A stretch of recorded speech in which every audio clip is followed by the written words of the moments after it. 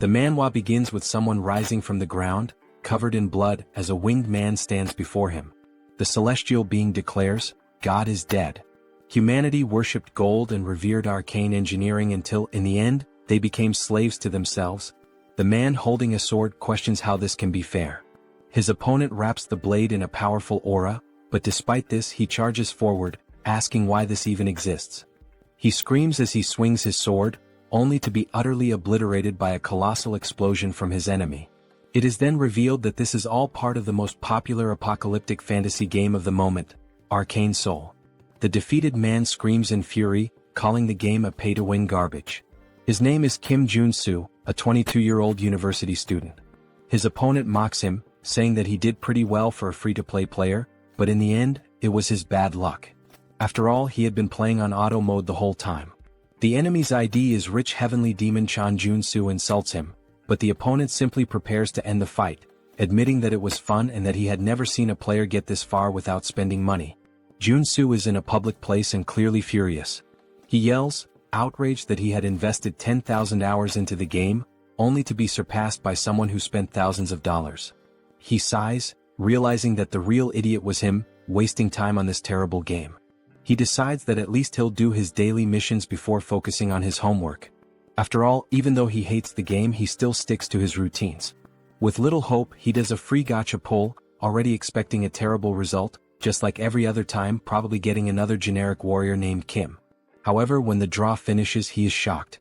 A platinum chest appears on the screen and his heart races.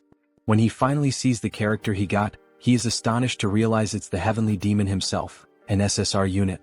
He wonders how the hell he pulled this off, as it's the best character in the game. The chances of getting the heavenly demon in a free draw are ridiculously low. There are an absurd number of zeros in that percentage. Excited, he begins to dance in public, declaring that this game now deserves the Game of the Year award and that he needs to start leveling up his new character.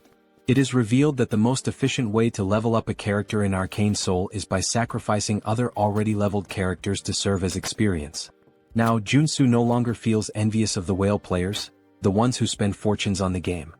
He decides to use all the countless warrior Kims he's accumulated over his thousands of hours of play to strengthen his heavenly demon. On the screen we see the characters being consumed one by one, their experience pouring into his new champion. With a smile on his face, he says that he'll finally be able to play the game just like the whales. But in the middle of his excitement, he completely forgets that he's in a public place and starts walking absent-mindedly, right into the middle of the street. When he looks to the right, he realizes, of course, the phone slips from his hands and he mutters that this situation feels strangely familiar. When he opens his eyes again, he's staring at an unfamiliar ceiling, completely confused. He wonders why he's in a hospital. His head throbs and then the memory comes rushing back. He walked right into traffic like a complete idiot and nearly got run over. He mentally curses himself for being so careless. Suddenly, a woman enters the room, calling him Warrior Kim, surprised that he's awake. He furrows his brow and asks what she's talking about. The woman says she'll call the doctor and leaves in a hurry. Joonsoo is puzzled by the name she used, and when he looks at the clipboard with his information next to the bed, he's shocked. It clearly says Warrior Kim. Additionally, the report indicates that he suffered a dislocation and a concussion due to the accident. He wonders what kind of absurd mistake this is and lets out a long sigh. Perhaps, deep down, he really does feel guilty for sacrificing all his Warrior Kims to gain experience, but that still doesn't explain why his name on the clipboard says Warrior Kim. Trying to make sense of the situation, he attempts to get up, but the instant he puts weight on his leg, a searing pain shoots through his body, and he lets out a deafening scream. A nurse rushes into the room, telling him that he can't move yet. Still writhing in pain, he asks why it hurts so much. At that moment, the doctor enters the room and explains that he was hit by a truck and, considering the circumstances, got off with few injuries. Still completely confused, Joonsoo furrows his brow and asks what they're talking about. The doctor responds that they still need to do more tests and that he'll need an MRI and a magical vision test. He freezes when he hears the word magical and wonders what the hell they're saying. Is he having a stroke? Is he still dreaming? Meanwhile, at the reception, they're calculating the costs of his hospitalization, including the tests such as the CT scan and MRI. When they finally give him the total, his heart almost stops. 22.3 million won, around $16,000. Totally outraged, he retorts that he was there for just 4 days, so how can the bill be this absurd? The receptionist, with complete calm, answers that he doesn't have insurance and has to pay everything out of pocket. Confused, he asks what she's talking about. After all, every Korean has national health insurance. The woman looks at him as though he's delirious and responds with a question. What are you talking about? You don't have insurance from the Legion or the Magic Tower. A chill runs down Joonsoo's spine when he hears those names. He doesn't fully understand what's going on, but those words sound strangely familiar. Legion, Megacorp, Magic Tower, Sacred Order. Then it hits him. These are the 4 factions that dominate Arcane Seoul. The world where God abandoned humanity. Where arcane science advanced drastically. Where Earth was overrun by monsters. Where humans modified their own bodies to survive. His mind starts to fail him. He falls into denial. No. The summary? This world is a hell to live in. Hours later, he finds himself in a dark alley shouting at the top of his lungs. Why the hell did I end up in this game? He remembers how happy he was when he went to sleep that night, after finally getting the heavenly demon. But now he realizes the cruel irony of fate. He didn't reincarnate as a protagonist. He became a tutorial character. Maybe this is divine punishment for sacrificing all of his old characters. Finally, he arrives at Warrior Kim's house. Looking around, he lets out a heavy sigh. This crap is smaller than my bathroom. He can't believe this guy was so miserable. Exhausted, he throws himself onto the bed. His body is battered. He has no money.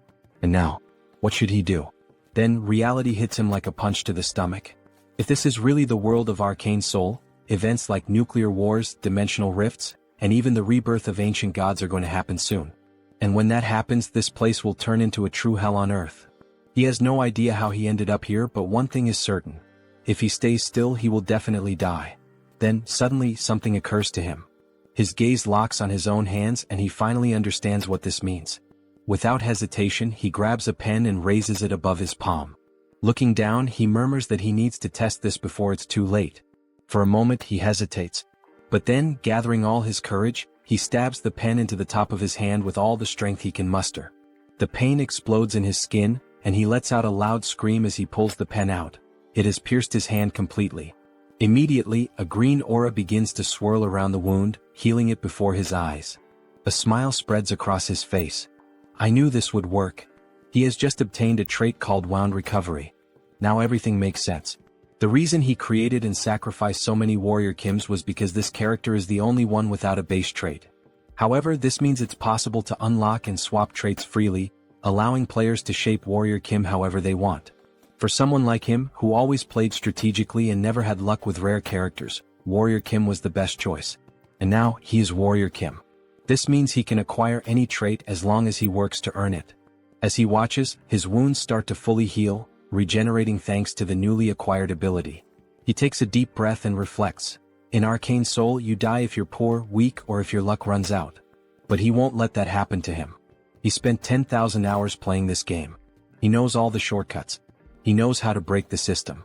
The scene cuts to his global ranking, which plummets from 115,000th place to the top 7,000. Then he climbs into the 3-digit ranks, finally reaching the top 9. Now he's above monsters, literally in the top 9. He doesn't know exactly what that means, but he'll figure it out. Plan change, make money. Now he walks confidently into a talent agency, muttering to himself. With Warrior Kim's body, this is a free pass to the top. Inside the player registration sector, a man reviews his file and raises an eyebrow. So, this is your first time at a player recruitment office? Joonsoo nods in confirmation. Yes. I want to enter the monopurification field. The recruiter stares at him, surprised. Monopurification? Joonsoo nods. He needs money to fund that pay-to-win gacha nonsense, and using his own body for work is the only option available.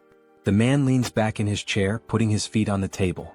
He sighs, then looks at Joonsoo with an amused expression. They even call it monopurification, but do you have any idea what clearing a dungeon really means? The badge on the table reveals his name. Choi Seon-soo, Player Recruitment Director. Joonsoo crosses his arms and responds without hesitation. Of course I know. Seon-soo lets out a sarcastic laugh. Are you sure? Because honestly, your resume is completely empty. Joonsoo rolls his eyes and confidently responds. It's obvious that I understand how this damn game works. I know that the mana contained is what caused the monsters to overrun the world of Arcane Seoul. He continues explaining, clearing a dungeon isn't just about killing monsters and collecting loot. In the long run, prolonged exposure to the contained mana can erode someone's humanity, turning them into something else. This process is called mutation. And that's what makes the job so deadly. Joonsoo sighs and says it's fine. Once they gather enough people, he'll assign him to a team. Joonsoo thanks him, but the man still looks skeptical. He stares at him and asks if he's absolutely sure about going through with it. I am, Joonsoo answers without hesitation. Joonsoo sighs again and comments. I've seen many guys like you take this job for money and come out completely dead inside. Joonsoo laughs casually. Relax. I'll leave here in better shape than you. Joonsoo frowns, confused by the response, but Joonsoo just smiles and says, working hard without spending a dime has always been my specialty. First contact with the team. He then meets his team leader, a man named Deer. Deer crosses his arms and looks at him with a stern expression. So, you're the newbie they sent here? Joonsoo shrugs. I guess so. I'm just here because I was assigned. Without warning, Deer grabs the collar of his shirt, pulling him closer. You think this is a playground? He says, his eyes cold. Do you think you have what it takes to be here?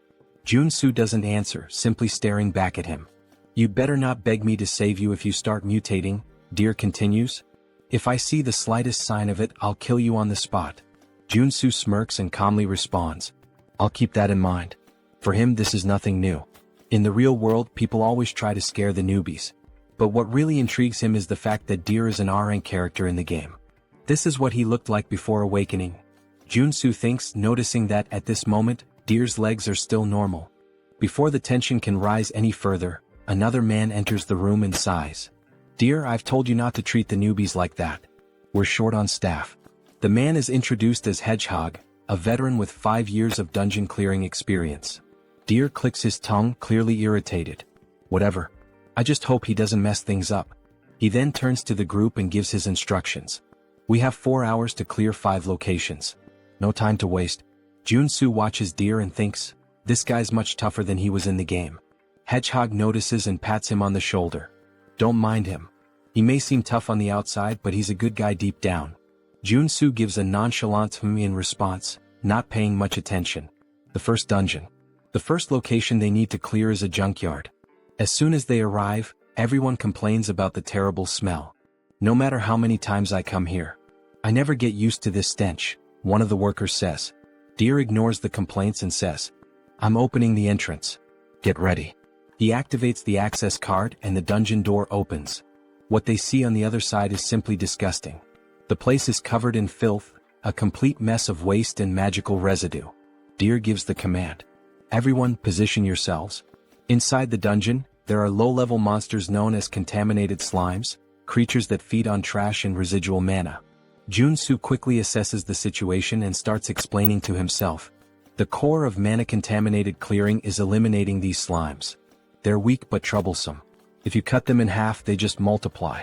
The only way to truly kill them is by destroying the small mana core inside their bodies. As they begin to fight them, the workers quickly realize the problem. How the hell are we supposed to find these cores in the middle of all this mess? Someone shouts, frustrated. Joonsoo takes a deep breath, steps forward and says, Get out of the way. Before they can react, he rushes toward the slimes, holding nothing but a shovel. He leaps into the air, preparing to strike. If this goes south, don't blame me. He shouts to his teammates. With a precise swing, he drives the shovel directly between the legs of one of the slimes, hitting the mana core dead center and destroying it instantly. The other workers stare in shock. Hedgehog's eyes widen. He's killing the slimes way too fast. Deer also watches, intrigued. Meanwhile, Joonsoo just smiles. This is perfect. He continues to move forward, destroying the cores one by one before the slimes can multiply. And the most impressive part? He's doing all of this with nothing but a shovel without needing a real weapon. The other workers watch in disbelief as he moves rapidly across the battlefield, crushing slimes as if it's the easiest thing in the world. Is this really possible? One of the workers exclaims. Joonsoo answers with a confident smile. Of course it is. Suddenly the scene cuts to a flashback from 2 days ago. We see Joonsoo crawling on the ground as if searching for something. The curious detail? He's in the middle of a children's playground. Joonsoo looks around and murmurs to himself. It must be around here somewhere. After a few seconds of searching, his eyes finally spot what he's looking for. Found it. He crouches down and picks up a coin from the ground. The moment he holds it in his hand, An invisible notification seems to appear in his mind. Trait acquired, Treasure Hunter. A wide grin spreads across his face. Got it? This is the most important trait for Warrior Kim. Excited, he starts spinning in place, celebrating his achievement while holding the coin like a trophy. Nearby, a mother watching the scene covers her child's eyes and sighs. Just think happy thoughts. Joonsoo doesn't care about the strange looks and continues on his journey to acquire more essential traits. The price of evolution. He learns some fundamental rules while hunting for important traits. Cut to a less glamorous scene. Joonsoo is vomiting into a trash can, his face completely wrecked. That went too far, he groans. The truth is, to acquire a specific trait, he put himself in the middle of Asmongold's room, or at least something as disgusting as it. The notification appears once again. Trait acquired, Contamination Resistance. Joonsoo wipes his mouth, panting. That was the hardest one so far. The logic for acquiring traits in this world works exactly like in the game. If you meet the conditions, it's yours.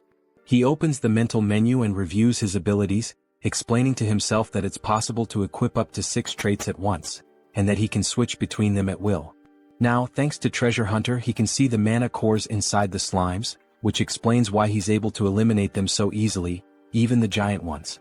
However, another slime is attacking his team, shooting a barrage of sticky slime. Deer gives an urgent warning. Don't let that stuff touch you. But Joonsoo simply walks through the toxic substance without hesitation. Finally, all this work paid off, he comments, satisfied. Thanks to contamination resistance, he feels no side effects from the slime. I personally wouldn't stick my tongue out in this situation. End of shift. The scene cuts to the bus on the way back home. Joonsoo leans against the window, exhausted. Even with all these traits helping me, working all day is still draining. Hedgehog smiles and comments. But thanks to you, we finished early today. It was incredible seeing all of that up close. He pauses and asks curiously, "Are you hoping to awaken like Deer?" Joonsoo laughs. "No way. I only know how to use a shovel. Military training to blame." Hedgehog whistles. Impressive. As they talk, something strange happens. Small horns begin to grow from Hedgehog's head. Joonsoo furrows his brow. "Your mutations are getting worse.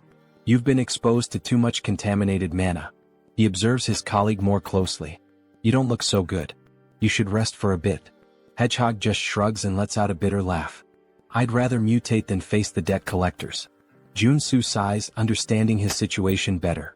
"Now it makes sense why you wanted this job. Not exactly the kind of position people queue up for." 4 days later. A time skip brings us 4 days forward.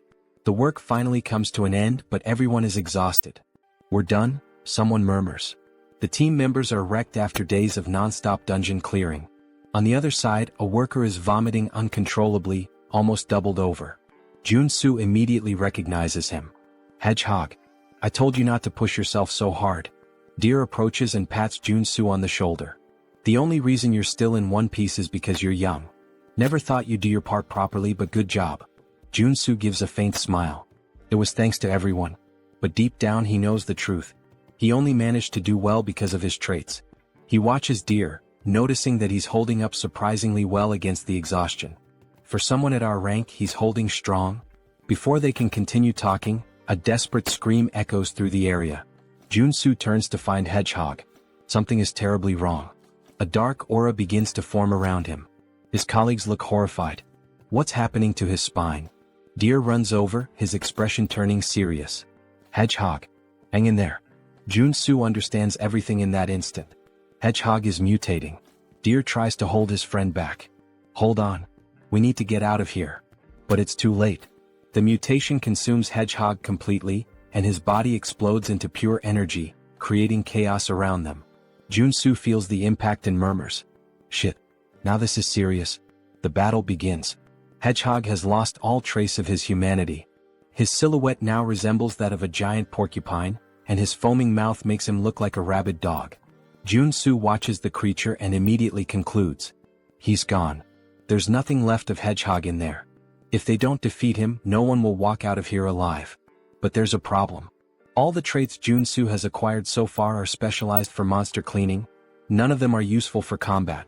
He struggles to find a way out, but nothing useful comes to mind. The first attack comes directly at him. Joonsoo has no time to react. The strike hits him square in the face, sending him flying like a ragdoll into a wall. He crashes to the ground, spitting blood. The power difference, it's absurd. A new notification appears. Trait acquired, endurance. He smiles faintly, wiping the blood from the corner of his mouth. It's still too early to give up. If he wants to survive, he needs to act now. He quickly opens the menu and starts switching his traits. I need something that will actually help. He selects strength, which will increase his physical power. Mana heart, which will allow him to control his magical energy. And endurance to reduce the damage he takes. Let's see what I can really do. The counterattack begins. Joonsoo finishes selecting his traits. Mana absorption allows him to absorb magical energy directly from the environment.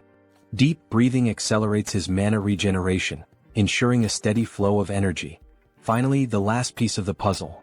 Corruption resistance. Now that his traits are set up, he's much better prepared for combat.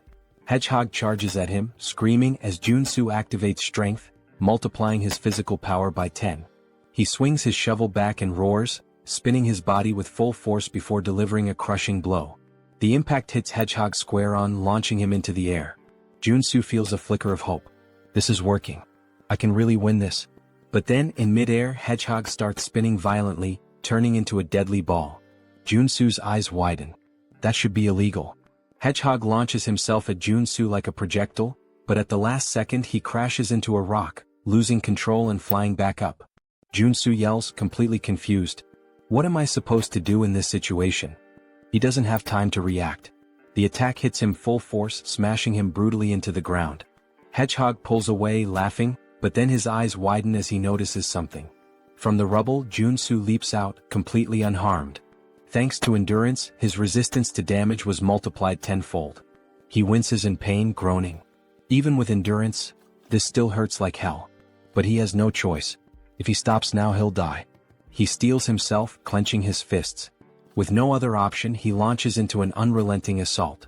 Blow after blow, Joonsoo unloads a barrage of punches at Hedgehog, refusing to retreat. But then one of the spikes on Hedgehog's back curls backward and shoots out like a missile. Joonsoo dodges at the last second, but before he can react, a swarm of spikes is launched at him, piercing his body and embedding themselves in his flesh. He is thrown to the ground, completely covered in blood. But he refuses to give up. Joonsoo forces his body up, breathing heavily. Just a little more. He charges at Hedgehog again, preparing for another punch. But then, blood explodes into the air. Joonsoo feels something violently ripped from his body. His mind tries to process what just happened. His hand. His hand has been obliterated. His eyes widen in complete shock. His senses still can't understand how this happened. But before he can react, Hedgehog fires another spike. This time, his mind registers what's happening, but it's too late. His entire arm is torn off. The pain strikes him like an electric shock. Joonsoo lets out a scream of pure desperation. But Hedgehog doesn't stop. He clenches his fists, preparing a final crushing blow. Joonsoo closes his eyes, gasping. This is exactly what I expected. Hedgehog lands the blow. The ground shakes violently as the impact hits where Joonsoo had been lying. The price of victory. A flashback unfolds in his mind. He remembers when he used to play this game just as a mobile game. Back then, everything felt easy. All he had to do was press a single button to defeat monsters. He never stopped to think about what the character felt. He pushed it to the limit over and over under the guise of efficient training. But now he finally understands. He understands the pain. He understands the suffering required to earn even a mediocre trait. And above all, he understands that there is no victory without sacrifice. When Hedgehog looks down, he realizes something is wrong. Joonsoo blocked the attack. His arm regenerated. Before Hedgehog can react, Joonsoo rushes at him with lightning speed. His fist connects with the creature's face, and the impact is devastating. Hedgehog is thrown away, sliding across the ground, incapacitated. Joonsoo exhales deeply, gritting his teeth. There is no victory without a price to pay. He looks at himself. His muscles are pulsating and growing uncontrollably. His body has been pushed to its absolute limit. A notification appears in his mind. Trait acquired, mutant muscles. Joonsoo smiles despite the pain. The real fight is just beginning. The awakening of the monster. Joonsoo's body is still covered in spikes. Hedgehog is thrown against a wall and Joonsoo grins to himself. The reason he had recklessly charged at him with all those attacks was for the trait. By pushing his limits with mana heart and strength, he knew he could gain something greater. And now they merge, activating his new trait, mutant muscles. Hedgehog charges at him again without hesitation. But Joonsoo stands his ground. Everything I've done so far was for this moment. Hedgehog throws a punch. Joonsoo easily blocks it. Then he starts to laugh. This doesn't work anymore. Go ahead, hit me again. Hedgehog snarls and then his fist deforms, sprouting sharp spikes. He lunges forward, slamming the punch directly into Joonsoo's chest. The impact is brutal. Joonsoo is thrown to the ground, his body pierced from all sides. It seems like he won't get up from this. But then, his body begins to regenerate. His organs rebuild. But something feels off. The regeneration is not just healing him, it's transforming him. Hedgehog watches, confused, as Joonsoo unlocks a new trait, mutant body. His arms grow, his structure expands, and his physique now matches Hedgehog's. Joonsoo smiles. Thanks, Hedgehog. I needed this. All of this happened because of you. He moves forward without hesitation. Hedgehog howls and charges straight at him. Neither of them backs down. What follows is a battle of pure brute force. Punch after punch, they exchange blows evenly matched. The monster battle. Nearby, Deer stirs. Dazed, he lifts his head. What the hell is all that noise? His blurry vision clears, and he freezes. A monstrous battle unfolds before him, something straight out of a kaiju movie. His eyes lock on Joonsoo. Wait, that's Warrior Kim? Deer can't believe what he's seeing. A normal human can't fight a mutant on equal terms, can they? Joonsoo and Hedgehog trade powerful punches at the same time, and both are thrown back, crashing to the ground simultaneously. Joonsoo grits his teeth, breathing deeply. This isn't as easy as I thought. Physically, he's now the same size as Hedgehog. But if this keeps going, he'll end up at a disadvantage. The breaking point. Hedgehog lets out a deafening scream. Joonsoo narrows his eyes. This is dangerous, but I have no choice. He activates corruption resistance, a trait that's helped him before. And then, he deletes it. Deer is shocked. What? He just erased a skill. Joonsoo's body shakes violently. And then, he starts transforming again. His skin darkens, twisting and stretching, his muscles expanding uncontrollably. He fights to keep his sanity, but the process has already begun. Joonsoo is undergoing a full monsterification. The primal roar. His skin turns a deep red. His body grows even larger, becoming colossal. Then, he lets out a primal, deep and terrifying roar. The sound shakes the air, a fearsome bellow that freezes Hedgehog in terror. For the first time, Hedgehog hesitates. Above Joonsoo's mutated mouth, a magic circle begins to glow. And then, a burst of pure energy is unleashed.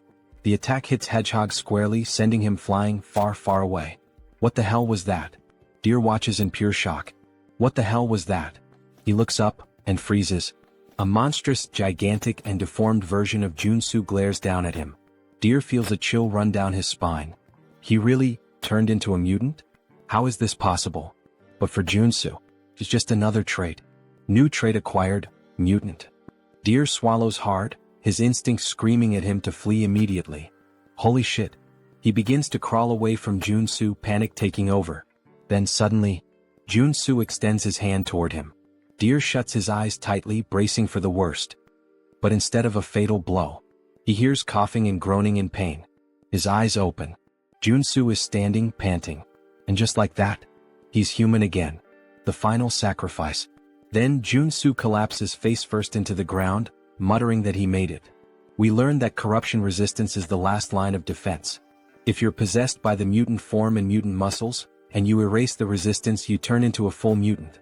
The common belief is that once transformed, you can never go back to normal, but Joonsoo knew otherwise. He needed this, and he was sure he could change the trait back while still thinking clearly, even if only for a second. That's why, even though his body was disintegrating and rebuilding repeatedly, and the pain was unbearable, he kept fighting for his sanity, allowing him to swap corruption resistance for the mutant trait. The end of the battle. The scene widens, showing an aerial view of the area where the cleanup is happening, and Joonsoo is exhausted. He says it felt like every muscle and bone in his body was moving, and he never wants to go through that again. Struggling, he gets up, stumbling toward Hedgehog's body. A purple orb leaves Hedgehog's mouth. Joonsoo grabs it, and it's revealed to be a level 1 monocore. He starts to smile sarcastically, saying it was worth it. Soon he starts dancing, joking that clearing the field is really profitable. Deer approaches and asks if he's alright, commenting on his mutant transformation and asking what happened. Joonsoo replies that it would be annoying if strange rumors spread, so he just says he kinda bet he could turn back and got really lucky. Deer is surprised, saying it was an insane risk, and Joonsoo hands him some level 0 monocores since he now has a level 1 monocore. Joonsoo says he wants to head back now, breathe some fresh air, and everyone is surprised since he saved their lives and even gave monocores, hoping they'll keep his secret. But Deer looks at him with suspicion. Back at Seonsoo's building, we see him starting to flatter Joonsoo heavily. Joonsoo wonders what all this flattery is about. Seonsoo responds that he should have said something if he were a superhuman, so they could have given him proper work instead. Now Joonsoo understands why all the praise. In the world of Arcane Seoul, a superhuman awakens a skill that grants them powerful mana. In a world like this, where strength equals power and authority, superhumans are practically the nobility. But it makes sense for Seonsoo to think this way since it takes a superhuman to defeat mutants. Though in Joonsoo's case, it's just a game design flaw since he can acquire traits. Seonsoo puts his hand in his pocket and says he should pay Joonsoo for the cleanup. Joonsoo responds that would be nice, trying to stay calm, but inwardly he has that mischievous smile, thinking he'll let Seonsoo think he's a superhuman for now. Seonsoo pulls out a mountain of cash from his pocket and says that they cleaned 5 regions, and that they get 20% of the total fee, which amounts to 50 million wons. If they split it among everyone in the group, Joonsoo should receive 5 million, but this time they'll do it differently. Seonsoo places all the money on the table and says they'll only keep 5% of his share and will even give him a bonus of 12 million. Joonsoo's smile reaches a whole new level now, with his tongue even turning into a heart. He exits the room singing, and someone comments that he seems to be in a great mood, while the other says he must have been well paid. Joonsoo confirms, saying yes, since they finished the job, and acknowledges the man as someone he's worked with. The man explains that he's here because he wants to ask a favor. Joonsoo asks what he means by that, and the man reveals that his wife is sick and asks if he can lend him some money. He apologizes for asking since they don't know each other. Joonsoo responds that it's not a good idea to help someone when you know nothing about them, because they could end up stabbing you in the back, and it's hard enough to stay afloat right now. Joonsoo takes the man's hand, which is pleading, and tells him that he's much older than Joonsoo, so he doesn't need to do this. Although it's not much, he can use it and hands over many level 0 monocores to the man.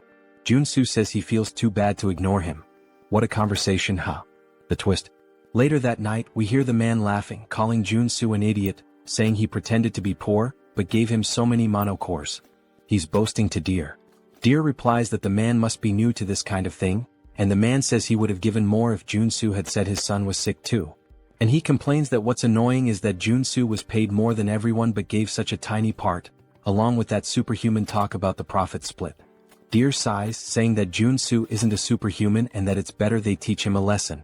The beggar asks if Deer has any ideas, and Deer smiles, saying that idiot probably has some strange skill. While Joonsoo is happily helping the poor, Deer says that since they know his secret, they can teach him a lesson about how truly scary the world can be. The scene shifts to a luxury resort, where we see Joonsoo through a window, receiving a massage. He comments, saying that money is really wonderful.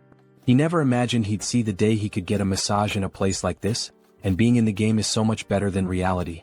The masseuse presses hard on his arm, and Joonsoo mentions he spent 3 whole days resting at the hotel but still feels pain.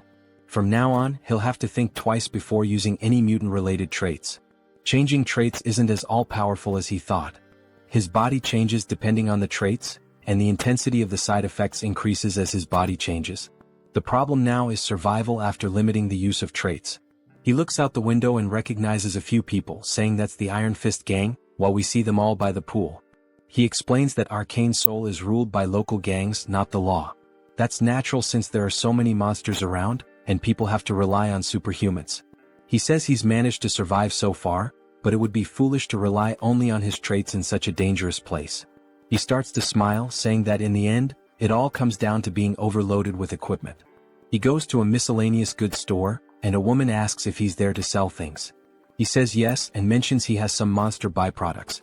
She looks at his clothes and warns that they don't buy level 0 monocores since he's not dressed well. He replies that he already knew that. He pulls something out of his bag and says that this is what he would like to sell, revealing a blue monocore, which surprises her. She asks if it's a level 2 monocore, and he confirms, telling her to take a good look at it. He comments that it's nice to see she's surprised. He's really happy he managed to get a level 2 monocore, and the effort at the hotel was worth it. If he can sell it for the highest price, this will be the right path. He asks if she sells weapons and armor. She replies that she does and lets him into the back area. As he enters, he's surprised, saying that it looks like she has everything back there. He thinks the government should start keeping an eye on this woman since all the essential game items are there as well. She tells him to make himself comfortable. He responds affirmatively and then begins to get excited. He says that now is the time to get properly equipped. He starts putting various weapons into his backpack and says that now that he has weapons, it finally feels like he's playing Arcane Seoul. Then he hears a woman calling for him and turns around. She asks almost casually if he's a mercenary, saying she needs help. He replies that he's not a mercenary and suggests she should look for someone else, but she pulls out a little money, explaining that she's on a business trip and that the Iron Fist gang scared her.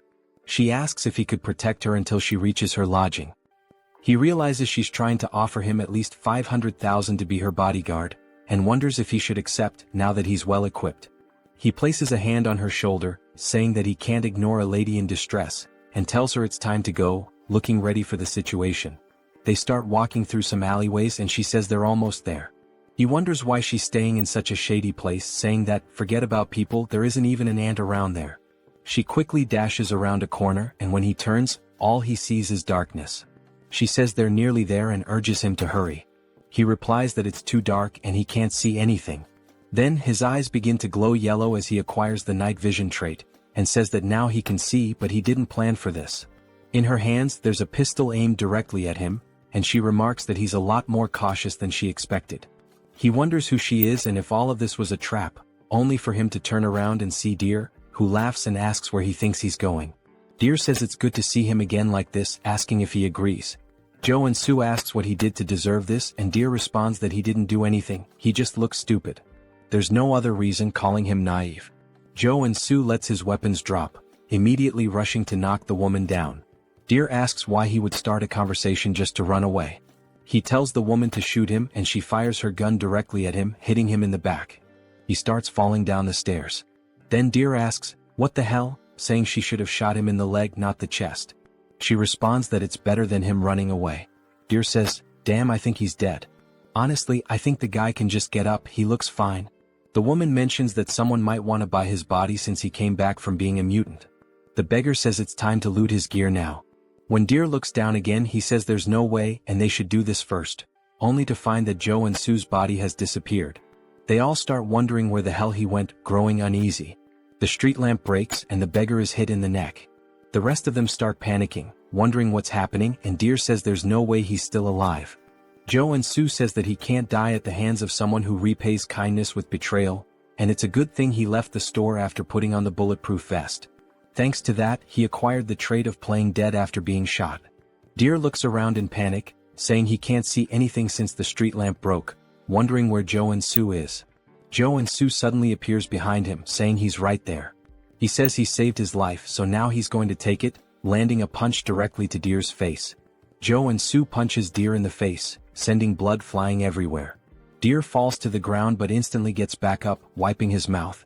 He stands up and kicks Joonsoo, who dodges. Joonsoo says he should be grateful for being saved in the first place, asking if Deer thinks trying to kill the person who saved his life is the right thing to do.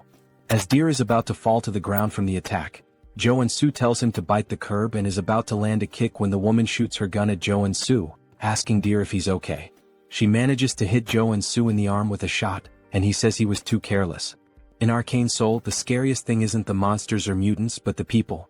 He was incredibly naive and trusted them too easily. He places his hand on his waistband and pulls out his weapon to avoid making the same mistake again. He shoots the gun out of the girl's hand and then shoots one of the men in the shoulder, telling them that's enough, as we see both of them on the ground, writhing in pain. Something bounces off the wall, and Joonsoo turns, thinking he should kill Deer to stay safe, only for Deer to launch a surprise attack. Joonsoo wasn't expecting that but manages to react just in time by blocking the kick, although he loses his weapon. We see that Deer's legs have now transformed, and he's awakened as a level 1 superhuman. Joonsoo says the game is poorly made, explaining that the superhuman awakening is something all playable characters can undergo. It's considered the basic growth system in the game. According to the world of Arcane Seoul, a level 1 superhuman is strong enough to threaten an ordinary civilian with an automatic rifle. Joonsoo starts backing away to create distance, while Deer declares he will kill him, and now Joonsoo has to deal with a superhuman with nothing but his body. Deer disappears instantly before Joonsoo, and he wonders where the hell he went. We learn that Deer has two unique traits: stereoscopic movement and kick. Stereoscopic movement allows him to use his incredible leg elasticity to move freely in any direction he wants. In his case, he's running on wall. Joonsoo looks up and sees him coming from above. He used stereoscopic movement to gain height and is now coming down with a kick, using both the momentum and the height. Joonsoo says he needs to dodge this, and he rolls to the side, letting the ground get completely smashed. Deer is surprised and irritated that he dodged, preparing to attack again, saying that this time Joonsoo won't be able to dodge. The impact happens and Deer starts to smile, thinking it's over. But Joonsoo says, "Sorry, but I didn't plan on dodging." As we see, he blocked the kick with a weapon, calling him a mutt who doesn't know his place.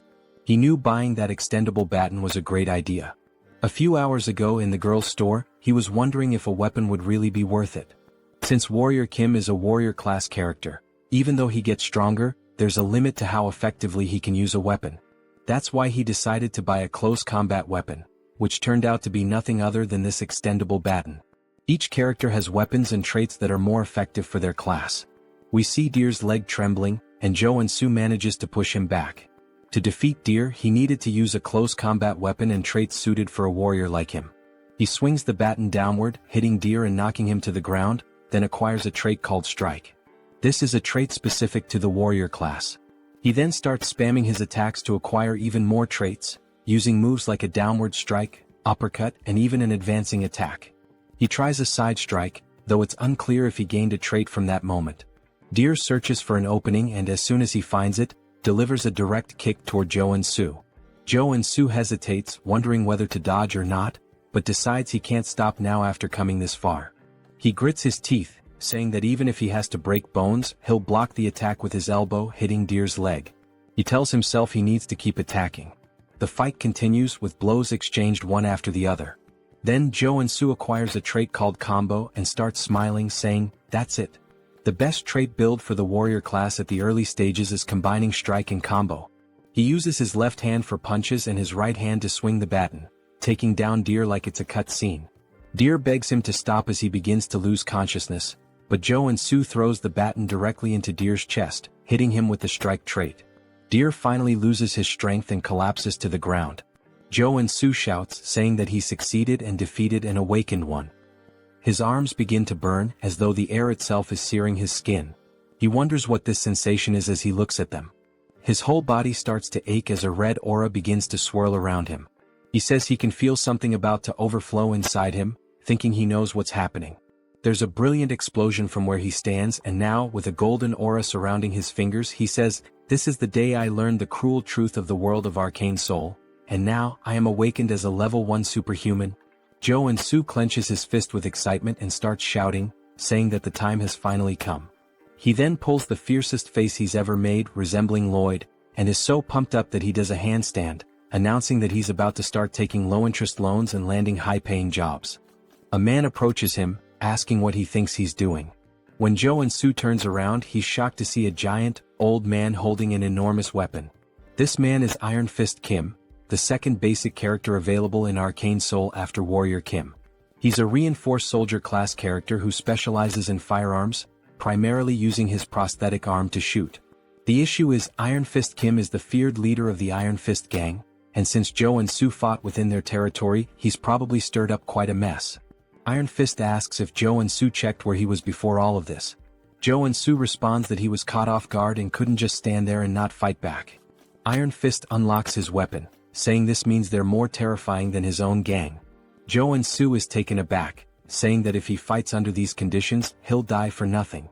Iron Fist presses the weapon directly to Joonsoo's chest, stating that he made a terrible choice and will show him what happens when someone messes with his territory. Joonsoo pauses for a moment, then asks if that's the best he's got, mentioning that Iron Fist forgot something. Joonsoo grabs the weapon and puts his finger on the trigger. He shoots himself in the chest, saying that he's not the type to die so easily. Iron Fist is stunned, seeing the guy just kill himself with his own weapon, calling him a psychopath for pulling the trigger on himself. Joonsoo starts laughing, asking if that's all, saying it was easy. We see that he acquired the regeneration trait.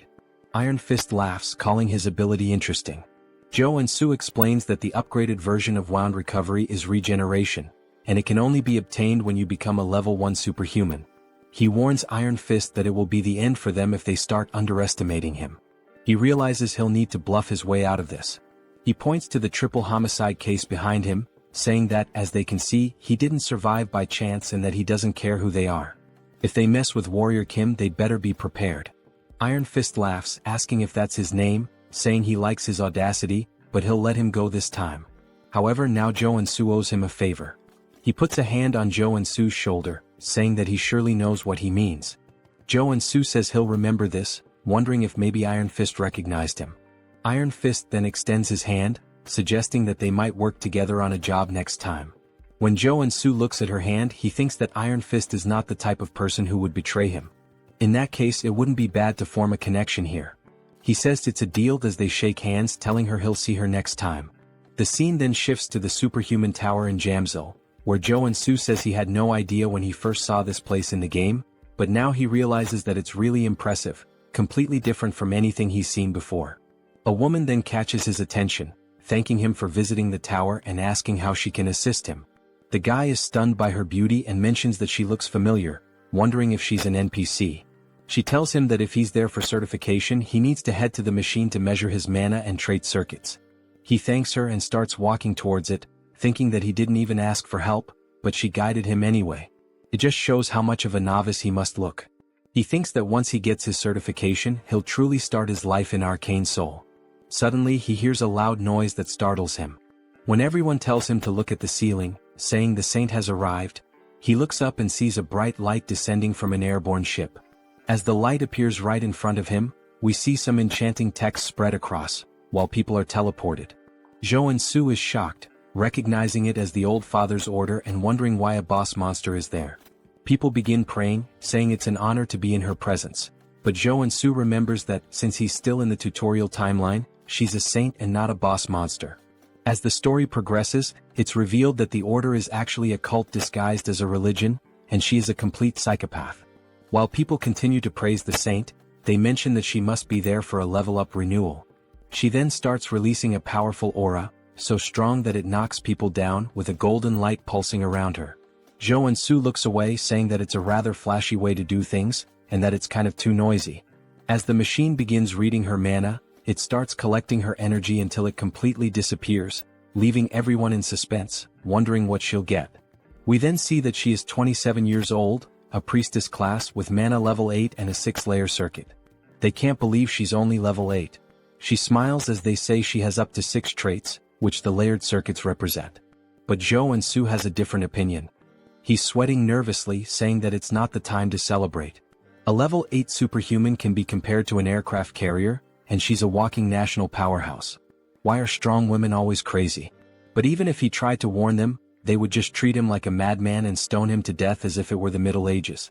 For now, he decides to just measure his mana. It would draw too much attention if he had 6 traits, so he'll lower it to 3. The saint suddenly turns, sensing something.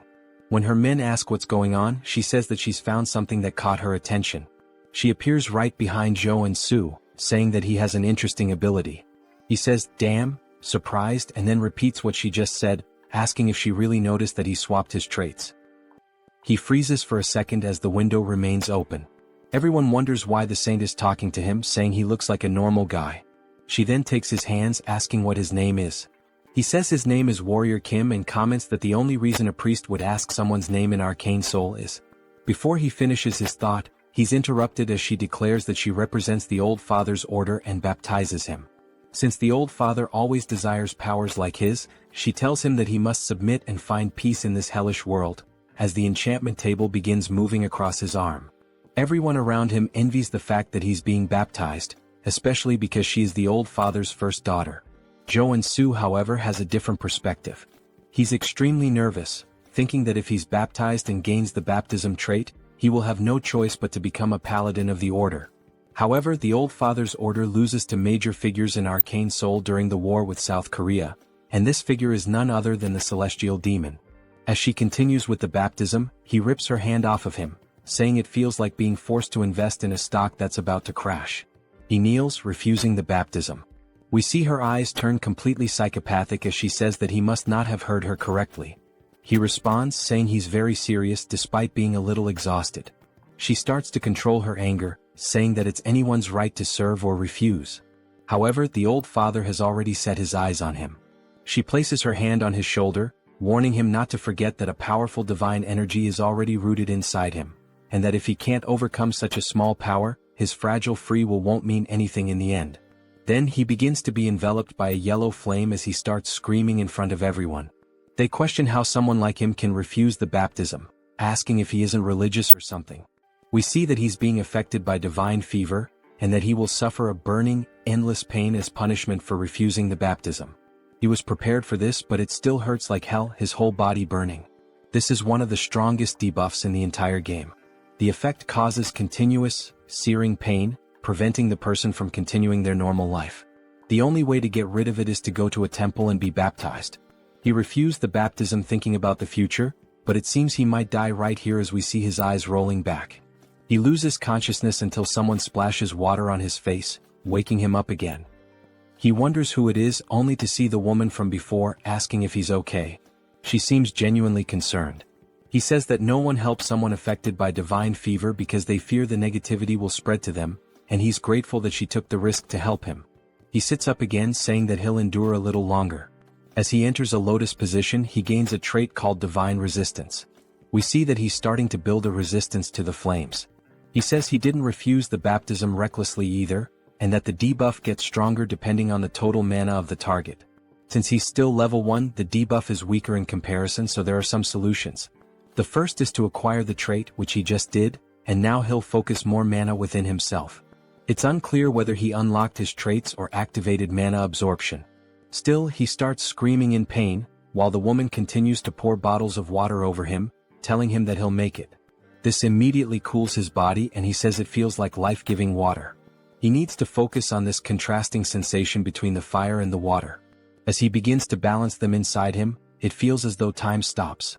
The burning pain and the sensation of cold begin to merge into one, while he uses the mana within him to extinguish the fire. When he opens his eyes, a powerful blue light starts emanating from him. It even blinds the poor girl. We then see that he has gained another trait called Mana Barrier, as the flames can no longer harm him. He smiles, saying that this is the common level 1 skill that a defender warrior should acquire. The woman asks if he's okay, and he replies that he's fine now, thanks to her. But everyone is in disbelief that he managed to overcome the divine fever, asking if that's really possible. Of course, he hasn't fully overcome it, and this is just a temporary measure against the fever, using the barrier. But at least he's free from the burning pain, and the black flame even makes him look cool. Now it's his turn to measure his mana as he steps onto the magical device. He begins to charge up, rising higher and higher. He smiles, awaiting the measurement, and we see that the device reports he is level 1 but has a 6-layer circuit. They can't believe he has 6 traits, saying this is the birth of a super newbie. It must be why the holy figure had her eyes on him. Joonsoo says that he has attracted a lot of attention, and that his goal is to be the overpowered protagonist, but hidden in the shadows. The woman then congratulates him, saying she's never seen anyone start with a 6-layer circuit and that they can now issue his license. They move to another part of the tower, where she places it on the table, congratulating him for being officially certified as a superhuman. He starts crying tears of joy, saying that he worked so hard to achieve this, and she says she'll explain all the privileges. He replies that he doesn't need an explanation as he already knows everything. He begins to list the privileges, and she's surprised at how well he knows them. He says that he's addicted to games, or rather, a doctor in superhumanology. He then warns her that he doesn't like to waste time. While we see a crowd watching them, he asks if there's a way to leave discreetly. She laughs, saying of course she's already prepared a way. We see him blush as she stands up, asking him to follow her, smiling. They both appear cloaked, and he thanks her for taking such good care of him. She even provided him with a secret passage, along with a cloak, saying that it was nothing as everyone should help each other in the end. Just by wearing the cloak he acquires the stealth trait. The guy is broken. The woman then points to the exit, saying that he just needs to walk there as she can only guide him to that point due to the rules. He bows, saying that this is more than enough and thanks her for everything she did. She wishes him a good journey back. As he watches her walk away, he says he didn't know such a kind person existed in Arcane Seoul. She's also beautiful, and once he becomes stronger, he'll have to repay the favor. Then he wonders what her name is. When he looks at the business card, he's completely incredulous. We see that her name is Baek Soren. He says this is the name of one of the 3 strongest warriors in the SSR class in the game. She's a berserker and has always had a rather intimidating appearance. He finds it strange that her face looks familiar and never would have imagined she once had such a calm demeanor. He wonders what happened to her between then and now. The scene shifts to him working as he cuts a slime in half. He says that he takes back everything he said about being cool as a superhuman, mentioning that he's been cleaning these monsters for a whole week and is about to die from exhaustion. Me too, man, me too. He then sits down, sighing, saying he's only finished 1 cave, but he's so tired that he can't go on. His efficiency is terrible. All of this happened because he focused his traits on maintaining the mana barrier. If he could customize them to specialize more in monster cleaning, he'd have been done hours ago, but now he can't do any other work because of that damn debuff. He needs a rare potion called Nectar to get rid of the divine fever, but it's so expensive that this monster cleaning job isn't worth it, and he starts feeling incredibly depressed. His phone starts ringing and we see it's none other than Seonsu. He wonders how many times this guy is going to call him, saying that Seonsu is persistent. Before he can reject the call, thinking he's tired of this guy, an idea pops into his head, and he starts grinning wickedly. At Seonsu's agency, he's thrilled to see him and says he can't believe he managed to overcome the divine fever without being baptized, starting to turn into a big brown noser. Joonsoo says that things have ended like this and asks if Seonsu has found the job he requested. Seonsu tells him not to even mention it, saying it was so difficult because nectar is a medicine that can only be obtained through level 5 or higher requests. Joonsoo says that if he hasn't gotten the nectar, he'll leave, but Seonsu tells him to wait, explaining that it involves their exclusive contract, and he needs to secure it at all costs. And of course he did. Joonsoo starts smiling, saying that since Seonsu is so desperate for a superhuman contract, he knew he would do anything to ensure the request was fulfilled. He then sits back asking what the content of the request is. As Seonsu hands him the paper, he asks if Joonsoo has heard of Security Number 1. Joonsoo says this is the first time he's hearing about it, wondering if it's a security company. Seonsu explains that it's a private military company, one of the top 10 in the sector. The CEO and the vice CEO are a married couple, both come from traditional martial arts families, which makes their foundation very solid. Joonsoo asks what they might be lacking that would require them to make such a request. Seonsu replies that the issue is their son. He's already over 20, but still hasn't awakened as a superhuman.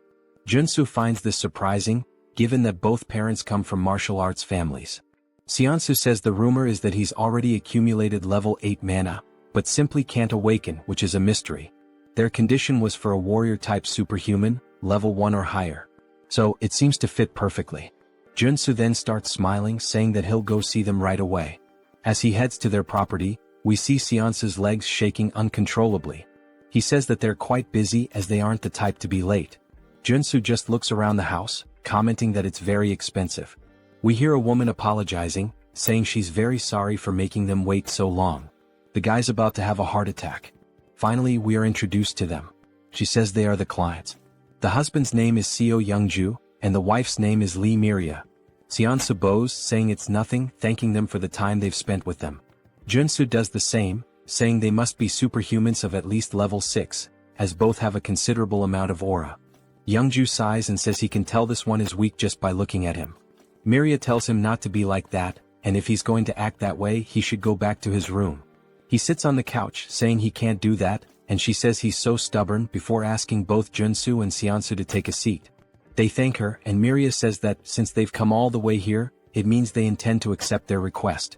Joonsoo says that, first, he'd like to see the condition of their son, as there might be a special reason preventing his awakening. Youngju bangs his fist on the table, asking if he really thinks he'd share that with a novice like him, and he's absolutely furious. Miria tells him to calm down and apologizes, saying he gets worked up easily about anything concerning their son. She says this isn't something they can tell a stranger, but if he accepts the request, they'll call the son in and explain the situation. They're sure he's also desperately in need of the nectar, as they can tell the divine fever is affecting him. Joonsoo says that if it's a confidential matter, but they know exactly what he needs, it only makes him more certain that he will accept the request. He says he'll accept it and asks them to call the son in. While they do, he opens the door. He introduces himself as a Woojin. Joonsoo says it's a pleasure to meet him and shakes his hand, noting that he doesn't feel any mana coming from him. Then he notices something and tells the guy that his cloak is really cool. The guy responds that it's more than he deserves, but he always wears it with gratitude. Joonsoo says he imagines he needs it to seal his mana. The entire family is surprised and Joonsoo smiles, saying that the moment he saw the gloves he was sure of it. Although it's a matter involving a noble family, he deliberately set the conditions for a level 1 superhuman and used the nectar debuff to summon him. He was baptized under the order of the old father. The reason their son couldn't awaken is because he rejected the baptism and sealed his mana to avoid the divine fever. While they couldn't announce this publicly and were struggling with the situation, they must have heard the recent rumors about him overcoming the baptism. So they decided to seek him out.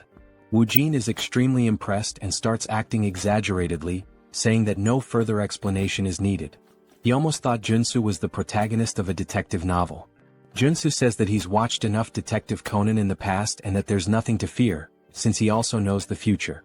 The moment he saw the photo, he understood everything because in the future, Woojin becomes the vanguard paladin of the old father's order.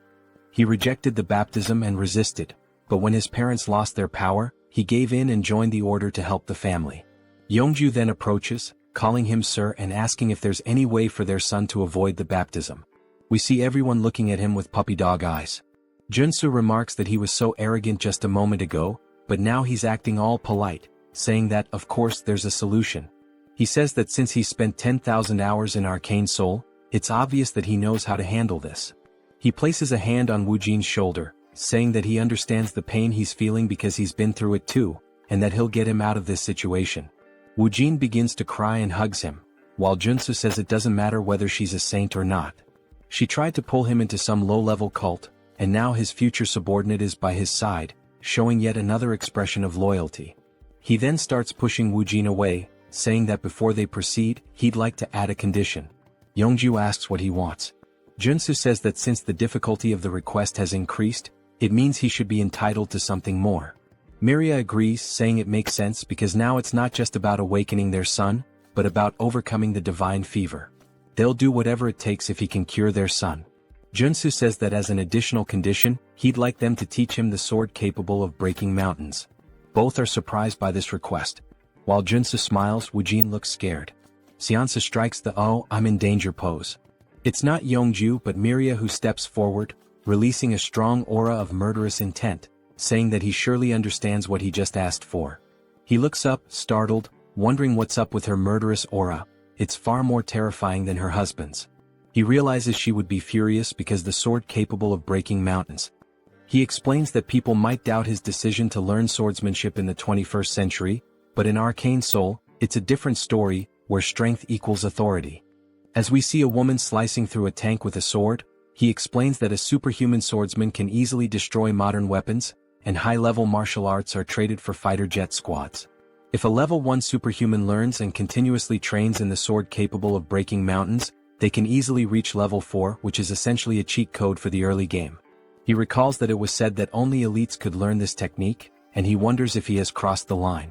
He tells her that he would only ask for this as an exchange if he truly completes the request. Woojin then calls her, which snaps her back to reality, and she stops releasing the murderous intent. She says it's fine, and if he succeeds she will give him a memory chip containing the sword, along with the nectar. Joonsoo is surprised that it actually worked, and he thanks her while once again showing his sinister smile. He thought she was going to kill him, but now he might be able to get the sword, which is great.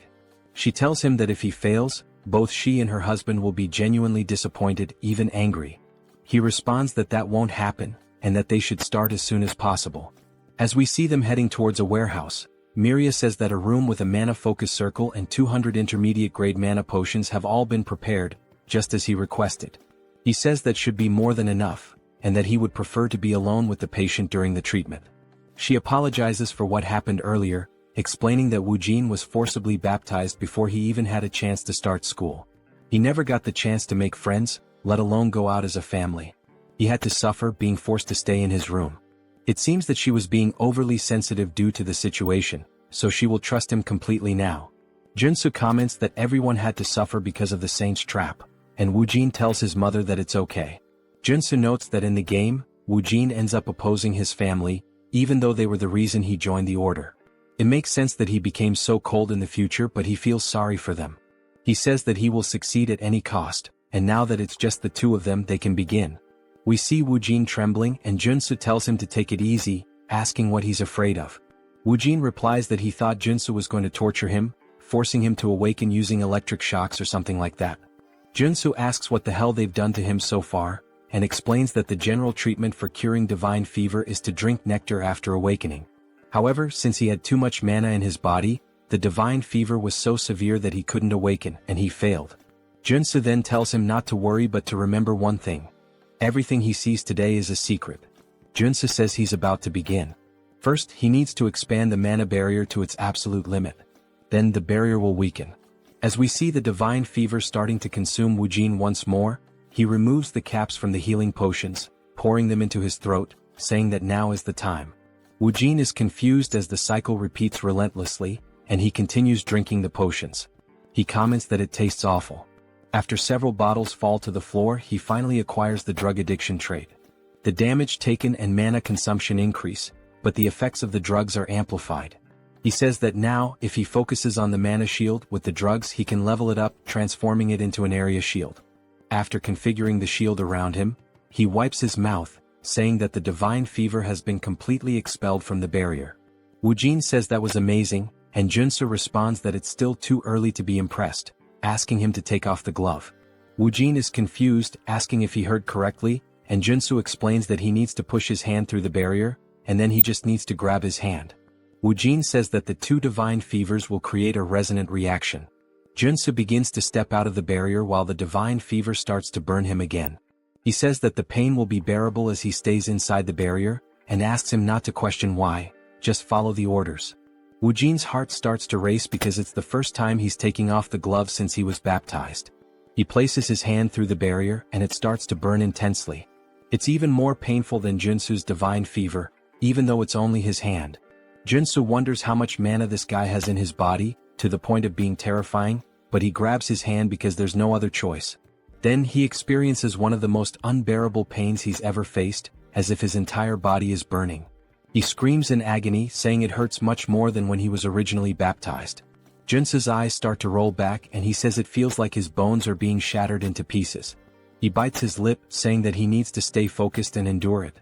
Then he hears the notification of a new trait appearing, and he immediately jumps back into the barrier toward Woojin, and the two of them fall to the ground. Joonsoo starts to pant, and we see that he's still holding Woojin's arm, while Woojin acquires the damage absorption trait, meaning he can absorb damage from others. Joonsoo says that this was a success, and Woojin is staring at his hand, now gloveless, saying that he can't believe it's still bearable. Joonsoo says that everything was planned to go this way. Besides the barrier, he used damage absorption to take some of his divine fever for himself, which means his fever is severely weakened, and now it's the final stage. He hands a wooden sword to Woojin, saying that he can't stop and that he needs to attack him until he awakens. Woojin says he understands, and that it's time to use the swordsmanship he's been training since childhood. He then takes his stance and attacks Joonsoo, who we see getting hit in the forearms. While using the armor to block the attack, Woojin runs behind him, and Joonsoo just looks at his guards, armed with fear, since they're made of iron and were broken by a wooden sword. This means the situation is going to get bad. He acquires the protection trait and says that even with this trait, he'll be in a critical state if he's hit even once by these attacks. And to think that this is coming from a guy who hasn't even awakened yet is pretty terrifying. When Woojin begins to attack again, Joonsoo extends his hand, dodging the strike. He places his hand on Woojin's shoulder, spinning in the air, wondering what on earth they've taught this boy. He's struggling even to dodge the attacks. When he lands, he turns around and notices a small aura starting to leak from Woojin, and he's also acquired the evasion trait. Joonsoo smiles, saying that this means Woojin is about to awaken. As Woojin releases more aura than before, Joonsoo remarks that this is bad because the sword also starts to glow, and Woojin is now ranked SSR. It seems like he's unlocked a powerful trait, one with the sword, a state where the sword becomes the person themselves. That's an insanely powerful trait for a warrior class. But it's not the time to get excited, as the guy is completely in a trance, firing a wave of aura directly at Joonsoo. He watches it approach and says that if he gets hit, he'll definitely be dead. Joonsoo says he needs to use all possible defensive traits and focus the barrier on his arms. With the help of the mana focus circle in the room, he might actually have a chance, and he begins using them together. The attack closes in and explodes, and the impact alone destroys the ground beneath him, sending out a powerful shockwave. We see a shield forming from the smoke as he acquires the mana shield trait. He says he's glad he managed to pull it off, and that when you combine mana barrier with protection, this is the result. He comments that he really almost died there. Woojin starts to stagger, which surprises Joonsoo as he watches the guy fall unconscious. Joonsoo asks how he can just lie there so peacefully after trying to kill him. He's relieved that Woojin is just sleeping since he was a bit worried he might be having a seizure. He probably just lost control due to the awakening. In the game, Woojin was a strong character with an SSR rank just like he is now. But because he awakened as a warrior instead of a paladin, he acquired the sword trait as his initial one. Joonsoo then picks him up, saying he doesn't know how this is going to change the story, but Woojin is a guy with privileges and immense strength. It's good that he now owes him a favor as he smiles again. This guy might just be a villain. We see Joonsoo lying on his bed, and they're extremely happy that he's truly overcome the divine fever to the point of bowing in gratitude to Joonsoo for everything. Joonsoo says it was nothing, and Seonsu once again becomes a sycophant, holding out a cup for him to drink. Miria gently pats Woojin's head, saying it's been so long since she's seen him sleep so peacefully and that she doesn't know how to repay this debt. Yeonju nods and she does the same. He says that, along with the promised nectar and memory chip, they would like to offer an additional success fee. Joonsoo replies that he doesn't have to, and the other man responds that he would like to give 1 billion wons, although this may seem small compared to what Joonsoo has done for them. Joonsoo nearly dies on the spot and forces a smile, saying that it would be painful for his heart to refuse, but of course he's actually overjoyed to hear this. That night, while he and Seonsu are on their way back, Seonsu says it was truly a lottery win. Joonsoo looks at the reward saying that it looks great. Seonsu asks if he's going to drink the nectar immediately, and Joonsoo says yes, since he has to do it anyway. He plans to take a break for a while. Seonsu says he understands, as Joonsoo doesn't want to attract attention from the order or anyone else who might hear about the rewards and try to pursue him. But it's a shame because if he refined the nectar and consumed it, it would significantly increase his mana.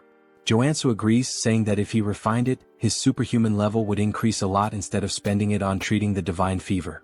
They head to a hotel, and when Joonsoo steps out, Seonsu says he'll see if he can find the necessary equipment to refine the nectar, so Joonsoo should hold on to the drink. Joonsoo says he'll think about it, but he's not thinking anything of it and he tears off the label. He decides to drink it as quickly as possible. He learned how cruel Arcane Seoul can be during the incident with the deer, and he can't guarantee Seonsu won't betray him. He also has traits that can maximize the effect now, as he's a drug addict with mana absorption and potion dependency. These are just traits. He begins drinking the nectar and drops the bottle due to the pain he feels, describing it as if every fiber of his muscles were being dismantled and reassembled. He closes his eyes trying to focus, saying there's an incredible amount of mana inside him. His eyes begin to glow yellow as he shoots a brilliantly bright beam through the window. He's now reached level 2, but the divine fever still seems to be present. He says this is one of the best tier 1 traits in the entire game, and since it was added to his traits along with the mountain sword, he's relieved as he can now focus on training these two traits without any problems. His phone starts ringing and when he checks, it's Seonsu who says he has something to tell him. Joonsoo ignores it, saying he'll just train, but the phone keeps ringing several times until he answers, asking why the hell Seonsu is bombarding him with messages. He looks at the phone and sees that it's actually a strange message. He starts decoding the letters and reads between the lines, saying it's telling him to run from the Dagger Gang. He says he can't believe he found a secret message in the text and that the Dagger Gang is one of the rival gangs to the Iron Fist. If Seonsu had wanted to betray him, he would have called as usual to buy time. Considering that he sent the secret message, it must mean he was captured first, and it looks like the information was leaked while Seonsu was trying to prepare the equipment. Joonsoo starts to feel a little guilty but decides to ignore it since he got the nectar he needed, and everyone is responsible for their own life in Arcane Seoul. Then the scene shifts to Seonsu screaming as loud as possible, and we see him sitting in a chair surrounded by 3 men. They say he's a stubborn man, and despite an entire night of interrogation, he still hasn't said anything about the superhuman rookie. Seonsu says he signed a contract because he trusted him, and he won't reveal anything no matter what they do to him. The man says he didn't want to resort to this but he had no choice. A man starts walking toward him menacingly, holding an axe, asking if he's going to use his right hand or left. Seonsu doesn't answer, and the man raises the axe, laughing, saying he doesn't care and that he's going to cut off Seonsu's right hand. But just before the axe comes down, an explosion happens behind them and they turn, wondering what it was. Then a man starts crawling forward, calling for his boss, saying that a madman is attacking them. It seems like he wasn't lying, as we see someone aiming and firing rocket launchers at their building. He says they're about to face the consequences of messing with him. He can't just let someone who keeps their promises in this cruel world of Arcane Seoul be left alone. He pulls the trigger, saying that, with any luck, this will be a good lesson to show them that the war has just begun. The rocket strikes the side of the building, exploding violently and sending armed men rushing out in a panic. They look around frantically, trying to pinpoint the source of the shot, saying they need to find the shooter first. Joonsoo chuckles, commenting that, just as expected, they're spilling out of the building like a bunch of cockroaches. Even though the structure looks like a regular residential complex, he knows for a fact that they were all inside. This is the hideout of the Dagger Gang, a place he's cleared so many times that he's honestly sick of it. It's a complicated dungeon, made up of 6 different buildings. Since this mission is part of the tutorial, he can practically finish it with his eyes closed. He crouches down, then leaps from the rooftop, grinning as he says he's about to speedrun this thing. Nearby, in a narrow alley, a few gang members are patrolling, muttering that this must be the work of Iron Fist, since they're the only lunatics crazy enough to pull something like this. They confidently declare that once they find them, they'll wipe them out. Suddenly, one of them hears a noise coming from a dumpster and decides to check it out. His buddies warn him to be thorough. The man creeps forward, peering down the alley, trying to locate the source of the sound. He doesn't see anything. But in the blink of an eye, Joonsoo emerges from the shadows. Before the man can react, Joonsoo grabs his face with a crushing grip and slams him brutally into the nearest wall. Joonsoo laughs, saying the guy didn't even recognize him despite being right in front of his face. And that when it comes to infiltration, there's no better combo than playing dead and using stealth. With the henchmen stumbling around outside like fools, he takes the opportunity to slip into the main building. He lifts the lid of a dumpster and begins descending a hidden staircase, commenting that this is one of the gang's secret entrances. Moving swiftly and silently through the corridors, he takes pride in the fact that he's avoided combat so far. Pressing forward, he notes the gang's unusual obsession with hostages. He remembers that the boss's room is on the 5th floor, which means he still has a long way to go. Because of that, he decides to advance as stealthily as possible, making sure no one notices him. Suddenly, the building's loudspeaker crackles to life, blaring an urgent announcement. Enemy infiltrated the building. All members, arm yourselves and assemble at the rendezvous point immediately. Joonsoo stands before a door, murmuring to himself that he needs to make a decision. If he exits through here, he'll be in the lobby, which is the most efficient route. The central staircase leads directly upstairs. However, there's a problem. Now that the gang has detected an intruder, they've barricaded the lobby to create a defensive line. The moment he opens the door, he'll be shredded by gunfire. Even so, he decides to press forward. A wicked grin spreads across his face as he steps directly into the middle of the enemy formation. Without hesitation, he pulls a Gatling gun from his inventory and unleashes hell. Chaos erupts. The enemies panic, scrambling to retaliate, but the front line is obliterated under the relentless storm of bullets. The rear guards manage to recover and open fire on him. Joonsoo decides he's had enough of this game. He pulls the pin on a grenade and tosses it. The gangsters freeze, watching in horror as the grenade arcs through the air, before detonating right in their faces.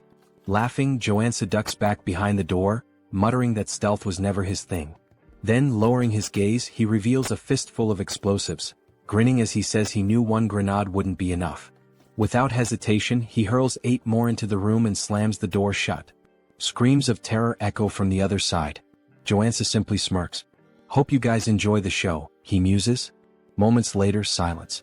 Stepping back out, he surveys the scene, bodies litter the ground. He wonders if he managed to wipe out the entire group in one go, but he knows better than to lower his guard. And sure enough, as if on cue, one of the enemies suddenly staggers to his feet, gun raised, screaming that Joonsoo is going to die. Joonsoo watches calmly. Then, at the very last moment, he sidesteps the shot. A notification pops into his mind, new trait unlocked, sensory awareness. He chuckles. This was exactly the trait he needed from this dungeon. And now, there's not much left to gain here. Joonsoo stares down the enemy, letting out a cold, sharp laugh before stating flatly that the only one dying here is him.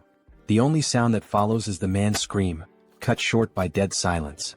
When the scene is revealed, a bullet hole is clean through the unfortunate man's skull. With the henchman out of the way, Joonsoo announces that it's time to move up. He may have reached the 4th floor without much trouble, but he knows the real danger begins now. The 4th floor houses the gang's gambling den, and directly above it on the 5th floor is the boss's room. Moving cautiously, he edges toward a corner and peeks around, expecting enemies. But to his surprise, there's no one there. His brow furrows. Keeping his guard up, he advances to the game room's door and carefully pushes it open. Empty. Something's wrong. He can feel the air itself thick with danger.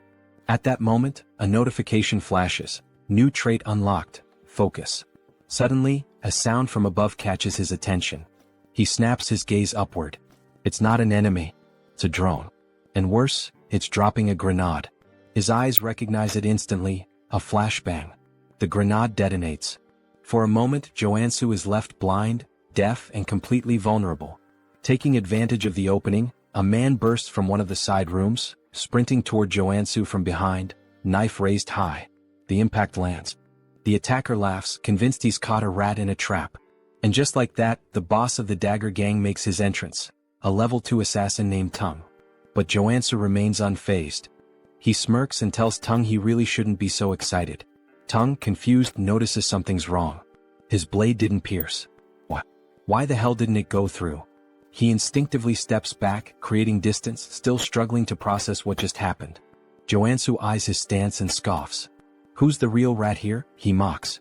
You sure it's not just your own insecurities talking? Joonsoo hadn't expected the gang boss to show up on the 4th floor. That complicates things. This wasn't in the original game. But even so, he had anticipated the attack pattern. The flashbang was part of a chained ambush triggered as soon as the player stepped into the boss room. If he hadn't unlocked sensory awareness and focus before this point, he would have walked straight into the trap. Tung may be a skilled assassin, but Joonsoo knows that the key to defeating him is to predict where the attacks will come from. Tung, in disbelief, asks how Joonsoo managed to block his ambush. Joonsoo simply smiles and replies that it's the bare minimum. Without wasting any time, he draws his blade and warns Tung that he's going to regret picking him as a target. He moves swiftly, launching an attack, but Tung dodges at the last moment. In the blink of an eye, the assassin disappears and reappears behind him. You're acting pretty tough for someone so slow, Tung taunts. Tung throws a dagger directly at Joonsoo. He notices the movement, spins his blade, and deflects the projectile in midair. As expected from an assassin. You're damn fast, Joonsoo acknowledges. He quickly realizes that the dagger was enchanted with poison. One simple touch and it would be lethal. The longer the fight drags on, the worse it'll be for him. Tung grins maliciously. You're pretty lucky, huh? How about making a deal? If you surrender now, I'll only cut off one of your arms. Joonsoo rolls his eyes. Less talking, more fighting? Tung laughs and mocks him. I can tell from a mile away that you're a gunman just by how terribly you hold that sword. And you talk too much. Joonsoo wonders why Tung is so confident about that. Maybe it's because until now he's only used firearms. The gang leader charges at him, declaring that he's going to make his death painful. Joonsoo raises his sword above his head. I only have one shot, and it's now. He strikes, but Tung easily evades and laughs. Too slow? But that's exactly what Joonsoo wanted. In the middle of the swing, he twists his body, spins the sword, and redirects the strike straight at Tung's head. The assassin's eyes widen in shock, realizing too late the mistake he made. What? A marksman using a combo attack? Tung falls to the ground but manages to block the blade at the last moment. Joonsoo smiles, shaking his head. I hate to break it to you, but as soon as I switch traits, I stop being a marksman. He releases a faint aura around his body and declares, Now I'm a classic warrior trained in fencing. He adjusts his stance and activates the Mountain Crusher style. His blade descends with overwhelming force. Blood flies. Tung lets out a scream of pain as the blade tears through his chest. Joonsoo laughs. You dropped your guard. That's why you lost.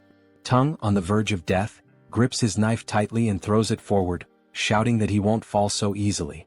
Joonsoo, completely caught off guard, didn't expect anything more from someone who was already defeated.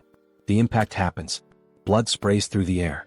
Tung is sprawled on the ground, motionless, but Joonsoo looks to his side and sees the blade lodged in his own body. Damn it. I dropped my guard. Amateur move. He feels the poison spreading quickly through his veins.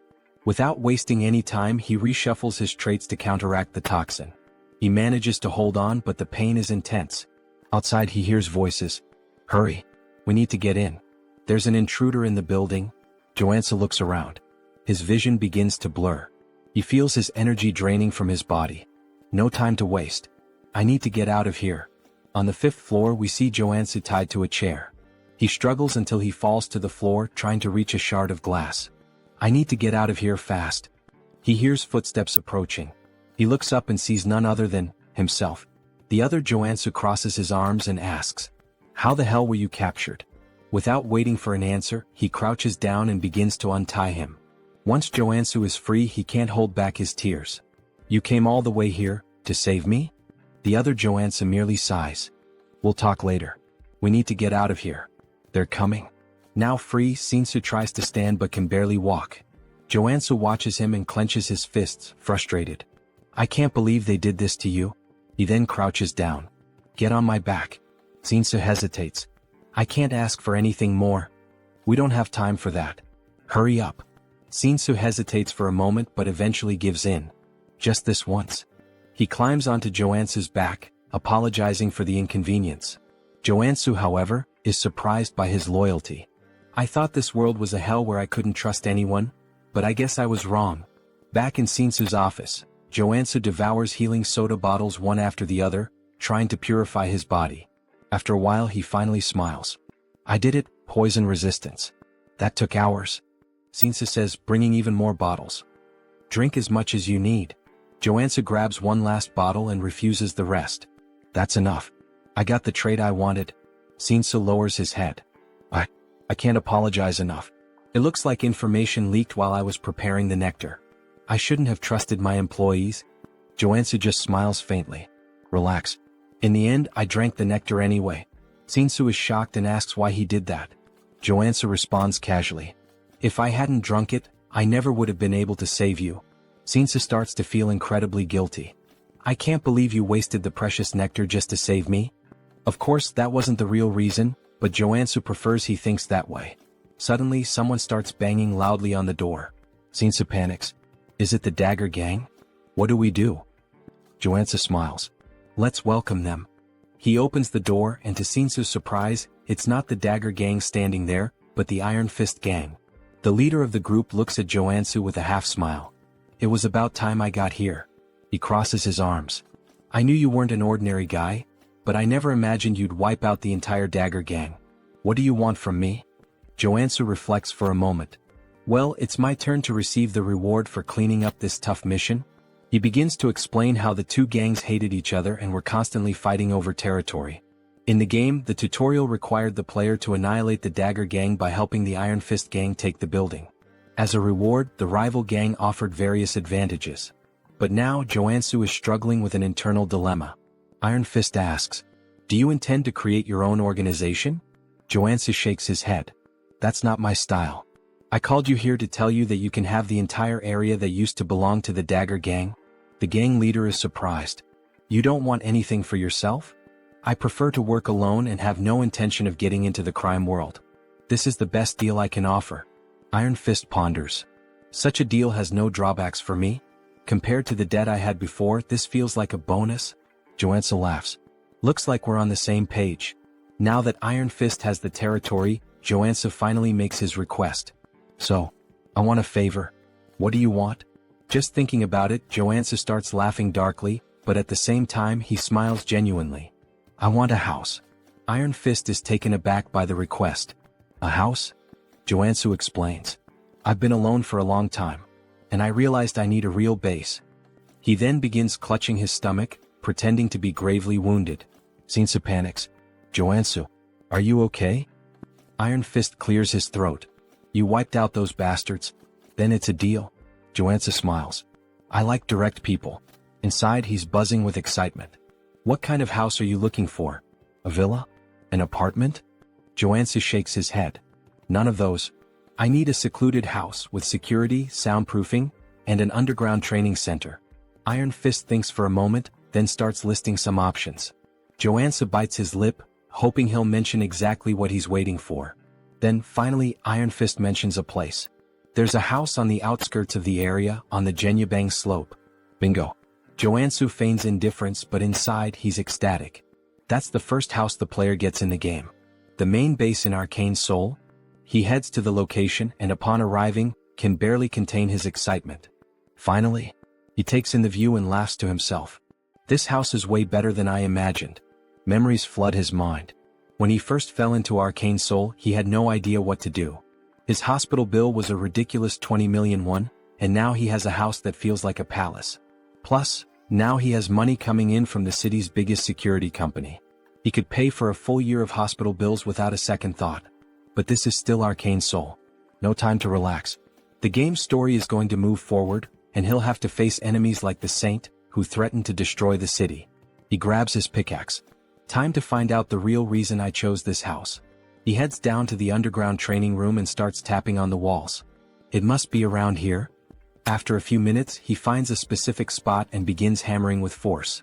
The wall finally breaks. Joonsoo smiles. My instincts never fail. I think I'll finish this faster than I thought. He continues swinging his pickaxe back and forth, deep in the mine. However, things aren't going as quickly as he expected. Man, I had no idea this was so deep when I played.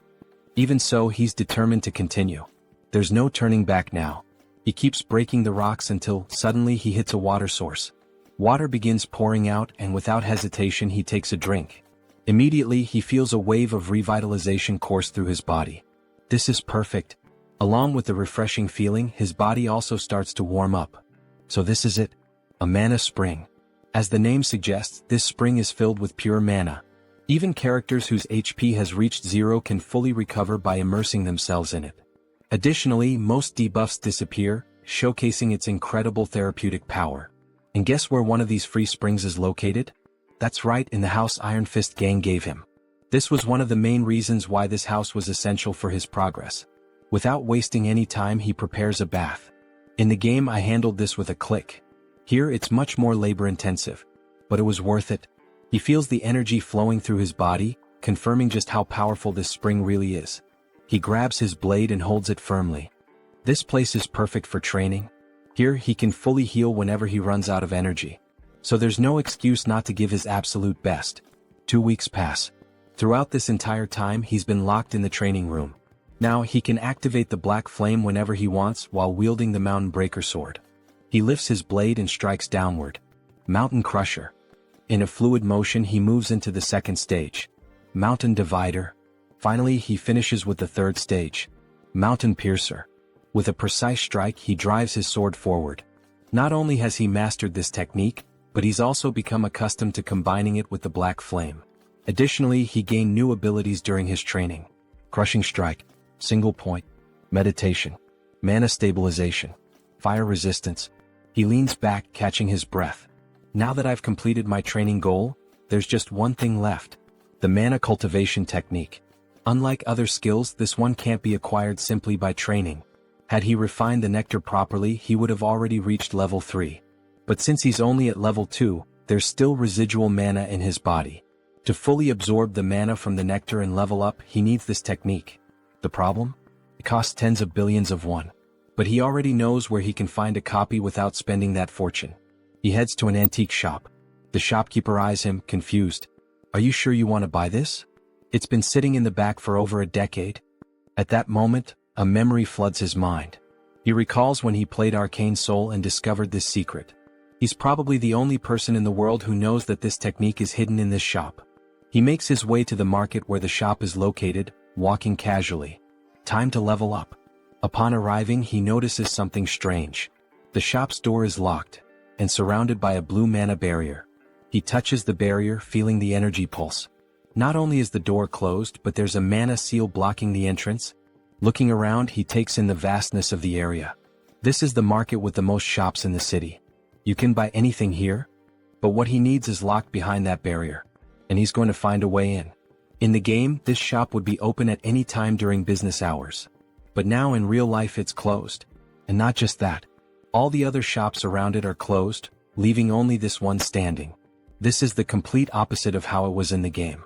He narrows his eyes, feeling a chill run down his spine. This means that the world of Arcane Seoul isn't exactly as I knew it. He finally spots a store with its lights still on in the market and heads over, asking the man inside if things are going badly. He remarks that even the owner of one of the few shops still open doesn't seem to be doing well. The man responds that it's obvious just by looking at him. He's not in a good situation and has to fight off thugs every single day. How could customers possibly come under these conditions? Joonsoo comments that he thought the Iron Fist gang was the only one around. The man tells him he's dead wrong. Ever since the Dagger gang was wiped out, several other groups have been battling each other daily. There's the Iron Fist gang, the Venom gang, and the Naked gang. Who in their right mind would want to step into this mess?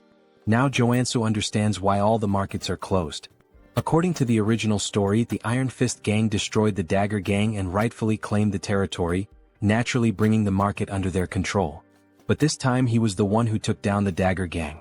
Because of that, the market has turned into a battlefield with other gangs fighting to claim it. Joonsoo is considering his next move when he suddenly hears people shouting, telling someone to take them down. The old man says they're at it again, and Joonsoo decides to check out what the thugs are up to. Rounding a corner, he sees a man being thrown into a small tent. A woman confronts him, reminding him that she already told him this was Venom gang territory. She's talking to a member of the Iron Fist gang, flipping him off as she orders him to go back to his own turf.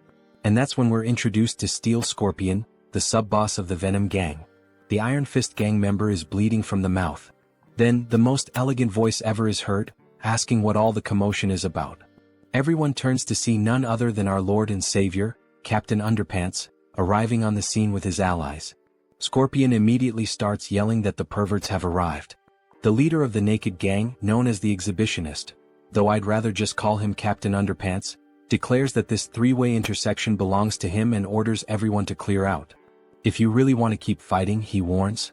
The Iron Fist gang members start backing off, calling them lunatics and saying they should take this chance to get the hell out. But one of them accidentally bumps into Joonsoo, who sighs, saying this whole thing is a complete mess. The Iron Fist guy recognizes him and Joonsoo helps him up, telling him to focus on his job. Then he shouts, ordering both Captain Underpants and Scorpion to stop fooling around and come to him. The guy he just saved asks what the hell he's doing, and Joonsoo calmly replies that he's here to help. If he wants the market to return to normal, he needs to establish a clear hierarchy. Scorpion barks at him, demanding to know how he dares to tell her what to do. Captain Underpants chimes in, asking if he's trying to make an offering. Joonsoo explains that if he fought at full power he would probably win. But that would only cause unnecessary damage to the merchants. So he's come to a decision. There's only one way to settle this. He's going to unleash everything from the very start and show them his true strength. Both of them recognize the black flames in his swordplay, realizing that he's the same warrior who single-handedly annihilated the Dagger gang. Joonsoo confirms this and adds that this time he's feeling generous. He's offering them a deal they can't refuse. He doesn't want to drag this out, he'd rather settle it with a one-on-one duel. So what do you say, he asks. Scorpion scoffs, laughing with disdain. Do you seriously think we're dumb enough to agree to a direct fight against a warrior? Joonsoo smirks. Don't worry. We'll compete in the area you have the most confidence in. Sometime later, after a bit of negotiation, we hear Joonsoo talking with Captain Underpants. The so-called leader smirks and declares that his specialty is mind control. If Joonsoo can resist it, he wins. Captain Underpants then gets excited, saying it's an honor for such a handsome man to know so much about him. Scorpion looks like she can't believe what she's hearing, while Captain Underpants continues, insisting that they don't even have to go through with this competition. Joonsoo can just join his religion instead. Joonsoo replies, "Nah bro, I'm good," and tells him to think for a second.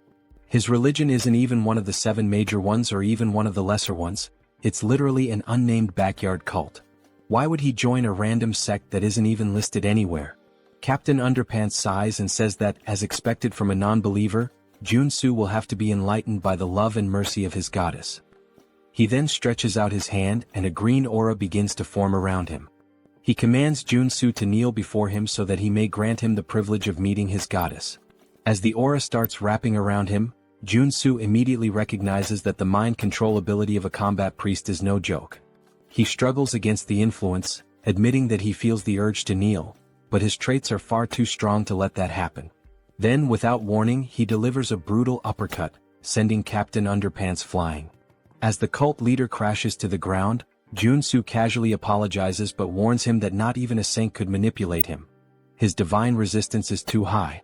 Captain Underpants' followers rush to carry him away, muttering that it was one hell of a fight. Joonsoo then turns to Scorpion and says it's her turn now.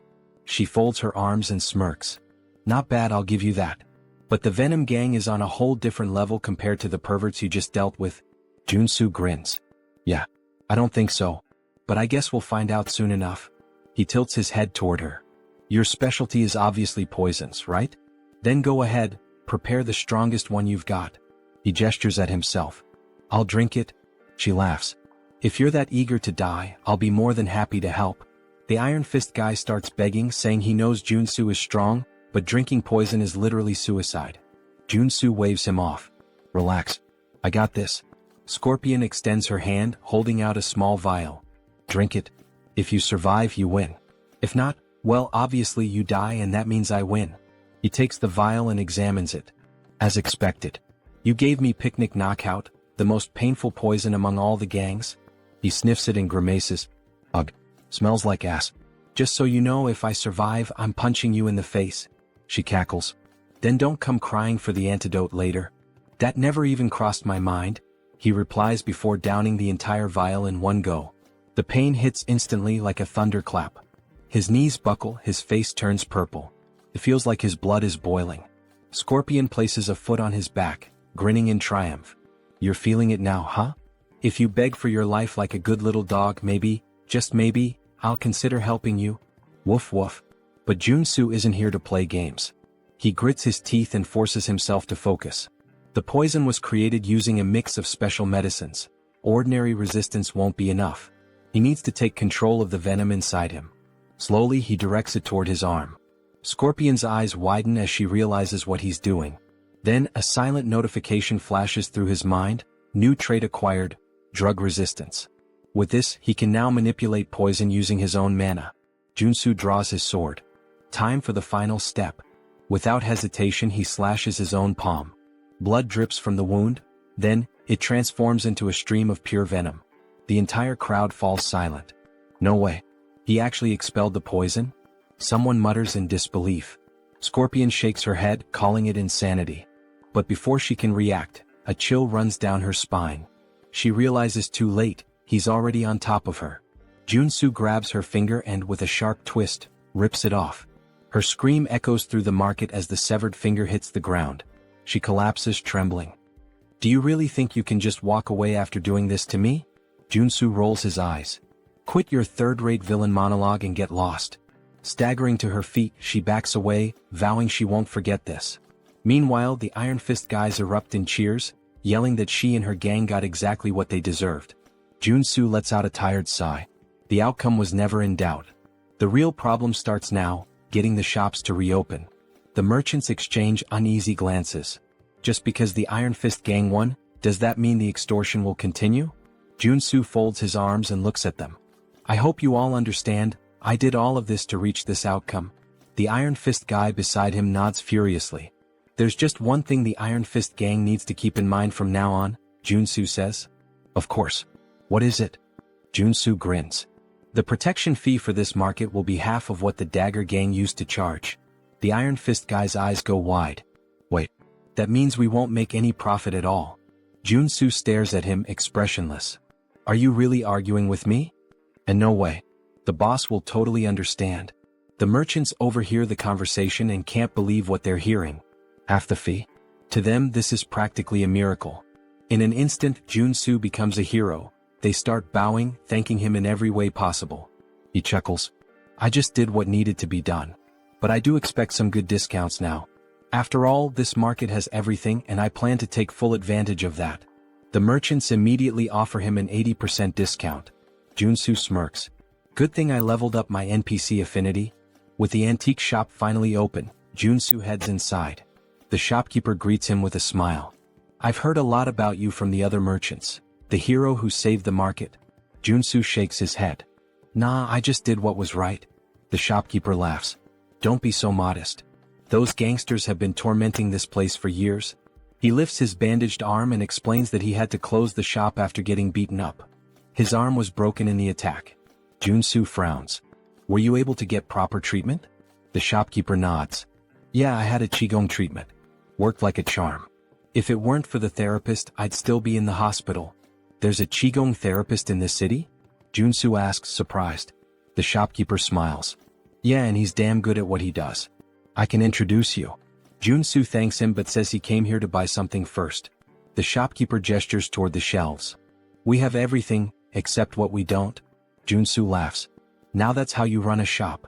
He scans the store, admiring the quality of the goods. Then, tapping his foot against the floor, he says, I want to see what you've got downstairs. The shopkeeper's eyes widen. How do you? Joonsoo flashes a smug grin. I have my ways. Of course he does. He's a no-lifer. They head downstairs and the shopkeeper explains that he normally never shows this collection to new customers. But for Joonsoo, he'll make an exception. Appreciate it? Below, the secret collection gleams before him. A true treasure trove of magical artifacts. Joonsoo's gaze sweeps across the items, confirming that Chunbok has always had rare pieces, both in the game and now. But the real prize is right there. The hornpipe of the ancestral god, which contains a secret mana cultivation technique. This is the jackpot. Now that he's secured the most important item, he might as well grab a few extras. He gathers everything and sets it on the table upstairs. I'll take these. Chunbok eyes the selection sharply. As expected, you've got good taste. He starts listing each item, but Joonsoo only listens until he hears the price. For everything. 2 billion won. Joonsoo stares at him like he misheard. Chunbok bursts into laughter. Relax, relax. That's the price for a stranger. But you? You're the market's guardian angel, so I'll cut you a deal. 500 million. Joonsoo lets out a relieved sigh. Damn, you almost gave me a heart attack. That 80% discount is a lifesaver. Now, all he needs is a superhuman priest capable of removing the sacred seal on the hornpipe. Luckily, he already has a lead on where to find this person. Purely by chance, of course. He asks Chunbok for the Qigong therapist's address and heads deeper into the city. There, he spots someone knocking on the door of room 101. Hey, anyone in there?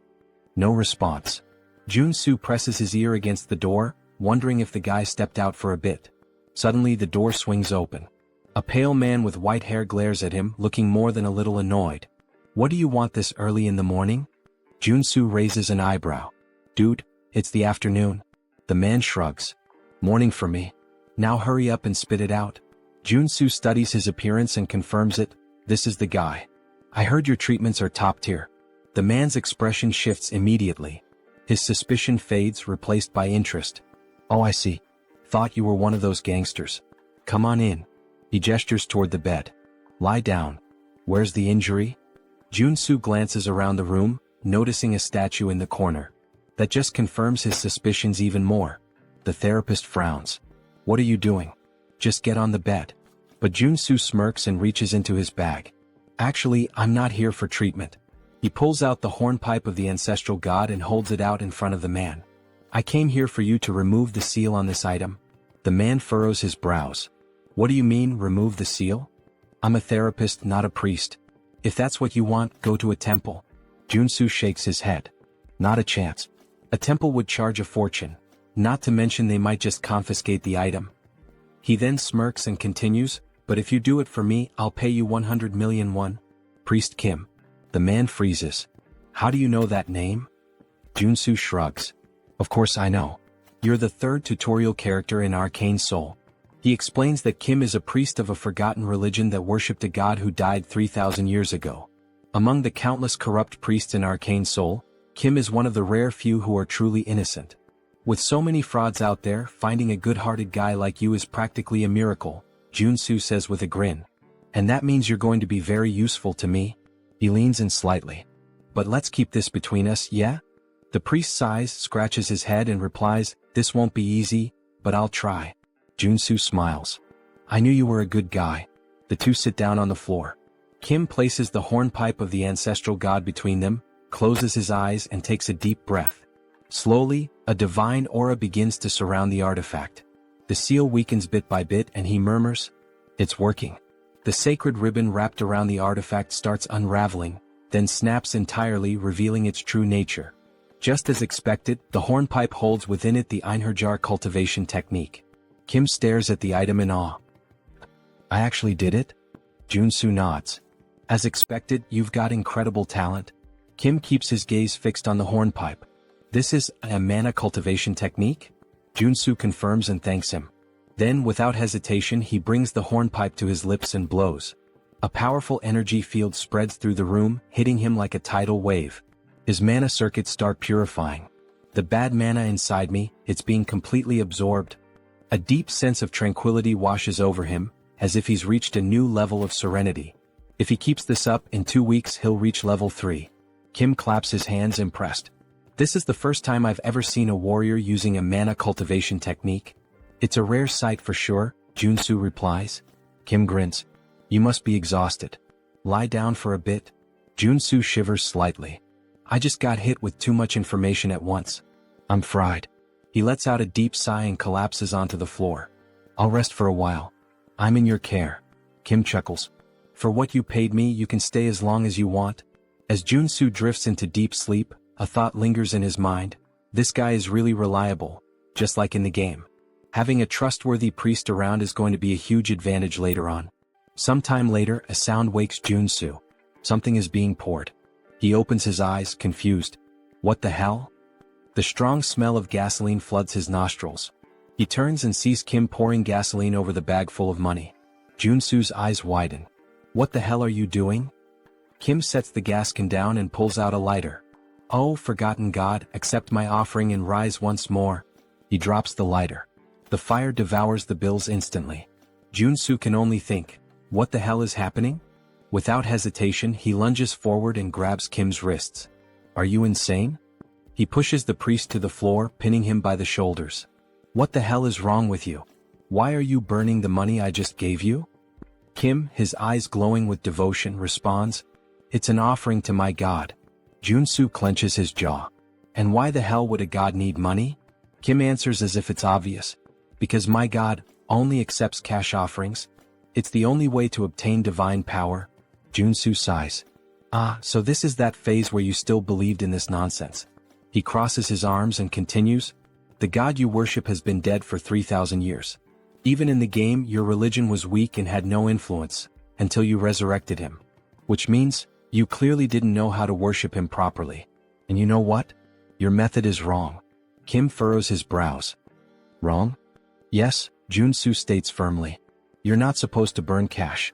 What you actually need to burn is gold. You have to melt it down and vaporize it. Kim's eyes widen in outrage. Only a heretic would say that. Joonsoo shrugs. Or maybe it's something only someone who actually knows what they're doing would say. I bet you've never even tried it before. Kim scoffs. Don't talk nonsense so confidently. The Order has practiced this method for thousands of years. Oh yeah.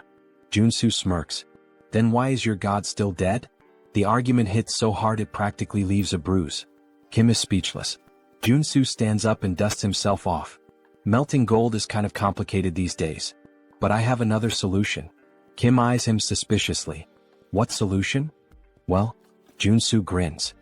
You helped me obtain my cultivation technique, right? So now it's my turn to help you. Cut to a pot filled with a shimmering golden liquid. Kim stares at it, hesitant. I'm pretty sure we shouldn't be doing this here. Joonsoo pushes a bowl toward him. Just drink it. Kim hesitates. If you do, your divine power will increase drastically, Joonsoo insists. But you need to focus and sense whether your god is responding. Kim bites his lip. Diske, since you won't shut up about it? He closes his eyes and downs it all in one go.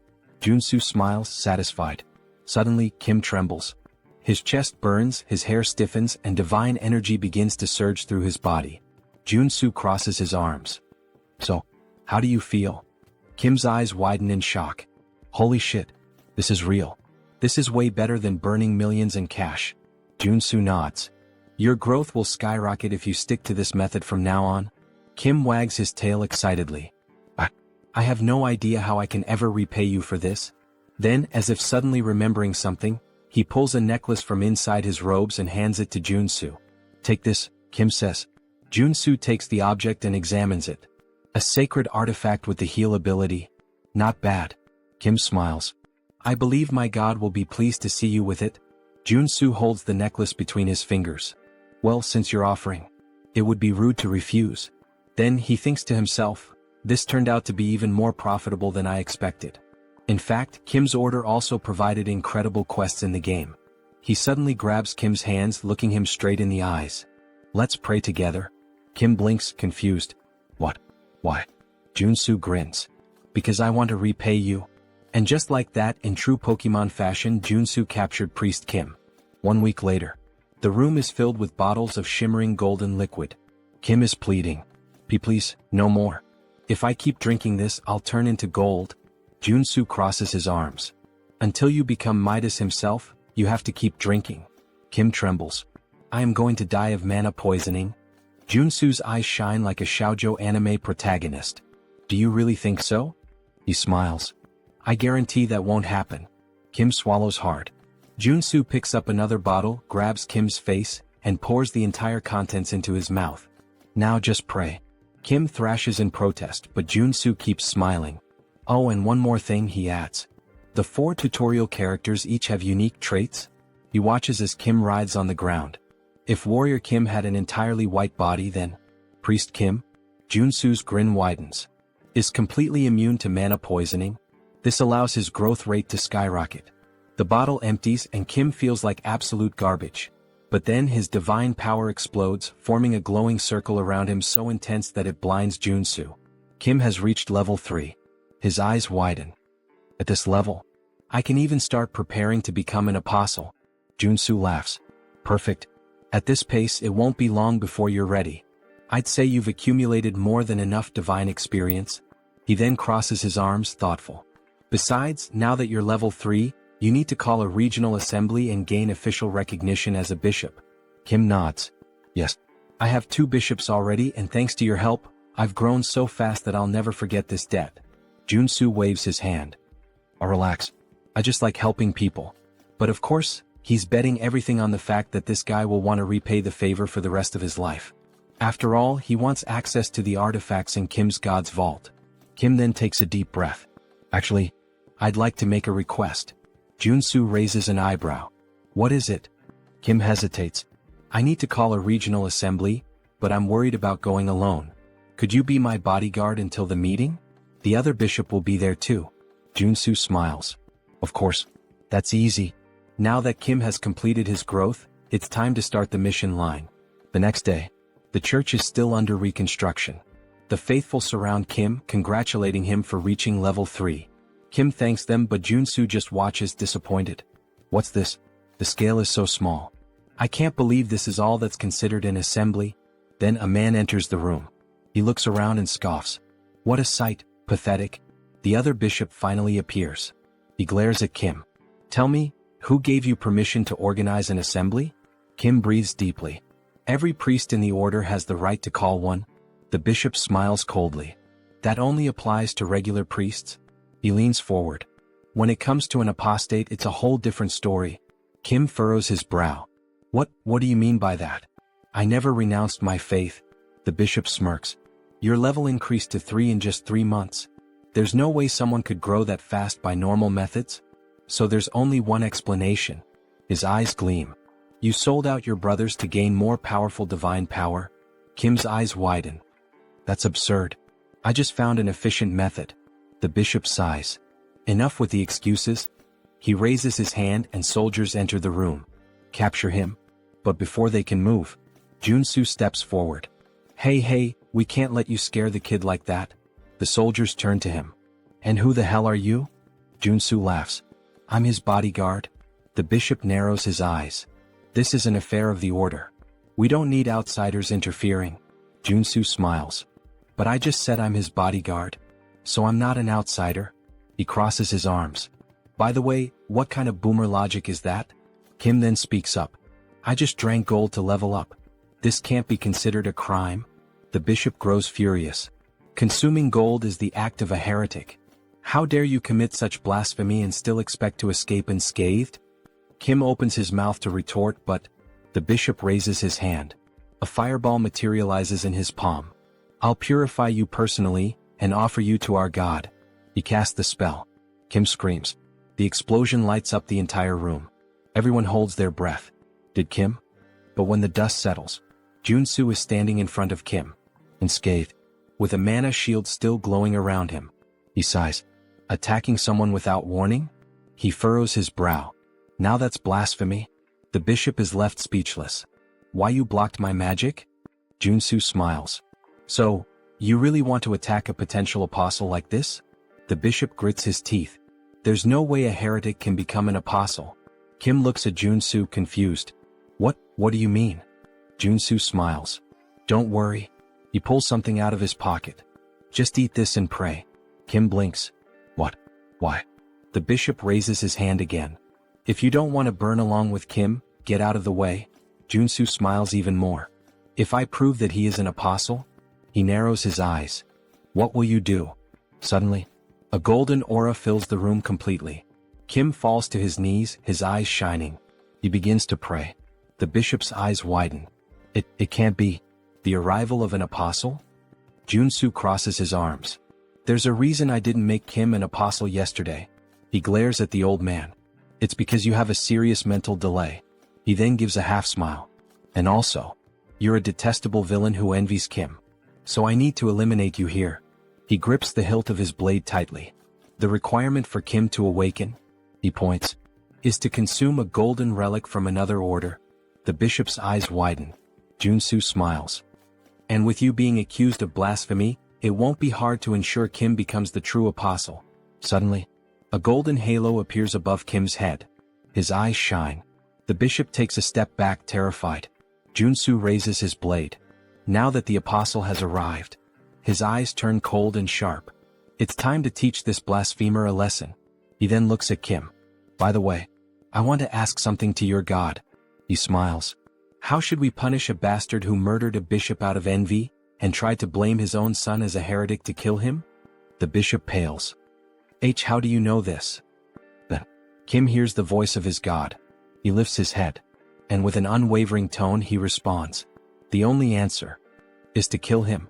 Joonsoo swings his blade, aiming directly at the bishop's neck. The blade stops a hair's breadth from his skin. He smiles. If this is the divine order, I can't refuse. The bishop trembles, his eyes filled with despair. Please, have mercy. Joonsoo runs the blade across his throat. Blood sprays and the body collapses to the ground. The air in the church grows heavy. Everyone is in shock. Someone has just died in the house of their god. Joonsoo then smiles indifferently. The problem was solved before this worm could cause any more damage. Even Priest Kim seems stunned. Still, he was one of our bishops. Joonsoo shrugs. No reason to feel sorry for him. He deserved this. He then looks at Kim. And now, what is your god commanding you to do? Kim closes his eyes for a moment as if listening to something. Then he breathes deeply. He ordered me to go to the Levant region where our order began, and offer gold there. Joonsoo smiles. I told you gold was the best choice. He crosses his arms. Now go there and expand your influence. Kim bows deeply. I don't know how I can repay you for all of this. Joonsoo pats him on the shoulder. You don't have to. I already planned to take advantage of it. Sometime later, Joonsoo arrives home. He stops in front of the statue of Kim. He smiles, satisfied. The reward for helping the priest was worth it. He looks at the valuable items he acquired. Among them, his first holy sword of rank or worth billions. But the most interesting thing is the divine statue, which creates a sanctuary around it. The sanctuary effect turns an area into a safe zone, protected by the will of its owner. If an enemy tries to invade, they suffer an expulsion or suppression effect. In other words, he can train like a madman without worrying about any interruptions. He begins his training. His sword strikes cut through the air. Time to have some fun.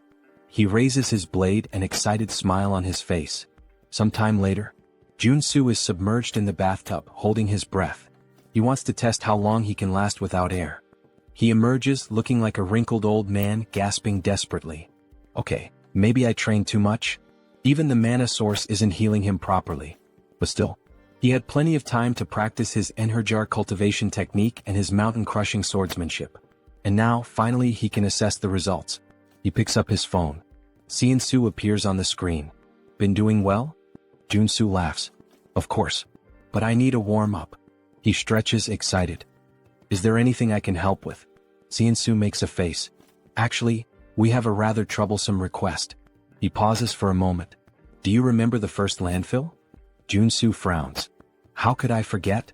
It was the first job I did, where I fought the porcupine. Joonsoo nods. Well, a whole cleaning team went in there, and they were massacred. This means that there are at least 6 active mutants there now. Joonsoo narrows his eyes. And why the hell haven't you called in the Janitors Association? Seonsu sighs. The authorities asked us to handle it secretly. They don't want this to become a scandal. Joonsoo snorts. If this leaks, some of them are going to lose their jobs big time. He crosses his arms. And what's the reward? Seonsu scratches his head. The payment is kind of pathetic. 100 million for a level 1 mutant. 300 million for a level 3. Joonsoo rolls his eyes. Is that all? Actually, Seonsu smiles. They're offering an artifact. An arcane rifle with a cursed debuff. Joonsoo raises an eyebrow. What kind of debuff? Seonsu hesitates then smiles. It's an item that's related to you. A rifle used by the old order of the father. Joonsoo's eyes widen. Then he chuckles softly.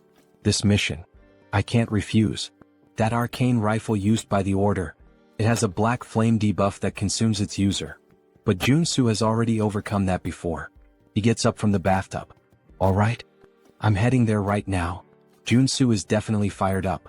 He heads toward the landfill and right from the start, he can feel a sinister aura emanating from the place. As he moves forward, holding his rifle, he mutters. They haven't cleaned this place for just a few days, and it's already this chaotic? Something's very wrong here. His senses are scrambled, he can barely see properly. He needs to prepare for a surprise attack. With a quick movement, he activates his sensory focus. Almost like an immediate warning, he feels something moving fast in the mist. He looks around, tense. The sounds of the creature come from multiple directions. He can't pinpoint exactly where the enemy is. A strong wind blows behind him. He spins around immediately. And there it is, something like a gargoyle bat leaping straight at him. Joonsoo pulls the trigger. Die. The monster is riddled with bullets, but instead of falling, it flies away only wounded. Joonsoo frowns. Is that it? He keeps firing but soon realizes the bullets are ricocheting off the creature's wings. The beast loops through the air and launches back at him. Joonsoo rolls to the side, sliding to avoid the strike. Oh shit. If he hadn't switched to the evasion trait, he would have been torn in half just now. A flying bulletproof enemy? If I keep this up, the longer this fight lasts, the worse it'll get. There's only one solution. He lowers the weapon, aiming directly ahead. The monster charges toward him. I need to end this with a single shot. The enemy gets closer and closer. Bang. The shot hits directly between the eyes. With its last breath, the creature screams, crashing down on him, blood pouring from its head. Joonsoo laughs, still lying on the ground. I won. And on top of that, he unlocked a high-level shooting trait. Then he hears footsteps. The sounds of the fight have attracted more mutants. There are too many. He wouldn't be able to handle them all. But then, he smiles. Or maybe, he would. He activates stealth and hides behind a pillar, near the monster's corpse. I'll wait for them to show up first. In the next moment, a group of ridiculous-looking guys starts advancing. They seem to be made out of modeling clay. Joonsoo smiles, holding a grenade. Ah, it's nice that my little cuties have arrived. He throws a few grenades. Let's see. When you all gather in one spot, goodbye. Boom. The landfill explodes, debris flying in every direction. Joonsoo laughs, raising his rifle. That was just the beginning. He begins unloading bullets at the surviving creatures, turning the slime monsters into chunks. And he laughs even more, thinking that he should use these clever tactics more often. Then, something alerts him. More creatures appear around him. But these are different. They don't make a sound. Joonsoo hasn't noticed them until now. And there's one more thing wrong. They're not mutants. They're specters from a necromancer. And there are a lot of them. Suddenly, a radio in one of the specters begins to play. A voice speaks directly to him. Can we have a little chat? Joonsoo narrows his eyes. Are you talking to me? Then he sees it. The specter wasn't speaking. There was a speaker attached to it. He sighs, understanding everything. Well. So you're using these specters to communicate, huh? This means you're the necromancer who created them. The voice responds. Why are you causing destruction in my territory? Joonsoo scoffs. Your territory? This is a contaminated landfill, my friend. But then, something clicks in his mind. The truth hits him like a weight. The Cleaners Association on the surface seems like a benevolent organization. They clean contaminated mana, bringing safety. But in reality, they're one of the most dangerous groups in Arcane Seoul. Ah, I get it. The mana cleaning is just a cover. Behind the scenes, the organization is involved in all kinds of crime, expanding its influence. And this This is probably yet another one of their schemes. They created this situation on purpose. The government would have no choice but to ask for their help. And with that, the Cleaners Association's influence would only grow. Joonsoo closes his eyes for a moment. Then, he smiles, full of adrenaline. This just got a lot more interesting. Meanwhile, the Cleaners Association already has another plan in motion. They intend to use these incidents as an excuse to dismiss public employees who oppose them, consolidating their power even further. The necromancer's voice echoes through the speaker. There's really no reason for us to fight, you know? He pauses. I've got a proposal for you. Joonsoo rolls his eyes. Here we go. You're quite talented, the necromancer continues. Why don't you join us in the Cleaners Association? Joonsoo scoffs. And why would I join an organization that spreads terror with monsters and landfills? The voice stays calm. I'm serious. With your skills, you'd be at the top of our hierarchy. Without a second thought, Joonsoo flips him off. No fucking way. Besides, he adds, that name is garbage. Totally lacking style. The necromancer bursts out laughing. Looks like you don't know your place. If you don't want to join us, the voice turns cold and sharp. Then you can just die. The specters charge toward Joonsoo. He shoots, causing a massive explosion that sends the specters flying in all directions. Sit down, buddy, he taunts. But the specters aren't mutants, they're magical summons. As long as there's mana, they simply regenerate. Joonsoo lets out a frustrated sigh. Oh shit. I forgot that firearms are useless against these things. He holsters his weapon and pulls out his sacred sword. Well, if that's the case, sacred attributes will take care of them. The necromancer's voice falters for a moment. A sacred sword? I thought you were just a shooter. Joonsoo charges, slicing through the specters with precise strikes, cutting them in half. Shut up, he growls. I'm going to find you, and when I do, you'll regret it. He advances, slicing through the fast-moving specters, severing limbs and limiting their mobility. Thanks to his attribute advantage, the fight isn't difficult. But the specters keep coming. Okay, enough, he mutters. Time to change tactics. He activates his resistance traits and combines them with the abilities of his artifacts. The sword, gloves, and necklace he bought from the store. Now, with 9 traits active, he believes this will be more than enough. Let's see how far this takes me. He launches forward, releasing an attack in the form of 4 aura blades, sending the specters flying backward. It works, but it's draining my energy pretty fast. He fires another attack, destroying even more of them. But some simply ignore the damage. The world around him begins to spin. Shit. I'm getting dizzy. But, just one more attack. His body starts to glow blue. He takes a step forward, and in the blink of an eye, he surges straight ahead like lightning. The ability he just unlocked is called Charge, a trait that allows him to move at high speed, dealing damage to everything in his path. He grins excited. I didn't expect to get this, but I'm glad I did. As he cuts through the specters like a rocket, he's already thinking ahead. If I can unlock another skill now, that'd be perfect. He bends his knees and leaps into the air, unlocking another trait called Jump. Yeah, it's exactly what it sounds like, he laughs. With Charge and Jump combined, escaping or attacking becomes a breeze. As he descends at high speed, he mocks. Now these idiots won't even know what hit them. He leaps and charges repeatedly, bouncing across the battlefield like a human projectile. After a while, he collapses, exhausted. Most of the specters have been destroyed. But his body is on the verge of breaking down. The necromancer's laughter echoes from the speaker. I didn't expect you to be a paladin. Now, I want you even more. Joonsoo struggles to get back on his feet. If you're so confident, why don't you show yourself? The necromancer responds with contempt. What kind of idiot mage would face a warrior in direct combat? Instead, accept my gift. Before him, a corpse begins to move. It's a shield bearer, a level 2 undead. Joonsoo clicks his tongue. This is going to be a problem. He still hasn't fully healed.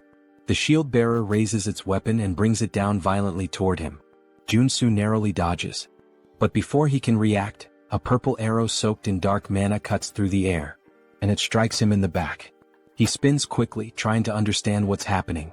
The necromancer's voice comes through again. Your moves are pretty decent. I can't wait to turn you into a death knight. Joonsoo narrows his eyes. This reminds me of a rule in Arcane Seoul. When you fight a necromancer, you should never focus on their servant. He leaps into the air, pretending to prepare an attack, but it's a feint. Instead, he dives straight to the ground, sliding beneath the undead's shield. His eyes scan the area, searching for the origin of the shot, until he finally spots it. Up high in the balconies, a silhouette stands out. So, it's you? Joonsoo activates charge, dodging the shield-bearer's attack and rushing directly toward the necromancer. He propels himself off the ground, soaring through the air. Time to finish off this coward. He draws his sacred sword, pointing it at the enemy.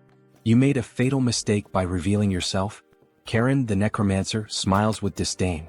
So, you have a brain after all? Joonsoo narrows his eyes. Now that I see your face, I recognize you. You're Karen, a Reincarned necromancer. One of the directors of the Association of Cleaners, and the final boss of this damn landfill. Superhuman level 3. Karen raises his hand indifferently. Things aren't going to go the way you expect. Suddenly, spectral purple hands shoot out from his back, grabbing Joonsoo from all sides. He struggles trying to break free. Karen simply laughs. You'll never catch me. Then he fires magical arrows and releases a devastating electrical discharge. Joonsoo screams in pain while Karen watches, satisfied. That scream? It's beautiful. He laughs loudly. You should have known your place.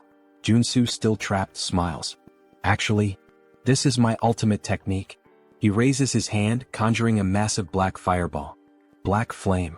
Karen's eyes widen. What? Joonsoo forces his arm to break free. This is the end of the game. Karen tilts his head. Why are you trying so hard? It's actually adorable. Joonsoo grins slyly. You really think so? From the very beginning, I never intended to finish the fight quickly. Karen furrows his brow. Joonsoo continues. When a boss uses their ultimate attack, if you equip the right traits, something fun happens. Karen rolls his eyes. Enough with the small talk. He shoots the black flame directly at Joonsoo. The black sphere, roaring with malevolent flames, advances rapidly.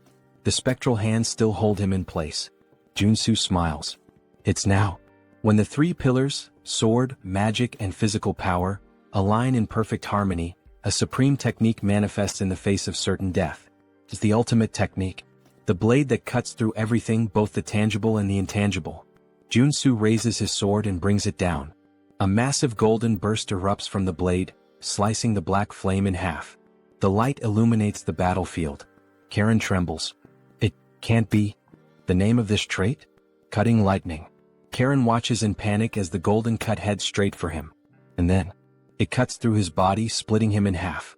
The explosion of the black flame happens shortly afterward. The shockwave hurls Joonsoo back. He crashes to the ground, gasping for breath. Almost died. He lets out a sigh of relief. But a smile forms on his face. He won. Karen, the dungeon boss, was defeated. In the game, if you want to defeat this boss on level 2, you need an entire group. Even at level 3, winning alone with common traits and basic equipment would be impossible. He only managed it because he's been playing this game for way too long. But now, time for the loot.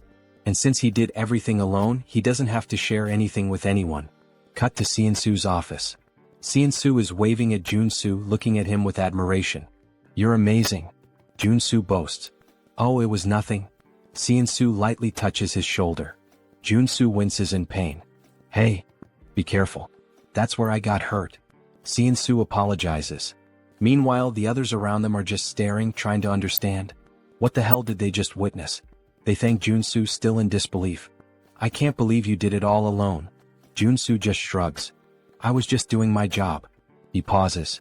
But there's one problem. He looks around at everyone. When I entered the landfill, something very different from what you asked for happened. Joonsoo slams Karen's equipment onto the table. Do you recognize this? The others look at it, confused. He points to the pieces. They're mana equipment, used to create specters. Equipment that belongs to Karen from the Association of Cleaners. A heavy silence falls over the room. Then Joonsoo confirms. That's right. This incident wasn't an accident. It was planned. The man slams his fist onto the table, his face red with anger. I can't believe those bastards did this. Joonsoo crosses his arms. Looks like they never liked you from the start. The man grinds his teeth. They always charged us ridiculous fees. We've had our own conflicts before, but I never imagined they'd take it this far. Turning innocent people into mutants? Joonsoo observes his reaction. Did he really not know? But thinking about it, it makes sense. In the game, The reality of the association is only revealed after the player completes this mission. The man lowers his head, ashamed. I'm sorry we put you in unnecessary danger because of this. Joonsoo shrugs. I just did what I had to do to blow up the bad guys. He smirks. But, of course. I hope there's a good compensation, not just a simple apology. The man nods, picking up 2 boxes and placing them on the table. This is the reward we promised. Joonsoo furrows his brow. Wait a minute.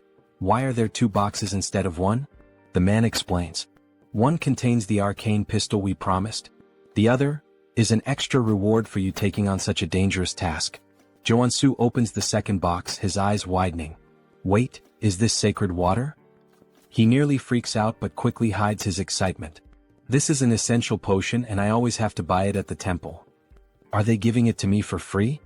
The man gives him a final warning. Stay safe. We'll use this evidence to officially accuse the Association of Cleaners. Joonsoo clicks his tongue. So that means they're going to retaliate against me, right? The man confirms with a nod. Exactly. But we can't just let this slide. Joonsoo smiles, confident. Don't worry. I'll find a way to survive.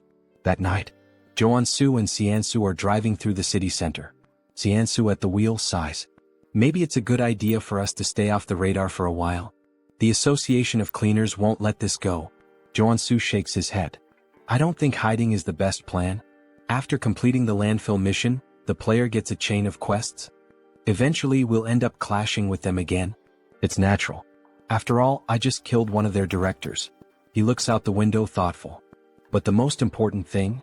The association's quest line splits into 2 routes.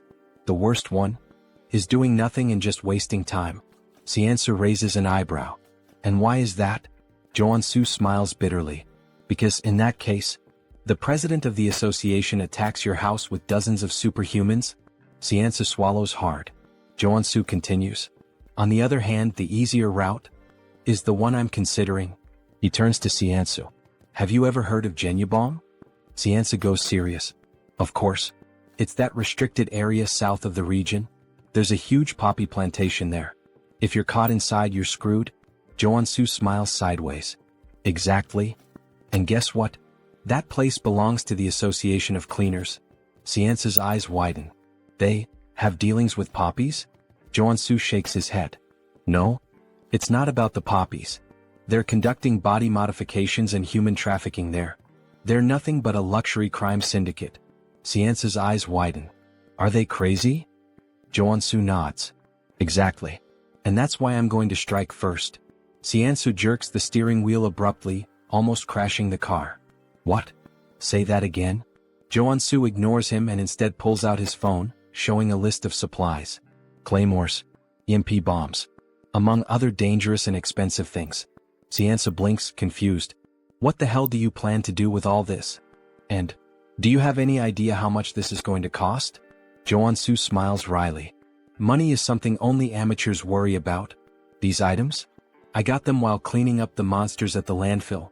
Seoul inspects the materials and nods, impressed. This should cover the costs. But, Joonsoo, even you couldn't take on the association alone. The president is level 4. The executives, level 3. Joonsoo leans back in his seat, looking at him with a confident smile. Who said I'm going to fight alone? For now, just focus on getting the items on the list. 2 days later, Poppy Farm hideout. The night was dark. Guards patrolled the perimeter. But they didn't notice the shadow creeping up from behind. Joonsoo, in stealth mode, holds a cloth and presses it against one of their faces. The guy trembles, his eyes widen until his body goes limp and crumples to the ground. High level, he's done. The other guard turns at the sound. Hey, what? Bang. A direct shot to the chest. The man falls dead immediately. Joonsoo deactivates his stealth and cracks his neck. I never get tired of infiltration. He smiles, satisfied. This should take care of the external security. And, to think I said I didn't like stealth before. Well, sometimes it's worth it. He moves away, grabbing his communicator. But before he could speak, crack.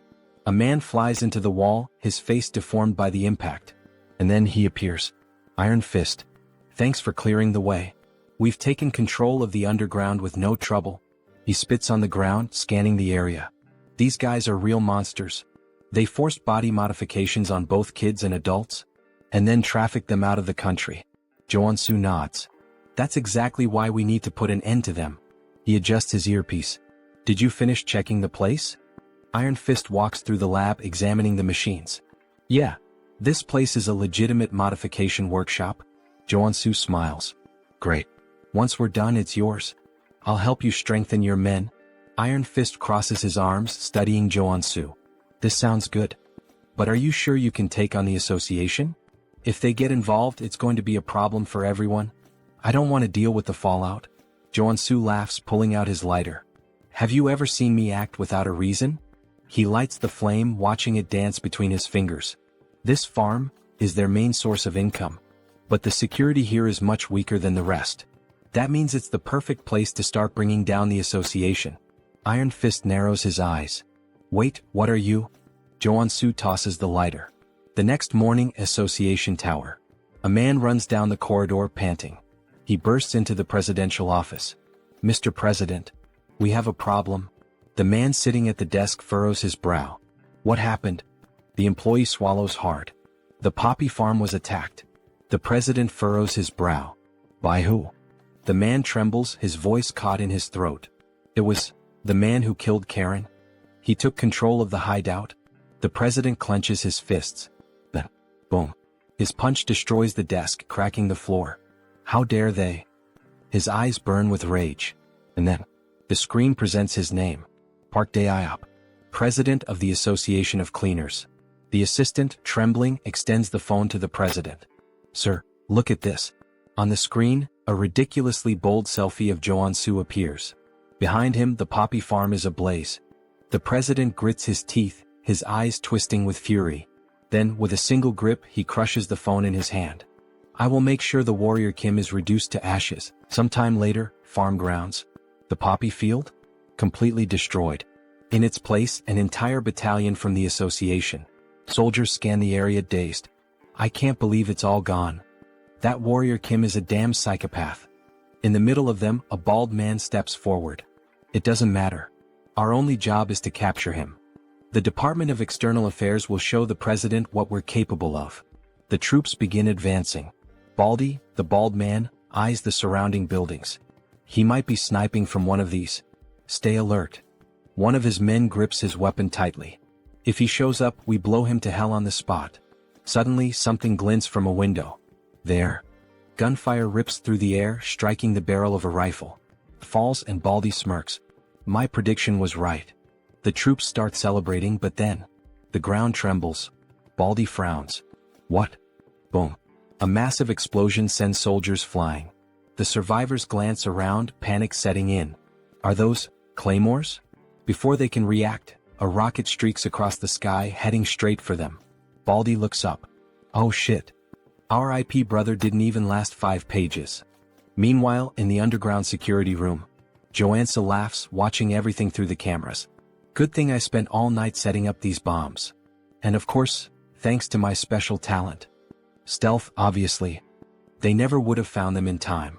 The troops start retreating, but it's too late. Every step triggers more mines, throwing them into total chaos. Joonsoo crosses his arms, satisfied. I may be crazy, but I'm not crazy enough to take on hundreds of them head-on. I'll wipe them all out from right here. Explosions consume the battlefield. In the midst of the carnage, something gleams. A mana barrier. The association's president, Dae-iop, narrows his eyes. Looks like he came well prepared, despite the way he taunted us. Beside him, a man steps forward. Leave this to me. I've analyzed all his patterns. His voice is so cold, so precise it almost sounds... Wait. He talks exactly like me. He must be a robot. On the screen, a name appears. Cyborg. Superhuman class R level 3. Vice President of the Association. Dae-iop glares at Cyborg, his voice dripping with hatred. Bring him to me. I'll make sure he dies the most painful death possible. Suddenly, boom. A grenade detonates near them. Cyborg doesn't move. The blast radius doesn't reach here. Well, since they're throwing grenades to test the waters, we can just clear the traps and move forward. Another rocket fires straight at them. Sometime later, Cyborg raises his hand and simply swats the rocket aside, sending it exploding behind him. His men stare, slack-jawed. He turns to them. Did you track the shot? Yes, sir. It came from the right side of the rooftop. Good. Shoot him. The troops opened fire, tearing the location apart. But as the dust settles, it was just automated turrets.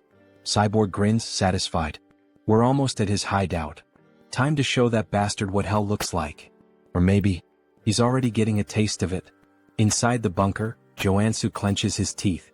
As expected of cyborgs. Not even remotely human.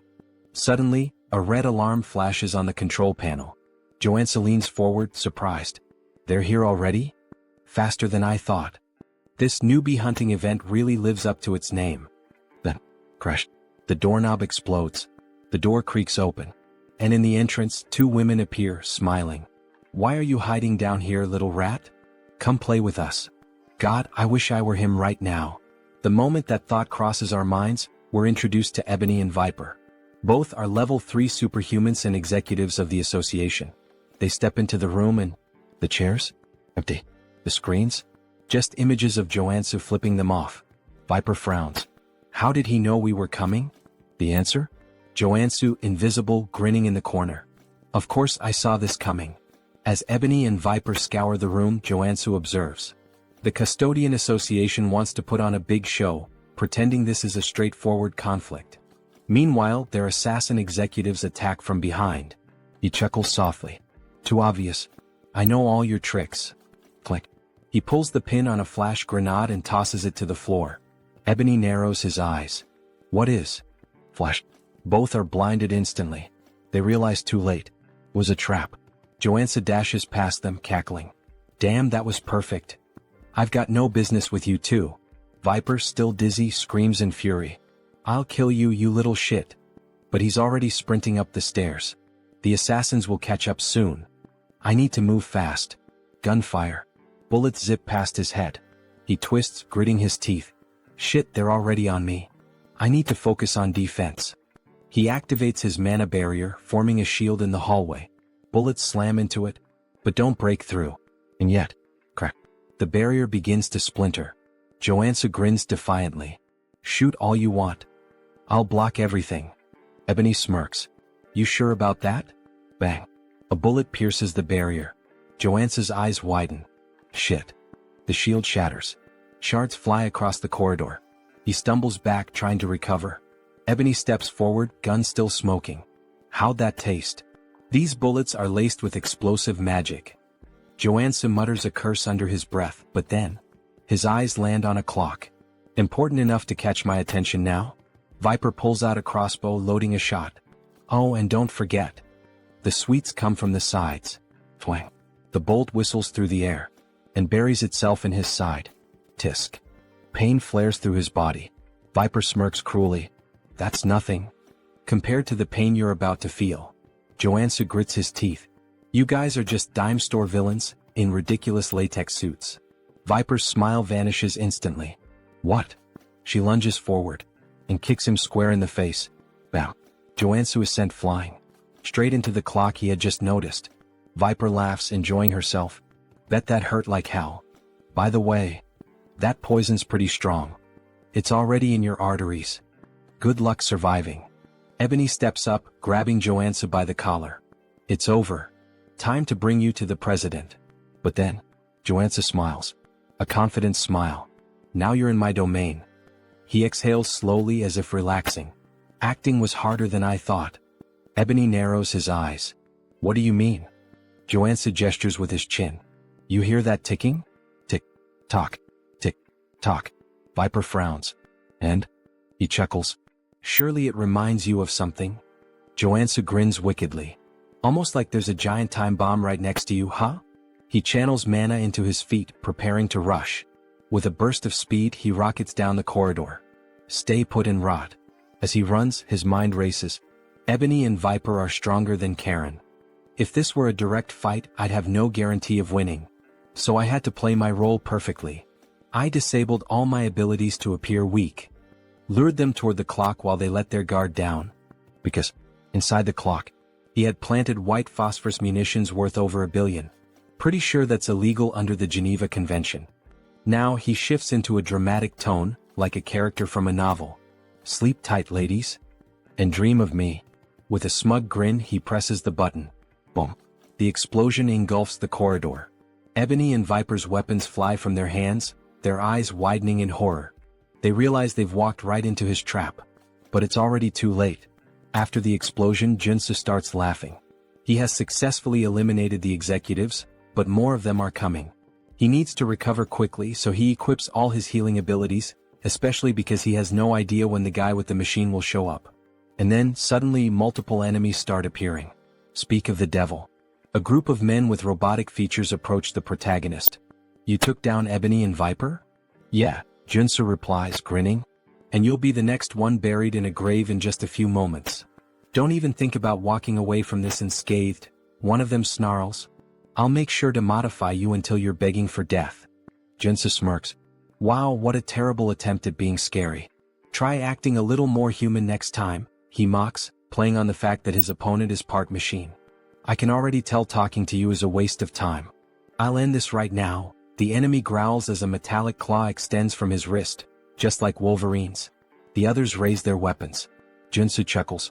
I love how you guys modified your bodies based on your own wild imaginations. Thanks, idiots. He grins, pressing a red button. Suddenly, sparks erupt from the area, and an electrical surge paralyzes all the enemies. Without missing a beat, Joonsoo opens fire. A-1 in EMP bombs. EMPs and rifles, my best friends when fighting machines. With the robotic men stunned, Joonsoo mercilessly guns them down. However, one of them remains standing. I guess that's the real RoboCop, he mutters, staring at the unfazed enemy. Damn. How much money did you pour into that stupid body of yours? The EMPs didn't even faze you.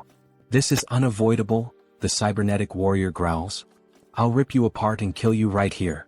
Dragging his blade across the floor, he charges at Joonsoo, swinging with lethal intent. Joonsoo narrowly dodges, but in the process he loses one of his guns. You're just gonna keep dodging forever? The enemy taunts. Fight like a man. Or better yet, like a machine. Damn, he's seriously strong. I have to be faster, Joonsoo thinks. He slashes at the enemy's midsection, but even his abdomen is made of iron. Only his eyes remain human. What a joke, the enemy laughs. What a pathetic excuse for a sword. Then, with a burst of fire from the thrusters in his feet, he lunges forward. That sword strike didn't even scratch me, bastard, he sneers, delivering a brutal kick to Joonsoo's chest. The force sends him crashing into a concrete wall, blood spraying from his mouth. His entire body is covered in mana, so swords don't work on him. Before Joonsoo can react, the enemy steps on his chest, pinning him down. What did you expect with such a weak body? The enemy scoffs. Humans are pathetic. You machine bastard. Wait. Joonsoo's eyes narrow. A mechanical body that only moves using mana? How the hell is that even possible in this world? I'm going to cut off your arms and replace them with umbrella handles, the enemy sneers. Just as he raises his blade to strike, something unexpected catches his eye. What the hell is that tiny pistol? He scoffs. Joonsoo smirks. Looking at your body, I had an idea. Are you seriously trying to shoot me? Haven't you realized yet? Ordinary bullets can't hurt me. Who said these are just ordinary bullets? Joonsoo says darkly. Black flame. He pulls the trigger. The bullet lodges itself into the enemy's body, and instantly, black flames erupt, consuming him entirely. You run on mana, Joonsoo explains. And black flame burns mana. In other words, once it touches your body, there's no way to extinguish it. The enemy's mechanical body is engulfed in unrelenting black fire, his movements growing sluggish. You really should have stopped modifying yourself at some point, Joonsoo taunts, laughing wickedly as he watches his opponent burn. RoboCop continues to burn. As he falls to his knees, Johnson bids him farewell and drives his sword straight into his eyes, leaving his lifeless body sprawled on the ground. Now there's only one step left in his plan. It's time to wipe out the entire association, he declares, laughing as he guns down every enemy in sight. Explosions erupt throughout the garden. They're just headless chickens without their executives. Run, run, there's no hope for you. The screams of his enemies are music to his ears. Suddenly, a deafening sound rings out, sending a sharp pain through his head. What the hell is this? And then he finally arrives. Eyes glowing red like a tiger's. It's really him, the president of the association. A level 4 superhuman. His gaze locks onto Joonsoo. And then, he leaps. A massive jump, like something out of a superhero movie, soaring straight up and landing right in front of Joonsoo. What the? Did he just jump from the ground to the rooftop of a 5-story building? I have never experienced such humiliation before, the president says coldly. I will take great pleasure in punishing you for interfering with the Custodians Association. He moves fast. Shit. Joonsoo tries to unsheath his sword, but before he can react, boom, he's sent flying. Had he not swapped his abilities to defensive traits in time, that single attack would have killed him. But I can't beat him if I only defend myself. Without hesitation, Joonsoo switches back to offensive traits and launches a piercing attack. The president dodges effortlessly. Interesting skills you have, he muses. But how will you handle this?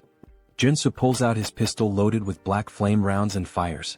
The president smirks. Oh, I like that. With a flick of his hand, a barrier materializes, blocking the attack with ease. He nullified my 2 best abilities like they were nothing. Before Joonsoo can react, the president charges in and lands a rapid barrage of punches, knocking him to the ground. He's unbelievably strong. Is that all? The president sneers. As expected. It was impossible from the start. Park Daop was born with an SR rank, his stats overwhelmingly powerful from the beginning. Meanwhile, Warrior Kim was just an NPC. A weak, low-level character. The gap between them was absurd. Is this your final battle? The president taunts. You know how I took down your subordinates? Joonsoo asks, wiping blood from his mouth. What? I took out Ebony and Viper with white phosphorus rounds. The cyborg? EMP bombs. Now tell me, what do you think I've got prepared for you? You? Prepared for me? Impossible, you idiot. No, it's not. Joonsoo's body begins to change. For a level 2 superhuman to defeat a level 4 superhuman, there's only one way. Trait activated, body mutation. Muscle mutation. His body shifts and twists into something monstrous. Warrior Kim has become a mutant once again. What? He chose to become a mutant. Joonsoo's breathing grows heavy. I won't be able to control myself for long.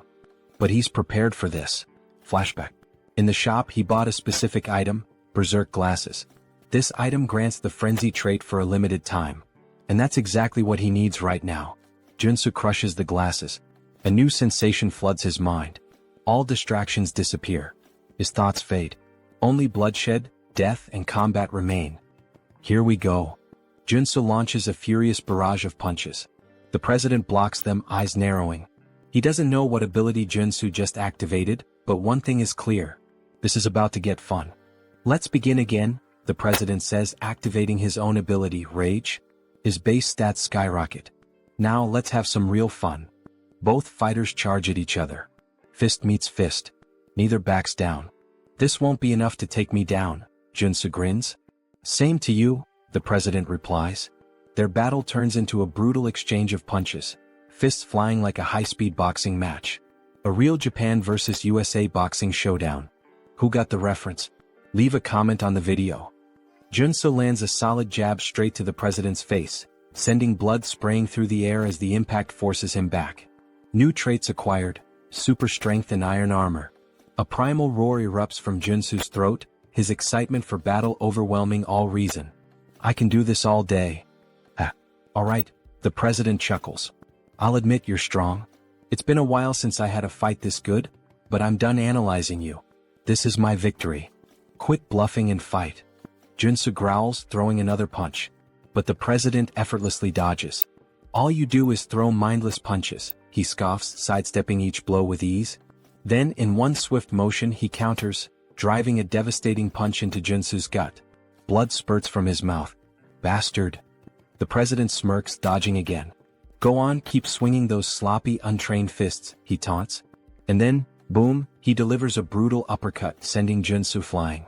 Damn it. In close combat, he has a massive advantage. The frenzy trait's effect is starting to wear off. There's no other way. I have to go all in on this next attack. Joonsoo knows he can't win a hand-to-hand fight. He begins channeling his energy, preparing to swap his traits. What kind of cheap trick are you planning now? The president sneers. You're done. He charges forward to end it, but Joonsoo grabs his wrist. Fine. I'll admit it, you're better than me in hand-to-hand combat, Joonsoo says, locking eyes with him. But as you can see, I'm not a brawler. A dangerous grin spreads across his face. I'm a swordsman, you bastard. Joonsoo channels power into his hand. And in an instant, a massive sword materializes. Before the president can react, a blinding light erupts point blank, piercing straight through his heart.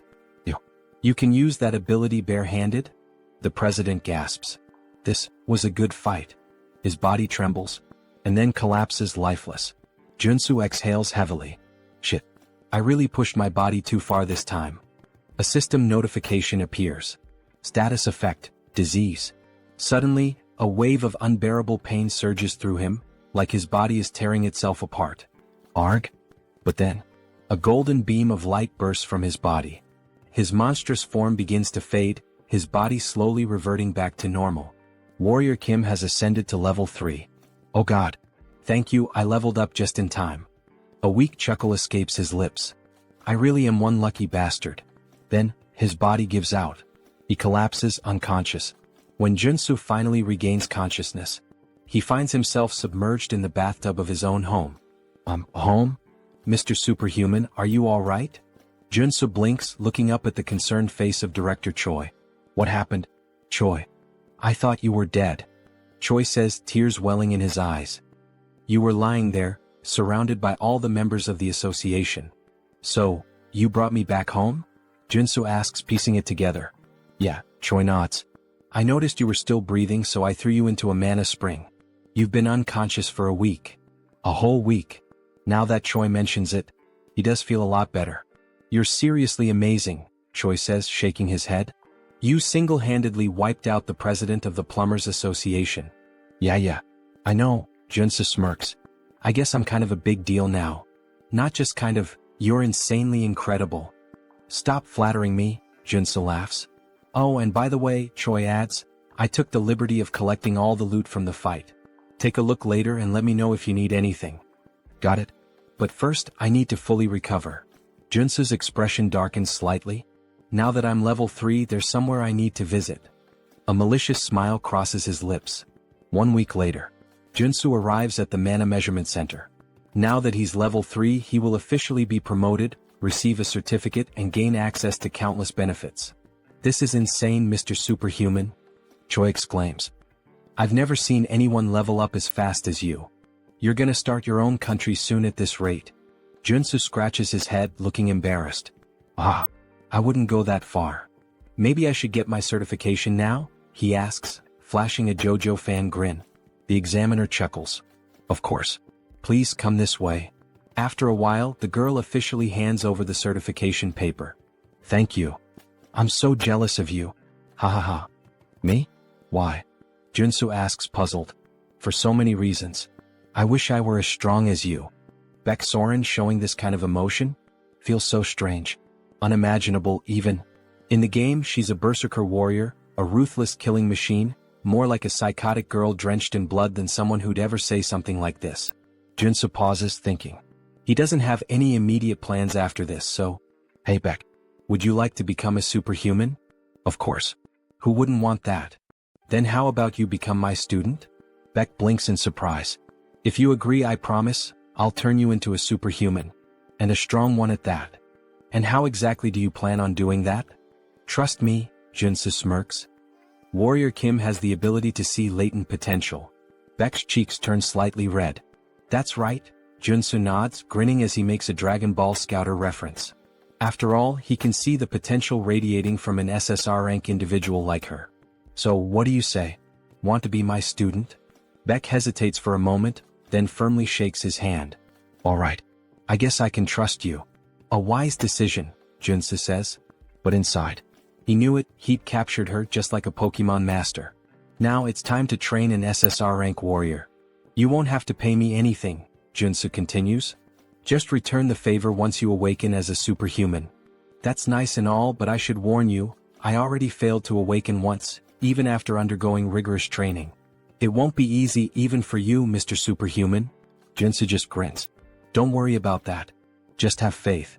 Because he already knows what will trigger her awakening. He's seen her story unfold in the game. Beck Soren's unique awakening. Star Killer of the Heavens. A trait that signifies an embodiment of pure bloodlust, a force that stains the world red. Berserker Level 1 Trait Effect. Combat Experience plus 1000%. While this trait dramatically increases the experience gained in battle, it comes with dangerous side effects. It risks corrupting her mind, turning her into a bloodthirsty psycho-killer obsessed with combat. Her awakening event perfectly matches her unique trait. You'll need to prepare yourself, Joonsoo warns. Prepare? I'll need a lot of money? I don't make much in this job, Beck jokes, making a quiet hand gesture. No, Joonsoo shakes his head. You'll need something far more important than money, mental fortitude. Beck tilts her head, confused. But before she can ask more, "Excuse me, Mr. Kim," a staff member interrupts. "You've been invited to a meeting. Would you follow me to the 5th floor lounge?" Joonsoo's eyes narrow. An invitation to the 5th floor? That's strange. As he and Beck step into the elevator, a realization dawns on him. In this tower, superhumans are divided by their power levels. He's being summoned to the 5th floor. That means a level 5 superhuman invited him. Who could it be? As the doors slide open. "Professor? Wait, it's really you?" A familiar voice greets him. Seo Woojin, a level 5 superhuman. "Congratulations on earning your level 3 certification," Woojin says warmly. "I'm so happy to see you here." "I'm happy to see you too," Joonsoo replies. But inside he's assessing him. Despite his natural-born talent and wealthy family, Woojin reaching level 5 this quickly is still surprising. "He's already surpassed me. Also," Woojin continues, "I'd like you to have this." He hands Joonsoo a small ornate box. "A gift? You didn't have to." Inside, Joonsoo sees the item description. Item acquired, Mana Focus Crystal. A rare artifact that enhances mana control and efficiency. Perfect for Warrior Kim. A warrior who relies on mana. For a split second, Joonsoo almost drools at the thought. But instead, he clears his throat and coolly says, I shouldn't refuse a friend's gift, right? Thanks, Woojin. Use it well, Woojin nods. But then Woojin's expression turns serious. "Mr. Warrior," he says, "there's another reason I called you here." Joonsoo raises an eyebrow. "A favor?" "Yes," Woojin nods. Joonsoo leans in slightly. "Why do you suddenly look so serious? Could you help some of my friends who are also suffering from divine fever just like you helped me? They contracted it as well?" "Yes. The 4 of them have been dealing with this since childhood. They were blessed alongside me. For people suffering from divine fever, huh? Wait a second. Is he talking about those characters? If so, then this is the perfect opportunity to make things a lot easier." "Of course," Joonsoo nods, radiating an angelic aura. "I could never refuse to help those in need. Thank you so much, Sir Warrior, for your generosity. But before we begin the treatment, I'd like to meet them first." "Of course. I'll arrange a meeting right away." Later that day, Woojin's estate. "Here they are, Professor." As expected, Joonsoo was right. These 4, they're the supporting characters meant to assist Paladin Seo Woojin. They're all children from wealthy families, essentially kidnapped and forcibly baptized under the orders of the Old Father. Joonsoo folds his arms and cuts straight to the point. "Let's be clear, you were all forced into this baptism without consent, right?" "Yes, that's correct." "Is it really possible to cure this?" One of them hesitates. "My treatment is painful," Joonsoo warns. "But if you endure it, you'll awaken, just like Woojin did. If you follow every single one of my steps, you will succeed. Do you have what it takes to withstand it?" For a moment, the 4 hesitate. Then, in unison, "We'll do whatever it takes. Please help us." Joonsoo smirks. Spreading massive black angel wings, he declares, "Then let's begin." 1 week later, all 4 of them awakened. We actually did it. Just as Joonsoo had predicted, their innate talent ensured a smooth awakening. "Professor, thank you so much." The 4 students burst into tears, overcome with gratitude. Joonsoo nods, satisfied. "You endured my method, that credit belongs to you. Well done, students." Just then their parents enter the room. "Professor, we can't thank you enough. You've freed our children from this curse. As a token of our appreciation, though it's not much, we hope you'll accept these gifts." A mountain of presents is placed before him. Joonsoo waves his hands modestly. "You didn't need to do this. Their success was thanks to their natural talent." But inside, he's grinning ear to ear. This order only favors rich families, which means I can milk this system for all it's worth. For a brief moment, he makes one of the funniest faces seen in this entire manhwa. Lately, his luck has been insane, like he's been rolling SSR pulls in a gacha game. Now then, let's see what I got. Rewards obtained. Extreme speed trait. Steel-plated boots. Detection trait. Helmet. Fury trait battle axe. Acropolis trait shield. Nectar, a rare consumable item. All of them are valuable. All of them perfectly suit his needs. We selected these gifts together, one of the parents says. We hope you like them. Joonsoo smiles. You have my sincerest gratitude for these rewards. But now, it's time for his real reward. You mentioned you wanted to talk to me for a moment, right? Yes, one of the parents nods. I have a favor to ask of you. A favor? Joonsoo tilts his head. Yes. I represent the Galaxy Shopping Mall. Joonsoo raises an eyebrow. All right. How can I help the savior of my son?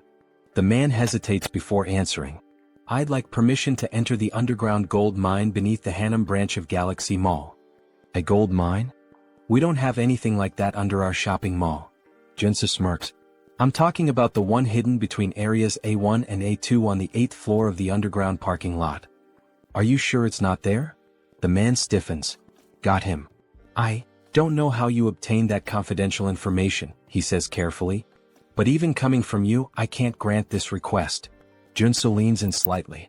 I promise you this, I won't speak a single word about what I see down there. Just for one day. That's all I ask. The man stays silent. Joonsoo smiles knowingly. All I'm asking is to keep your little secret, a secret. The next day, Joonsoo walks alongside the girl he promised to help. After smashing through the wall, she stares in disbelief. I can't believe there was actually a hidden space inside this shopping mall. See? Told you, Joonsoo grins. This is the place where you'll awaken. You have no idea how hard I worked to get us here. But, are we really going to train in a dirty place like this? She asks, wrinkling her nose. Of course, Joonsoo assures her, stretching out a hand. I promise, it'll be fun. Characters with the trait star that kills the sky can't be awakened through traditional methods. They have to be pushed to the absolute limit, forced into a life or death situation. This dungeon hasn't been discovered by the world yet. But this is the exact place where Baek Soren awakens in the future. Sir Warrior, this place is so dark, and it smells weird. Her voice trembles and she grips her arms tightly. Joonsoo can tell she's afraid. Then, a zombie suddenly lunges at her. She barely dodges in time, but the impact sends her glasses flying to the ground. Warrior. Please help, she cries out. Joonsoo tosses a sword to the ground. The training has begun. Excuse me, what? Kill that zombie yourself. What? Fight for your life. That's what I'm telling you. This is the only way for Miss Soren to awaken. What kind of nonsense is that? The zombie lunges again. Get away from me, you monster. Soren swings instinctively, and in a single devastating slash, she cleaves the zombie in half. Joonsoo's eyes widen. What the fuck? How is that even possible? That was just a single strike, and it had that much power? Baek Soren. Maybe she has even more talent than I expected. As she stands there, sword trembling in her grip, a red aura begins to radiate from her body. Wow, very well, you started off strong. You're so cruel. You can't just tell me to fight without any warning. Soren shouts. But you went all out, didn't you? Yeah, but... Soren hesitates, a sad look in her eyes. As expected from one of the top 3 warriors in the game, even without awakening, she fought like a character with the sky-destroying star trait. The moment she entered battle, it was as if she became a completely different person. You really think I have to fight for myself? Yes, but don't worry, I won't let you die. At least not yet. That doesn't sound reassuring at all, haha. Let's just keep going. She continues cutting down zombies. You mentioned taking a few superhuman classes before. Did you learn any sword techniques? Nope. I've never even held a sword before, nor learned any techniques. But you said I had a certain talent, right? She says proudly. Then there was that instructor who had to use every possible method just to acquire a single trait. Isn't that way too overpowered?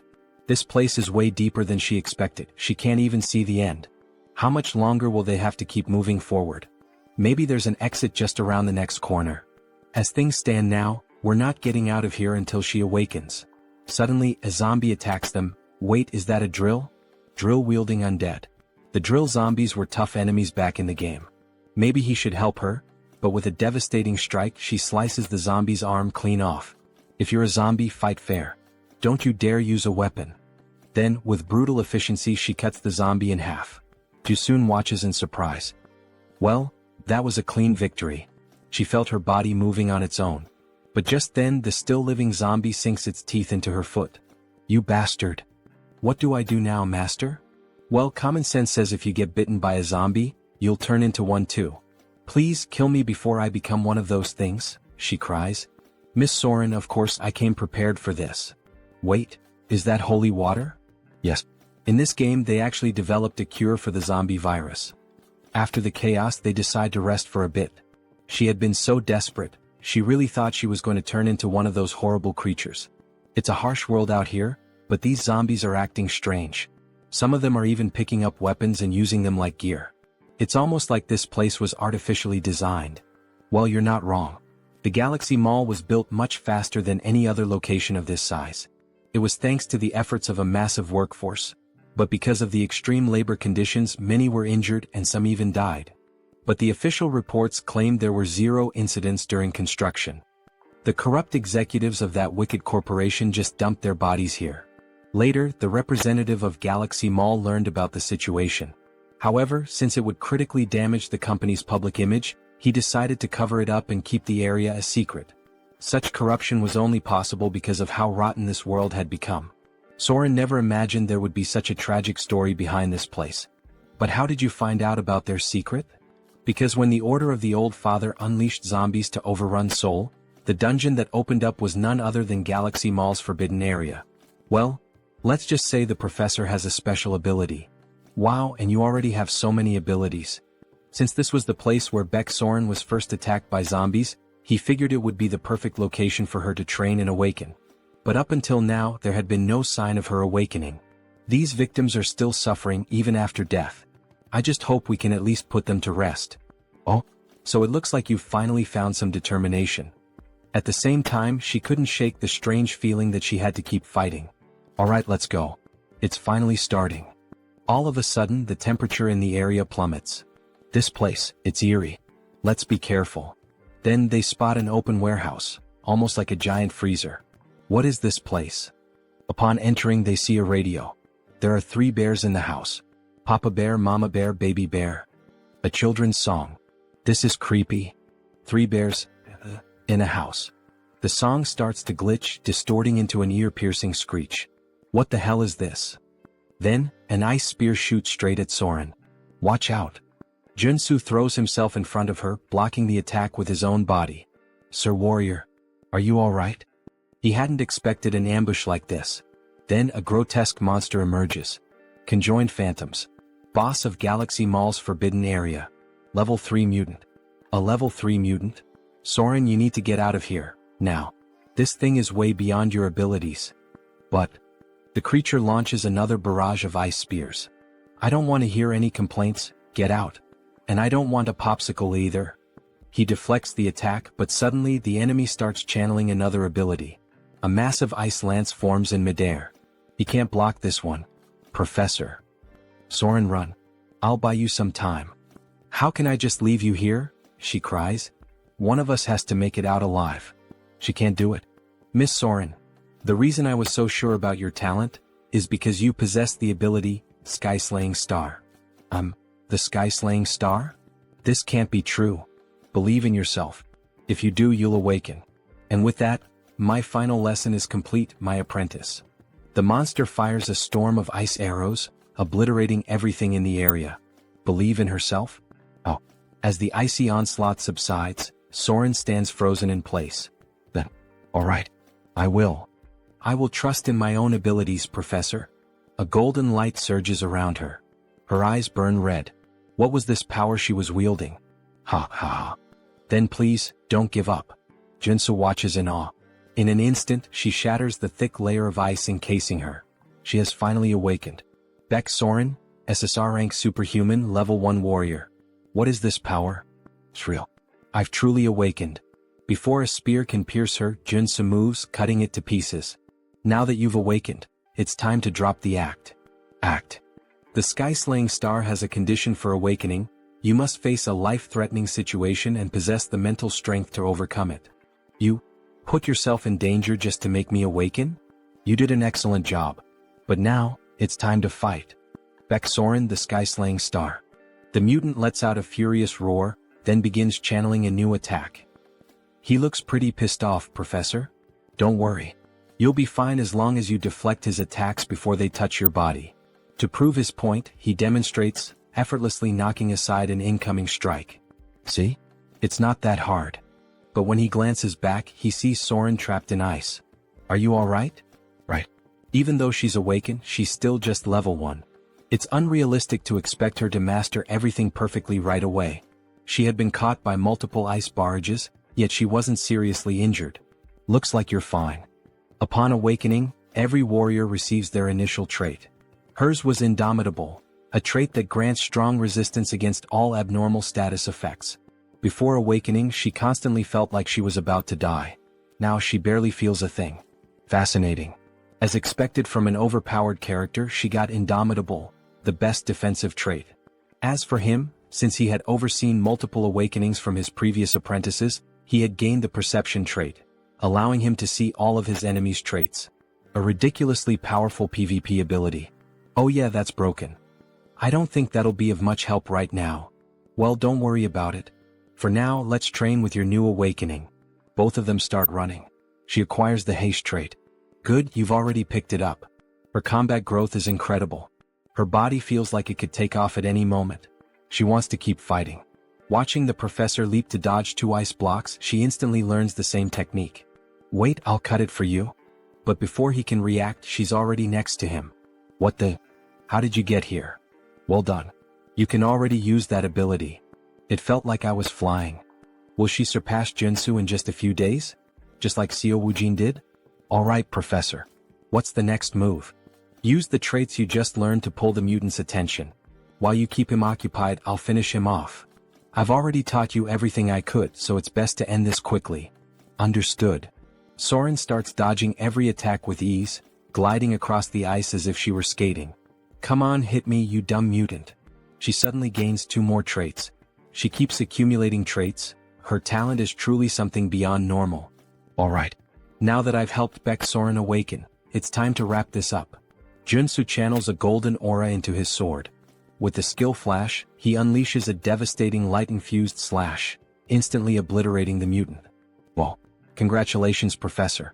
That was amazing. Nah, that was nothing. Then a phone appears on the ground.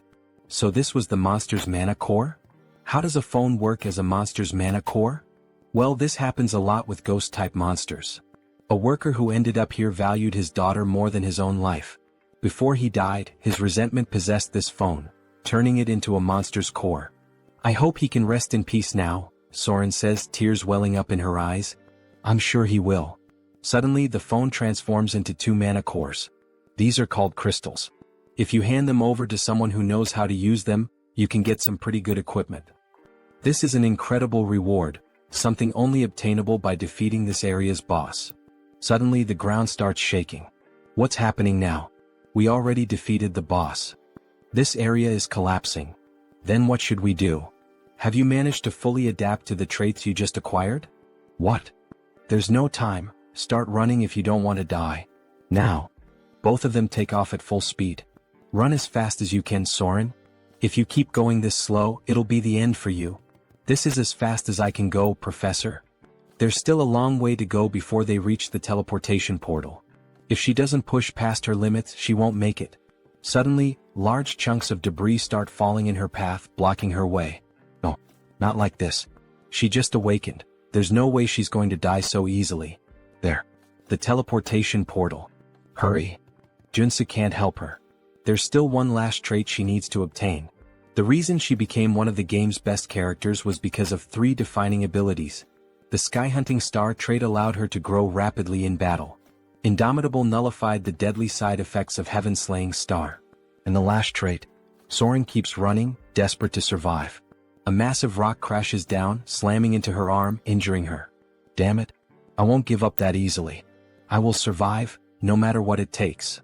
She pushes forward. Here I go again. Trait unlocked, Runaway Train. Ignoring the pain, she dashes forward, barreling past the obstacles in her path. Joonsoo loses sight of her. Did she fail? Then out of nowhere she bursts through the rubble, grabbing onto him. Let's get the hell out of here, now? Whoa, damn, something big is pressing up against me, haha. Just as they leap through, the portal shuts behind them. Trait unlocked, narrow escape. Grants a second chance at life when facing certain death. The next moment, they reappear in the middle of the city, still clinging to each other.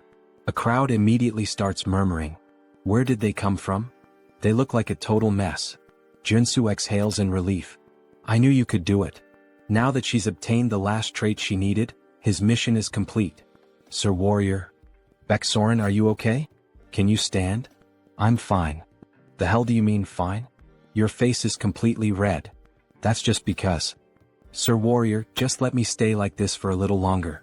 Could you hold me a bit more?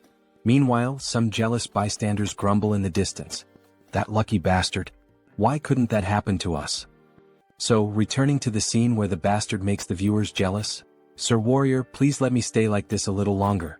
Could you hold me just a bit more? She says with an angelic and timid face. He has to fix her clothes for a moment, and in the process, we witness something truly beautiful. Alright, done. Thank you, Sir Warrior. You're welcome, Joonsoo replies, his face flushed. That surprised me. It was close, but we made it out. Yes, we did. That smile on her face after awakening. It's definitely a sign that she will be different from the game. Perhaps it's because she awakened in a way that diverged from the original story, where she had survived after an endless massacre.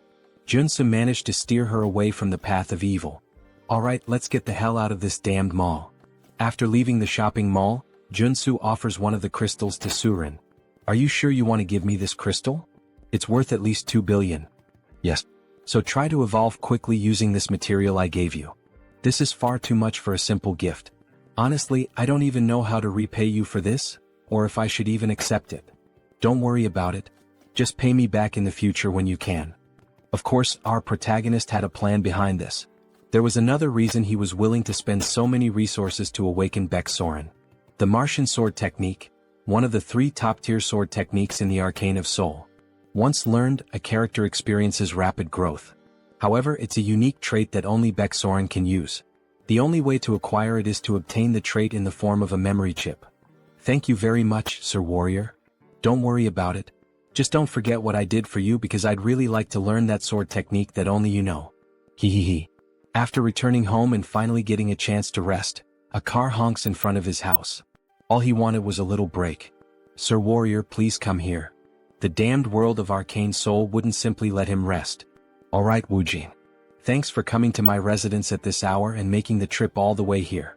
I'm so happy to finally be able to repay you for healing all of Woojin's friends. I would have preferred if he hadn't come now. We miraculously managed to schedule a meeting with the Armor Meister. I'm beyond excited. There's no devil in existence that could stop me from attending this event if he is the one we're meeting. In this world, good items belong to those with good skills. The master craftsman we contacted this time is incredibly busy, but he can forge level 7 armor. Level 7? Alright, let's go now. Moments later, they arrive at the entrance of a grand house, with several guards stationed outside. Are you serious? What a fine house for such a fine craftsman. Woojin, do you have any idea what religion this artisan follows? Religion? Why are you asking something like that all of a sudden? I see, so you don't know. Of course he wouldn't. Considering all the suffering he endured because of the Order of the Ancient Fathers, it made sense. This is the home of an artisan devoted to the Order of the Old Father, Joonsoo. Joonsoo is a devout believer firmly committed to his faith. In the future, he will stand at the forefront of the war artisans of the Order. Joonsoo, the Artisan of Death, mid-boss of Episode 3. I already refused to be baptized, yet he's still willing to craft armor for me? What does he want from me? Stop. Extend your hand for identification. Identification. Show me your black flame. Grabbing the protagonist's hand roughly, what the hell is with this guy? Here it is. He then releases a powerful surge of black flames. Are you satisfied now? Yet the guard doesn't seem pleased. What is the meaning of this? Let go of his hand. We are visitors with a reservation to see the artisan. Stop. Who said you could treat my guest this way? The master artisan, Joonsoo. Level 6 superhuman. Sir. My apologies for the intrusion. Refusing baptism and awakening the black flame. You are indeed an honored guest. And this is how you treat me? Please forgive me. The light and the savior recognized by the saint. What? The light and the savior recognized by the saint. What the hell does that nonsense even mean? Alright, now come inside. Let's start discussing what kind of equipment you're looking for. Alright. A plate armor of this style is my specialty. Since it's a request from the saint, I can craft it in this design if you'd like. Before them stands a medieval suit of armor, reminiscent of the Templars. Joonsoo scans the area, searching carefully, until he finally finds something that catches his interest. Alright, I've decided. I'd like this outfit. Its appearance resembles a military uniform. Seriously? You want that kind of clothing? Yeah, I love its style. This is ridiculous. Infusing magic into that type of armor is incredibly difficult. We won't be able to create a holy armor with it. He doesn't need holy armor, the artisan remarks. I just need to infuse it with the magic of giant and extreme. Judging by his reaction, Joonsoo can already tell what the order is trying to do, push him toward holy armor. Also known as paladin's armor, it grants an absurd amount of attributes to tank-type users. However, in order to wield it properly, the user needs immense divine power. To increase his divine power, he would have to join a religion. The artisan sighs in frustration. So he's choosing the worst option instead of the best one. But fine. The customer makes the final decision. They're pretending to offer me something good while trying to trap me in their religion. Then I'll be expecting great work from you, Master Artisan Joonsoo, Joonsoo says with a grin, shaking the artisan's hand. After a long discussion, they finally leave the house. Woojin hesitates, then asks, "Are you sure that was the right decision? Not choosing the holy armor?" Joonsoo shrugs. "Nope. I just like the other one more." Meanwhile, the guard from earlier continues watching Joonsoo strangely. "I can only imbue a few traits into this type of armor," the warrior comments. "Are you really going to make it the way he asked? So, you want me to defy the saint's order? She said that man is the light and the savior of our order." The warrior cannot believe the saint's words. No matter how many times he thinks about it, there's no way Joonsoo is the Messiah. He'll have to confirm it with his own eyes. 1 week later, Joonsoo is back at the shopping district. "Sir Superhuman, you really shouldn't be downing mandrake elixirs all at once like that. You glutton." "Thanks, but I'm fine." "Are you sure?" "Of course. I got the treatment I needed." A notification flashes. "New trait obtained, energetic. Thanks a lot for giving me these elixirs for free." "Don't worry about it. It's thanks to you that our market was saved. Now we're flooded with customers every day. Consider this my way of saying thanks." "So that's why there are so many people here today? Looks like business is really thriving." "That's great." "Hello, Superhuman," a man says, lowering his head in respect. "Hey, you're that guy from the Iron Fist gang? It's a pleasure to see you again," Joonsoo says, laughing loudly as he slaps the poor guy on the back. How have you been, sir? Could I kindly request a few minutes of your time?" "For what?" "Our boss wants to see you for a bit. There are too many eyes around." "Let's move somewhere else," Joonsoo says. "Understood." They get into a car and drive onto the road. "We've prepared a high-quality bulletproof car for you, sir. Do you like it?" "Not bad." A sign reveals their destination, Miram. Something feels off. Has the Iron Fist gang always used Miram as their meeting spot? If Joonsoo remembers correctly, that place is nothing but a slum filled with human garbage, the worst kind of murderers and degenerates. The car runs out of gas, forcing them to stop at a gas station. Of course. Wait, this place is Miram gas station. Joonsoo turns back, only to see the driver grinning. "Alright then, have a nice rest here, sir." With a murderous gleam in his eyes, the driver grips a detonator. "Seriously? He's trying to set me up?" Joonsoo glances at the car. Several C4 explosives are planted inside. "Shit. I walked right into a trap. Hey buddy, do I look like an idiot to you? Who do you think you're messing with?" "Excuse me? What the hell are you even saying?" Joonsoo suddenly kicks the car door open and swiftly jumps out. "Stay in the car, you idiot, with all those bombs you set up. Go ahead, stay inside forever." Then Joonsoo throws a grenade. The driver screams in panic as the car erupts into a massive explosion. Joonsoo dashes forward, activating his abilities, speed and breakthrough. But something is off. That explosion was way too powerful for just a single grenade. There was no way it should have caused that level of destruction. As expected, that guy was a traitor. The bulletproof luxury car speeds toward Miram and ultimately the gas station. That lingering sense of déjà vu, there was a reason for it. A flashback begins. We see Iron Fist's boss lying on the ground. Then it becomes clear, Joonsoo knew this would happen because all of these events had already played out in the game's story when Iron Fist Kim was betrayed by his own men. He doesn't know exactly why, but this time the traitors of the Iron Fist gang have chosen him as their target. Suddenly, a hail of gunfire rains down on his location. One of the men shouts, "That's him. The guy on the most wanted list. Ah. If we take him down, we'll get that billion-dollar bounty." Excitement spreads through the group as they ready their weapons. Guns, knives, and eerie grins. Of course this wouldn't end with just that bomb-filled car, Joonsoo thinks, dodging the storm of bullets. The gunmen keep firing relentlessly. Joonsoo ducks behind a car for cover. Damn it, there are too many of them. He knows the vehicle won't protect him for long. With no other choice, he activates his leap ability, launching himself onto a nearby building. They probably didn't expect this. I should be safe up here. But the reprieve is short-lived. There he is, on the rooftop. "Shoot him down," one of them yells. Damn it, they caught on fast. Joonsoo grits his teeth, raising his mana shield just in time to block another volley of bullets. They're not even enhanced. How the hell are they reacting so quickly? What's wrong with these bastards? Then their leader shouts, "Everyone aim for the center of the shield. Fire all at once. Let's end this now." A synchronized barrage slams into his barrier. The sheer force causes it to crack, leaving Joonsoo momentarily stunned. What the hell? How do they have this kind of precision? He instinctively takes a step back, just as a bullet grazes his arm. He clenches his teeth. He had underestimated them. He really didn't want to use these, especially since he had just bought them, but at this rate he had no choice. Reaching into his jacket, he pulls out a handful of odd-shaped grenades. "Here, have some gifts, you bastards." The grenades slowly fall near the enemies, releasing smoke. They begin coughing. What the hell is this smoke? Wait, these are tear gas grenades. Damn it, I can't see him. We can't let him escape. We need to kill him to get the antidote. Who do you think you're chasing if you're not even superhuman? Joonsoo mocks them. Well, anyway, it's time to say goodbye to the failures. Time to get the hell out of here. As he runs between the buildings, he finally manages to lose them. Finally, a group of thugs showing focus almost like superhumans, huh? Joonsoo thinks. There's only one way that could happen, the damn combat drugs. They have serious, harmful side effects, but they can temporarily enhance combat abilities. That's probably how they almost trapped me for a while. Considering they mentioned something about an antidote, Joonsoo is sure that's what they're after.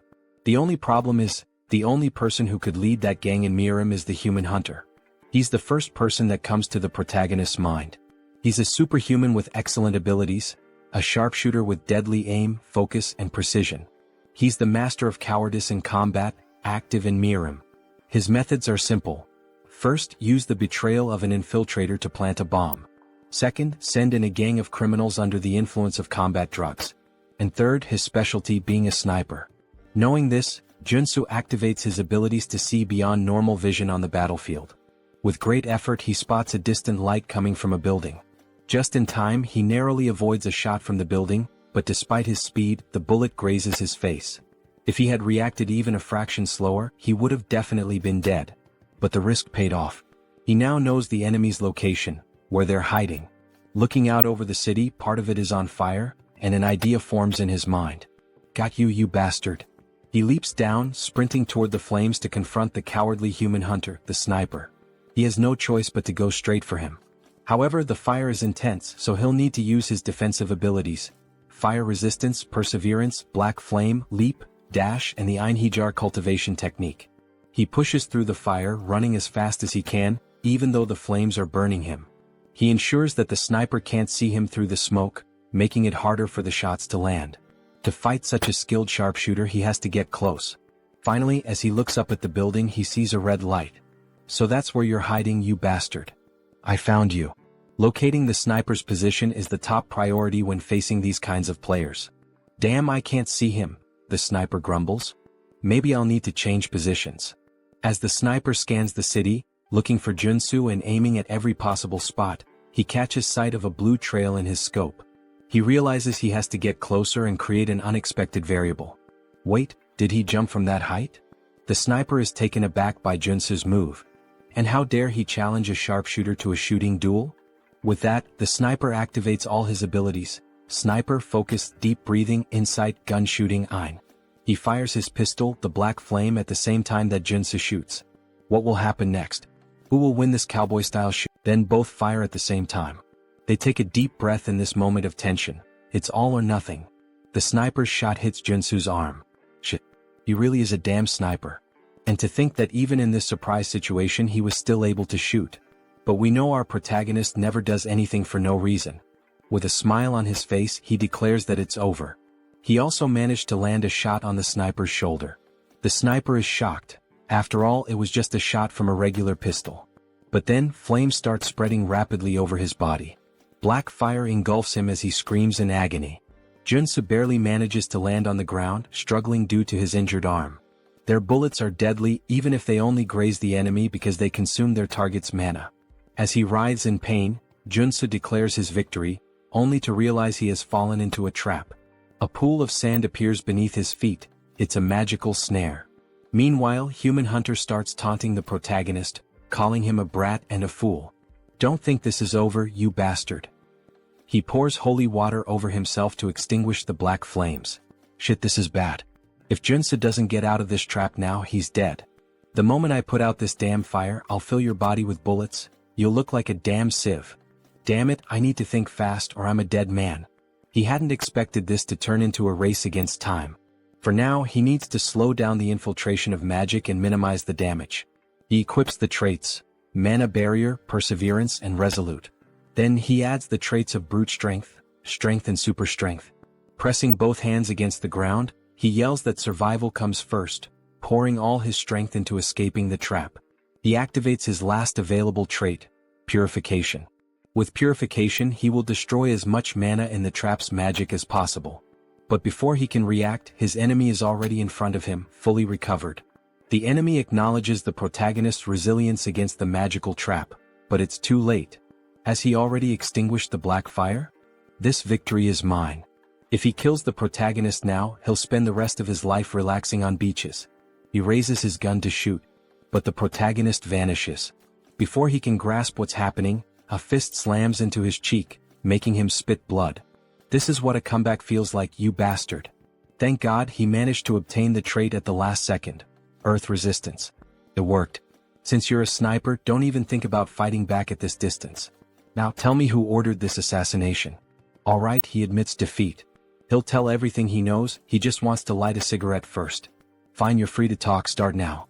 As he lights a cigar, the protagonist already finds it suspicious. His expression shifts as if he knows exactly what's happening. So, do you enjoy the taste of that cigar? Of course he does, without a doubt he loves it. His mouth changes shape. Because it tastes like my sweet victory. He looks like a zombie now. Just as he is about to attack Joonsoo, a sudden gunshot rings out, and a hole appears in the Human Hunter's chest. So, you knew what was going on. Of course he did.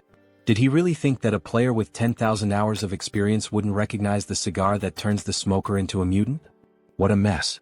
In the end he had to put him down. That was unexpected and bizarre. The hunter was always a cunning bastard, but in the game he usually surrendered after admitting defeat. This time though he chose to fight to the very end, transforming into a mutant? Maybe he had a hidden motive.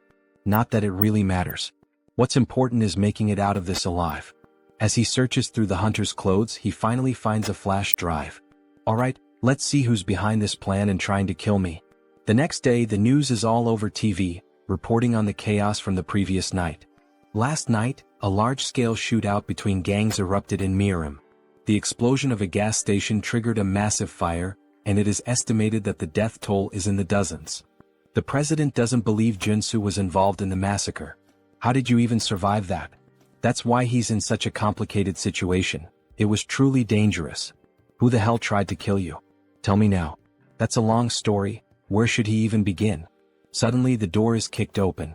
The president of the Iron Fist gang steps in and throws a body onto the floor. Both the president and Joonsoo are taken aback by his sudden arrival.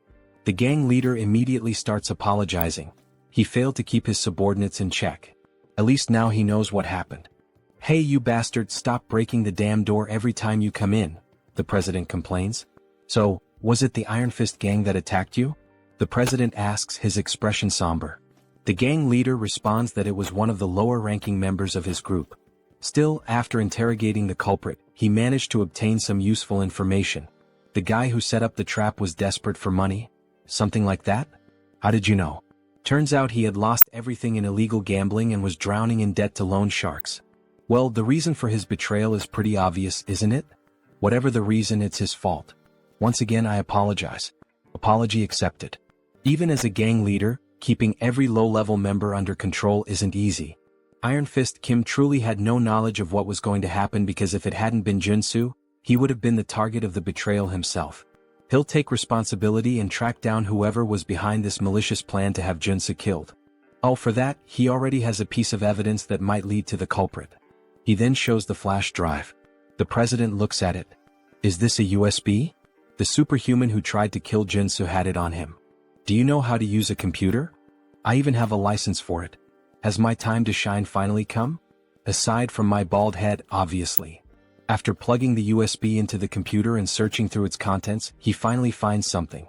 Alright, this guy was a big deal. He killed at least 20 superhumans. He's a psychopath. Well, his name was Human Hunter, so that makes sense. Forget all that, let's get to what really matters. Let's check his most recent job requests. Alright. His latest request. Let's see. This was the last one he received about 5 days ago. The bounty was 20 billion? The president is shocked. 20 billion? Even the protagonist is stunned by the absurd amount. Maybe it would be worth turning himself in just to collect the reward. Who the hell could afford to offer that kind of money? The client was someone from the Ascendant Group? Someone from a major corporation? This person right here was the one who made the request. As soon as the name appears on the screen, Joonsoo recognizes it. Son of a bitch. So it was that bastard. The paladin who had gripped his hand tightly and questioned him. Things just got complicated. So it was that bastard. He's the paladin Joonsoo saw at Juchul's house. Why the hell is that rich kid trying to kill him? Maybe he has a suspicion. Can you pull up the Ascendant Security family tree? Sure, just a minute. Here it is. Just as he suspected. Now he can finally piece together what's going on. Ascendant Security, a private military company under the Ascendant Group, one of the top 5 corporations in Arcane Seoul. Lee Jaeol, the eldest son of Ascendant Security, was originally first in line for succession. However, after receiving the baptism of the order from his old man and becoming a paladin, he was pushed to the very bottom of the inheritance line. Now the only path left for him is to succeed as a paladin. But the Saintess has been obsessed with Joonsoo, calling him the light, the savior. Maybe it's just jealousy. Maybe he's furious that he lost the Saintess' attention and is taking revenge. Watching Joonsoo surpass the baptism and rise to prominence must have driven him mad. Mad enough to order an assassination. The president is outraged. What? To think he would target you just because of his own inferiority? He needs to be taught a lesson, he shouts, furious. But how? The opponent isn't just some heir to a small company. He belongs to a family that owns a major corporation. One wrong move, and the entire company will come after them until nothing is left. That doesn't mean they should just sit back and take it. Yeah, you're right, Joonsoo says, smirking. I have an idea. The president was already expecting that answer. With an almost theatrical reaction, he exclaims, I knew you were plotting something. If we have to take down a big name, let's start by focusing on our expansion. Hours later, Seo Woojin is shouting. That damn bastard. How dare he try to assassinate the Lord Warrior? He slams his fist on the table, shattering it. Joonsoo sighs. Relax. I'm still alive. Woojin looks at him with concern. You're not hurt, are you? Dear viewers, I'm starting to think he has something different about our protagonist, haha. Back to the Manhwa. The other two stare at the destroyed table, stunned. Nothing could be better than having Woojin on their side. He's not just insanely rich, he's also a level 5 superhuman. He won't let this slide. An eye for an eye, as they say. We should hire an assassin to do the same to him. I can't even begin to imagine how much it would cost to put a hit on the eldest son of Ascendant Security, but... Don't worry, Joonsoo interrupts. I have an idea. What kind of idea? I'm going to challenge Lee Jaeol to an official duel. A duel? Woojin questions, clearly alarmed. The other two are equally shocked. This can't be avoided. If he lets him go free, he'll just keep hiring stronger and stronger assassins to try and kill him. But that guy is a coward, he'll probably just hire someone strong to fight in his place. Either way, this world is full of unfair advantages. If he wins the duel, he'll receive a formal apology and proper compensation. Right now, this seems like the most realistic solution, analyzes the gang leader. Joonsoo won't be able to fight him on equal footing, so he'll have to rely on the duel.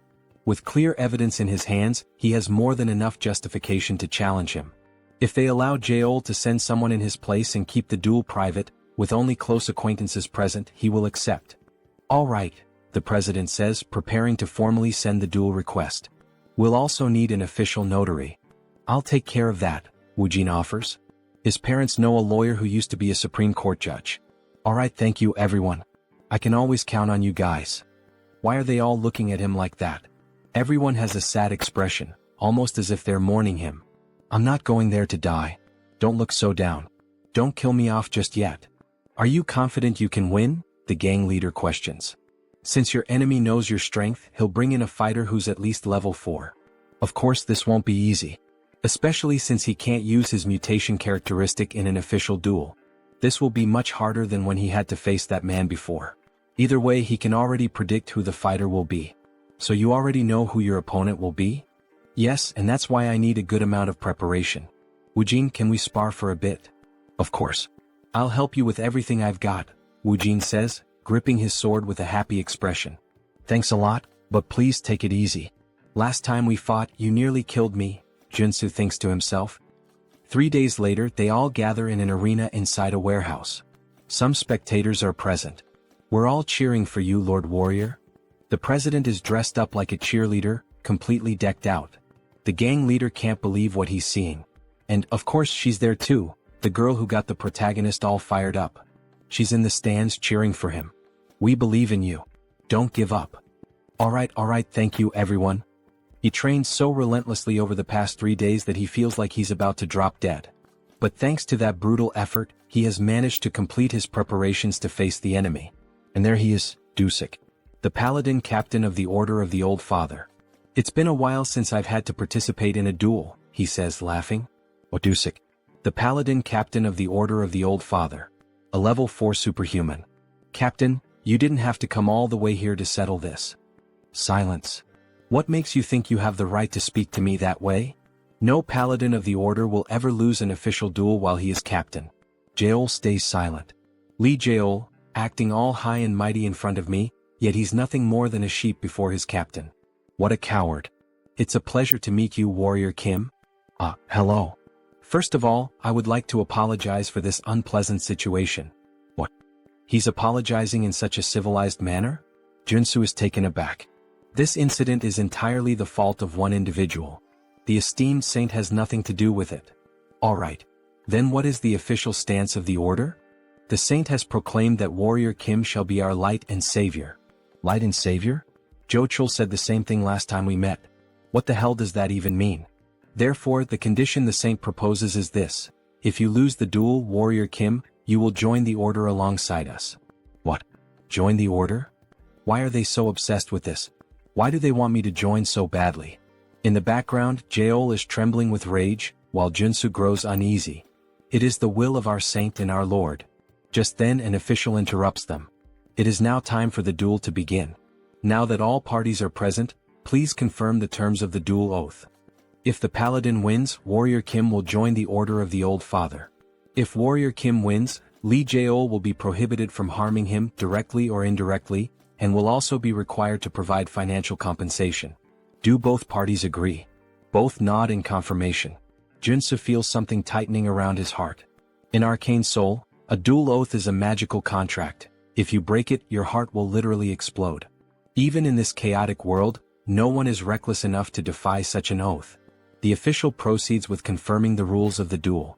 This duel will follow the standard international regulations set by the Superhuman Federation. All personal superpowers and weapons are allowed. However, all consumable items must be crafted on site. Dusik is already prepared, but before proceeding, Joonsoo requests time to craft his items. Understood. The time limit is 10 minutes per item. He grips 3 potions in his hand. He's practically an alchemist with how he formulates, crafts, and modifies substances. These elixirs are specifically designed to counter paladins. Elixir of Steel Body, Elixir of Flash, and Elixir of Arcane Dragon. Are these correct? Yes. I will now consume all 3 elixirs. Doping is essential in PvP. He drinks all 3 at once. Now that both sides have completed their preparations, The duel is about to begin. 10-9-8-7. Both warriors stand face to face in the arena. Warrior Kim, it is a great honor and privilege to have you join our order. Why not reconsider and join us voluntarily? Just start the fight. Alright, we tried. If you refuse salvation, then so be it. Dusik raises his hammer. It's like watching Thor himself. But there's no need to worry too much. After all, he can't kill Joonsoo. He needs him to join the order. Then suddenly his entire body radiates an overwhelming aura, filling the arena. He looks like a Greek god, just like Thor. Meanwhile, our protagonist remains still, gripping his sword, a mere blade in the face of such power. The mana surrounding Dusik is incredible. He is clearly on an entirely different level. No matter how much Joonsoo has prepared, he cannot win unless he is willing to risk his life. 3-2-1-0. The paladin charges forward like a berserker. Then he vanishes. The only thing left in the arena is a trail of destruction carved into the ground. Joonsoo frantically searches for him. Where did he go? Wait, no. He didn't just disappear. He activated his haste ability. A moment later, Dusik reappears, right behind Joonsoo, hammer in hand. Warrior Kim, you shall ascend and become a god. As he prepares to bring the hammer down. Wait, say that again. I will become a god. Then Dusik strikes Joonsoo, causing a massive explosion of aura that lights up the battlefield as if two nuclear forces were clashing. Kim's friends watch from a distance. What the hell is that? He's insanely strong, comments the president. Did it really end in just one hit? Woo Jin questions with a worried look, while the gang leader stands there, speechless at such a display of power. However, our girl manages to see what really happened. Look right there. As the smoke clears, the two warriors stand face to face, Kim with his mana barrier raised and Dusik holding a hammer and shield. Becoming a god. Is that what he said? What kind of nonsense is that? Dusik is intrigued. So this kid actually managed to avoid his attack. As expected, he used his sprinting ability right from the start. It's a high-level trait for surprise attacks, but if the opponent is already aware of it, there's no reason not to block it. Then he quickly equipped all his defensive traits, area shield, mana defense, protect, interior cultivation technique, and mana heart. Yet, even using all of them together, that ability of his was still enough to shatter his triple-layered shield. Congratulations, Warrior Kim. For a level 3 warrior to block his surprise attack. Now he understands why the saint values him so much. Stop talking nonsense and explain. First, he calls me light and savior and now a god? Explain it better. It's exactly as it sounds. You, Sir Warrior Kim, are the hope of our order and the one who will save us from the coming judgment day. Joonsoo can't understand what he's saying. The hope of the old father's order? Now that he thinks about it, the god they serve is dead. In the game's story, a few years later as the plot progresses, the saint performs a revival ritual for her god, triggering a boss battle in the middle of Seoul. A massive octopus appears, wreaking havoc on the city, and it must be stopped. So wait, if they keep mentioning this over and over, does that mean that by savior, they're actually referring to the vessel of God? Yes, exactly, Dusik confirms with a malicious look. A noble sacrifice and sacred devotion. These insane bastards. So in the end, they've just been planning to sacrifice Warrior Kim this entire time? He had actually thought there might be some genuine purpose behind all of this. Your body and soul will become part of the old father and his avatar. Because you will lose this duel, and join our order. Dusik shouts, radiating pure hostility and arrogance. Yeah, go to hell, you bastard. He then charges forward, quickly activating his sprinting trait and striking at Dusik with his sword. However, he isn't fast enough. Dusik easily blocks the attack with his shield. But even so, he is sent flying backward from the sheer force of the blow, eyes wide with shock. What kind of power is this? Then we see the new traits of our protagonist: strike, rush, endurance, strength, super strength, perseverance. Confusing, isn't it? Of course it is. He has swapped out all his traits for those suited to an offensive warrior. Right now he is fully optimized for battle. He lunges at Dusik again, this time fully engaging in the fight. He unleashes a series of swordsman strikes, attacking relentlessly with every warrior trait at his disposal to keep Dusik on the defensive. Then, in an instant, he switches traits again: mountain-breaking swordsmanship, smashing strike. With this, he delivers a relentless barrage of consecutive attacks, putting Dusik under immense pressure. Ah, your swordsmanship is quite the challenge, isn't it? Alright, this is the chance. Now that Dusik is completely focused on defense, Kim grabs the axe he had equipped and quickly switches his traits once again. Strength, super strength, endurance, strike. Dusik is distracted. Taking advantage of the opening, Kim swings the axe and lands a solid hit on Dusik's left rib, cutting through his skin and drawing blood, forcing him to step back. Finally, things are starting to get interesting, aren't they? He says with a laugh. It's working. The 3 days of preparation weren't in vain, Kim thinks to himself. A flashback begins. The reason he trained with Siu Woojin wasn't just to acquire the right traits for this duel, but also to learn how to switch them instinctively in a fraction of a second. We see him training, shifting his traits while attacking Woojin, and when Woojin counterattacks, Kim immediately switches to defensive traits to absorb the hit. Back to the fight. When facing superhumans far stronger than him, he must use defensive traits at the right moment. Just like now, as he swiftly switches to defense to block Dusik's hammer strike. However, the strike is too powerful, shattering the shield and forcing Kim to step back slightly. But within a second he switches his traits once again. Use offensive warrior traits when executing a surprise attack. He dashes forward, aiming another strike at Dusik, who manages to block it. Use other warrior traits when unleashing multiple attacks to keep up the pressure. Dusik struggles to keep up, forced entirely onto the defensive. This is the perfect opportunity. Wielding both his axe and sword, Kim activates his berserker traits, taking full advantage of the opening to push forward.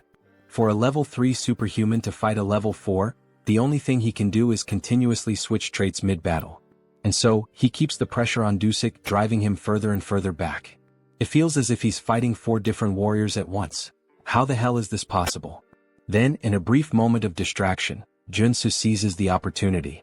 With a swift move, he disarms Dusik, knocking the hammer from his hand and sending it flying across the battlefield. All the paladins watching are stunned. Impossible. How could this happen? Even Dusik himself is shocked. He quickly turns to Joonsoo. This kid is actually going to win this duel. But there's no way he will let that happen. He has no intention of becoming a sacrifice for their rotten order. Alright, he admits it. He can't hold back against Kim anymore. He'll fight seriously now. Gripping his shield tightly, his aura begins to surge. He has given up on being Thor. Now he's Captain America. Dusik channels power into his shield and warns Kim. This next attack could kill him, so he'd better be ready. Then with a sudden motion he hurls the shield like a spinning blade. Kim quickly raises his own shield to defend. A direct attack like this won't work, or so he thinks. But in an instant, his shield shatters, and the sheer force sends him flying to the far end of the arena. Shit. The power output just skyrocketed. Was Dusik really holding back this whole time? Before he can recover, Dusik appears right in front of him and lands a devastating punch straight into his stomach, striking in a stance straight out of JoJo. How dare you mock our order? Kim is sent crashing into the wall, spitting blood as his body collides with the thick stone. If he begs for forgiveness now, Dusik will accept his surrender. But as Warrior Kim stumbles back to his feet, rolling onto his side, he simply smirks. No. The only way I lose is if you kill me. So be it. Now both warriors engage in an all-out frontal clash, neither backing down. Kim charges at Dusik, who manages to block his attack. Then, in a calculated move, Dusik allows himself to take a few hits just to land a clean strike on Kim. With all his strength, he slams his shield into Kim's shoulder, cutting deep. The pain is so intense that Kim nearly loses consciousness, but he refuses to give in. In an instant, he counterattacks, driving his axe once again into Dusik's ribcage. Dusik grits his teeth and retaliates with a powerful kick to Kim's chest, sending him flying across the arena once more. Both fighters lock eyes, exhaustion weighing on them. Their bodies are battered, barely holding together, they are at their absolute limit. Dusik declares that it's time to end this meaningless battle. Oh, great Father! Lord, hear my prayer and fulfill my wish. From heaven bring down the hammer of your wrath. Raising his shield to the sky, he calls upon a massive storm. Dark clouds swirl, and the arena trembles as if about to be swallowed by a raging sea. Kim instantly recognizes the ability, Dusik's ultimate move. Darkness Tsunami. Now that he's seeing it with his own eyes, there's no doubt, this is a catastrophe. If that attack lands, he will lose. 100%. But there is no way to dodge it. If he wants to win this fight, he has to go through it.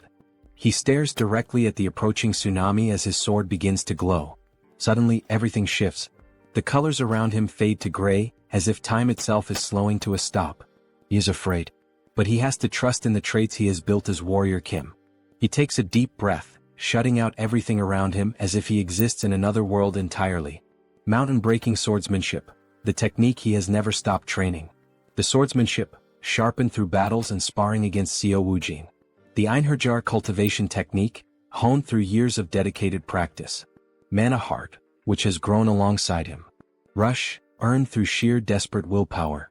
And finally, the ultimate trait, one that can cut through any material in the universe, Flash. Then, as if a divine force is descending upon him, a surge of power crashes down over his body. He will trust in his abilities. He will trust in the time and dedication he has poured into them.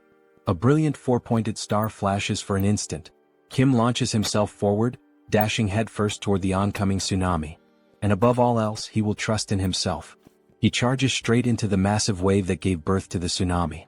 The entire arena is consumed in blinding light. No one understands what is happening. What the hell is that light? What's going on? Kim's friends question in shock. Then finally the light fades. Kim is on his knees, gasping for air, while in the background, Dusik remains standing. Suddenly, Kim starts coughing up blood violently. His body is battered, barely holding on. Dusik speaks, his voice steady. That was a magnificent duel, warrior Kim. But then the truth becomes clear. A massive hole gapes in Dusik's chest. Kim's power had been so overwhelming that it pierced straight through Dusik's ultimate ability, shattering his shield and tearing through his body. All that remains is an empty husk, standing lifeless. Then the announcement is made. The judge raises Kim Warrior's arm, declaring him the winner of this duel. His friends start running toward him, and in that moment we get a glimpse of the arena, now scarred by the destruction. Joonsoo is happy he did it. He managed to defeat a superior-level superhuman without using the mutation trait. Professor, he really is the best. That was unreal, almost inhuman, our girl remarks, her face lit with joy. He knew he was capable of defeating that paladin, the president says, tears streaming down his face. He couldn't help it, he was simply amazed by what he had just done against that superhuman, adds the gang leader. But suddenly someone shouts, "Son of a bitch." It's Jaeol gripping his axe, ready to strike Joonsoo. Die now, cheater. However, Seo Woojin was prepared. He reacts instantly, protecting his master as we see a punch followed by a blue explosion, sending Jaeol flying. He crashes to the ground, landing near other paladins after being thrown several meters. How dare you refuse to accept the outcome? That chief paladin Dusik lost in a fair and honest battle, and yet you still try to attack his teacher? Do you truly wish to meet death now? At last we see Woojin in a fighting stance, his expression filled with rage. Sir Lee Jaeol, do not forget the magical pact both fighters agreed to. If he acts recklessly, his heart will explode. Kim Warrior, because of him the captain of the paladins is dead. We see his heart being crushed by magic, making it impossible for him to even breathe properly. They will have their revenge. The Order of the Old Father will not forget this, the other paladins shout. So they're saying that Kim was the one who killed Dusik in this duel? Is that really what that worm is trying to claim? Yes, everyone saw it, he was killed by Kim Warrior's hands. Stop talking nonsense, Joonsoo says in a serious voice. The one truly responsible for Dusik's death was none other than Jaeol himself. Though he was an enemy, Dusik was an outstanding example of a warrior. He fought bravely for what he believed in and battled to the very end. Without a doubt, he was not someone whose life should have been lost in an open duel, all because of Jaeol's petty assassination plot, driven by his inferiority complex. In the end, he was just a captain trying to protect his battalion, the very battalion Jaeol tore apart and led to his death. In the name of Dusik's honor, accept the outcome of this duel and uphold your promise. Jaeol begins to cry. Deep down he knows the truth, Dusik died trying to protect his reputation. Captain, forgive me. We need to leave now, sir. The paladins lift Jaeol and begin to retreat. Not even the Order of the Old Father would dare seek revenge after he had already gone this far. The next day we find ourselves at Seoul workforce. The president is on a call, bursting with excitement. That's right. He officially hired the superhuman warrior Kim, the one who defeated the captain of the Order of the Old Father. He understands you'd like to make a request. All right, my apologies, I'll call you back in a few minutes. Then we see that Joonsoo has entered the room. He had been worried that master craftsman Jo Chul might have tampered with his armor. But no, he had crafted it just as requested, embedding the giant and extreme traits. Wow, this armor really suits him. Here, why not try this on while we're at it? It's a gift from the president. A gift? Seriously, this is much better. It's a handcrafted luxury training suit. It even has self-cleaning and regeneration magic. Very nice, this is quite to my liking. President Choi knows exactly what I like. Thank you. Haha, wearing this you almost look like a model. Well done. Then our protagonist makes one of those familiar expressions just like Lloyd. In any case, maybe he can ask Joonsoo for something? And what would that be? Thanks to him, our business is thriving now. But since you have a relatively short work history with us, some people are questioning our contractual relationship. If that's the reason, then he should comply. Do you have any decent work for Kim? Yes, he has the perfect job prepared for Warrior Kim. The Sun Magic Tower wanted to study his black flame for research purposes. The Sun Magic Tower, It's one of the 4 great magic towers of Seoul Arcana. If he remembers correctly, this is the place where one can acquire fire-related magic. It's an excellent trait for mages, maybe even for him. They will reward him with membership. Very well, he'll accept. This character is in the Sun Magic Tower, so he knows exactly what rewards he can get from them, Joonsoo says with a sinister grin. Then he heads to the designated location, a place where magic and science intertwine. It truly is a fascinating sight. Superhuman Warrior Kim? The man introducing himself is Park Hyungju, a senior researcher. You must be here because of our request to study your black flame, correct? Park Hyungju, senior researcher, level 5 mage. Yes, that's correct. He had expected him to be much older, but he's actually quite young. There's not much time, so they'll get straight to the point. Please, this way. Then he introduces a capsule surrounded by cables and a computer. First, we'll perform some basic measurements. This machine looks oddly familiar. Please step inside. You only need to remain still. So he enters the machine. The assistant shuts the door and a robotic voice announces, initiating ultra-precision measurement. Ultra-precision? Wait, this is the machine used to reveal everything about a character to the player. He's walked right into a trap. Information about him starts appearing on the screen. This machine will expose all the secrets of his traits. Hey you bastard, what the hell? Shut this thing down right now. This wasn't the reason he came here. Please stay quiet and still. This is all part of the necessary process. This information was in our contract. Screw you, you bastard. He pulls back his fist and smashes the machine's glass with a single punch. Hey, what's the meaning of this? The contract he signed only required him to demonstrate his black flame to cooperate with the research. Who the hell do they think they are to pull this on him? Then the assistant gets slapped across the face by an old man. Park Hyungju, you idiot. Are you doing this again? Boss. Now we're introduced to the old man, Yoon Myung-seok, chief researcher, level 6 mage. How dare you try to ruin my project? This is a misunderstanding, chief. A misunderstanding, my ass. He had planned to sell Mr. Warrior's information, the sole possessor of the black flame trait. There's surveillance footage proving it. My apologies. I let my greed get the better of me for a moment. Get the hell out. You're exiled from this team. What the hell is going on? Kim has no idea what to make of any of this. 1,000 apologies, Warrior Kim. I am Yoon Myung-seok, the head of this research division. This was an unfortunate incident. What he means to say is, well, it wasn't his fault, you know. He thinks this kind of thing must happen often. So, that idiot sold our confidential information because of his gambling addiction. If it weren't for his mentor Elder Joe, he would have been kicked out of this place a long time ago. I see. In any case, I came here to fulfill your request and nearly had my personal information stolen. As an apology, we'll upgrade your membership status. Alright, I'm listening. What exactly are the benefits of this so-called upgrade? You'll have access to our commercial facilities as well as our training grounds. I assure you he'll make excellent use of them. The training facilities of the Magic Tower can only be used by its mages. What an unexpected stroke of luck. Yes, this doesn't seem too bad. Please, take some time to rest while we prepare for the research. Alright then. He'll take a look around the Magic Tower. As he enters a room, a floating golden orb appears. He almost fell for it, just as expected from Arcane Seoul. But in the end, everything worked out. This is a chance to acquire many excellent traits from the Magic Tower's training grounds. Initiating electric magic training. The golden orbs suddenly begin releasing fierce lightning bolts that strike the protagonist. The pain is unbearable, he complains that it feels like it's shocking him down to his very bones. But if he can endure it for a while using his traits, perseverance, determination, revitalization, After withstanding the pain for some time, he gains a new trait, electric resistance. Nice. He has finally obtained the ultimate resistance trait for all 6 attributes. Okay. Even with resistance, this still hurts. You can turn it off now. At this point, he's going to get fried alive. However, something happens. The lights turn red and the robotic voice announces, "Training system has been switched to manual. Warning. The intensity of the electric magic has been adjusted." Wait, what? It said the training was already over. Who the hell switched it to manual? Wait, that bastard, what is he doing there? He tampered with the settings, that son of a bitch. So he pulls on the machine. Maximum output. Electric magic beginning.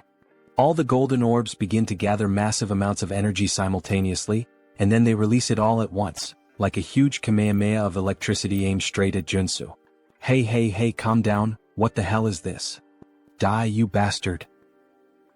Then Joonsoo receives an enormous, concentrated surge of energy. Hyungja laughs a lot.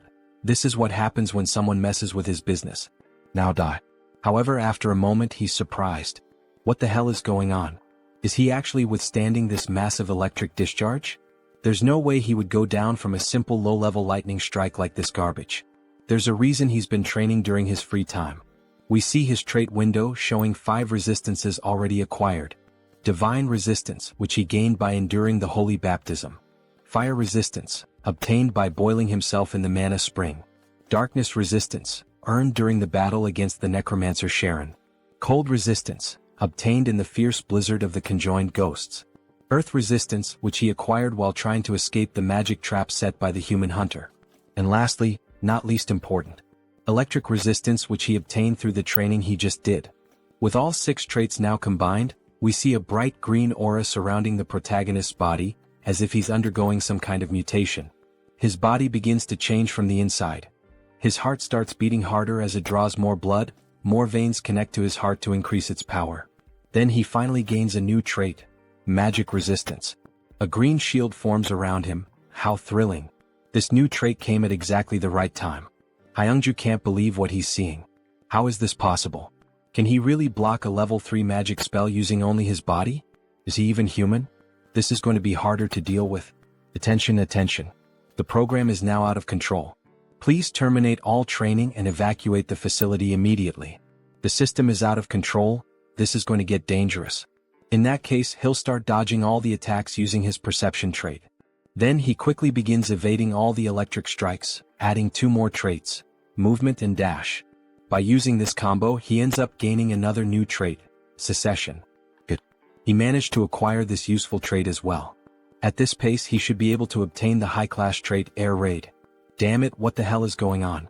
Hyungju starts to panic and frantically presses all the buttons. He's really trying to kill the warrior Kim. However, he's stopped by his superior. That bastard of an assistant. He thought he'd heard the warning sounds and came running to check what was happening. What the hell does he think he's doing? Shut it down now before it explodes. Yes, sir. Resetting the training program. The training program has been stabilized. Lunatic. How dare you try to harm Mr. Warrior Kim? Chief, that's not what you think. Harm who? Mr. Warrior Kim? He seems to be unharmed after all that electricity. Well, it was definitely a bit electrifying, no doubt. But it was a good warm-up. Everyone present is left in disbelief at what they're seeing. Chief, please forgive this fool. Please don't expel him from the tower. He has nothing else left in the world. What will happen if he's expelled from the tower? Asks Kim. He'll be magically marked in the brain so that he can no longer learn any new magic, just like a thief who loses his hands after stealing. His life as a mage will be over and he'll be useless for the rest of his life. That seems fair considering the trouble he caused Joonsoo. He's already done many bad things. This is just a natural consequence. And look at this, Mr. Kim. It may not be much, but it's a symbol of our apology. This is an elixir. It's a miraculous potion that can take you from 1 HP to full health in a single gulp. Thank you. This gift is like an extra life for him. He needs to calm down. Ah yes. He believes this is the proper compensation. He doesn't want this incident to turn into something bigger. But there's something else he needs to gain from this magic tower. But he must say that although this gift is great, still, it's not enough to make up for the fact that he was attacked twice after visiting this tower. So, could he be informed of what he might need in order to receive proper compensation? He's held on to this request for a long time, ever since he arrived at the tower. It's to experience the 4 magical spells from the 4 great magic towers. Pardon? Is he perhaps saying that he would like to experience the solar explosion? Yes, that's exactly it. Please, fire the solar explosion at him. The doctor is afraid that this request might not be possible. A level 3 superhuman can't withstand the solar explosion for even a single second. Maybe after he becomes stronger and grows a bit more. No. He's certain he can endure it for about 15 seconds. But that's a feat not even a level 5 superhuman can achieve. Alright, but he is different. Then he starts emitting black flame from the palm of his hand. Ah, the black flame, it can burn away an enemy's mana. Maybe with that, he'll be able to withstand the solar explosion a bit longer. But even so, it will still be dangerous. Let's see it, says Kim, excited. And of course, our protagonist clearly has some kind of plan. Then we see a massive cannon being aimed directly at Kim. It's quite terrifying now that he's about to be hit by the solar explosion. But it can't be avoided. There are only 3 ways to obtain the solar explosion trait. First, enter the magic tower as a disciple of a tower master. Second, defeat the tower master in a one-on-one duel. But both of those are only possible for mage-type superhumans, so he can't do either. Alright, pay attention, Warrior Kim. We're about to begin the explosion. Get ready. In any case, there's one reliable way to obtain it. He can use a hidden quest, which is unlocked when he builds enough favorability with the Tower Master. A man who looks slightly old, dressed like a corporate executive. Then we see the solar explosion starting to activate like a rocket being powered on. In other words, he's putting on a show to prove his worth to him. The solar flare will be activated for 15 seconds. Then, the solar attack is launched. Kim stands with his chest exposed, ready to endure this insane assault. He begins to burn, but he can handle it. Because there's a trait he can obtain, magic armor. Through the trait embedded in his gear. Magic armor. Wait, is he actually withstanding it? So they're telling us that this superhuman isn't level 6? He's only a level 3 warrior and yet he's enduring all 15 seconds of our strongest magic? That bastard is level 3? How is that even possible? It hurts. He prepared so much, acquiring all the necessary traits, but even so, it still hurts a lot. Alright, the 15 seconds are over. Shut it down now. Abort the solar eruption. Finally, the machine stopped. We see smoke rising from it after being used. Damn, it's finally over. He really thought he was going to die. Those were by far the longest 15 seconds of his life. Even longer than when the woman's on top, haha. What was his name again? Warrior Kim? Truly very impressive. Then we see the two of them having a cup of tea together. That was truly impressive, Mr. Kim. Using the black flame to endure the solar explosion for so long. He will be a great help to our long-awaited project.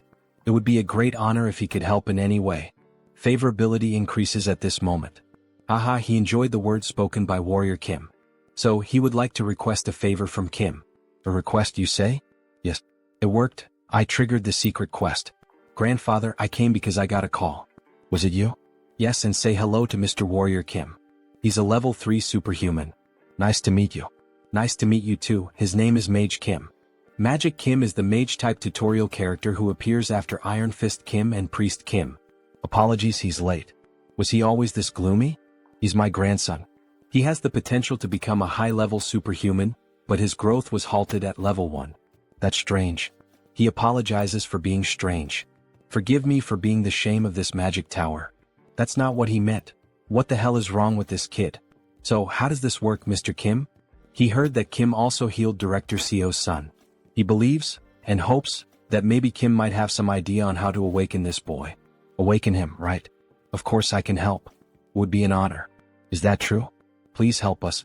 If he somehow succeeds, he will be given anything he desires. Anything you say?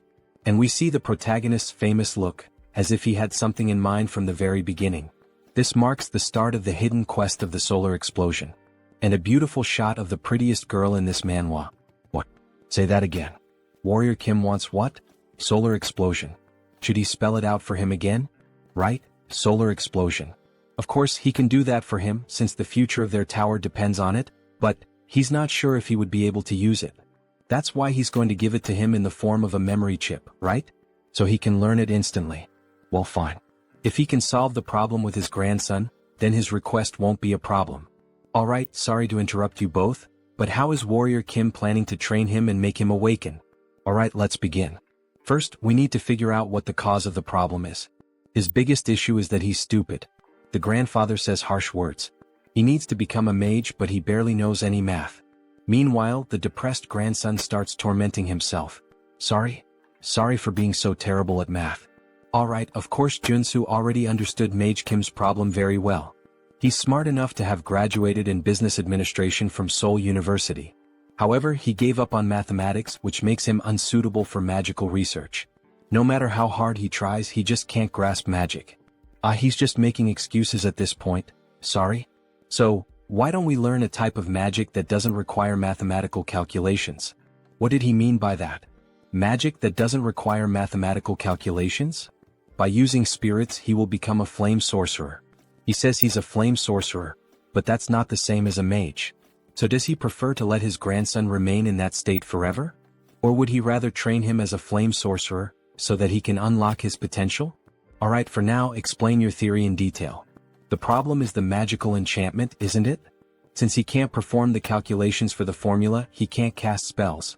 So, just leave that difficult task to the spirit that will assist him. In exchange, he only needs to supply mana directly to the spirit. That's not possible, he has no familiarity with spirits. How is he going to deal with one? He just needs to make a contract with a spirit like he already explained. The boy will only be using the spirit's strength. He inscribes just a single spell into the mana circuit. That way the user handles the mana, and the mana circuit handles the spell itself. Incredible, he's right to suggest that we capture a spirit and use it as a mana circuit. Or better yet, we could simply transplant it into his circuit. That's right. Truly amazing. An incredible theory. He thought he was a warrior. How does he come up with something like this? Of course, he knows, after all, the guys thought of this in the future of the game. He didn't just come up with this now. And honestly, he doesn't even know what the hell he just said. He just repeated what he saw in the game. But there's a problem. The gate to the spiritual realm is closed at the moment. We can't summon any spirits. So instead, we can use spiritual animals. Spiritual animals? Like a phoenix? That sounds difficult. How are we going to find a legendary creature? Don't worry about that. Warrior Kim has a way. Then we see several phoenixes gathered, flying. Wow. There really is a phoenix valley in a place like this. Even high-level superhumans have difficulty finding places like this, so how? Contrary to the rumors, it was hidden in the alleys. He also found it by accident. My god, he really is one of the luckiest. So, about the promised solar explosion. Yes, he'll make sure to give him one. This mission can only be completed with the knowledge of a sweet spot. By the way, how do you plan to use the solar flame as a warrior? You would like to enhance it. So, he begins producing the black flames. His goal is to create his own polarization. Polarization, he says? That's not an easy task, not by any means. We've spent a whole decade working on it. This won't be easy, but approaching it as a mage and approaching it as a warrior might produce different results, you know? Who knows? Maybe his polarization is better than yours. Really? Then how about we make a 2-year bet? Let's compare the magical tower's polarization with yours and see which one is better. That sounds fun. How much are we betting? If Warrior Kim wins, the director will grant him one wish. But if the director wins, Warrior Kim will join the magical tower's security team. Alright, that sounds like a fair bet. Don't forget this promise. Another chance to benefit from the magical tower of the sun, hehe. Alright, now it's time for the verification. Then we see Kim waiting near the operating room. That was incredible, superhuman Kim. And to think that he paved the way for flame sorcery in our magical tower. Hello, boss. Yes, that's what happened. But first, we need to hope that the operation is successful. Indeed. But about that mage who was expelled earlier. That failure? He did a thorough investigation on him after he was expelled from the tower. And it became clear that he received money from the Humo Group. The Kumo Group. One of the 5 largest conglomerates, known for their highly aggressive and predatory commercial expansion. They are mafias, politicians, criminals, and all kinds of bad people gathered in one place, represented by a black crow. They were basically the villains in the game. The problem is not that they stole information from our magical tower. It's that they specifically demanded only your information. Perhaps they are trying to recruit you? You wouldn't want to have to participate in this. You would never join villains like Kumo. Damn, another thing to avoid again. Suddenly the silence is broken. That was a huge success, all thanks to him. Superhuman Kim. Your grandson is now a mage, no, a superhuman. Ugh, it's good to hear that, but that slap really hurt. Incredible, so this is the power of an 8th level mage. Seriously, really thank you, Mr. Kim. We see the boy surrounded by flames. Mr. Mage Kim. What the hell is this? Is he already as strong as Joonsoo? Starting at level 3? This is the power of genetics. Joonsoo took so long to reach this level. He feels so strange while being able to use magic so easily. From now on, he suggests he drinks fire attribute elixirs to accumulate more mana. He's even telling him how to get stronger. Thank you. Good work, Kim. Here's what was promised, your reward. That didn't take too long. Yes, solar eruption. But what the hell is this? Open it and see for yourself. He placed an allowance for him in this bag, enchanted with space expansion magic. I like you, Master of the Tower. Your favorability is off the charts. Moments later, we see the protagonist back at his boss's side. You received a bonus reward of 5 billion? That's incredible. He thinks it's time for you to get used to his greatness, Director Choi. Anyway, he thinks it might be time for him to take that nectar he's been saving for a while. Nectar, he says? It hasn't even been a month since he reached level 3. Doesn't he think it's a bit early? He might suffer side effects. So, can you refine the nectar, Director Choi? Refine, huh? You can count on me. Then he opens a cupboard with several items ready to start the process. Yes, Director Choi. He just needs the main ingredients. These are the most popular ones. He will gain different resistances depending on the ingredients used, so it's done. We see some items on the screen that grant different attributes. Super resistance, steel, regeneration. He already has super strength and regeneration, and he has steel armor on his shield. He will choose the heart of the horned tiger. Oh, this one? Does it have to be the horned tiger? What's the problem? It's an endangered species, so it's hard to find these days. Endangered? Well, in the next scene we see a car speeding down the road. If that's the case, then he will search for it himself. The problem is how he will find the horned tiger in such a vast area. He is in a wide forest looking like the safaris in Africa. He didn't want to resort to this, but he would rather smell a durian. Surströmming is too much. It's a smell that many YouTubers make videos reacting to and vomiting. Fermented herring from the Baltic Sea. So after vomiting he gains a new trait. Dog nose. God, it still smells like rotten shit in his lungs. But thanks to this trait he can now smell all kinds of things. Like this. He smells a lot of blood here. Was there a predator nearby? That means yes. Here it is. He spots a car with hunters in it. They're chasing some animal. Shoot, guys, over there. Get that damn thing. Shit, other competitors? Wow, that Scar. It's not an ordinary horned tiger. King of the mountain. It's the most famous mystical creature of the Chulwan Plains. And it also has 6 full traits. The monster charges toward our protagonist. He will die if he lowers his guard and doesn't take this fight seriously. Then the king of the mountain charges swiftly toward the protagonist, who narrowly dodges the sudden attack. However, even while using the evasion trait he still gets slightly injured on the face, showing that the monster is a real challenge. He won't have many chances if he plays around. He needs to take this seriously. He has to finish it with a shot. A lethal shot, fast, and preferably one that doesn't damage the heart. He needs to trust his own senses and instincts. The tiger charges quickly to strike him, but he dodges by leaping over the tiger, equipping all the perfect traits to execute the shot perfectly. Gun shooting. Focus. Resolve. Shooting technique. Rapid reloading. Then, with steady composure he pulls the trigger. However, he misses the target, hitting only part of the face. Alright, so even after using all those traits, that monster still managed to easily dodge the perfect shot. But he's not done yet. He has one last trick up his sleeve. Face to face with the king of the mountain, he unequips the rifle and draws his pistol, while wielding a sword and a shield. He's feeling confident in his shooting techniques even while fighting as a warrior. So he switches his trait, resolute for black flame. Then he manages to land the shot. The black flames, which primarily target the enemy's mana, begin to consume the body of the Tiger King. However, even with Kim thinking it was over, the king keeps advancing toward him, as if the flames weren't affecting him as severely as Kim had expected. He narrowly dodges the brutal attack from the king. This thing can still move like that even after being hit by the black flames? What an insane monster. If the black flames aren't enough, then he'll have to engage in close combat. After all, he is a warrior. The tiger notices the shift in Kim the warrior's stance and prepares as well. With all its strength in its legs, it charges swiftly at the protagonist using the trait Rush. There it is, the strongest ability of the King of the Mountains. Rush. He accelerates his massive body, weighing over 1.5 tons and pierces straight through his target. Compared to its infamous reputation that has frustrated countless users, the strategy to defeat it is ridiculously simple. So, with a leap to the right, he narrowly avoids the explosive attack. The key is to use the tiger's own strength against him. Surprised? With that speed and mass, there's no way he can dodge in time. Alright, he already knows he can't evade this attack. So, with a precise, swift, and incredibly powerful and skillful strike of his sword, he cuts the body of the king of the mountain in two. At sunset, in front of the monster exchange shop, several people are stunned by what they're witnessing. What the hell is that? Someone says. The king of the mountain, I think, says another guy. Hell yeah, that's right, that's the king of the mountain. Look at his heart right here, living proof. Wow, impressive, say the onlookers. He handled it himself because he was worried a contractor might try to scam him, and he ended up gaining a trait in the process. The trait, Butcher. It's a 1+1 event. He only needs the heart of the king of the mountains, so he's planning to sell off the rest of the body. Anyone interested in buying?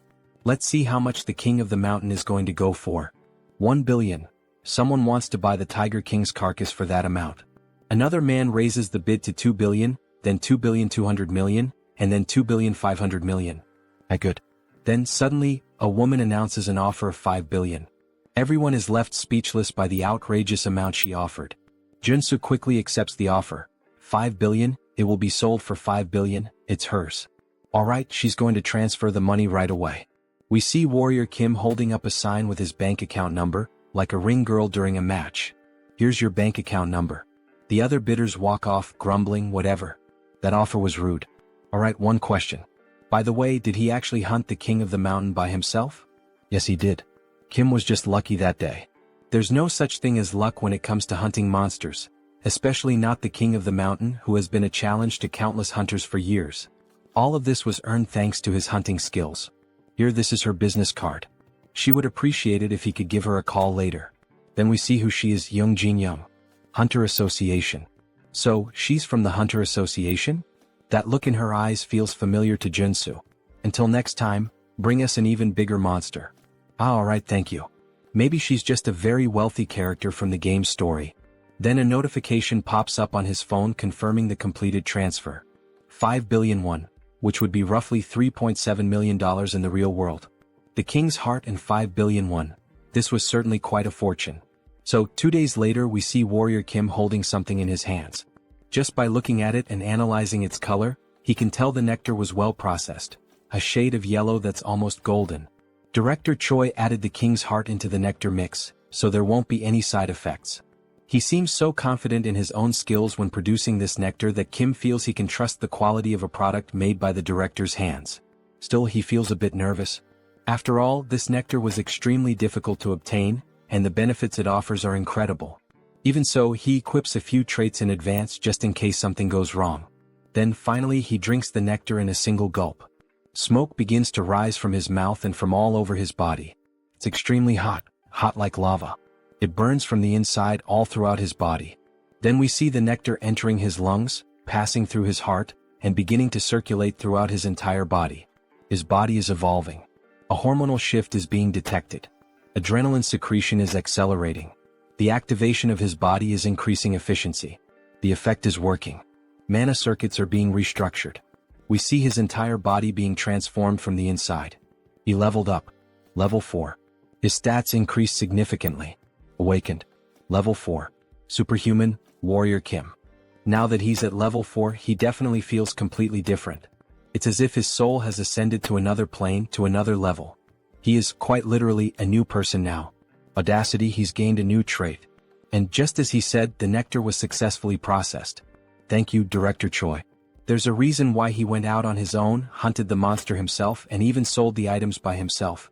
With the 3 traits he gained in battle, strength, super strength, and pressure, and if he can also acquire traits through his equipment using this diamond which he runs along his clothing, he ends up obtaining 2 more traits. Robust and giant, the same ones he had requested from the blacksmith. The preparation work is complete. Now it's time for the final stage. We see all 6 traits equipped at the same time. Then he begins to grow in size by activating the giant trait. However, the system reports, status condition. Significant damage detected in muscle fibers. We see all his muscle fibers tearing apart as he becomes stronger. His skeletal structure is being readjusted. Then, with all 6 traits equipped, the system begins merging them to create a new trait. The traits are resonating, fusing into something new. Then a new trait is acquired. Giant strength has been obtained. He finally achieved this trait. We see Warrior Kim completely pumped up, his body muscular and massive, looking like those strong anime characters with small heads. Giant strength. It's a high-level ability for a warrior, a legitimate S-rank ability. Holy shit. He's the size of a mutant. Let's see how strong he really is. Then, with just a single punch in the air, testing his body's movement and strength, he crushes it with nothing but the shockwave. What insane power. However, we notice his face looks quite exhausted. The system notifies, significant damage detected in muscle fibers. Recovery is required. But he's clearly experiencing some side effects. As expected, in order to use this trait he needs the diamond body, which makes his body more resistant, or the invincibility trait, which boosts his regeneration. But these two traits are high level. We see his body slowly returning to normal. He could learn from their equipment just like he did with the two new traits, but he has a problem. He no longer has any diamonds. He used up all he had this time. Well, no problem. Because he knows exactly where to get more diamonds. Alright, we don't have any more diamonds available. Kim is stunned. Seriously, none left? No, they'll be replenished next month as soon as possible. But he thought the Shinwon market would have everything he needed. Next month? That's so late. I need them as soon as possible. Then Warrior Kim, the old man, begins speaking softly, as if to ask if Kim has an interest or urgency in obtaining the crystals. So, he could accompany him to extract some diamonds. He says, "Mine?" He doesn't remember that from the game. This is a route that can't be leaked under any circumstances. So, Warrior Kim, are you interested? Of course, Kim replies. Let's go ahead. Time for faster growth. Then, in the city, the old man drives Kim in his truck. He's sure Kim already knows that obtaining something like diamonds requires taking risks, right? He'd assume so. Just like everything else in Seoul Arcane. First, brush up, and if you don't feel like doing that, you can quit. What's with all these disclaimers? Then, the direction of the city they're headed to, Buchin. Buchin, right. Now he understands where they're going. The place we're headed is where superhumans fight for their lives. Beat them. Kill them. Dismantle them. Everyone in the arena is ecstatic as they watch the battle. The largest battlefield in the capital, the Colosseum. And right off the bat we see two men fighting with blood splattered everywhere. Warrior Kim and Chunbok watch from a distance. The scale is enormous, the Colosseum is truly massive. Did he already know anything about the Colosseum? No, he's only heard some rumors. This is his first time visiting the place. By the way, is he affiliated with this place? He got him. Well, he was wondering where all those rare items were coming from. After all, they were from here. Now that he thinks about it, Chunbok's history in the game also seemed pretty suspicious. Kim Chunbok, the owner of the antique shop. One of the founding members of the Shinwon market. He sells magical items from unknown sources and occasionally offers high-level magical products at surprisingly low prices. But he'll let him know that he didn't bring him here to force him to participate. After everything he's done for him, how could he? But anyway, he brought him here, right? As part of his plan. Well, yes. He can't get things for free in this unjust world. This is one of the many ways to obtain his diamond as quickly as possible. The rule is very simple. The winner takes everything from the loser, including the diamonds. The loser will have to dismantle their magic circuit to create a diamond. This basically completely resets his experience points. So, he would have to fight with his entire battle life at stake, wouldn't he? But the higher the risk, the greater the reward. Yes. If this isn't to your liking, we can always leave. Leave now. Stop kidding around, where the hell can he sign up for this? This is a perfect opportunity to collect diamonds. Chunbok will sign up Warrior Kim, since he's the matchmaker who brought him here. Well, that means he'll get something out of it too, right? Half of the victory bonus is his, and the rest goes to him and the organizers. Sounds good. Let him experience this place first. Then, we see the protagonist already fighting another competitor. He dodges all of the opponent's attacks perfectly. The other fighter begins to get frustrated. This bastard is just going to keep dodging like a coward? Fight, you damn fool. He'll eliminate him in a single hit with those muscles. Then with both hands he lands a direct blow to Joonsoo's head.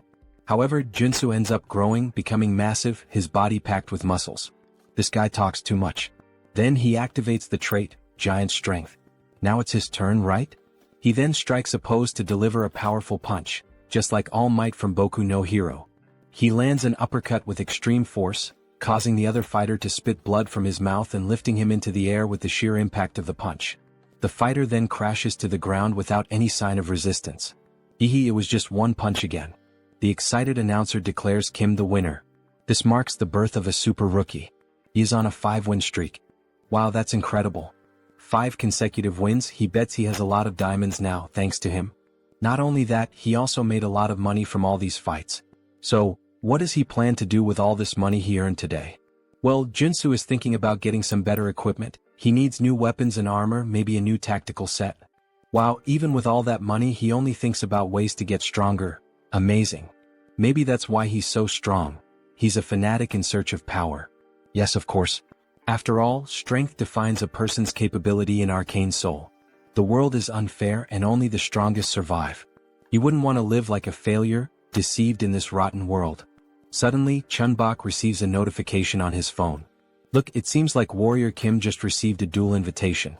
Oh, from whom this time? From a level 4 superhuman named Destroyer King, ranked 1st. Destroyer King? Who the hell is that? Maybe this fight will be tough. After all, he's ranked 1st and Warrior Kim is in 10th. If you want, you don't have to accept this duel challenge. Don't push yourself too hard. Destroyer King, alright. That name is even somewhat familiar to him, maybe he can manage. Then a ring girl appears, announcing the start of the first fight between Warrior Kim and, of course, with the huge crowd shouting, Destroyer King, kill this rookie, we've bet a lot of money on his defeat. Destroy that growing sprout of a rookie. Then he finally appears, the King of the Colosseum. Wearing a characteristic WWE outfit, he introduces himself as the Destroyer King. And while laughing, he shows off 2 silver teeth with diamonds embedded in them. He then begins speaking to Kim. He didn't expect him to accept the duel challenge, maybe he's out of his mind. After all, no one would accept a duel against the top-ranked fighter of the Colosseum. Alright, this Destroyer King. He's certainly someone hard to deal with. He's a character with 3 rank S attributes. Practical combat, giant strength, fighting technique. He is the strongest when it comes to unloved fighting, possessing these 3 top-level traits. But it is possible to beat him. Difficult, yes, but there's a chance. Back in the game he was level 5. However, at this moment he's still level 4. So, there is a chance to take advantage of the level difference. Besides, he was starting to think that diamonds weren't a good enough reward after all. Let me wipe that smile off his face. Then the king rushes forward, attempting to strike Kim, who quickly dodges. He will beat Kim into a bloody pulp and watch him cry on the ground. Kim would like to say the same to the king. Don't make a mistake, he will defeat him. Then the king finally manages to grab Kim. Look at those arms.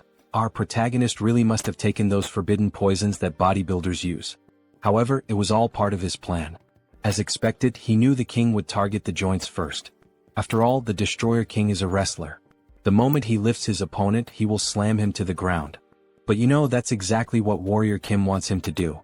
So, as the king attempts to take him to the ground, Kim quickly manages to break free from the king's grasp. By adding strength, super strength, and the giant strength along with counterstrike, and activating the counterattack at the perfect moment, combining all these traits, he manages to dodge the king's attack and counter perfectly. He lands a precise elbow strike to the king's chest. He is able to surpass his incredible technique by combining these characteristics. The king suffers the impact, spitting blood. However, he quickly reacts by grabbing Kim's hand and using the arm lock technique, pressing his fists against Kim's neck. But it was already expected that his next move would be this. Kim saw the attack coming from a mile away, so he is able to break free from the king's grip again. Then he grabs the king's clothing and with immense strength, he lifts the king as if he were nothing, throwing him to the ground with tremendous force. He obtained a new trait, suppression. Suppression is a trait acquired by repeatedly predicting the opponent's movements. Now he's mine. This bastard, it seems like he's predicting every single one of my strikes. He's wondering how the hell Kim is predicting and dodging all his attacks. Well, unfortunately for him, Warrior Kim is just starting to warm up and will finish him off quickly. By obtaining the suppression trait, he has collected all 6 basic combat traits. Strike, combo, counterstrike, protect, evasion, suppression. And when combining all these 6 traits, we see the 6 traits merging and evolving into a single trait, practical combat. He has obtained a new characteristic. Alright, let's put this bad boy to the test, shall we? Then we see him assuming a new fighting stance, emitting an intense aura. What the hell is that? What the hell is he trying to do now? Then he advances with a classic boxing stance to strike the king. What the hell is this? What did he do to completely change the atmosphere of the fight? He even changed his fighting stance. It's like another person is fighting. He's sharp. No wonder he's ranked so high. He's right. When he first entered the ring he was just a big newbie. Now he's a complete fighter. Now that he has gained practical combat experience. Those blue eyes with that fighting expression remind me of Satoru Gojo. Then he lands a precise blow to the king's stomach. Even though the king blocked with both hands, the impact is still so strong that it forces him to retreat. By equipping the new trait, Practical Combat, his basic attacks now always have the combo trait active, in addition to adding all types of bonuses to all of his combat moves. So now he can use 6 traits at the same time, taking up only 1 slot, leaving 5 more free slots to add more damage or defense. However, the king gets angry and tries to return the punch, but Kim easily dodges the attack. And while using Practical Combat, if he combines other lower-level traits once again, even the Destroyer King won't be able to stand against him. Then he grabs the king's arm and applies an arm lock, pressing with all his strength as the king groans in pain. Touch the ground if you don't want him to break your arm. Surrender now. Shit.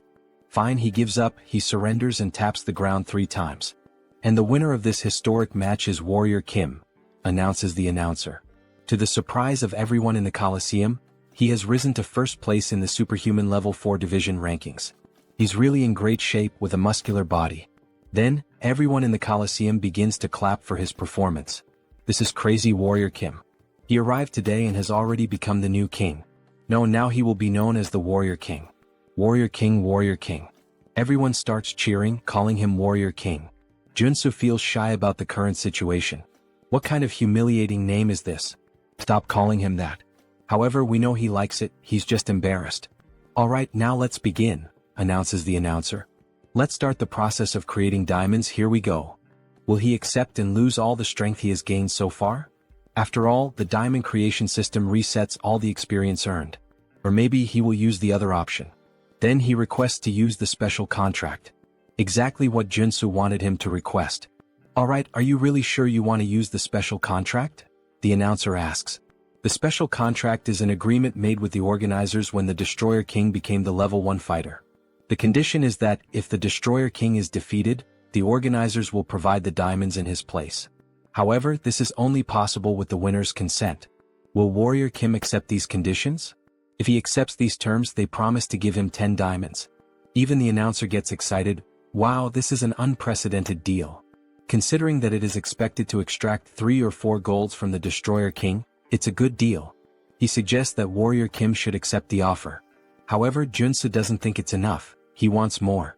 Both the former king and the announcer are surprised by Warrior Kim's audacity in refusing the offer. The mana and experience points of a level 4 superhuman are at stake. He can demand more and take advantage of this unique opportunity. Alright, in order to accept this agreement he would like to add one more term. But this does not involve diamonds in the discussion. So what would he like to add to the contract? He wants the item he was using when he first appeared in the game. If he gives him the Steel Fist, the item he has been hiding all this time, he will accept the conditions presented. Give me that damn SS level magic weapon. He is perplexed by the proposal. What did he just ask for? Steel Fist? He has no idea what that is. It's too late to act as if he doesn't know anything. He saw the look of surprise and suspicion on his face. He will accept nothing less than the 10 diamonds and the Steel Fist. If he doesn't accept, he will lose all his mana and experience points. Damn, how does he know about that? This bastard is very suspicious. So what will be done? He can't refuse Kim's proposal. If he breaks his magical circuit to create diamonds, he will lose all his abilities. Alright, he will give the Steel Fist as part of the offer, however, he will have to accept a rematch against him in this Coliseum, betting the Steel Fist again.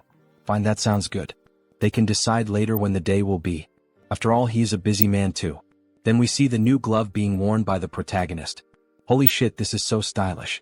So clean and fresh. Then a system notification appears to explain the item a bit better. Steel Fist. Increases strength and resistance. Reduces all damage for 10 seconds. Damage reduction? That's totally a scam, Kiki. And of course he also got several diamonds as a reward. Now he could create a high-level characteristic and even have some left over. This was a win, a victory. So he equips some characteristics. Regeneration. Revival. Wound recovery. Vigor. Energy. If he applies the healing characteristic from the necklace that Father Kim gave him a few months ago during the mission to drink gold, what should happen is, then suddenly, a blue aura begins to consume his body, even his eyes turning white. He then obtains a new characteristic, immortality. Perfect, it worked exactly how he wanted. Now that he has giant strength and immortality, he just needs one more characteristic to complete the warrior's build. He is a true RPG player. Alright. For now, these diamonds will be kept until their usefulness arrives. Then the phone starts ringing on the table. Jeong Jin-young, who is it? Isn't that the hunter who bought the Mountain King? I think that was her name. Then the next day we see the Hunters Association. Thank you very much for accepting the invitation. The guild leader would really like to meet Warrior Kim. Oh yes, he would also like to meet the guild leader. Since the leader of the Hunter Guild is an NPC who often gives many missions with good rewards, it might be a good idea to build a friendship with him early on. Warrior Kim has arrived. Superhuman Kim, it's an honor to meet him. Kim was slightly startled. Something seems wrong. He is the leader of the Hunter Guild, Yoon Byungjin. We see a classic older man wearing a black suit and red tie, but what stands out are his vampire-like teeth. What the hell is this? This isn't the guild leader, at least not the one he knew from the game. He is the head of the assassin organization. Why the hell is a guy like this here? Something is off. Oh, it's an honor to meet you. I'm known as Warrior Kim. Haha, the honor is mine. Right. There were some rumors that after an incident at the Hunter Guild, he was expelled, but the details were vague. Suddenly, someone opens the door, a chubby man panting. Huff. Apologies, he's late. Director Kong, what's going on? What's all this fuss about? Haha, he heard that the person who defeated and tamed the Mountain King was here, so he rushed over as quickly as he couldn't miss this opportunity. This is the real guild leader, the one introduced in the game. Besides, the United competition is today. How could he miss that? What the hell is going on here? Joonsoo is lost with all this information. Hello, he is Director Kong, a pleasure to meet you. You can call him Kiziak, haha. No, how could he dare to call him by his first name? Apparently he likes to joke around, Director Kong? As expected, he has a good personality just like in the game. Alright, if the introductions are over, let's get to the main topic for which Mr. Kim was invited. Mr. Superhuman, we would like to invite you to become a full member of our guild. He's talking about the Hunters Guild? He'll have to think a bit more about this. Becoming a member with full access for free is a good deal. But he's hesitant because of the current guild leader. To be honest, the guild is in the process of creating an exclusive hunting ground in Yongkian. An exclusive hunting ground? Yes, to be honest, the position of our guild is unstable. At the moment, we can only hunt with the permission of the two armies, the Western Army and the Eastern Army. But if that permission is revoked, we risk being dissolved. Therefore, our goal is to create a territory where only we can hunt without the need for things like this. A territory between the two armies that allows us freedom. We need someone skilled like Superhuman Kim to establish this. Alright, that sounds very reasonable, but there's one detail. Well, guild leader, this isn't actually our real goal anyway. Our guild leader isn't just trying to stabilize a hunting territory for us. He wants the guild to be recognized as a force, an army, and thus, be acknowledged as a military power in order to create a military kingdom in Yongkian. Wow, and something of this scale can really be created with just the guild? Aren't the generals of the two armed forces people with great influence due to their history of independence and militarism? That's true, so it's impossible, says Director Kong. However, the guild leader interrupts. It's possible. Superhuman Kim, if you lend us your strength, you might even be given the position of guild leader in the future. The position of guild leader? It seems so, his eyes are overflowing with ambition. Well, he should forget about complicated things like that for now and join them. Director Kong will take good care of him. Director. Thank you. Don't you think she can handle something like that? She says with a malicious look. Yoon Byungjin. A cruel man whose actions are unpredictable. The man behind the assassin organization, not trustworthy. It would be unfortunate if something happened to Director Kong, who will give out rewarding missions in the future. Then Director Kong interrupts her charm. Superhuman Kim, of course if you decide to join us, there will also be tax benefits. You can also enjoy hunting in today's United competition. Alright, he's made his decision, he has to protect the director at all costs. Fine, sounds good. So he will join. Moments later we see a truck in the middle of the forest. He owes a favor to Warrior Kim now. He'll take care of driving, just relax. He was worried that the guild leader inviting him first made him have to rush over there. To be honest, he was concerned about the fact that the guild leader approached him, Warrior Kim. Anyway, it's a lucky thing that both of us can ride in the same car like this, haha. We see Joonsoo's ears bleeding, and he complains that the game never mentioned how chatty he was. Director Kong, Why are you against the exclusive hunting area? It's because of the Yankian faction. The Yankian faction? It's a group of guild members who follow the guild leader. They don't care about hunting, they're just cleaning up the politician's mess. So, the guild leader was trying to recruit him to his side? Exactly. He's doing everything wrong. Shouldn't merit be the most important thing in a guild? Instead of getting involved in nonsense like this. But lately, all the guild members who agree with me have been sent on expeditions, so his position has become unstable. He thought the director was just a happy-go-lucky guy, but he has some pretty deep thoughts. Meritocracy is good. After a good while of talking, they finally arrive. So, they finally made it. This is the secret hunting ground of our guild. Wow, it's really well set up.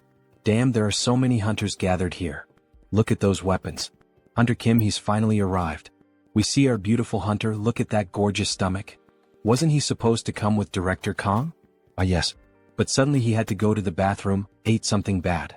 Right, good timing. She would like to talk to him herself. It would be better not to get too close to Director Kong. Do you think he will join him? It seems like he already knew about the factions within the guild. Well, he has a general idea. That there's a difference in thinking. Yes, that's correct. He's someone who can't see the bigger picture and is too focused on the small details. Yellow eyes with a scar? He really thought she looked familiar. She was a member of Yoon Byungjin's assassin organization. Young Jin-young, Wolf Claws. He's understanding now. The Yankian faction is the predecessor of the assassin organization. Even about the hunting grounds. He had been going crazy with some small illegal activities. He likes him, you know? So Joonsoo, in an intimidating position, says, he doesn't speak behind others' backs and seems to be a genuine person. This leaves the little girl feeling all awkward. Well, do it your way. Just don't regret it when it's too late, I won't be able to help you. Now that he has a sense of the situation, he should start preparing. Then we see several sunscreen bottles placed on top of a sink. His face is covered in sunscreen. Then he acquires a new trait, sensitive skin. He only acquired it after buying cheap skincare products and applying them until it hurt. But he finally got all of them. Sensitivity. Bright eyes. Enhanced hearing. Dog nose. God's tongue. Sensitive skin. Now he can combine all of these into an absolute trait for hunting. Sixth sense. The sixth sense is a great trait for hunting, but it's also useful in other situations. We see the protagonist with his face all distorted from the excess of products. Should he check if someone is having evil thoughts? Then, as he leaves the bathroom, he is shocked by the situation. Everyone in that area has a purple aura. What the hell is this? Don't tell me most people here are evil? Warrior Kim, finally he found Kim. Let's have some drinks and eat something before the competition begins. These two people are hunters who are like his right-hand men. Director Kong had many good things to say about him. He can drink. But in reality he wouldn't want to drink because of that person whom the director thinks is his right-hand man. He smells like something rotten. The poisonous stench of betrayal. So by late afternoon, everyone was already pretty drunk. Director Kong already needed help just to stay on his feet. Meanwhile, Joonsoo was handling the barbecue, watching the whole situation unfold and thinking about what to do. They don't even know there's a spy among them. What should he do? He needs to tell the director. But will the director believe him, someone he just met today, if he tells him that his right-hand man has betrayed him?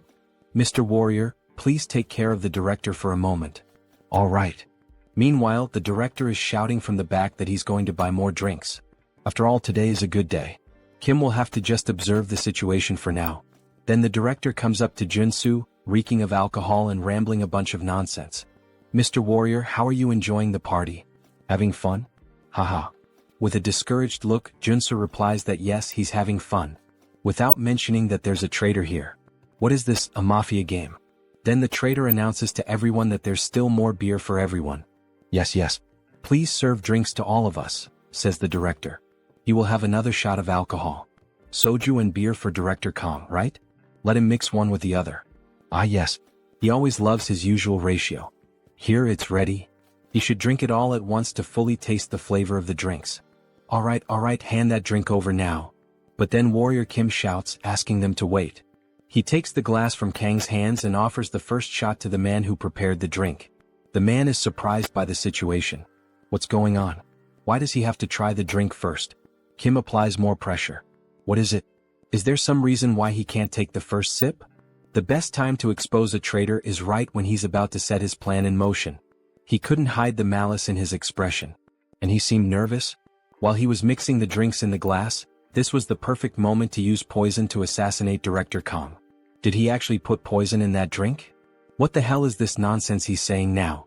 This is a false accusation. Mr. Warrior, why are you saying this so suddenly? If he's wrong, then just take a sip of the drink in the glass. Come on, it's just one sip. No need to be shy, prove it to everyone here. Then, feeling cornered and irritated, he slaps Kim's hand, making the drink spill onto the ground, where it's clear that something green had been mixed in and dissolves into the air. Choi realizes the mess he's made by trying to poison the director. Manager Choi, this bastard. Did he really try to poison his own director? He betrayed him first. He heard everything from the chairman, that he was against the idea of his promotion. What are you talking about? He didn't do any of that. Yes, he did. Then Kim quickly kicks Choi's leg to make him lose balance, taking control of the situation, with the sword now at his neck. Alright, then we've confirmed that he really was a traitor, director. What should he do now? Stop, please. Spare him. He doesn't want to die, please. Or are you going to do it yourself, Director Kong? The chairman manipulated him into doing this. Please don't do it. Then we see the director picking up an axe that was lying nearby, and with a swift motion, he cuts off the traitor's head without a second thought. I have to admit, as a reader, I didn't expect that reaction from the director. He seems so soft. Leave a comment on the video if you agree with me that the director didn't seem like the kind of person who would kill someone so easily. We see the director covered in blood, with an angry expression on his face, still holding the axe. He always knew his right-hand man was greedy from the start, but he never thought it would reach the point where he would try to kill him just to take the position of director. In the next scene we see them driving at high speed. They need to get out of there as quickly as possible. If anyone finds out they killed the spy, they will come seeking revenge. Yoon Byung-jin, that bastard. He thinks he can get away with this? That's why he got rid of all his men. That cunning bastard. Then the sound of a car horn breaks through. The hunter Young Jin-young is on their tail. Director Kong, did he get anything? She heard a rumor that he found the grand prize. No, they didn't find anything special at the camp. No, she insists she heard news about it. That they killed and decapitated Manager Choi. She pulls out a sniper rifle and fires at them. Kim activates all defensive features. Sensitive. Night vision. Enhanced hearing. Insight. Intuition. Focus. To avoid the rain of bullets chasing them, they swerve through the road. After all, an entire fleet of cars is pursuing them. All the vehicles begin firing at the pickup truck of our protagonist. Director Kong leans out of the vehicle and points a magical item toward them. Damn Yonkian group. Those filthy bastards. How dare they shoot at Director Kang's car. Then we see some of the pursuing cars being destroyed in a powerful explosion. However, there are still many more cars and trucks continuing the chase. Director Kong tells Kim to slow down a little because at this speed he can't hit them properly. Wait, let me show you something, says Joonsoo. Show what? Then he lets go of the steering wheel and begins aiming by himself. He equips the perfect traits for perfect shots. Gun shooting. Focus. Resolute. Shooting technique. Rapid reloading. Trait set effect activated, stabilization is applied. With this set effect active, he's able to read every movement. And since he's using my intuition trait, his aim becomes even more precise. Then, with a perfect shot, in true American sniper style, he hits the tire of one of the cars. This causes it to lose control and crash into other vehicles at the same time, triggering a massive chain reaction. Holy shit, what a shot. He's like a god of shooting. Hunter Kim, he's like a monster, isn't he? Even so, the hunter still doesn't give up. Now she takes the wheel herself, trying to run them down. She charges full force, using the truck to try to smash their car. Kim, completely calm, begins acquiring new traits while performing evasive maneuvers. Crisis detection. He manages to dodge at the very last moment, causing the enemy truck to nearly crash into another enemy vehicle. That way they manage to escape the chaos safely. However, this only makes Young Jin-young even more furious. Follow them now. We're going to kill those bastards right here. In the rearview mirror we see more cars joining the chase. Kim acquires 2 more traits. Driving and boarding. He remains completely at ease with the situation, while one of the others is nearly throwing up in the seat. At last they arrive at the military zone. This is Warrior Kim, a level 4 superhuman, affiliated with the Hunter Association. Full report submitted. Alright, very well, Warrior Kim. But he has one question. What the hell happened on the way here? We see the director's car completely wrecked, with a few other vehicles trailing behind him. Put your weapons away. We're not going to start trouble here. If they cause a disturbance in this area, it will be considered a challenge to the authority of the Corps commanders. Yes, they're aware of that. They won't cause any trouble here. Please wait. You can't let them into the city. They're criminals. They kidnapped and killed one of his men. We don't get involved in disputes that take place in hunting zones. He should already know that, Mr. President. But what if we... Then the guard's aura changes completely. He slowly begins to draw his sword. Are you trying to challenge the authority of the commander of the Eastern Army? The president just swallows hard. He knows there's nothing he can do. Kang Kiziak was running away like a rat. Did he hire a professional driver or something? All thanks to our hunter Kim here. He's good at driving, hunting, and shooting. Thank you for taking down a guy like that. If I had a daughter, I'd let you marry her. Marrying into that guy's family? What a horrible thought. Damn it. You didn't think Warrior Kim would take the side of that fat bastard. Director Kang, come over here for a moment. We don't want to see any blood spilled. No. He must not forget, this isn't his territory. He better not cause any trouble here. Then someone suddenly appears, yelling. What the hell is all this noise? Everyone is caught off guard by the sudden voice. It was a short-haired man named Gu Hyungwon, a level 7 warrior, division commander of the Eastern Army. Division commander. My apologies. We were just trying to talk. There he is. One of the 4 division commanders of the Eastern Army. A level 7 superhuman, Gu Hyungwon. He couldn't care less about other hunters fighting among themselves or even killing each other. But they cannot do that on this territory. This shit isn't some damn playground. You two understand, right? He doesn't want to have to say it again. If he sees this happen one more time, before he could finish his sentence, he looks at Warrior Kim, thoroughly analyzing him as if he could see everything about him. Alright, he will mediate this dispute between the two as representatives of the Eastern Army. What is this? With all due respect, sir, this is a matter for the Hunter Association. Not even he can get involved in this. This is an order from the heavens. Everyone is shocked. Wait, does that mean the Corps commander? At noon tomorrow there will be a duel of honor in front of the city hall.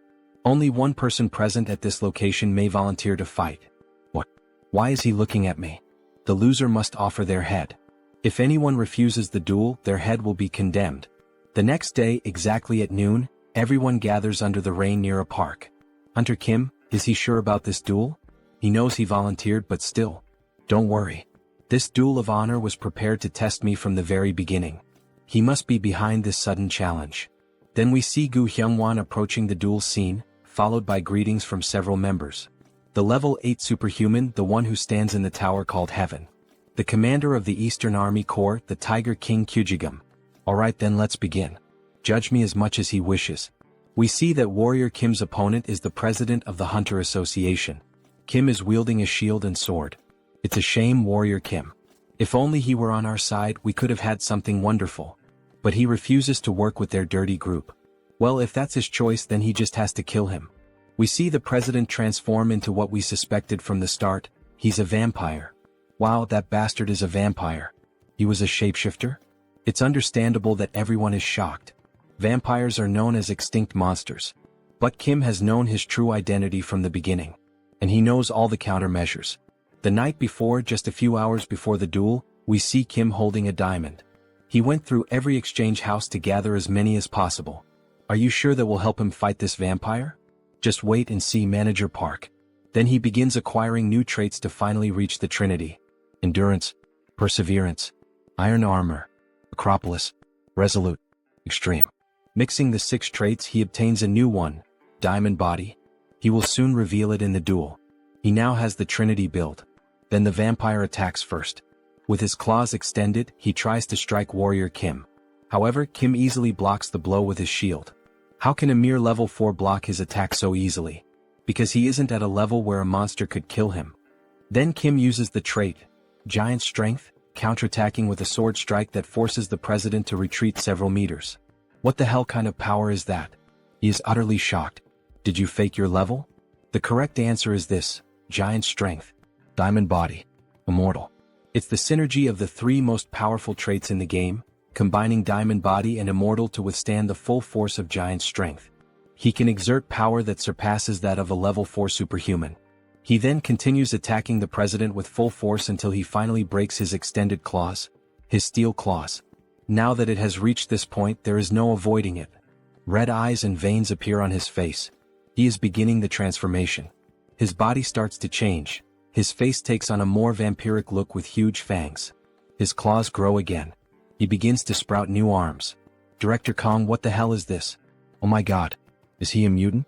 This is the secondary awakening of a shapeshifter, using the mutant trait. There is a risk the user will lose consciousness and become enraged, but he gains enough power to annihilate an entire group of level 5 superhumans. That's why the highest priority is to suppress him before this transformation fully develops. Then Kim quickly tries to strike him with black flames. However, the mutant manages to block the sudden attack. He resisted the black flame. He could possibly become a level 7 if he completes his transformation 100%. While Kim was thinking of a solution, one of the vampire's wings hits him in a blind spot, leaving him badly injured. So much power in a single strike.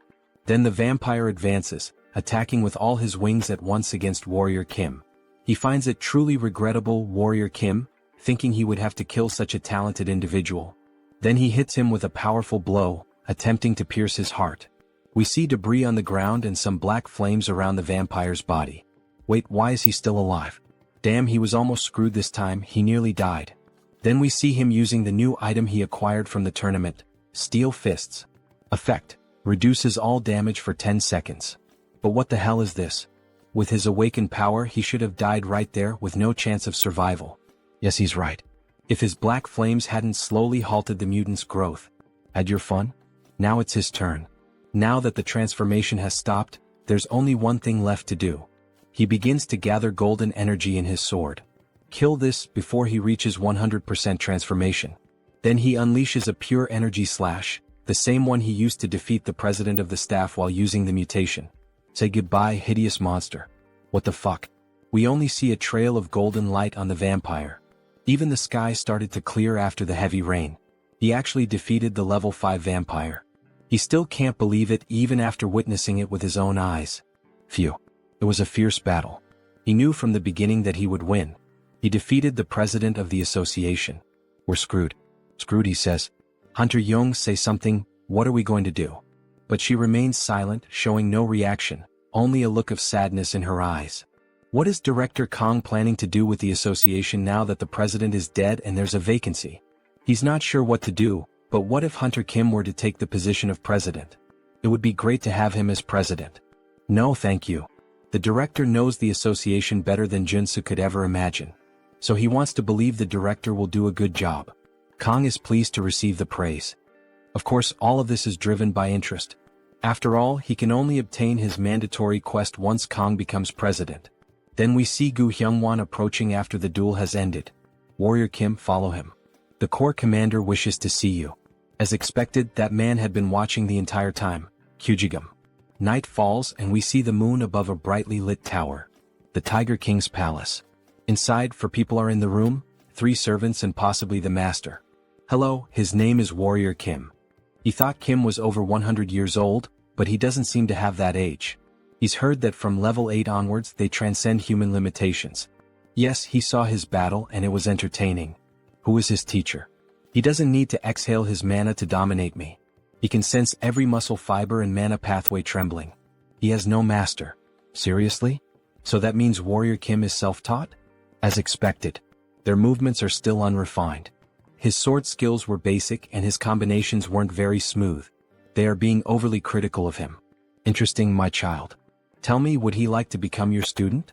Joonsoo had anticipated this situation because he makes the same offer in the game as well. When he becomes your student, his rapid growth is guaranteed. And as a reward, he will receive the Corps Commander's technique, the Tiger King's sword. But unfortunately, it is a great honor to receive such an offer, yet he would prefer to follow his own path. He dares to refuse the father's offer. Has he gone mad? If he accepts the offer, he will face many restrictions. Taking the easier path is not always the answer. He should be bowing his head at this moment. He is going to discipline this young man. Quiet. He explodes with rage, emitting an aura that leaves everyone in the room frozen. That killing intent. Just feeling it is like being stabbed by millions of blades all over the body. But somehow he will endure it. Then he activates defensive and morale-boosting traits. Oh, so this kid managed to hold out? He is genuinely a little surprised. After all, not even his own subjects could. Even with so much talent, why does he still refuse to become his student? It's as if he has to face a tiger bigger than a mountain. He almost fainted. Because he has a dream he wants to fulfill. That is to reach level 9.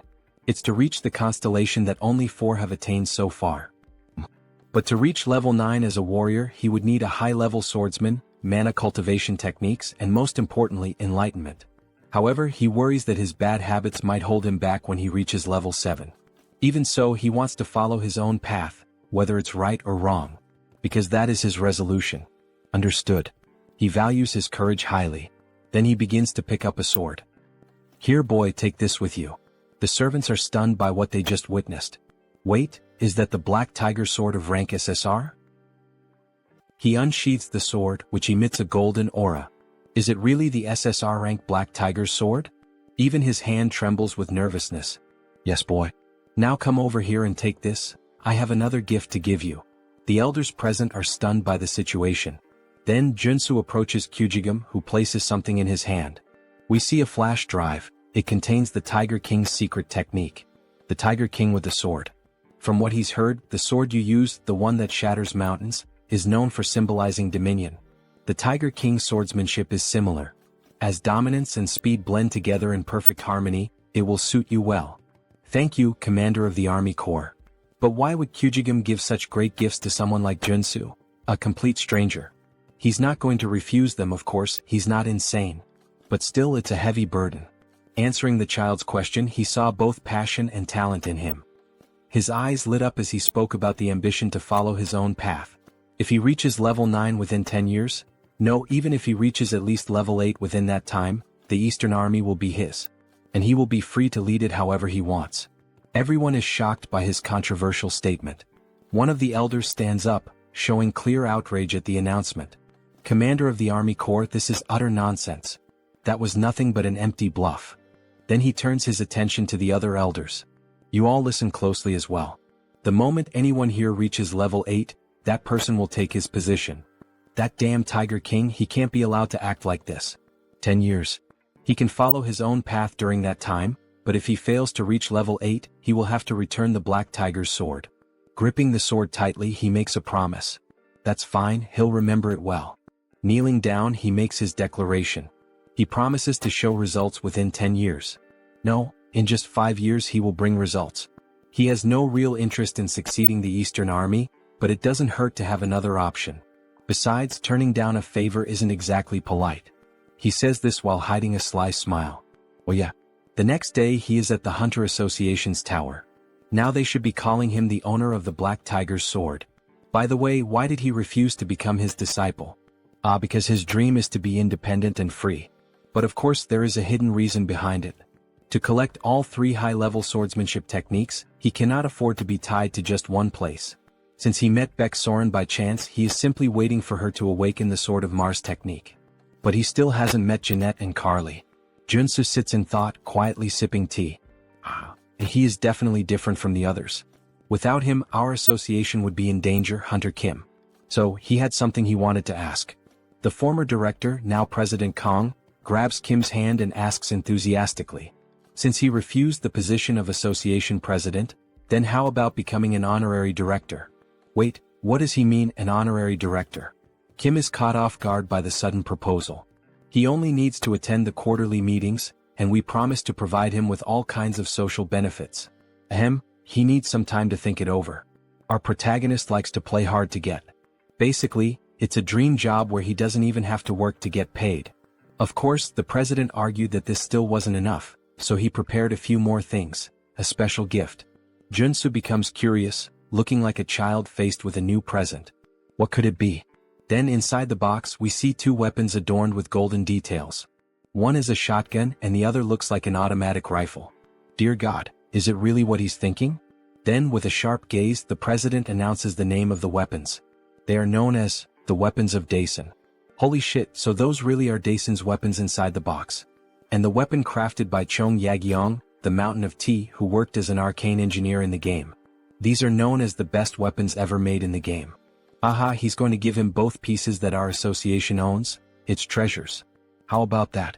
Maybe it's a good time to start collecting the rest of the set. They say that if you collect all 5, you'll be able to find Daesun's magical tome. But of course he already knew that story, after all he was a game addict. It's a relic that unlocks the high-class traits needed for building the gunslinger class. He'll have to gather a few more when he gets the chance. So, would he like to sign the contract now, Director Kim? We can see that the current president is excellent at marketing and negotiation. Yes. He is looking forward to working with you, Director Kong. No, President Kong. Then the two share a firm handshake, symbolizing their commitment to the agreement made today. He absolutely loves this president. The first rewards have already begun. Back at his house, we see sparks flying. More precisely, golden lightning bolts. We see Kim training with his newly acquired sword. The four sword forms of the Tiger King. The Tiger King's advance. He charges swiftly at enemies as if using the rush trait. The Tiger King's fierce strike. A slashing attack in the shape of a crescent moon. The Tiger King's double slash. A dual strike performed simultaneously. And of course the final move. He stands still, channeling all his power while holding the sword. The essence of the Tiger King's swordsmanship lies in mana control. When executed with the proper movements, the sword's aura is unleashed. Then he opens his eyes, we see the moon reflected on the blade and we get a glimpse of what this technique, when fully mastered, could truly accomplish. The Tiger King's elevated sky, a technique powerful enough to slice even a star like the sun or the moon. We see an ancient master demonstrating that it's possible. And at the same time, we witness the raw devastation unleashed by Warrior Kim. He's still far from being able to cut a star, but judging by the damage done to the reinforced wall and the short amount of time he spent refining the new sword, we can already see its firepower. However, it seems he'll need to train much more to master it completely. He's only able to draw out this level of sword aura thanks to that item. Even so, with a smile on his face, he's gained 2 new traits, so the training was worth it. The system announces the 2 new traits, Quick Draw and Moonslash. Soon he will unlock the Sword Specialist trait. Only 2 more traits to go. He wishes he could obtain them right now, but he's taking a break today. It's time to enjoy life. We see him calmly sipping tea on the balcony of his house, completely relaxed. But of course he wasn't going to stay at peace for long. Something catches his attention. What is that? He thought he would finally be able to rest. Then he sees a car parked in front of his house, with a wounded man lying on the ground. Warrior Kim, please help. No, actually, save his younger brother. Wait, that's Iron Fist Kim? What the hell happened to him? Later that same day at night, the two of them are on the rooftop of a hotel. So his subordinates betrayed him because he opposed the idea of the business? They were running a human trafficking operation without Iron Fist's knowledge. He punished the instigators, and they betrayed him for it. We see his metal arm torn off, and his face and body covered in injuries. You know, this probably isn't everything. What? Then he equips a few espionage traits. Detection, intuition, insight. His gaze changes completely, becoming far more serious as he analyzes the building that used to be Iron Fist's headquarters.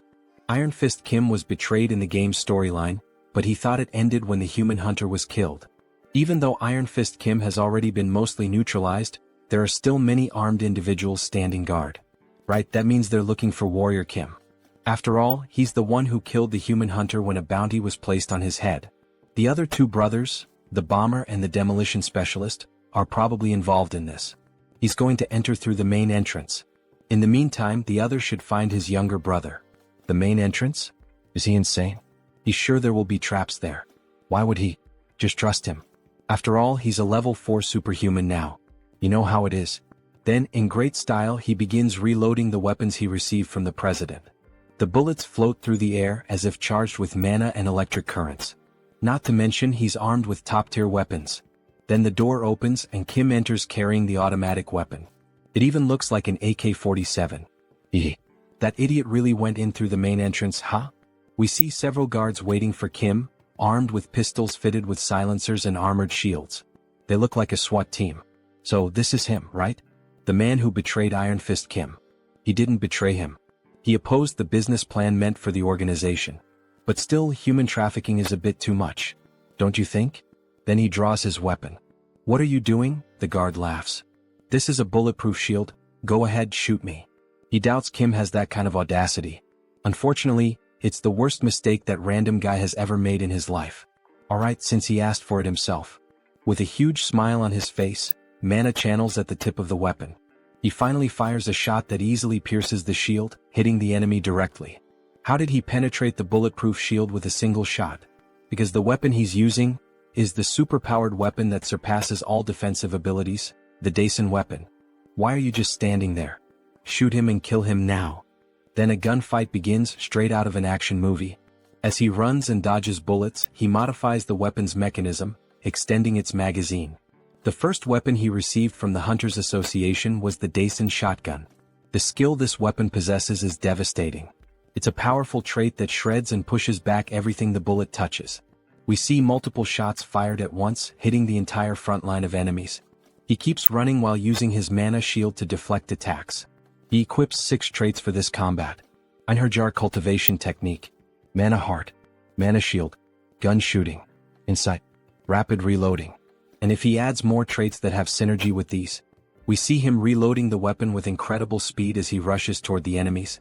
He could obtain the final piece needed to complete the gunslinger build. With a single shot, he hits several enemies at once again. He gains a new trait, Spitfire. Then he quickly switches to new traits, shooting technique, gun shooting, rapid reloading, Spitfire, snipe. Now he's going to take down all these guys and uncover the true culprits behind everything. Post-credit scenes.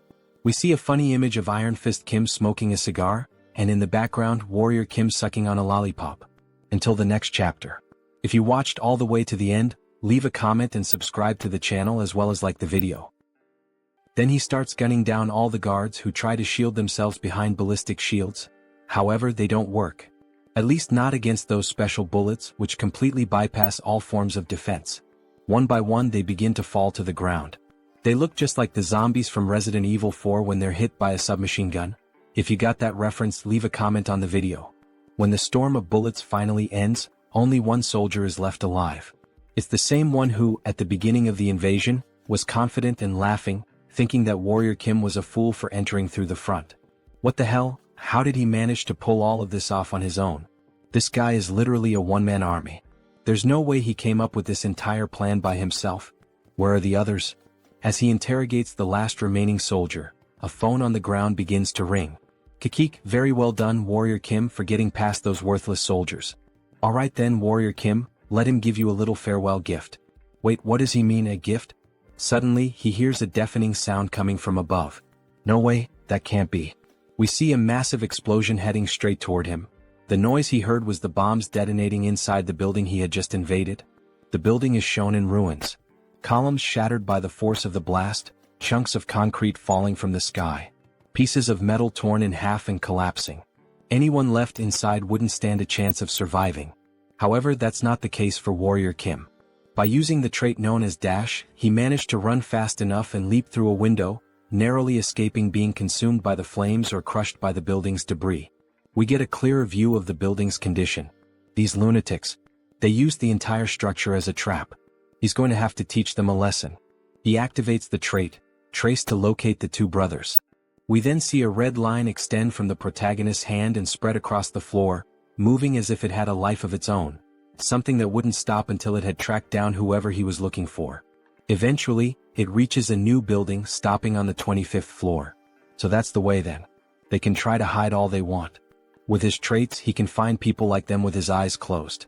However, before he even finishes that thought, he's suddenly caught off guard by a ballistic missile flying straight at him, which he narrowly manages to dodge. A massive explosion erupts behind him, showing that the brothers aren't playing around, they're actually trying to kill Kim. Alright then, so that's how they want to play, huh? Fine. He's going to settle this long-standing feud once and for all today. We then see Kim equipped with a powerful sniper rifle, one from the Daisen collection.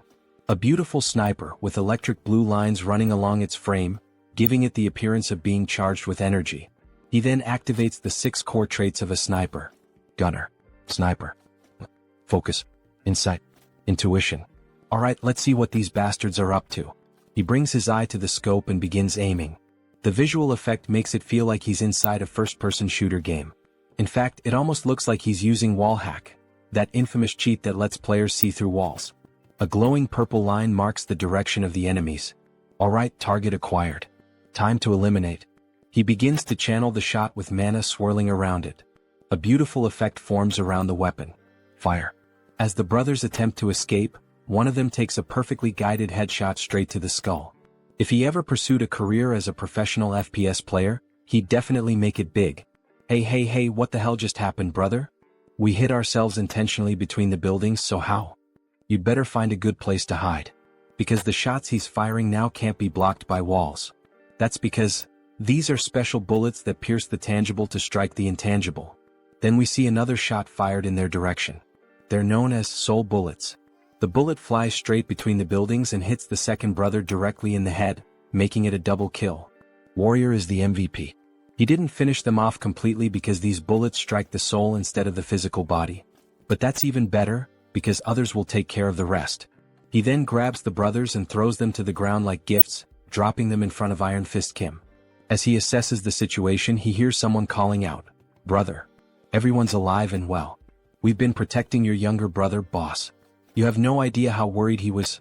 Worried both for his brother and for the rest of the team who had been taken hostage. Wait, where are the other members? All the captured members escaped safely. They're currently hunting down the traitors. What are you going to do now? We'll have to start erasing all traces of the human trafficking operation.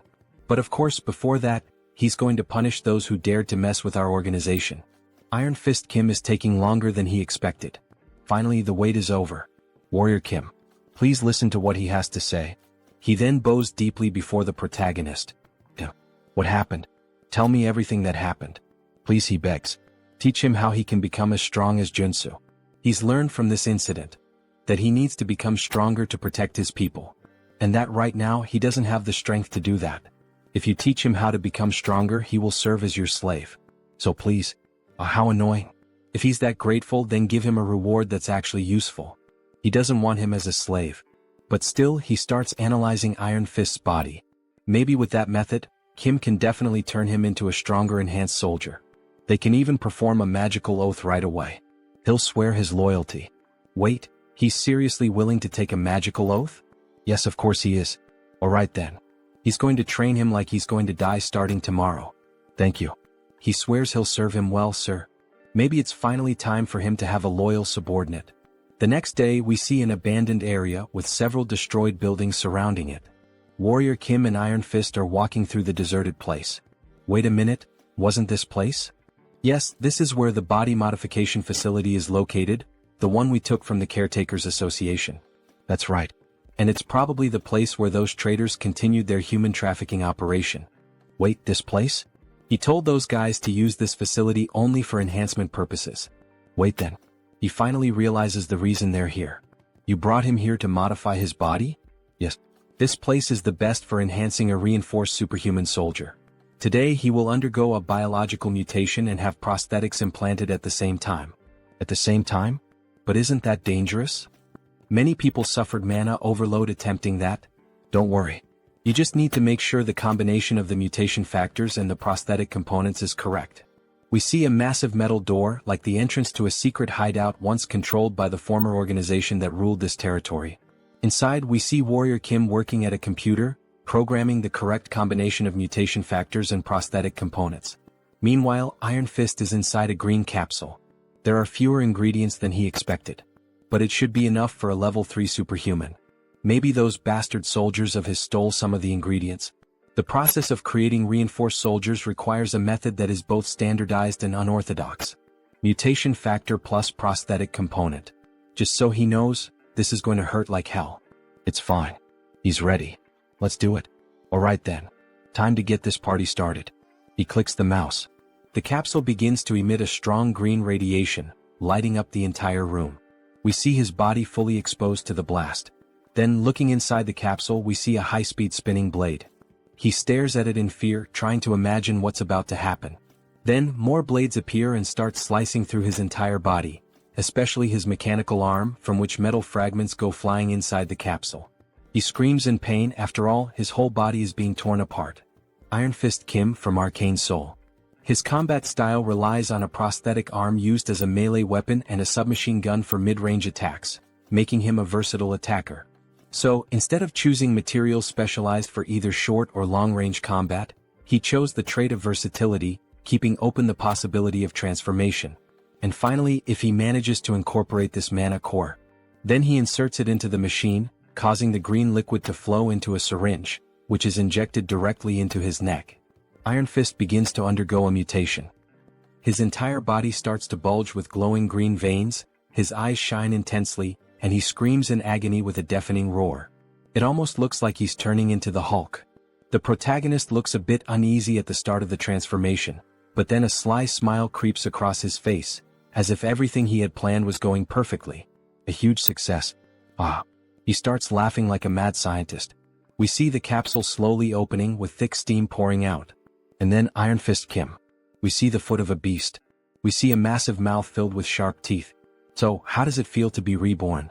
He has transformed into a werewolf, the first one to appear in the story of the Manhwa. So this is what it feels like to be reborn. Werewolf mutation factor. The mana absorption through the prosthetic allows for the mutation, which is a necessary step for the rapid growth of an enhanced soldier. If he starts to recover, he shouldn't have any trouble reaching the intended goal. My God. Thank you so much, sir. What should the Iron Fist gang do from now on? How about you start expanding your influence throughout the entire Gwangju district? He needs a gang to maintain public order and keep an eye on dangerous and violent gangs. Throughout the whole Gwangju region, he says? With this kind of power, it might be possible. Then suddenly, Iron Fist's henchmen appear. Boss, please take a look at this. Guys, what happened? Wait, that voice, is that really the boss? But what the hell happened to his body? He enhanced himself by modifying his own body. By the way, what brings you all here? Alright. We found human trafficking sites that the traitor Ko Jumbum used. We also discovered traces of biological experiments. What? He said to destroy them as soon as they were found. But, it's really hard to get close because there's a young witch shooting lasers. A young witch? A young witch who underwent a biological experiment? Wait, could it be her? Then they rush over to an abandoned building. The walls are being blasted apart by lasers, or at least by bursts of something powerful. Look over there. Inside that cage. From a distance, they can see a female figure locked up, with the ground around her completely destroyed. Is all this the work of that witch? The entire building might collapse if they don't hurry. As expected, with so much power there's no mistaking it. Inside that cage is one of the 3 most powerful warrior units in the entire game. Rank SSR. A heroine named Jeanette. If Baek Soren has the heaven-slaying star, then Jeanette possesses the natural-born energy. That's exactly what allowed her to rise to the rank of one of the top 3 warrior units. But the fact that she's using such a precious ability non-stop means she's currently fighting to stay alive because her mana is almost completely drained. She's instinctively using her power to protect herself. She keeps launching a relentless barrage of arrows made of pure energy toward the protagonist and Iron Fist. The wolf barely dodges her attack. Damn it. At this rate, they won't even be able to get close to her. Then Kim starts sprinting toward her, weaving through the beams of light. The beams suddenly focus all on him, and a massive explosion erupts, with thick smoke hitting the protagonist dead on. Iron Fist shouts out in worry, asking if he's alright, even though after an attack like that, it clearly doesn't look good. Then we briefly see the girl inside the cage and suddenly the traits start activating. Giant S strength. Diamond body. Immortal. Strength. Super strength. Sturdy. He transformed and modified his body to withstand the impact and, with sheer brute force, broke open the cell where the girl was trapped. Damn it, this hurts more than he expected. Then all of a sudden she starts conjuring an energy beam at point-blank range, which hits Kim directly, causing a massive explosion that leaves even Iron Fist panicking about what just happened. Holy shit, is he okay? All they can see is thick smoke rising, unable to make out what's underneath it. But then a mana potion is quickly used, leaving the werewolf stunned. Like he almost died burned alive. They see him carrying the girl in his arms, completely wounded, while she rests quietly against him. Sir, are you alright? Sure. He calmed her down with a potion for now. They need to get out of there before the effect wears off. Should he order his men to take her to a hospital? No, he will take her to his own house. He will take responsibility for healing this child himself. Then later that same day at sunset, Baek Soren appears in front of her master's house. Ah, so she's already at level 3? Congratulations. Haha, she knew he would notice, thank you so much. By the way, what kind of training did you want to do to call me over to your house? The situation is a bit uncertain, but his second disciple candidate is a bit unwell at the moment. They see her sleeping on the armchair hooked up to an 4 drip. My God, what did this child go through? She still can't even control her power properly, but he plans to make her his disciple and awaken her true talent. And he thought that you as a senior could help her a bit.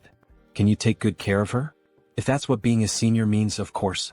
She will do anything. A few days later, they can be seen deflecting the beams of light with their swords, while the girl remains seated in the chair, completely unconscious. Master, how much longer do we have to keep dodging these things? Soren is showing clear signs of exhaustion. It's been an entire week of non-stop dodging and blocking all these attacks.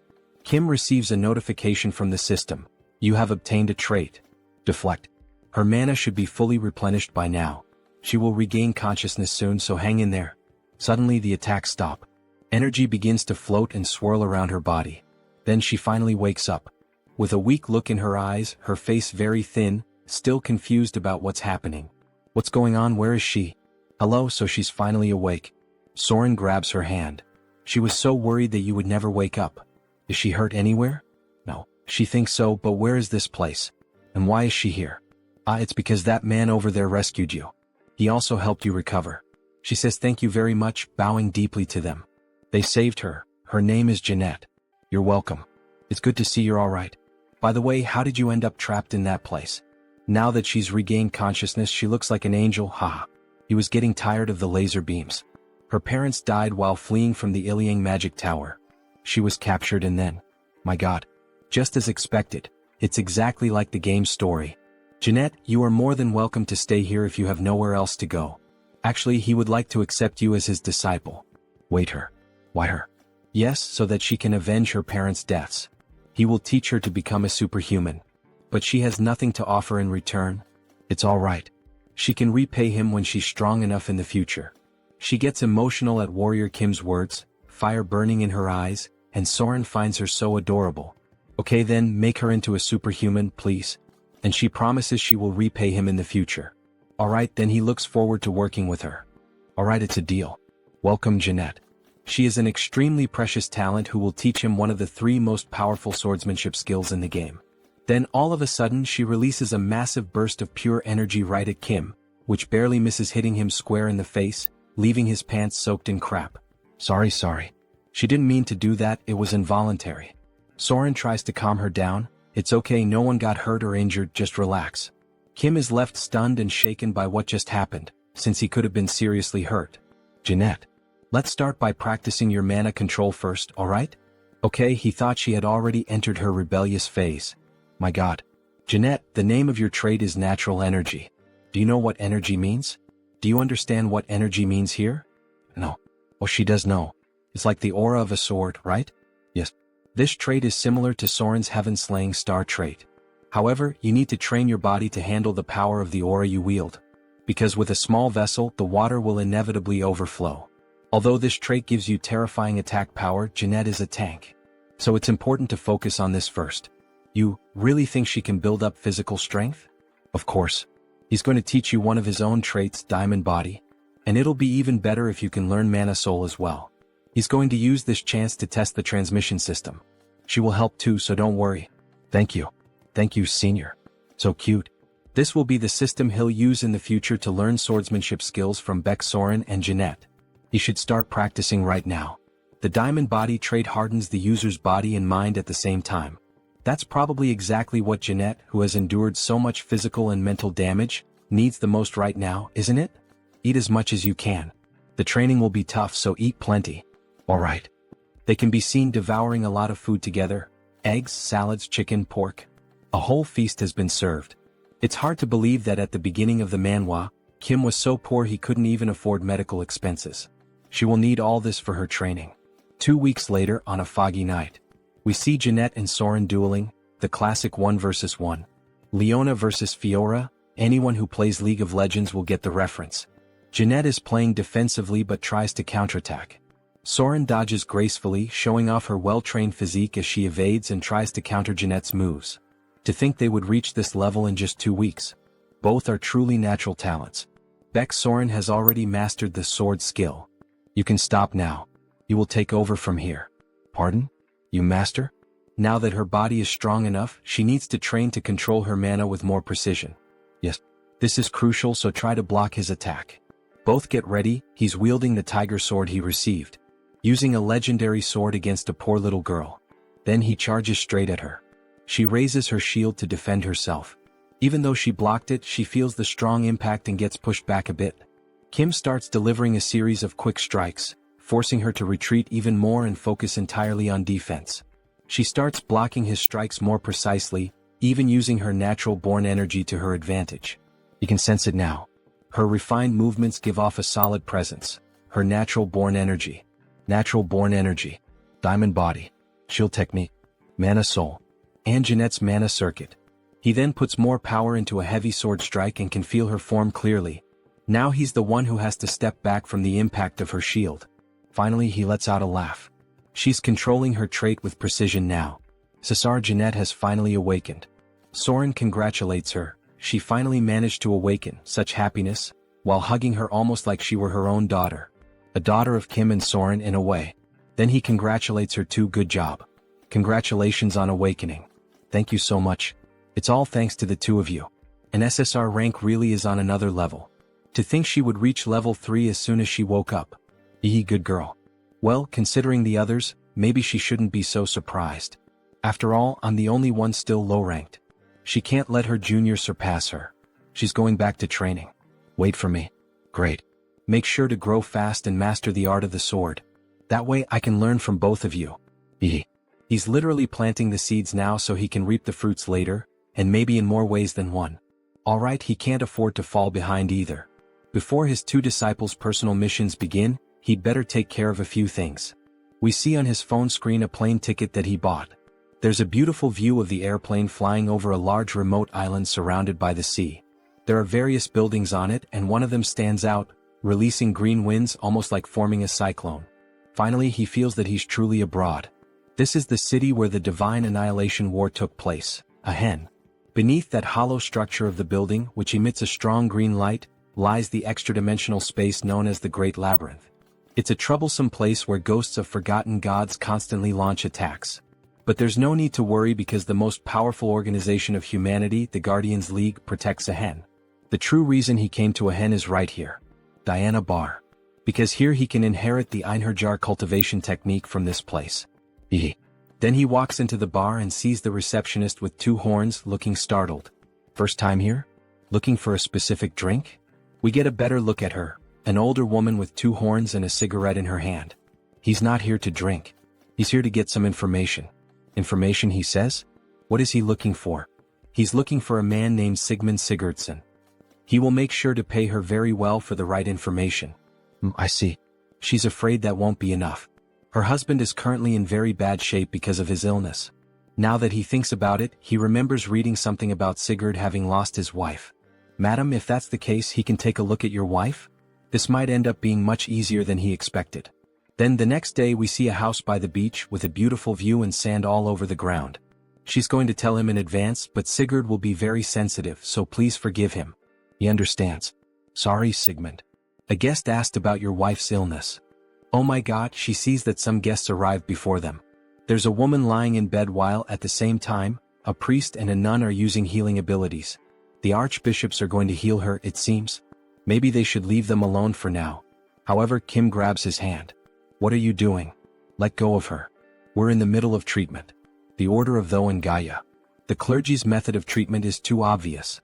What you're doing doesn't make any sense. The holy light will only make her wound worse. Sorry, but what the hell is he talking about? And how would you know that? Stop this nonsense and get out of here. He doesn't believe that a mere superhuman would know anything about this. Then he's introduced, Sigmund Sigurdsson. He looks just like a Viking. Sigmund, this guest here says he knows how to treat Jordy's condition. Maybe you should hear him out. Jordy's is in a situation where every second counts. She should be receiving holy light, not this nonsense. Then her body starts levitating as if she's being possessed by a demon. Jordy's. No, let's resume the treatment. This can't go on like this, it will only lead to disaster. Then the nun starts using holy magic again. However, the woman just levitates even higher, leaving everyone terrified. Jordy's? Her eyes open, and a dark aura begins to emanate from her body as she screams in pain. What's happening to her? Resume the treatment immediately. It's too late. We can't stop this anymore with just light. What? Are you saying she has no treatment left? He starts to panic. But Kim answers him. No, she still does.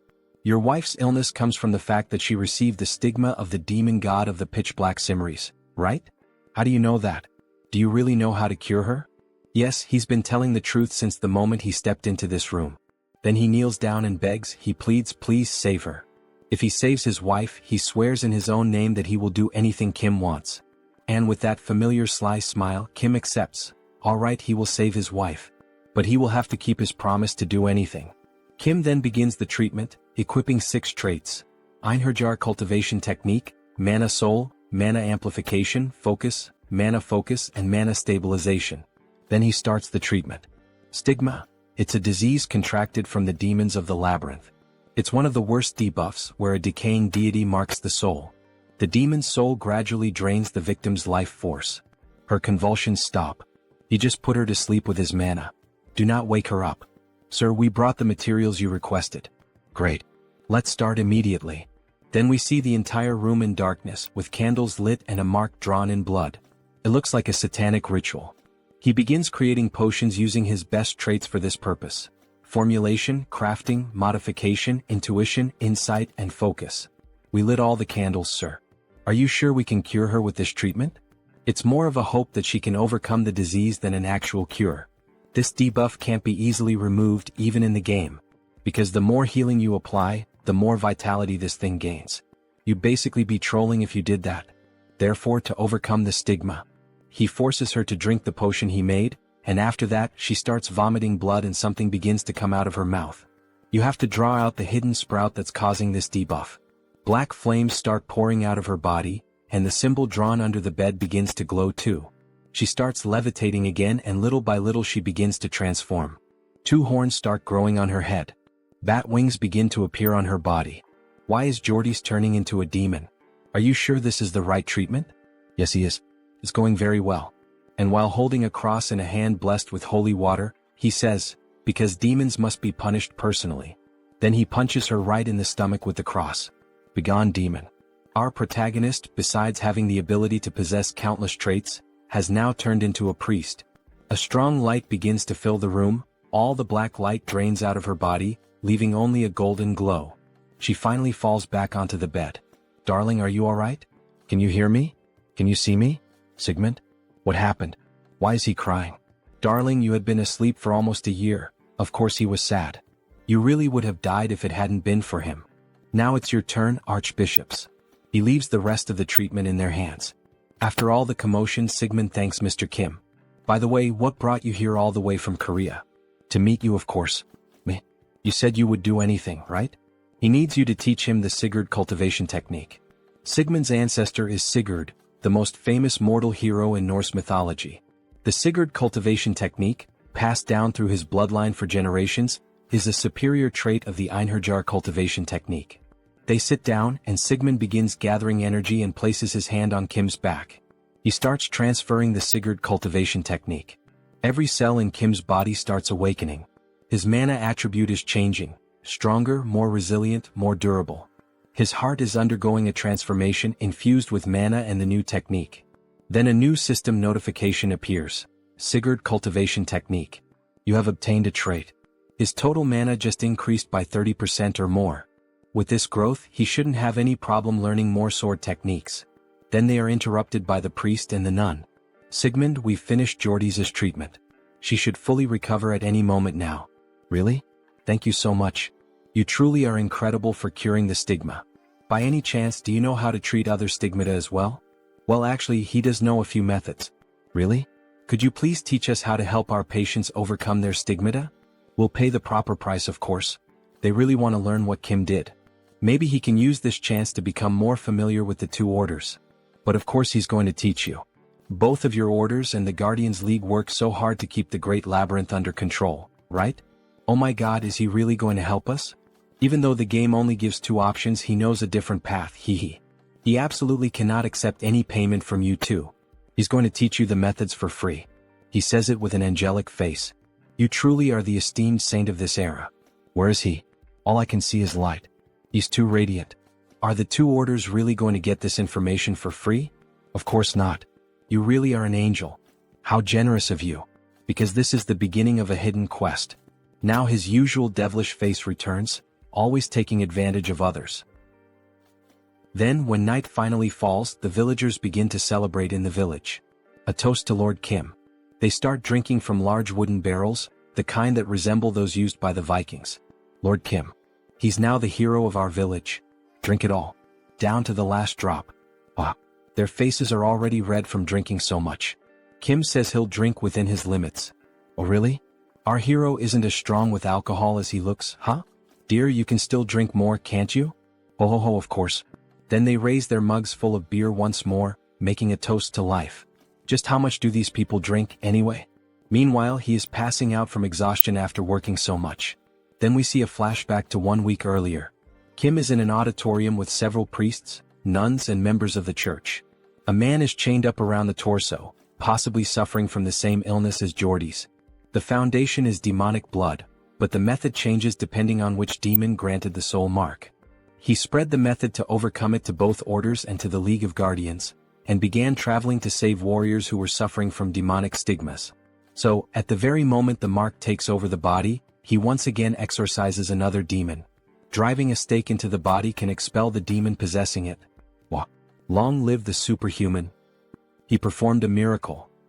He changed Akin's fate just like that, so I guess the grand festival makes sense. But what he really needs now is rest. A good rest and a vacation. Phew, he barely made it through. The Nordics really do know how to party. Ichem? Ah, superhuman, there you are. He was worried he wouldn't get the chance to thank you. Then we are finally introduced to who that man is. Director of the League of Guardians. A director. He came rushing over as soon as he recovered. Do you have a moment now? Ah, he's a bit tired at the moment. He thinks it's better if they talk later. Ah, what a shame. Our league president really wanted to meet you at least once. If he's not available, there's nothing we can do. He'll explain everything properly to the president. No. Suddenly, all his exhaustion vanishes. Please show the way immediately. If it's the president of the League of Guardians, he knows who that is. The youngest disciple of the Heavenly Demon. The Blood King SSR. It's an honor to meet you. He is Warrior Kim. Nice to meet you. He is Chinwei, president of the League of Guardians. Blood King / Chinwei. The president who protects the labyrinth and the dedication of the League of Guardians, he knows it well. Thank you for your words. It's simple, but please have a seat. They said you spread the cure for the soul mark in Akin? He's truly impressive, just as they had heard. Does he know Warrior Kim? In this world, there's no information that doesn't reach the League of Guardians. He heard you were called a rising star of Korea.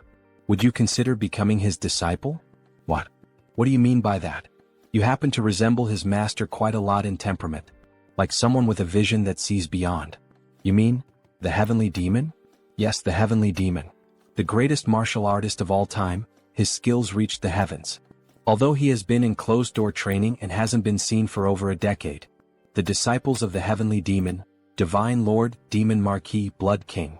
All of them are SSR rank in level 8, but the Heavenly Demon is on an entirely different level, level 0. And the reason for that is the Heavenly Demon's divine art. It is the ultimate technique of offense and defense, a cultivation art of mana, and even a movement technique, because it embodies the most powerful martial art in the world. Although the Heavenly Demon's divine art was passed down to his senior disciple, which is a shame, his own Blood Heaven Divine Fist art is still not something to be underestimated. Anyone who seeks power would never regret it.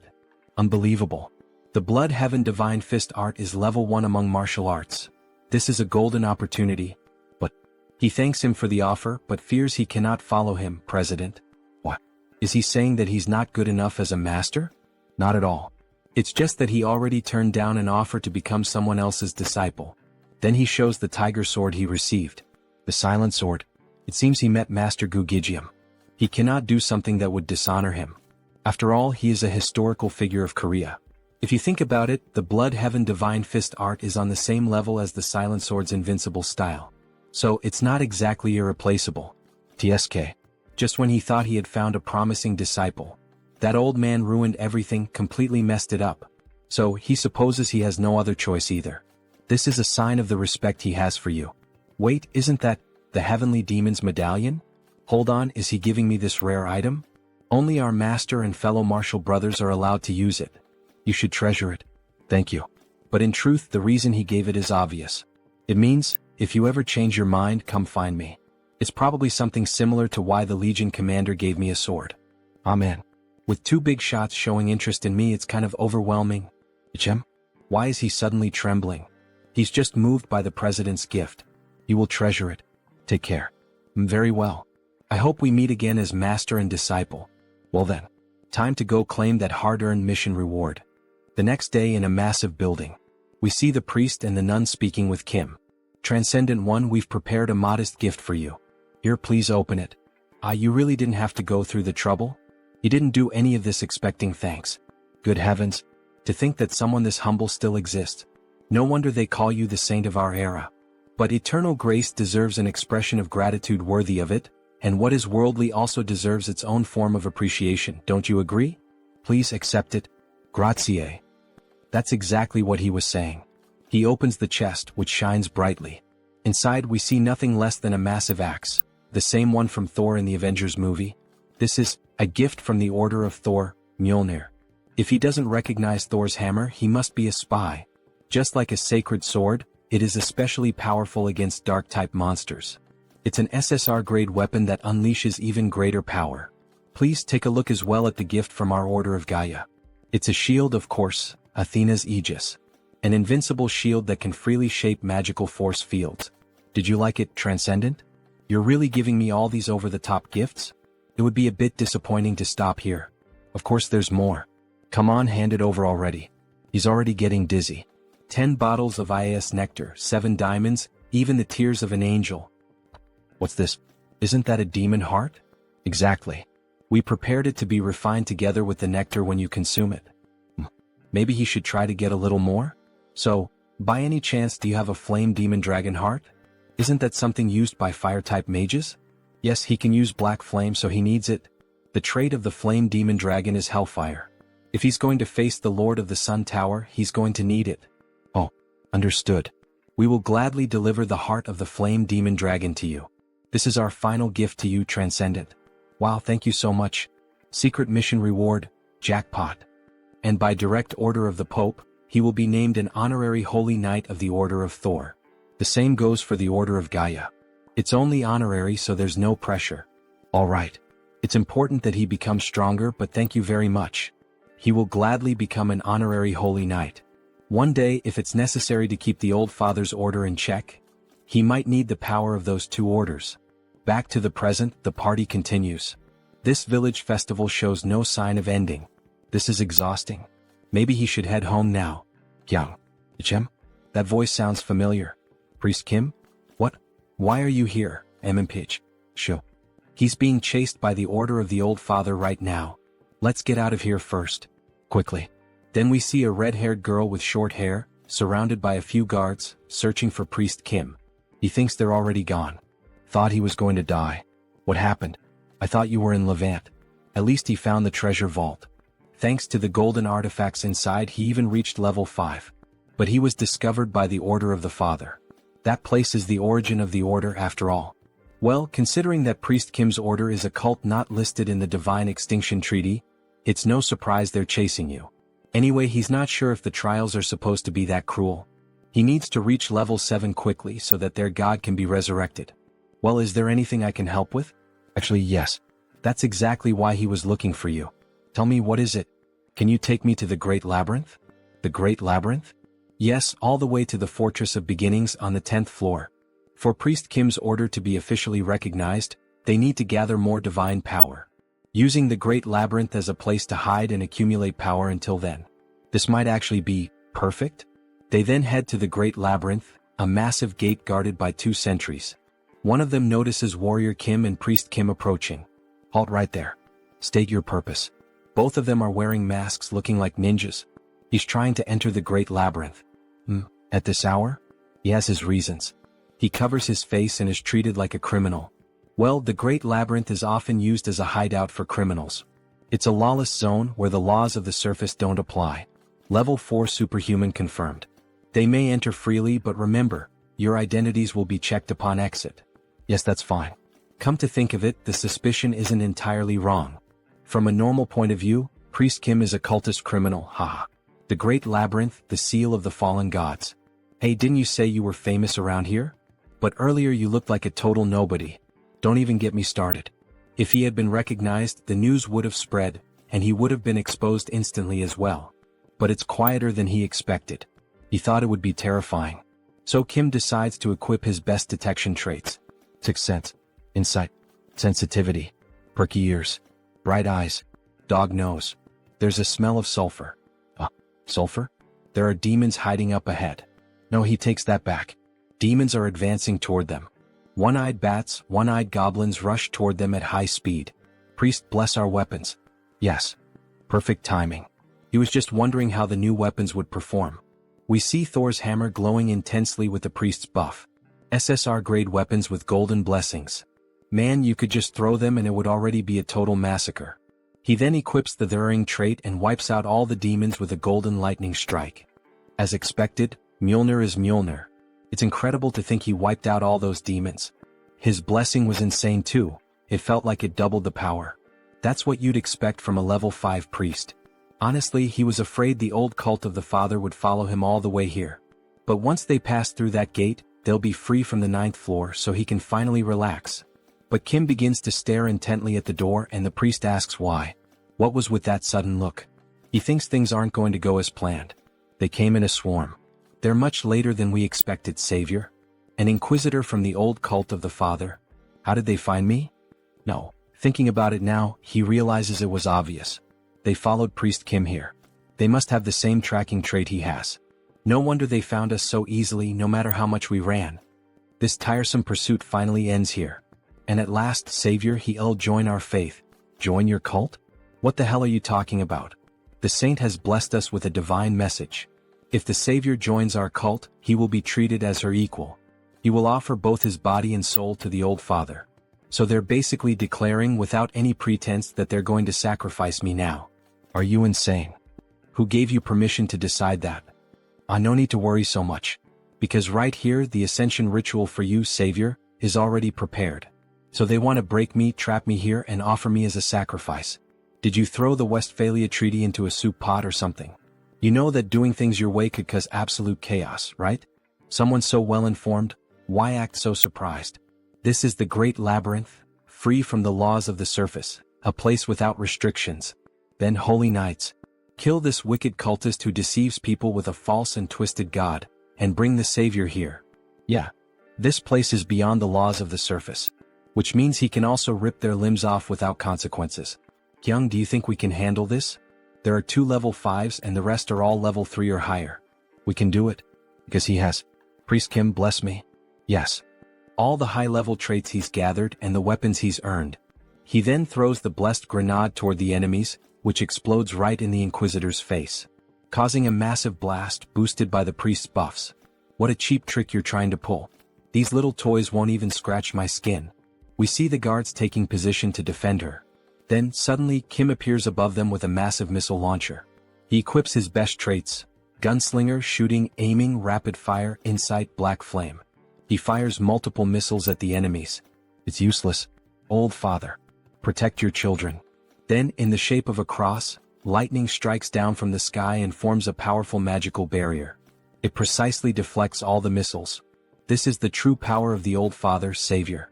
Well, up until now it's only been friendly punches. But now the real punch is coming. Then he activates the new trait he acquired, Sigurd's combat method. His hand starts crackling with electricity, and the mana overflowing beyond its limit makes his blood boil. My head, it feels like it's burning, blazing like molten fire.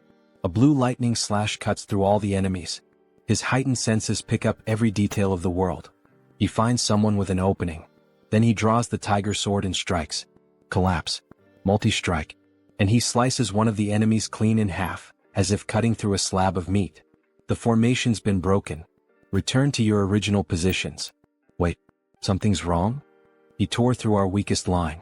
With eyes surging with energy, the soldiers panic. He's going to wipe us all out before we can regroup. Kim activates the technique, Tiger King Twin Striker. With 2 X-shaped slashes, he annihilates several enemy soldiers. Do not retreat. The great old father watches over us. Sword Shadow Knights form a wall. Where do you think you're going? Tiger King Fierce Blow. He quickly slaughters the soldiers before they can form a new defensive position. Inquisitor. The enemy is advancing. What should we do? Please give us an order. Accept a glorious death. What? Your deaths will please the old father in the divine kingdom. This is his will, you must not avoid it. We can see she's a sadistic bitch who doesn't care about death. A difference in numbers and levels means nothing before the savior. It's utterly overwhelming. Tiger King rising / Meanwhile he keeps slaughtering the weaker enemies. And she, watching such a display of strength, with that golden aura surrounding him. This is. You're so magnificent, savior. It's an honor to witness the true face of light. So, are you finally thinking of sending out the stronger ones? Yes. She'll send some truly loyal ones your way. There's just one thing you must be extremely careful about. You absolutely must not die, alright? Then the first guard charges straight at Kim, who blocks the attack using the newly acquired shield, Aegis of Athena. However, the warrior suffers internal damage reflected back by the shield. Internal damage caused by a single collision against his shield? Then Kim hurls the enemy into the air, sending him crashing into the wall. The second enemy seizes the opportunity and tries to attack from behind. Kim jumps, dodging the surprise attack, and with all his strength, he strikes with Mjolnir, causing lightning to electrify the enemy. With a sadistic grin, the protagonist asks, "Is that all you've got? You can't even get warmed up with this. How the hell is that our savior? This is impossible. He has to be some kind of demonic apostle. Get lost, demon." Chem? So that one is still alive. Unfortunately for him, stalling isn't part of Kim's style. With a single swift and clean strike, he cuts off the enemy's head. So she's the only one left out of all of them? Do you still have more new power to show? Just as expected from the prophesied savior of our order, we see Kim massive and muscular. He's equipped several traits for this battle: giant strength, mana soul, smashing strike, Tiger King swordsmanship, Sigurd cultivation technique, moonlash. On top of that, he's receiving multiple buffs from Priest Kim. As he prepares for the final blow, he asks, "Are those your last words?" What else does she need to say? All that's left now is to wait for his soul to reach the divine land. Then a massive explosion erupts, and we see the body of that lunatic lying on the ground, along with her guards. Wow, he really took them all down by himself. It was all thanks to his blessings. Nice work. Did you see how she kept talking until the very end? That's why you don't mess with fanatics. Disgusting. It was almost frightening. Anyway, maybe he overdid it a bit. There's nothing left to loot because he destroyed everything. There's still that shield. It's broken too. That's a shame, but thanks to that battle just now, he gained 3 new traits: destruction, massacre, fierce assault. He managed to gather the necessary materials to create a high-level trait, one capable of facing 1,000 foes. In the end, the loot's not bad at all, huh? Finally, we've reached the 10th floor. Congratulations, mission accomplished. He wouldn't have made it this far if it weren't for you, brother. He'd still be stuck in that Qigong therapy. Hey, at least he admits it, It was all you. He didn't really do much, so that's why, here it is, the Heart of Abundance. Heart of Abundance, SSR. Increases all stats. Possess trait, luck. An SSR level artifact. What a great reward. Kim's eyes practically light up. He found it in Levant's treasure vault, the one he told him about. Apparently, it's an extremely valuable artifact and he thought it would suit him well. Thanks, man. You really know how to pick a gift. By the way, where are you headed now? He's gathered a lot of good stuff, so it's time to return to South Korea. To find the final item he needs to reach level 5.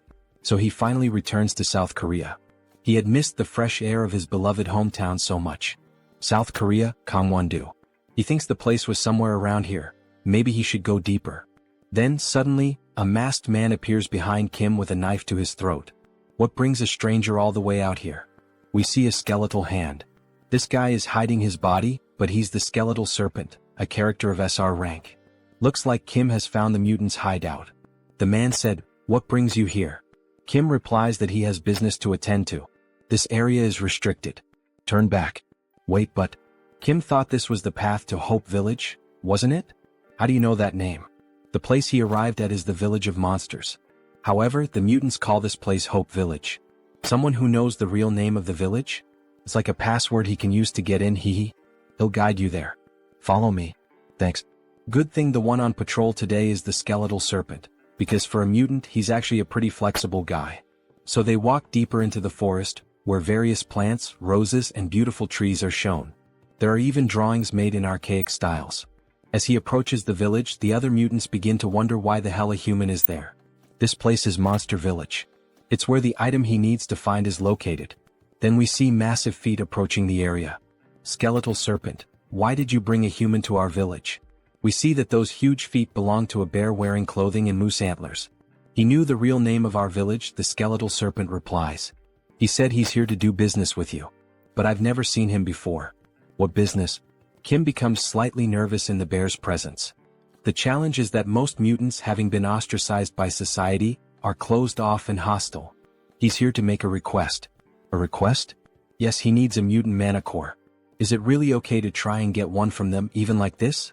Before he could finish speaking, the bear attacks him violently. However, he manages to activate his shield just in time. That's what makes them hostile toward humans. If it weren't for those defensive traits, he would have already passed out. Diamond body. Immortal. Sigurd cultivation technique. Mana shield. Practical combat. Protect. Not bad, huh? Great. Now I can feel you being crushed into pieces. I'm going to kill you. Wait. Why are you doing this? He's not here to hunt these people or anything like that. In truth, he knows the reason behind this irrational rage. Because mana cores come from a mutant's dead body. Would you sell the body of a family member for a handful of coins, if it were you? The bear then starts using an aura blade to attack Kim. A bear that can use an aura blade? He's really serious. Please calm down. He'll pay the proper price for this request, okay? I already said, I don't need money and I won't accept anything in exchange for selling the dead body of a mutant. No, he's not paying with money. The fastest way to earn their trust is this. The entire area starts glowing intensely. What the hell is this? The bear asks. Kim says he'll pay the bear with this, by filling their empty stomachs. Are you kidding me right now? How is that supposed to help? Don't be like that. Just take a sip. It won't be too late to talk after that. He then begins preparing a cup of instant noodles. By the way, this isn't just some cheap cup of ramen. I don't need that. If you don't leave right now, I'll tear you apart. There's no way a bear can resist that smell, hee. From a menacing expression, his face suddenly turns sweet, drooling from the scent. He's never smelled anything like this before. He heard from a friend that people in Hope Village struggle to get real food. So you've heard something, huh? Go ahead, try it. Don't you want to know why humans love noodles so much? The bear looks tense and conflicted, but in the end he decides to accept. After all, he's the chief of Hope Village. Is to learn more about human culture. That's why he's eating it, not because the smell is irresistible. But we see him savoring the new food with delight. This taste, it's divine. The gods themselves must have made this. That scene of the noodles wrapping around the bear and him drifting away on a tiny boat really resembles something out of the anime/manga Shokugeki no Soma. If any of you subscribers have read or watched it, let us know in the comments. How can something taste this good? Do you have more? It must be really delicious. What? He's prepared lots of other things. Everyone come try some. Not every mutant has senses as highly developed as the bear's, so he added a bit of mana core powder earlier to help with that. Wow, so sweet. Slurp, slurp. Look at that damn bear eating everything by himself. Where's that always serious and responsible chief now? All we see now is just a happy animal enjoying himself, haha. He's a good human. Do you happen to have more of those sweets? Did he just befriend them now? However, the skeleton stood off to the side, simply observing the whole situation, and then he noticed the mana core powder. Wait, is that mana core powder? Can we even eat that? What? Mana core? Shit, he already ate 2 of them. It's understandable that they're cautious. If something goes wrong, a mana core can cause them to go into a berserk state. What the hell are you plotting? But Kim had prepared for that too. If you're that worried, then let's ask your guardian angel. He's talking about the entity with the power of prophecy. The one known as the godmother of the monster village. The tree goddess. The guardian angel of the monster village, the tree goddess. Although the power she possesses is weaker than that of other transcendental beings, she is indeed a divine entity. We see a very ancient tree shaped like a human, almost resembling an old woman. And so, all important decisions are made by her. The bear gathers in front of her along with the other mutants and Kim. Is what this human said really true, Great Mother? Yes. What that child used was level 0 mana core powder, purified by the holy water. He has given you, poor creatures, a great gift of nourishment. The mutant uses some kind of controller, similar to a video game one, to communicate with the tree. Thank the heavens. That means we can eat more. I mean, it won't have any harmful effects on our bodies. The godmother has given her approval. Really? Then we can eat more? Thank you so much for granting us your wisdom, godmother. He kneels down to offer the proper thanks, while the other mutants celebrate. many of them overjoyed to finally eat something good. Then the skeleton approaches Kim. With this, the doubt has been cleared. It seems he made a fuss for nothing. Sorry. It's alright, he understands. There's no need to apologize. Now that the misunderstanding between us has been resolved, how about we have a Korean barbecue party? We see 4 beautiful cuts of meat, even resembling bacon, ready to be cooked. Then he starts grilling the meat and everyone around goes wild. The smell, the look, even the sizzling sound as the meat cooks, everything about it sends the mutants into a frenzy. Meanwhile, Kim is having fun cooking for all of them. The tree begins to laugh, her expression turning joyful. It seems that an honored guest has paid a visit to our Hope Village. As night falls, we see the bear completely drunk. Isn't this a crime? Ah. Now he understands why humans love alcohol so much. It's refreshing. I'm glad you enjoyed it. By the way, why do you call me human but don't refer to yourself that way? It's just that he got used to it. To be honest, it hasn't been that long since they started treating us as humans. Back during the Japanese occupation, we were considered nothing more than talking animals. Even hunters used to hunt us in those days. Even so, he's amazing. From what they've heard, he played a major role in the Korean War, and that's why mutants have more rights nowadays. But he couldn't have done it alone. It's been so long since the entire village enjoyed the company of an outsider. Do you want it or not? Just one more, uncle. Try it like this, it tastes better. He always wanted to hear them laugh like that. A classic sentimental drunk. Wow, such an innocent village. He really shouldn't be crying like this.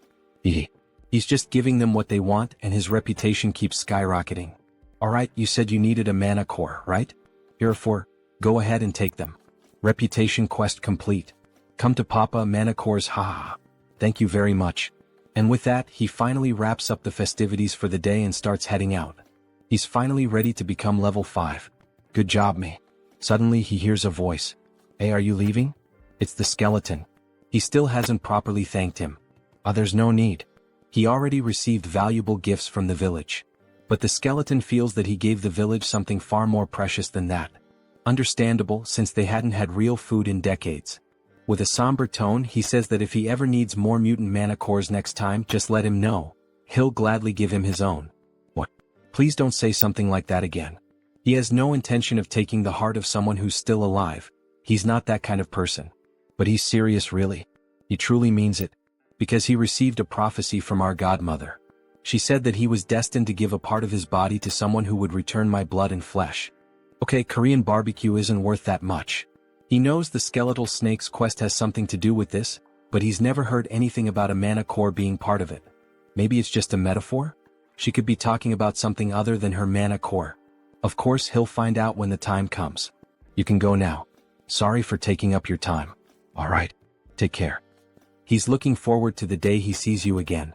Obviously, that skeletal snake is hiding something. The next day we see a new house. Quite large, even with a pool. Yes, finally. What's right in front of me now is the large single-family home that will be mine from now on. The entire property spans over 660 square meters. And there's even a pool. But it's not just those perks. The real reason he came and chose this place. He takes an elevator down to the basement of the house. It leads to the high-quality, high-security secret training center. Yes, he never thought he'd see this day. Kim is truly happy. Enjoying the nice weather, sir? Yes, Director Choi. Thank you so much for suggesting this amazing place to him. Don't mention it. Still, why did you decide to make the move so suddenly? Because his disciples have been visiting his home quite frequently lately. He just wanted to provide them with a better environment. He also needed a bit more space. And since you brought that up, of course he's already prepared everything. Please feel free to use this to help you reach level 5. We see a massive capsule, equipped with advanced technological components. Hello, Master. She is a magical spirit born to support you, Master. How can she assist you today? First, precise measurement. From this point on, leveling up requires a more complex process. To achieve the best results, he needs the help of a spirit. Beginning precise measurement. Inside the capsule, all of his attributes, abilities, and powers begin to appear on the screen. Level 4 Warrior Class. Musculoskeletal Class, Giant. Musculoskeletal Class, Diamond. Healing Class, Immortal. Mana Class, Soul. Mana Class, Sigurd. Battle Class, Tiger King Swordsmanship. So that's how it's structured. However, several error messages suddenly start flashing on the screen. He doesn't understand what's going on. Master, there's been an error in reading your mana circuit. Ah, that's probably his fault. He's capable of altering his mana circuit in real time. That's actually top secret information, by the way. Is that even possible? That's not recorded in any of his data. She just saw it with her own eyes. So yes, she just witnessed it herself.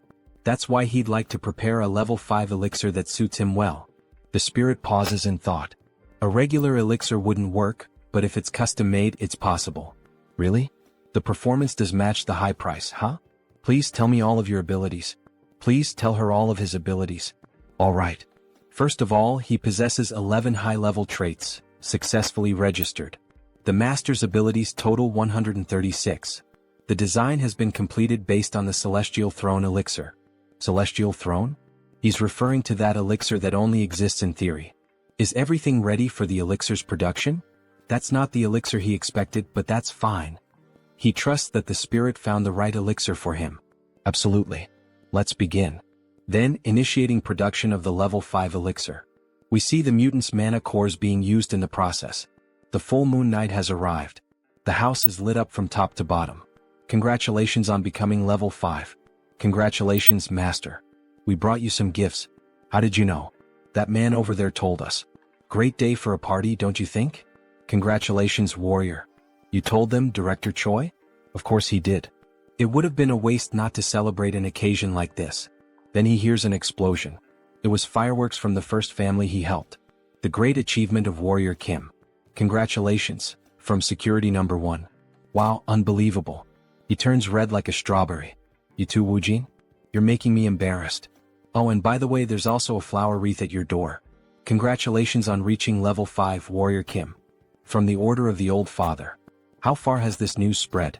Is this supposed to be a provocation? Now that he's level 5, he'll have to act discreetly. Everyone will be watching his every move. And they send me something like this? He starts tearing apart the flower wreath. While Kim was tearing it apart, a car pulls up beside him. A beautiful woman with purple hair and dressed in executive attire steps out. Finally, more women are starting to appear in this manhwa. So, who the hell is that now?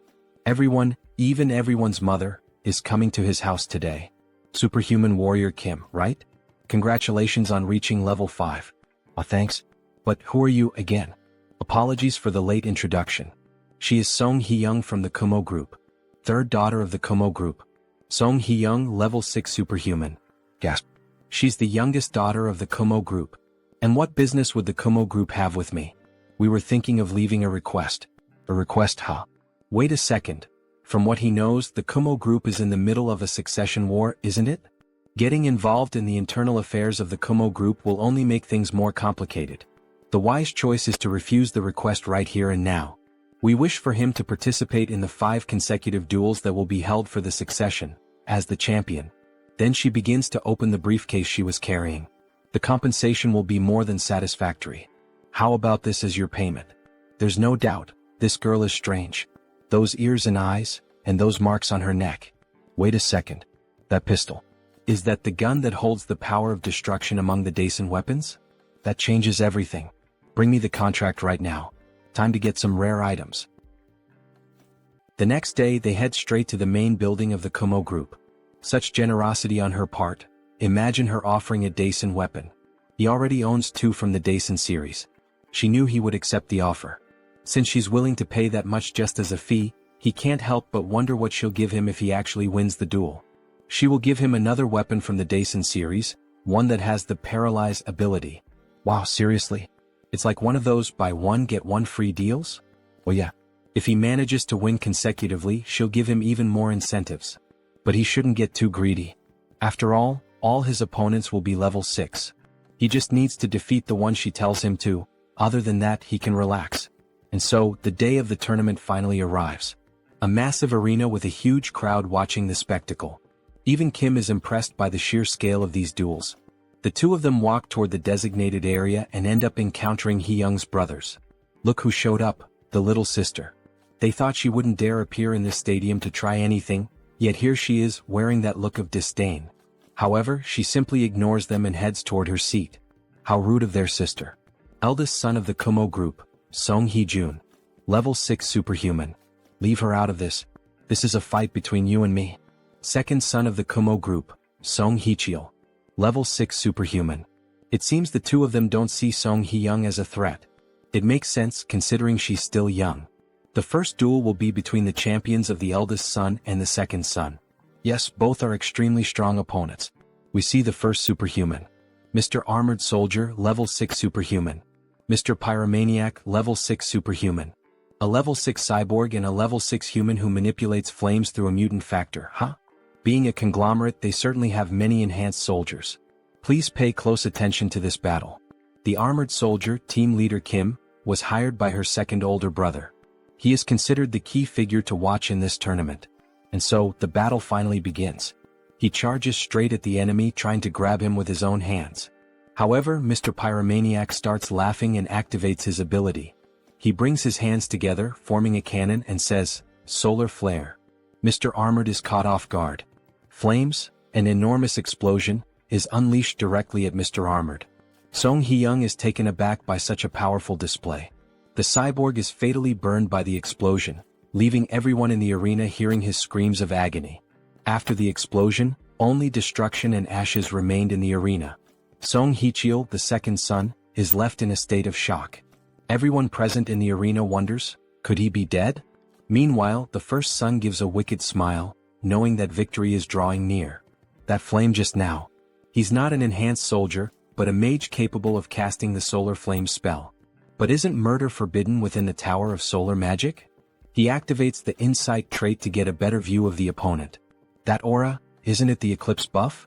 Could he really be who I think he is? President Song, is it our turn now? Yes, but he'll go first. Please finalize the preparations. Are you sure about this? That pyromaniac is covered by a veil, so she can't gather any information about him. She thinks it would be better to leave him to another level 6. He can win, because she believes she knows who he is. He is the mage who was banished from the Tower of Solar Magic, Park Hyungju. He ended up working for the Kumo group. Then the teasing between the brothers begins. He wonders if the person brought by their youngest sibling can defeat the pyromaniac. And finally, the two stand in the arena. Facing each other, it's time to settle the matters of the past. The gleaming sword catches the attention of the eldest brother. Could that be the Black Tiger Sword? But even the Black Tiger Sword cannot compete against the solar flame. Just another corpse to clean up. He never imagined they would meet again like this. Does he recognize him? Yes, because he's copying the techniques of the Eclipse School. How dare he use the solar flame in such a cruel way? Does his master, Elder Joe, know about this? His master knows everything. Before leaving, he received some information from Director Choi. Just before the Kumo Group succession war began, the media deliberately ignored this incident, but his heart had already been reduced to ashes. The chairman was suddenly assassinated. The only people who could do something like that are the master of the tower or a certain someone. Is Elder Joe involved in the Kumo Group's succession war? It's truly a terrifying thought, but still within the realm of possibility. He needs to confirm that later, after dealing with this first. Before he can finish that thought, the enemy is already launching another solar flare. In any case, now that he knows you've recognized him, he can finally carry out his revenge. Consider yourself special because he's going to show you his hidden power. Solar Magic Blast. A massive explosion, 1,000 times greater than the first, almost like a Genkidama. However, Kim, using a shield and with his bare body, withstands the blast. So it's true, you endured a solar flame with your entire body, huh? But a solar magic blast is completely different. Turn to ashes. He enhances the explosion, shaping it into a flaming Kamehameha. Impossible. A level 6 casting a magic blast? How can a level 5 superhuman resist something like that? Before she can finish her sentence, Kim interrupts, asking if he's done with the fireworks. Now it's his turn. Even though he's striking a macho pose, he barely survived that last blast. Good thing he leveled up before coming to the duel. Let me borrow your flames for a moment. Impossible. How did you steal his solar magic blast? Well, you'll see, you'll find out soon enough. He uses the hammer to summon clouds and lightning, all enhanced by his traits. Giant Strength, Diamond Body, Mana Soul, Sigurd Cultivation Technique, Practical Combat, Throw. He channels all the energy gathered into the hammer and unleashes it in a counterattack against his opponent. Once you've had a taste of this. Wait, at this rate he's going to die, he surrenders. And a massive explosion erupts. After all, it was the solar magic blast combined with the power of the Mjolnir hammer.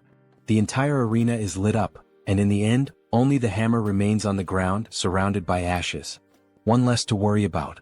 All three brothers are shocked, and at the same time furious. What the hell just happened? A mere level 5 human defeating a level 6? Something's not right. Now then, shall we prepare for the next battle?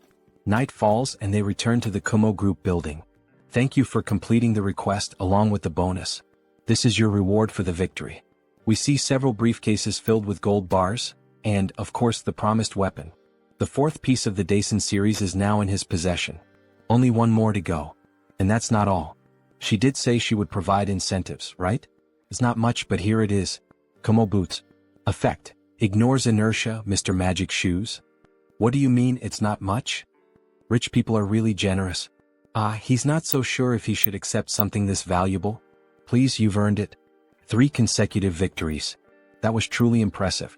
After that, he won 3 more matches in a row and then withdrew. The remaining champions finished the tournament, and he left with Song Hee-young as the victor. He could have faced more opponents, but he didn't want to reveal everything he had in this tournament. Because the entire world was watching the Kumo group's succession war, across every possible channel. Newspapers, news broadcasts, the internet.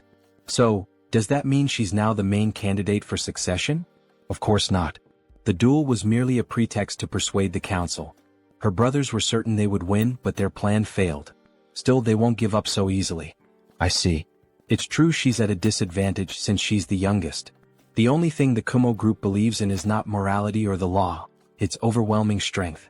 Yes, but she has no intention of letting them do whatever they want. And that's why she would like to entrust him with a new mission. What kind of mission? She offers such generous rewards, there's no way he could refuse. There is one way to overturn this situation. She then touches her earring and a hologram is projected, of a black raven. The raven chip. This chip contains a mutated gene that responds only to our family's DNA. If we can secure it, she'll be able to reach level 7 and turn everything around. So she's willing to risk the dangers of the mutated gene. Of course he'll give it a try. Really? Obviously. He'd be a fool to turn something like this down. Because, in a place that looks like a shopping mall, a raven with deep black eyes appears. A strange-looking boy is on the phone. President Song. He's found the item. He already knows where it's located. Returning to the present. If he manages to bring her the raven chip, she'll give him double that amount. Something around 10 billion won. And if he manages to secure the position of president, she promises to grant him the Kumo helmet and belt that belonged to her brothers. But before she could finish speaking, she asks if the protagonist is okay, since he's completely red. Sorry? His nose itched for a second. Please go on. The Kumo equipment that the 3 of them possess will end up going to the president in the end. That means the full set of Kumo equipment, which has effects comparable to rank SSR gear, will be mine, right? He looks like a cowboy. What insane rewards. Anyway, her brothers can't find out about this, so please keep it confidential. If he needs anything for this request, let her know. Alright then. Can he get some diamonds? Well, he can see the entire Gangnam district from up here. Money really is a great thing, huh? Then the protagonist starts using the diamonds on the items he obtained. Detection helmet. Extreme speed shoes. Rage axe. Crisis detection ring. Time to absorb the attributes of these magical items. All the new traits begin to be absorbed into his body. And by accumulating them all, he unlocks a new one, Air Raid. Movement skill acquired. Now that the preparations are complete, it's time to begin. He leaps at high speed toward his target, landing right on top of a raven statue. Now time to report to the client. President Song, he found the item. Already? Where was it? Right in front of the raven statue in the main hall. But there's just one small problem, President. And what problem would that be? He's going to have to make a bit of noise to get the chip. So, she'll have to take responsibility for what's about to happen, Chairman. He then destroys the raven sculpture, revealing the chip he was looking for, being carried by a golden raven. Raven chip secured. Where does he need to go now? Head to the body modification facility on the 2nd floor. She's heading there as well. Her brothers have probably already noticed.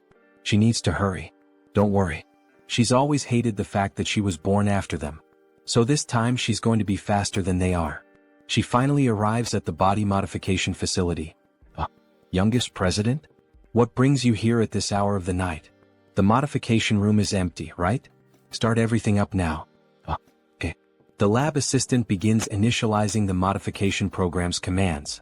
But, what are you planning to do with that? You arrived just in time. She's ready, warrior. And so is the chip.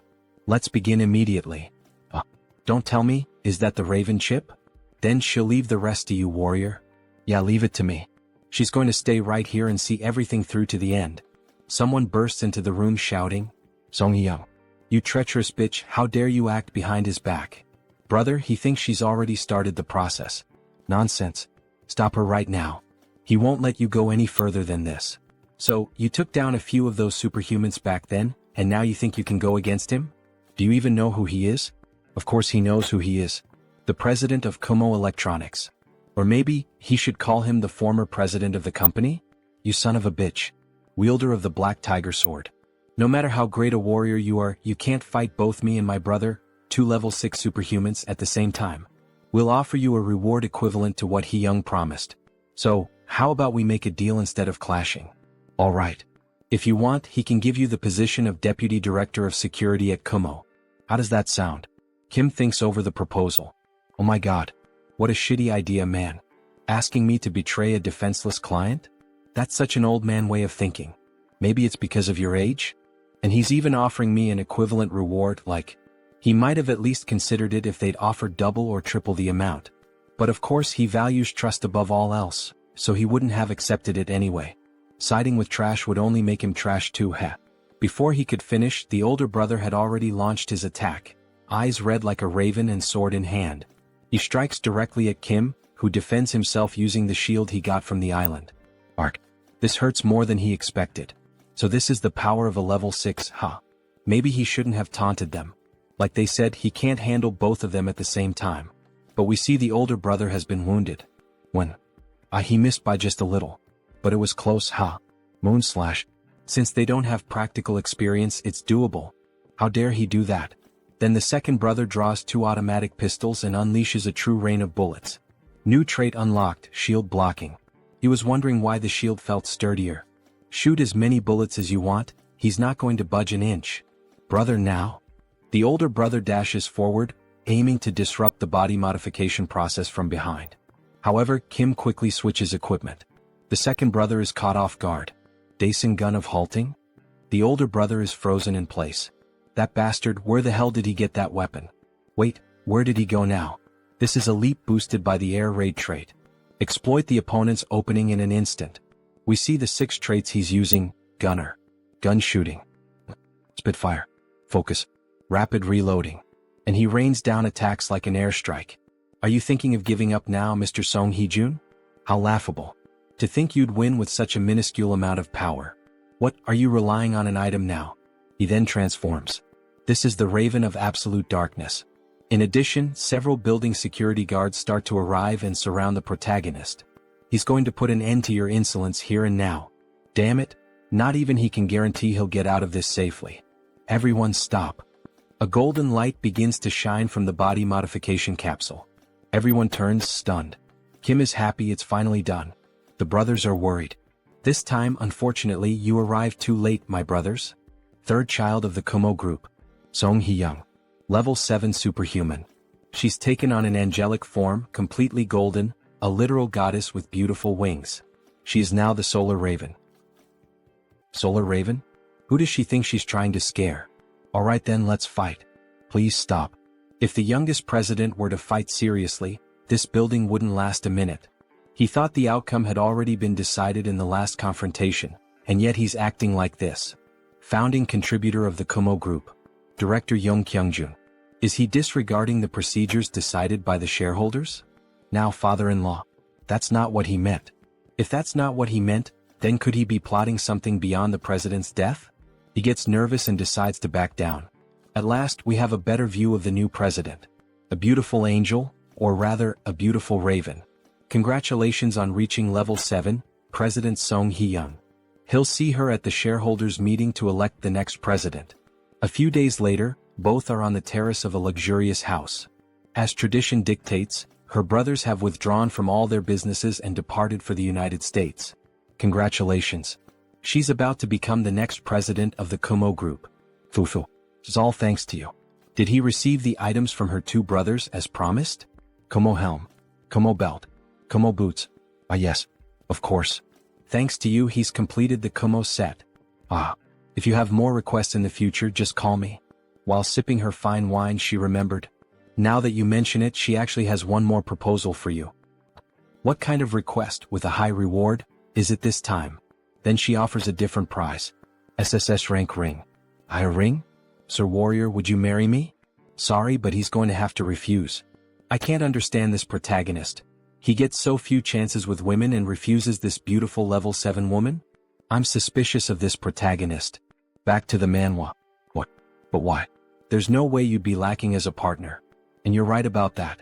You have both wealth and beauty. Either way she's just not his type. Making that romance anime face. What? That's absurd. Why would such an insignificant factor matter to people like us? In fact, is it significant? She herself is surprised, just like me, the narrator, to have been refused in this way. Yes, the narrator loves women in business attire. Whoever agrees with me, type it in the comments and I'll send you a heart.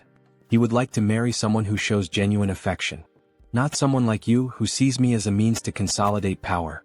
Quite romantic, isn't it? Kim Joonsoo, 22 years old, who doesn't want his pure heart to be betrayed, not even in Arcane Seoul. He truly is an unpredictable person. In that case she would like a cooperative relationship, where we can help each other at any time. Would that be alright? Yes, that would be more than welcome. And so, that night, a new alliance was formed with the clinking of glass cups.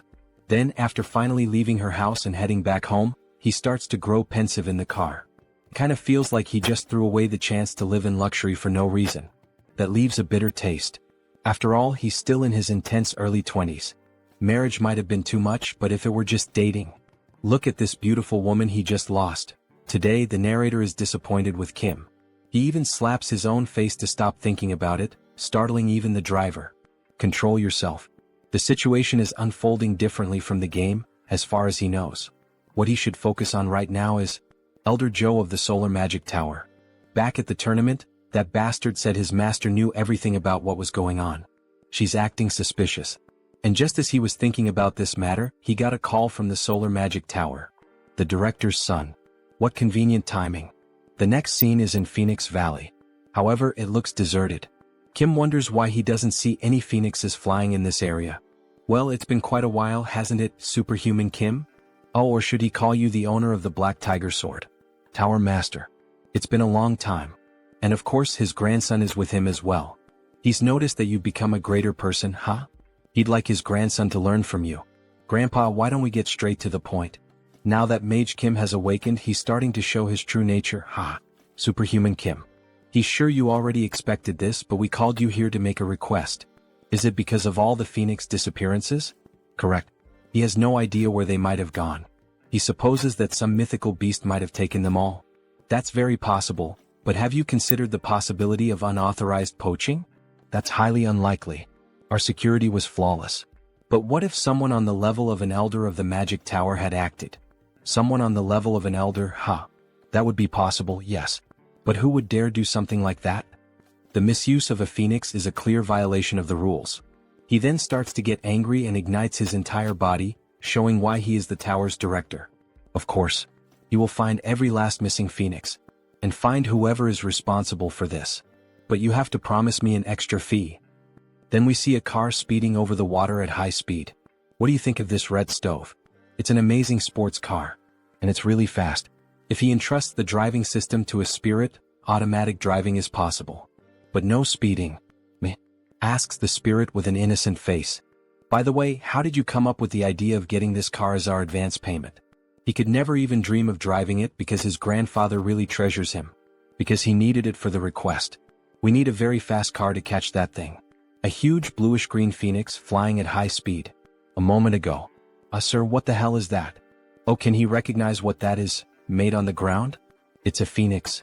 Made of steel wires. It definitely doesn't look like one. You only replicated its bone structure. You can save the compliments about the quality. I will. He managed to get some crafting attributes from it, so of course. Alright then, Mr. Mage. Let's take a bit of your blood, shall we? Says Kim with a scary face. What does that mean?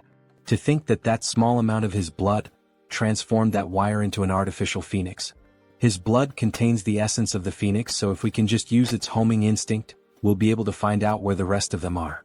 When night falls, they finally arrive at an island called Ulungdu. So this is where they were, huh? But they don't seem to be in good condition. They look tired and dehydrated. They should have lived for more than 20 years, but they seem drained of energy. Can you check their mana, please? Yes. He begins to check, using fire as a sensor. These guys had their mana stolen. From the heart to the blood vessels, everything was burned dry. Wait, this traces. Yes, Mage Kim. He believes you can find out who did this. He then focuses more and finally discovers, the Eclipse School? Yes, that's right. How clever. Let's contact the Tower Master immediately. The culprit is none other than Elder Joe from the Eclipse School. Joe Akbun, that crazy bastard. He erupts like a volcano. Grandpa, please calm down. She was caught trying to take all the phoenixes for herself. He swears to God if he catches her, he will. So he's saying that Elder Joe also disappeared from the tower? Yes. He went to her office, and she had vanished, leaving her clone behind. What, is she mocking me or something? He swears he will. Clone? It's a magic that creates a body identical to the user. However, it dies after a while. Was she just trying to buy time? The death of the Kumo Group's president, whose heart was burned to ashes. The exiled mage reappearing as a reinforced soldier. The overexploited phoenixes taken to gain power. An Elder Joe hiding? You've already received so many clues. Come on. Tower Master, doesn't anything come to mind? Don't tell me. Joe Akbun got her hands on that? The forbidden ritual of the Eclipse School. The moon in complete darkness. The forbidden ritual.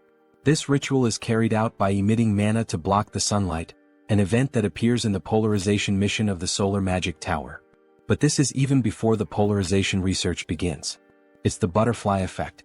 A different course of events unfolded because he got involved with Elder Joe's disciple. What is this after all? She is using the power obtained from the phoenix to corrode solar magic. And not just that, through the sky, land, and sea, she is absorbing the mana from every form of life. Is she performing such an evil ritual in an era like this? And what if your magic tower is ruined because of it? We must find Elder Joe quickly. If she reaches level 8 with that power, we don't know what she will do. But how are we going to find her? He can feel a connection to a massive reservoir of mana in the distance. Follow him. He thinks he knows where that woman is. The mana trail leads them to a house near the forest. Upon approaching the place, they see an open portal. This is a subdimensional labyrinth? So he's saying she's hiding inside while the ritual continues?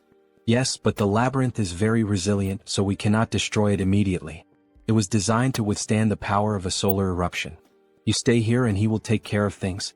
You can't, grandfather. There's no way Elder Joe wouldn't have prepared countermeasures against the Tower Master. He's right. This is far too dangerous. Leave it to me. He's going in there? Yes. Wouldn't it be better to have an outsider intervene to catch her by surprise? Looks like he owes him one more. In that case, take this. We see several objects in his hand, a ring and dice of different shapes. Magic dice. Rank SSR. Ring of Great Escape, rank SSR. It's the Ring of Great Escape. Use it if you're in danger. Thank you. The Ring of Great Escape. He's just gained an extra life. In that case, he can risk his life without worry. Because Elder Joe has one of the 8 treasures of the Magic Tower. Then he finally steps into the portal. What are all these things?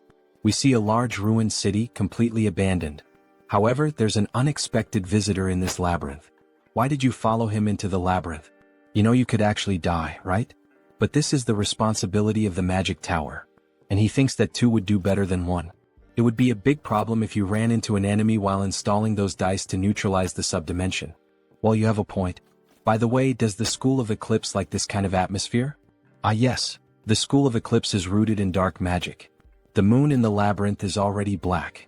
While he was explaining, a larva-type monster tried to attack him from behind. However, Kim quickly uses the tiger sword to kill the monster instantly. What a damn scare. Where the hell did that ugly creature come from? He would have been all bitten up and screwed if he'd been even a second late. He thinks they smelled us. Stay close to my back. He will protect both of us. Then he activates the best traits. Intuition. Sensitive. Treasure hunt. Insight. Detection. Sword expert. Dozens of them will come at us all at once from now on. They start emerging from underground, several of them, but Kim quickly slashes through all of them in seconds, looking like a Japanese chef making sushi. And he ends up unlocking a new trait. Identify weakness. Attacking the enemy's weak point will deal extra damage. All those monsters were simply blown apart and sliced within seconds. Kim is truly very strong. However, from the top of the mountain, an old woman with a huge staff appears. Stop. How dare you set foot in this place? The crime of obstructing a great cause will not be taken lightly. She uses her power to create a crack in the walls, causing several rocks to start falling on the protagonist. Elder Joe is indeed a difficult opponent. But he's not going to die in a mini-game like this. Hold on tight. What? Because he has already experienced this pattern many times in the game. He can see through everything. Then he activates the traits: Giant Strength, Air Raid, Intuition, Insight, Detection, Sensitive. He can see the battlefield with an overhead view, where each stone will fall and which route he should take. Running quickly, he saves the two of them from a terrible death. Only the rubble of the walls remains, and Kim emerges from the ruins in giant form, carrying Mage Kim. Are you alright? Yes, I'm fine. By the way, where is this? It's the place where the mana flow is concentrated. Install the neutralizer, please. Alright, he finishes it in a second. However, the old woman suddenly appears in front of him. You little rat. You've walked into your own grave. Mr. Mage, dodge. Then, by some miracle, he manages to dodge that powerful attack. As expected from a level 7 mage. He would have died instantly if he had been hit. It will be difficult to face her with normal methods. Mr. Mage, he will distract her. So go. Yes, then he will also have to reveal his trump card. Where do you think you're going, you little rat? Hey Joe Akbun, you old witch. He has to provoke her. Seeing you doing something like this all of a sudden, you're using the Kumo Group Chairman's magic circuit to keep yourself young, huh?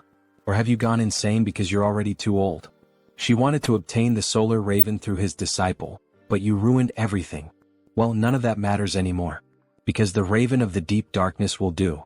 Does he really think he can keep avoiding the power of the School of Eclipse? Yeah, right.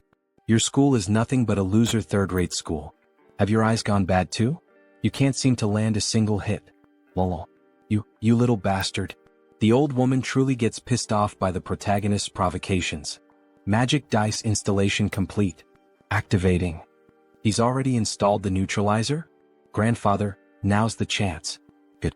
The power of the subdimensional space is weakening. Time to show some of his own power too. He begins creating a whirlwind of fire, and the labyrinth slowly starts to give way under such power. Mr. Warrior, the labyrinth is shattering. Yes. It seems the Tower Master has done his part well. No, this can't be happening. Her magic, her power, and her world. Her body begins to melt along with the world, and we see that part of her body is robotic. It would have been complete in just a few seconds. It's all because of you, it's all your fault. Filled with rage, she tries to attack the protagonist with a massive burst of dark magic. He quickly manages to withstand the damage with the steel fists. Holy crap. He blocked it with the steel fists, but damn, what power. Even so, he won't fall behind when it comes to speed. Damn it. Why won't her attacks land? He vanished from her sight. Then he activates the new trait he gained, Identify Weakness. He found her weakness. And with a quick strike, he slashes her directly in the back. She falls to the ground like a sack of shit. No. It can't end like this. At the very least, she has to take his life with her own hands. Useless bitch. Time to die. Then the director himself burns her. So after defeating Elder Joe, they return to the tower. Warrior Kim is unbelievable. He thought you were an anti-magic warrior, but today you fought like a practical swordsman. Thank you for the compliment. It makes sense, however. That must be why that old tiger man gave you the black tiger sword. He thinks people call it the Celestial Star. That sounds like something the spirit said. What is the Celestial Star? It refers to those with infinite talent and 1,000 kinds of supernatural abilities. Doesn't that not seem exactly right for him? Anyway, he should reward you for this incident. Ring of Eclipse, SSR. It is a treasure he found from Elder Joe. Understood. One of the 8 treasures of the Magic Tower, and the strongest item of the School of Eclipse. The attribute imbued in the ring is Eclipse. The ring begins to display an animation of water and fire, as if there were a fusion of both powers. This is truly incredible. It combines the attributes of mana devouring, absorption, and storage. Says Kim while driving his new Ferrari that literally flies from being so fast. Time passed and autumn arrived. Beck Soren is training her attribute Heavenly Assassin Star, and Jeanette is training her attribute Innate Energy. Beck Soren will reach level 5 very soon. It will not take long until she learns the Mars Sword technique. we also have our werewolf. Having far surpassed level 4, Iron Fist Kim is in the process of expanding his territory throughout the country. And so, Arcane Seoul faced December 24th. Embassy of India in Korea. Wow. So an honorary paladin gathering is happening here? She wonders what it is like inside. This is the first time she spends the day of divine annihilation with other people. Make sure to enjoy today. Because tomorrow she will return to training, says Kim with an evil face, while Soren lightly laughs, seeming almost like a couple taking care of their daughter. She is going to enter first. Ah, Jeanette. Wait for me. December 24th, the day of divine annihilation. It is the day when the old father was officially killed, and the day to celebrate the Treaty of Westphalia. That is why it is commemorated as Christmas all over the world. Because this world does not have Christmas. Inside the Indian embassy it is beautiful. The girls become emotional upon seeing it. So much food and gold. Jeanette, look.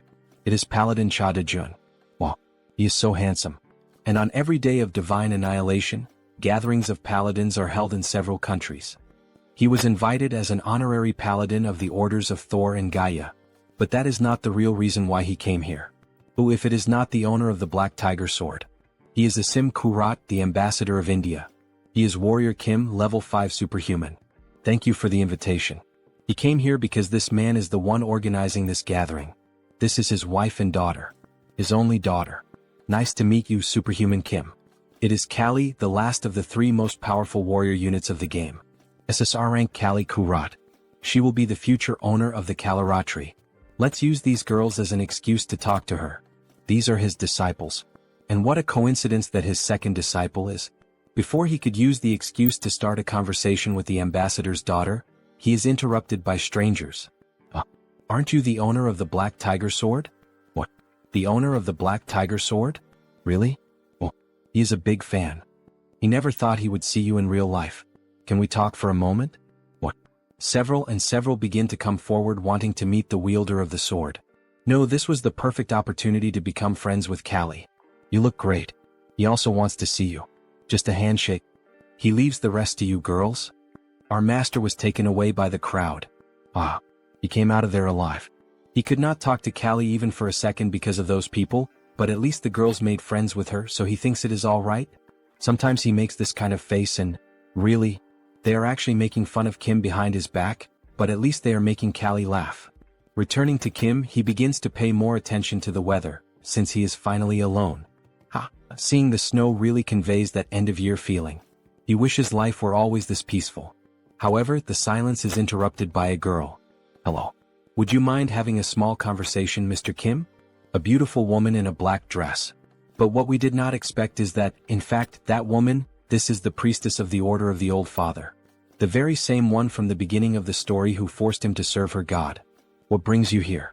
You must be busy since it is the day of divine annihilation. It is not the day of divine annihilation, it is the day of resurrection. Ah yes, of course, right?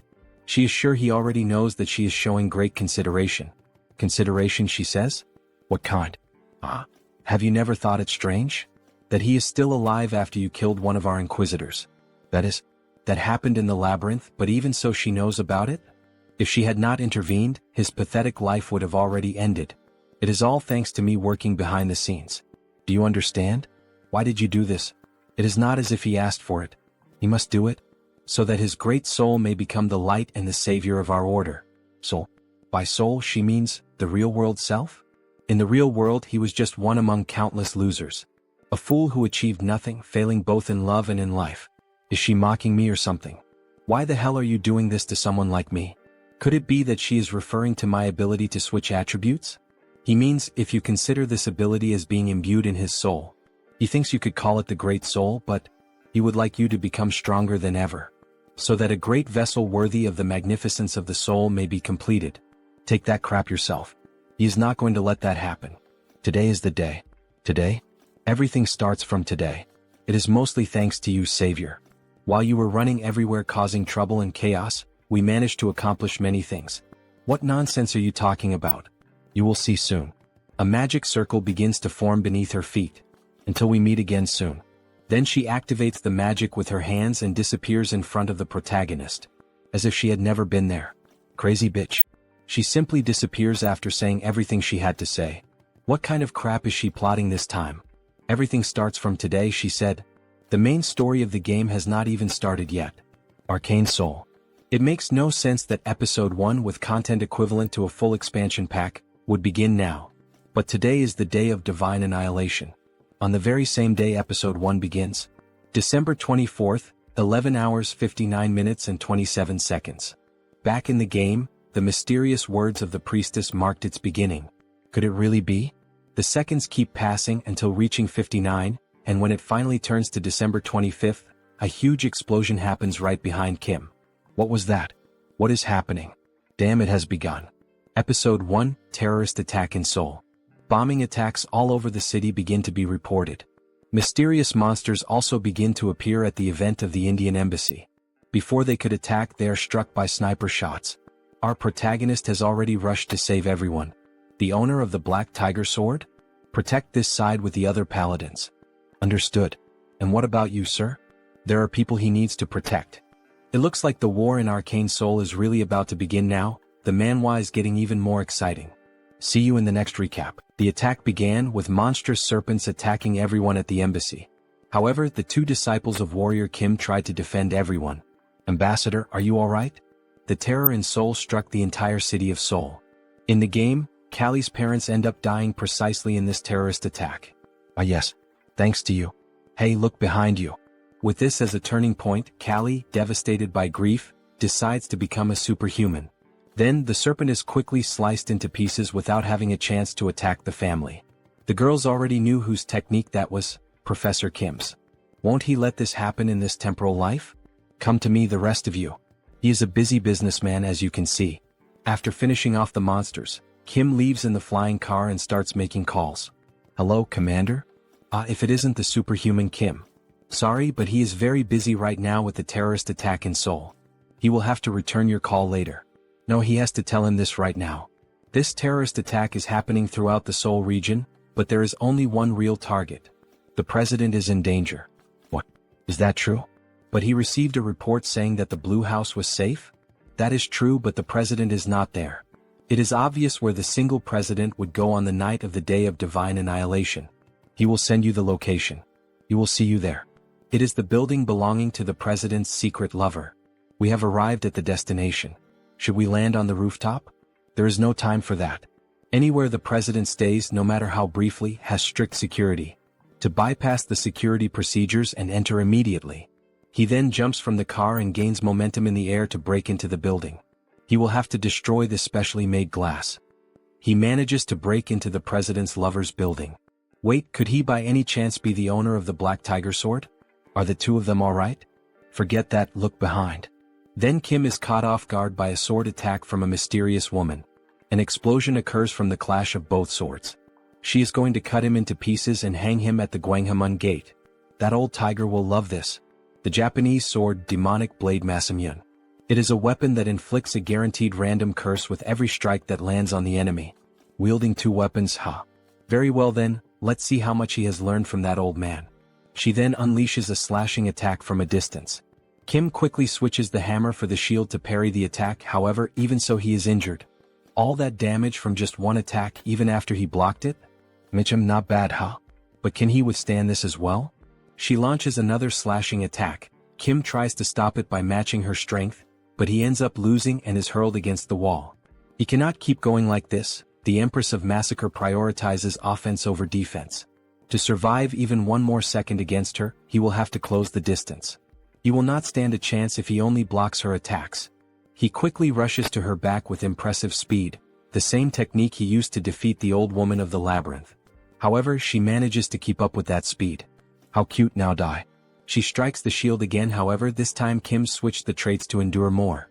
Giant Strength, Diamond Body, Mana Soul, Fierce Assault, Resonance, Shield Strike. This ends up reflecting the attack back at her, sending her flying. Then he quickly switches to the hammer charged with energy and tries to strike her. You damn bastard. The only weakness of the Empress of Massacre is extreme close quarters combat. One wrong move and he will die, but let's try. They begin the 1v1 PvP, Samurai Sword vs Mjolnir Hammer. The sparks and massive destruction in the apartment leave the president and his lover terrified. Damn it. Because of the Empress of Massacre's broken passive ability, invincibility, he was unable to inflict any damage. You annoying worm. This is the end. She then finally manages to land a blow and seriously injures him in the chest. He is more resilient than she thought he would be. Last words? Red. Take the president somewhere else. Confirmed. Moving to the designated location. Wait. The car speeds off at maximum velocity, safely taking the president and the woman away. What is he going to do now? She lost the target, huh? Ah, that bastard. He was aiming for this the whole time. This is the ultimate ability of the Empress of Massacre, annihilation of heaven and earth. A Japanese technique that slices the enemy in half. Damn, he cannot move because of the curse now. Is there really no way to escape this? Of course there is. What is that? Ring of Great Escape. The user can leave the battlefield once during the fight. Thank you for being so stupid. Then at the last moment before he is struck, he ends up being teleported from the battlefield and she hits the ground. In the end, she only left the sword stuck in the concrete. That son of a bitch. She will 100% kill him when she finds him. He throws himself into the sacred water that heals him. He managed to survive by a hair's breadth. If it weren't for the Ring of Great Escape he received from the Master of the Tower, he would probably have died there. He was lucky. Anyway, the commander should have already arrived. Could he restrain the Empress of Massacre? Honestly, that may be difficult with his strength. He should focus on healing first. Then he equips the traits. Immortal, Revival, Regeneration, Wound Recovery, Cure, Vigor. He can think about that later. His phone starts ringing. And he was just about to rest. Hello, Master. Holy God, is that Soren? Why didn't he answer her calls? 4 days. He thought he had lost his hearing. He was resting. Wait, did she just say it had been days since he last answered? Yes, she was worried about him. Kim had disappeared after leaving her a strange message. Soren, he managed to survive, he will rest a little. Sorry, he was in a hurry. Okay, that's fine. But do you know where she is now? Where is she? Soren is at the Blue House with Jeanette. Well, the president wants to see him right now. He understood what is happening. Alright, he will be there soon. Now then, it is time to receive his rewards. In the next scene we see a handshake. He is truly incredible. He risked his life to save the presidents. Are you feeling better already? Yes, he is 100% recovered from the incident. The mana fountain and the elixir played a huge role. Gah. What did he just say? Someone slapped Kim on the back. He told you this guy would show up as if nothing had happened. It seems the elixir helped you. Do not forget that it is thanks to the Tower of Sun Magic. Why are these guys acting so friendly? Thank you, Superhuman Kim. This is to show his gratitude, so please. Is this the Rankisar equipment, Star Descendant? Star Descendant. The trait embedded in the equipment shares the same name. Star Descendant. It is an overpowered ability that changes your attributes to fit the situation every time the traits are switched. Evolution. Superiority. Adaptation. Arrangement. Divine Blood. When switching to the swordsman traits, it increases his attack damage and dexterity. Strength and endurance for the warrior traits. And for the shooter traits, it increases attack speed and movement speed. It is literally perfect for him. Thank you. He will make good use of it. Now that Mr. Warrior Kim has received his reward, it is time to put him to work. What? He wants to become a corps commander. It will be good to try this out in advance. Then he is taken to a kind of war hall with several maps and points. Currently, they are pursuing the leader of the terrorists, Shin Yaren, also known as the Empress of Massacre. He is familiar with this map because it is the mission map of Episode 1. If this were inside the game, he would have to complete each of those missions, but here, he sees the commander of the Western Corps, a war hero like the commander of the Eastern Corps. He even sees some executives from other orders and some people from the strike force of the Superhuman Association. The government plays a huge role indeed. That is why the Order of the Old Father was trying to assassinate the president, huh? Everything starts from today. Oh, what are you going to do, priestess? He thinks Episode 1 will end sooner than expected. Wow, we see a photo of Kim and the president together. The entire internet is talking about you, Master. Someone filmed a clip of you fighting at the Indian embassy. It seems Episode 1 will wrap up without too many complications. He will focus on developing his character for a while. When they are approaching home, they notice that someone is already waiting for them. Is that the ambassador and Callie?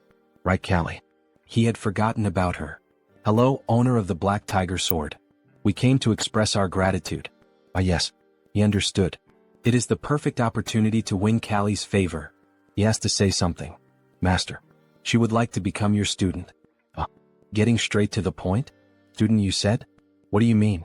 After experiencing this incident, she came to the conclusion that she needs to be strong to protect those she loves.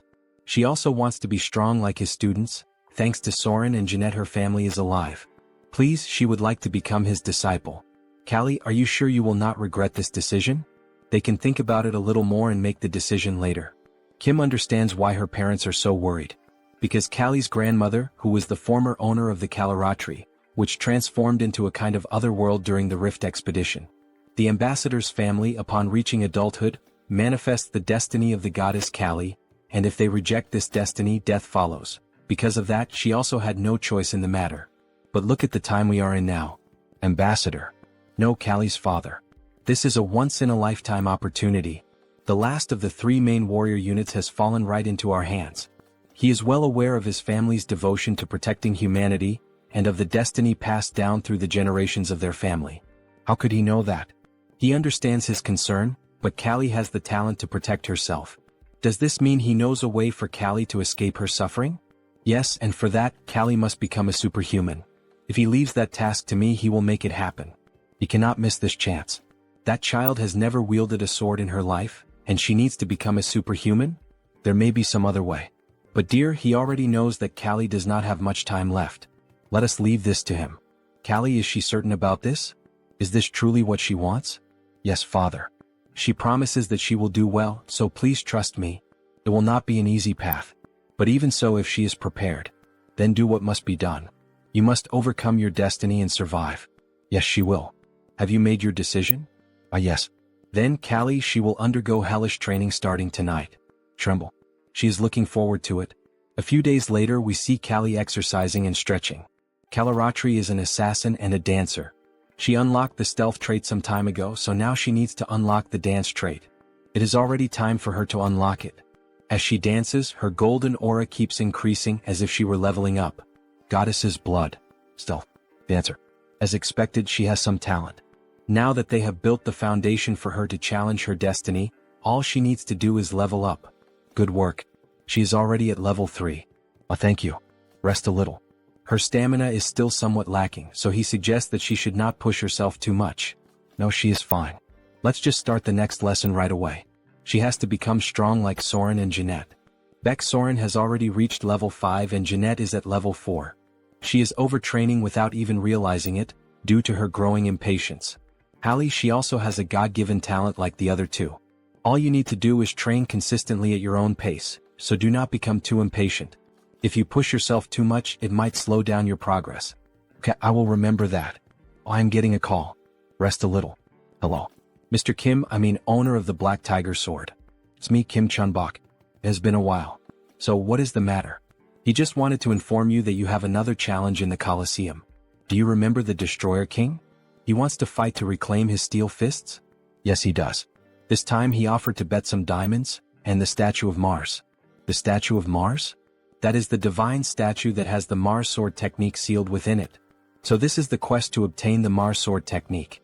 The battle will be in 2 weeks in the form of a 4-on-4 group match. Will you accept? Of course. You will see him then. He has 2 weeks to form a group. The Destroyer King will be fully prepared for this. He needs a group that can guarantee victory. He does indeed know some strong people, but he is still a little anxious about fighting a real battle with them, since he has never used them in a group fight. Very well then. He thinks this group will do. After 2 long weeks of anticipation, the day of the team battle had finally arrived. The arena was filled with tension as the fighters began to make their entrance. Leading the opposing squad stood the imposing figure of the feared Destroyer King. Right behind him marched the other formidable names, the Wyvern King, the Dark Demon King, and the Angel King. Despite his aged appearance, the leader radiated strength, proving he still had enough vigor to face his enemies head-on. Each member carried with them the promise of unleashing their full might in the clash to come. Old or not, everyone stood equal before sheer violence. The expectation had been that a few high-level fighters would appear, yet no one anticipated the arrival of the foremost veterans of level 6. Even so, there was no reason to falter. On the opposite side of the arena, the leader of the Warrior King's team emerged, Warrior Kim. Known as Iron Fist Kim, a lone wolf armed with a mechanical arm, he prepared to push his limits with the power that had been granted to him. Priest Kim stepped forward, proclaiming that even their god would answer the call of his brothers. Beside him stood Magic Kim, ready to give everything in honor of his grandfather and the Magic Tower. A few days earlier, the group had gathered at his summons. For them, his call was undeniable. It was their chance to repay Superhuman Kim, the one they owed so much to. He would have rushed to answer immediately, even in the middle of a meal. A traditional team had taken shape, composed of a warrior, a reinforced soldier, a mage, and a healer. The formation was one he knew all too well, though it carried a clear drawback. The greatest issue lay in their defense. Yet reassurance came from a brother who claimed to hold a support skill that could balance the flaw. Even so, the weight of responsibility seemed to press down on him, though there was no need for such harshness toward himself. In the end, they were up against the veterans of the Colosseum, making a direct victory nearly impossible. The question lingered: what plan could he be preparing to use? They needed to hold on to two guiding principles, explained through the example of chess. The first was to advance. The second was to fight. Back in the present, the clashes had already erupted across the arena. Iron Fist Kim clashed with the Destroyer King. Priest Kim confronted the Angel King. Magic Kim faced the Dark Demon King. Yet the fight unfolded in a messy, chaotic fashion.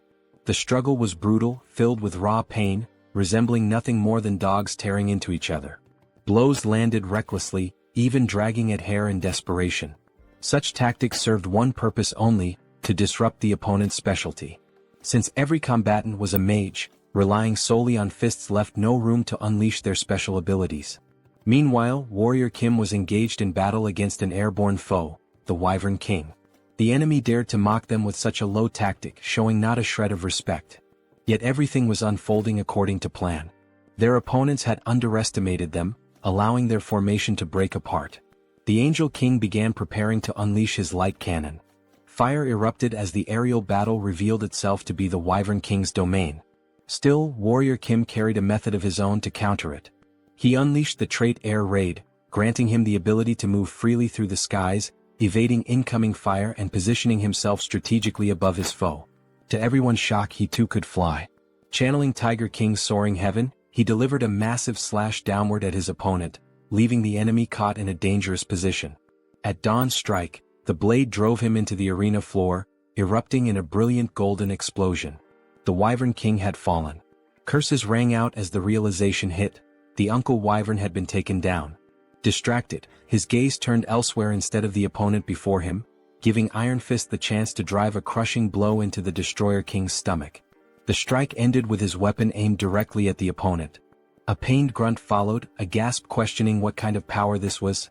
His strength was monstrous. For a complete attacker like Iron Fist Kim, an opponent such as the Destroyer King posed little challenge. He could hold his ground on his own without difficulty. The next clashes shifted to the others. One fighter, small in stature, moved with the flow of a mage despite not truly being one. Another stood unashamed before his god, even as doubts circled around him. A message had just reached him, declaring pride in his actions. Step by step, they were performing exactly as instructed, their coordination falling into place. He had forbidden the two of them from using any magic. The restriction seemed absurd. How were they supposed to fight? The command was simple: stay close to the opponent and keep brawling. In time, an opening would reveal itself, and that was when their magic would come into play. The white mage struck first, casting a burst of light that blinded even his own allies. The chaos escalated as the black mage began conjuring an immense sphere of dark energy, while the white mage lent his strength, feeding more power into the growing spell. The moment of death had arrived as the attack was unleashed straight at Mage Kim and Priest Kim. Yet Warrior Kim intervened, raising the shield he had earned to block the devastating strike. The priest was called upon to act, channeling every defensive enchantment and blessing at his disposal. The force of the assault grew heavier with each passing second, but the shield endured, holding firm against the overwhelming power. In that clash, the protagonist awakened a new trait: Wall of Shields. Laughter echoed, mocking the idea that these youngsters would do nothing more than block his attack. But then the white mage noticed something unusual. A warning rose: Dark Demon King had sensed a threatening presence. When the dust finally settled, only the protagonist remained standing with his shield, and behind him stood Mage Kim. The question lingered: should this be the end? The decision was made. Kim wielded the Mjolnir hammer, charged with the last spell he had carried, while Mage Kim stood ready with the flames of the Phoenix. The time had come to finish it. Together they unleashed a combined strike, shaping a magnificent phoenix, as the protagonist's barbarian strength surged forward with everything he had. It was a victory for the Kim family team. A massive explosion erupted at the center of the arena, sending the crowd into a frenzy over what had just unfolded. The battle was over. The winner was declared to be the Warrior King's team. Cheers rose higher as the announcement followed. He had obtained the peerless trait. The condition had been to defeat 3 high-level opponents consecutively, and he had accomplished it. With this achievement, he now possessed all the necessary components for the fusion against 1,000 traits. Laughter echoed as the opponents conceded, admitting their defeat. It had been a worthy fight. The promised reward was delivered to him without delay, with the assurance that the others would also receive what was owed. At last he had obtained the statue of Mars, the artifact destined to awaken Baek Soren along with her sword technique. A challenge for revenge was offered at any time, but the response was firm. Such a rematch would never come. Their time had passed. It was clear a new era had already begun. Days later, the scene shifted to the protagonist's residence, where a duel unfolded between Warrior Kim and Baek Soren. The clash, however, leaned in her favor as she pressed the attack and forced him onto the defensive. Kim began to tire, sweat marking the strain of the fight. Yet his opponent showed no sign of slowing. She advanced again with unrelenting force, driving forward with the power of her charged trait. In that moment, the overwhelming might of the heaven-slaying star revealed itself. A few hours earlier. Pardon? He is giving this to me? Yes. The statue of Mars is somewhat useless to him. It is an item that only responds to her, the star that slays the heavens. No wonder that the moment she merely touched the statue, it began to shine intensely. But it gives off a strange feeling just to look at that thing.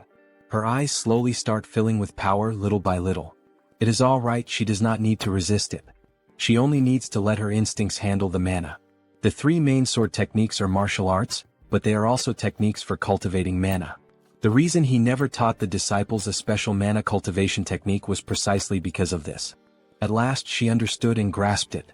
With her eyes glowing red, she swiftly draws her sword and unleashes a red tornado of pure mana, something tremendously brutal. This is the true power of the star that slays the heavens. The power of Mars, the god of war, and the star that slays the heavens. Using the traits, heaven-slaying star, indomitable, runaway train, sword expert, narrow escape. And now she has finally awakened the supreme trait, Mars sword technique. This is incredible, but she cannot help imagining dark thoughts in her mind. That is only natural since it is the power of the star that slays the heavens.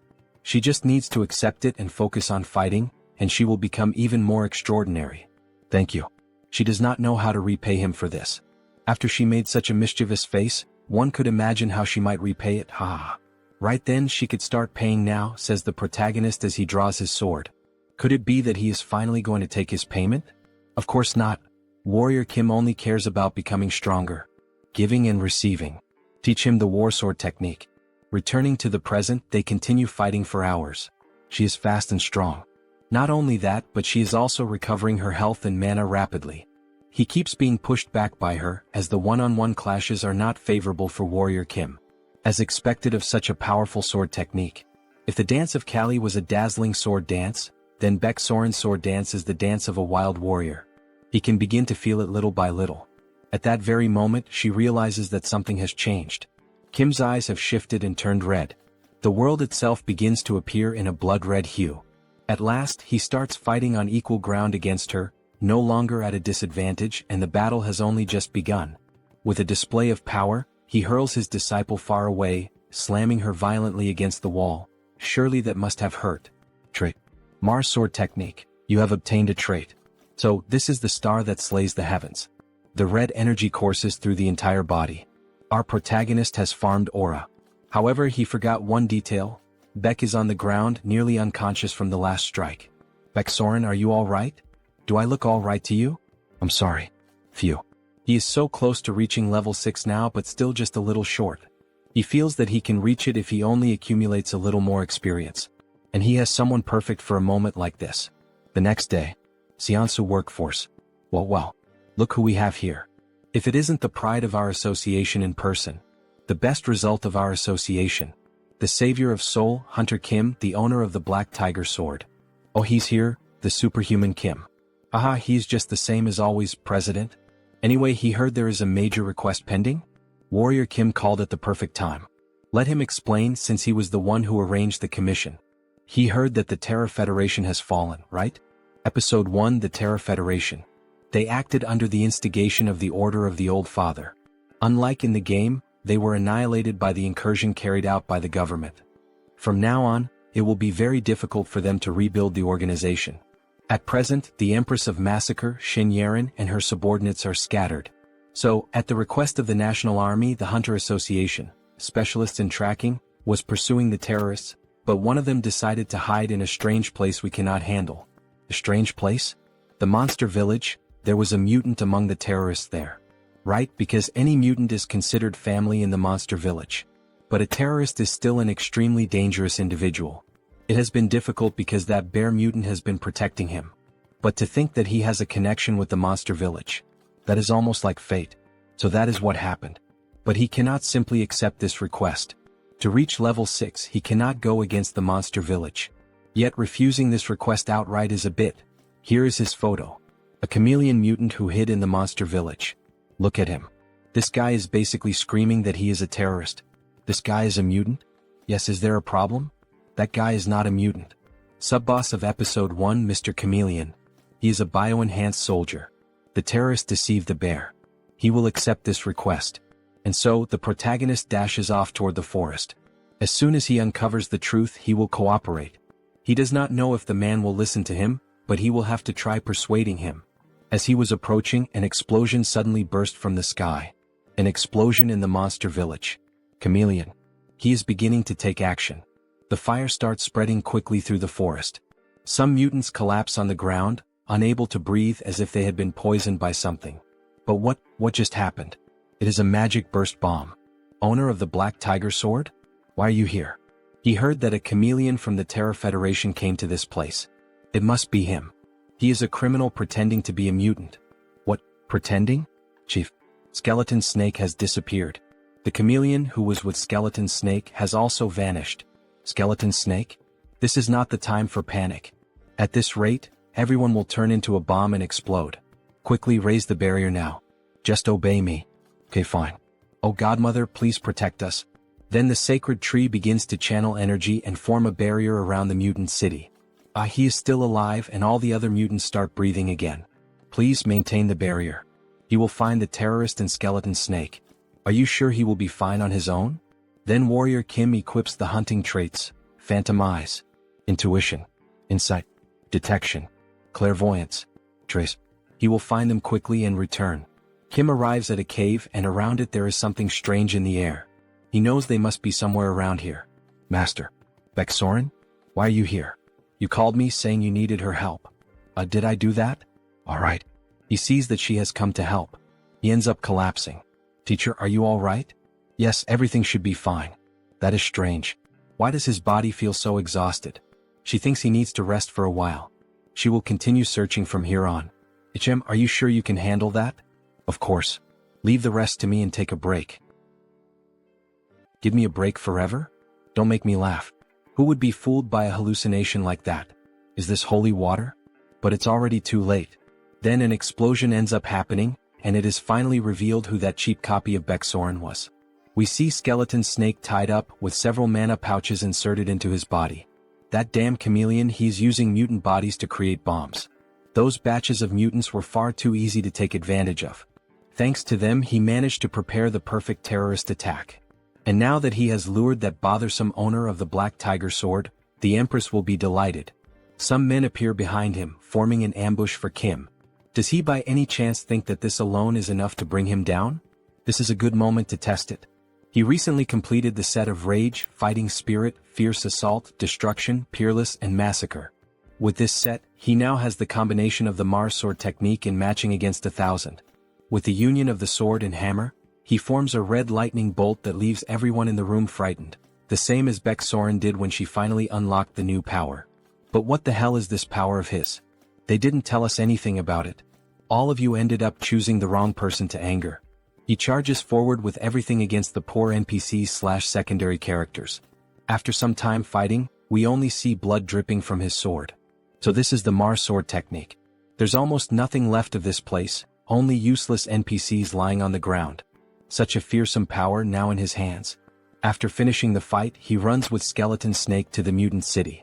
The bear tries to communicate with him, asking what the hell happened, while the other mutants watch the situation. Skeleton Snake was exposed to mana for too long. This is going to get out of control, son. Please tell the Godmother tree to help now. Okay. Oh Godmother. Please save Skeleton Snake. It's too late. There's nothing she can do now. How could this be? Then the snake herself begins to speak. Dear bear, tell my friend. Are you okay? Are you coming to your senses? Bear, please finish the job. What the hell is he saying? Is he by any chance asking to have the job finished? That might be the best option. If his mana core gets out of control, the explosion could sweep the entire monster village. He can't do that. Even if he has to die, he can't do that. He thinks he has an idea. Is that true? But the chance of failure is over 90%. And if things go wrong, he could be in danger. However, because he received a prophecy from our Godmother. She said that he was destined to give a part of my body to someone who would return her blood and flesh. That strangely made me think.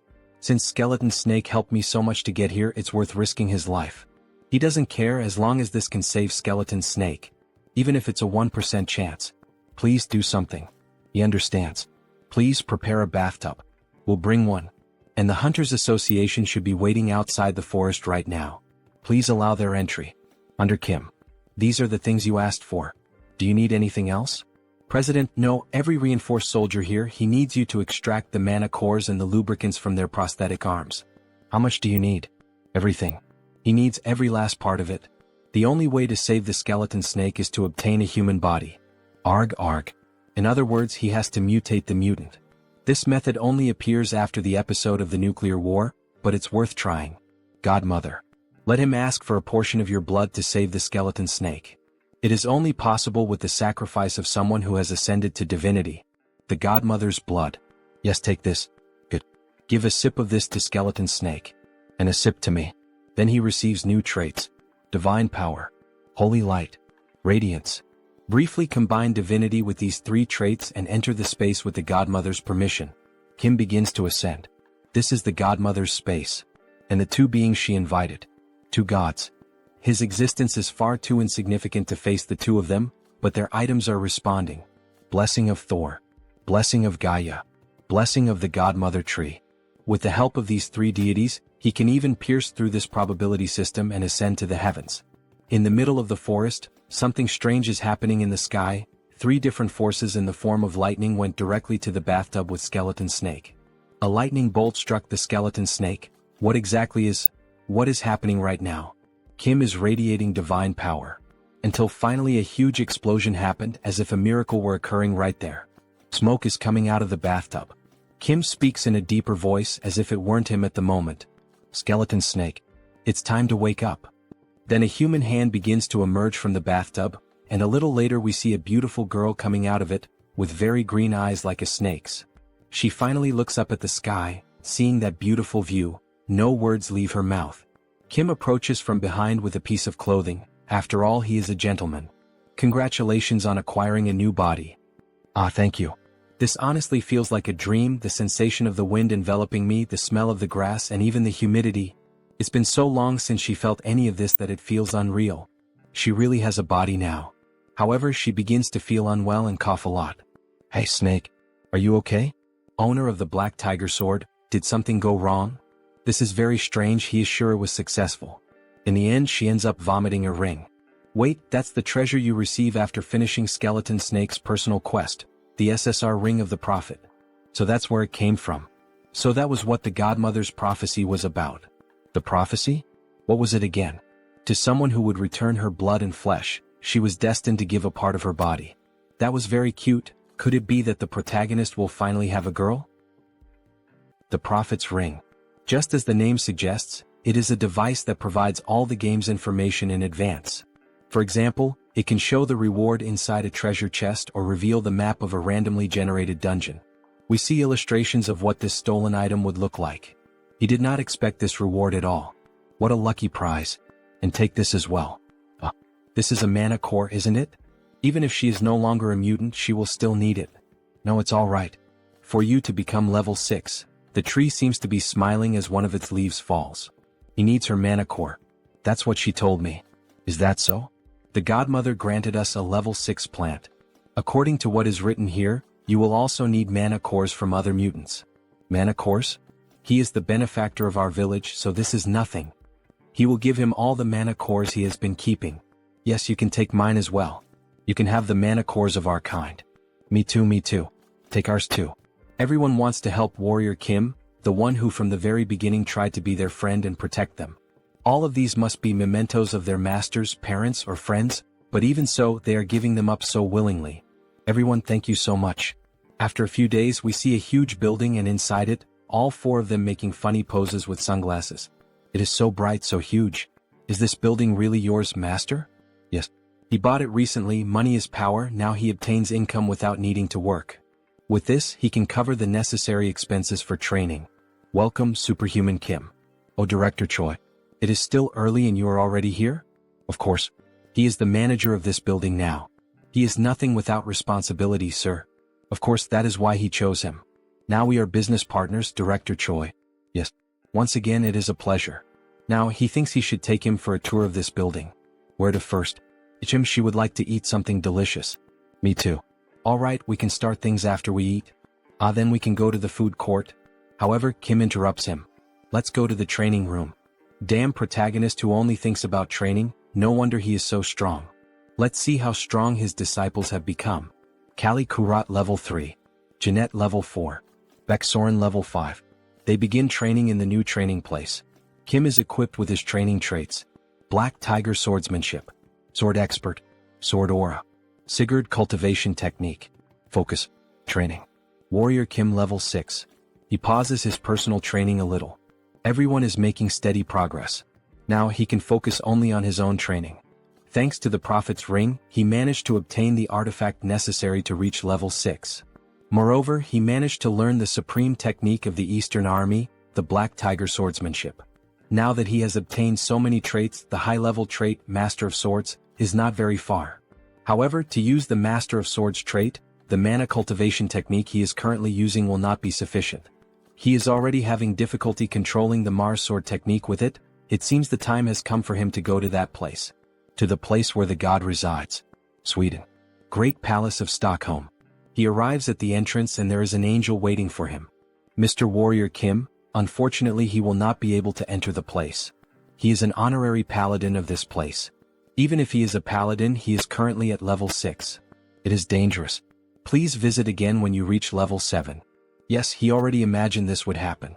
It is understandable, since there is a saying that anyone below level 6 will die instantly upon seeing a god. But, it is not as if there were no way. He gives a rose with white flowers. This is a mythical item from Norse mythology, the regret of Mistiltine. He really managed to bring it here.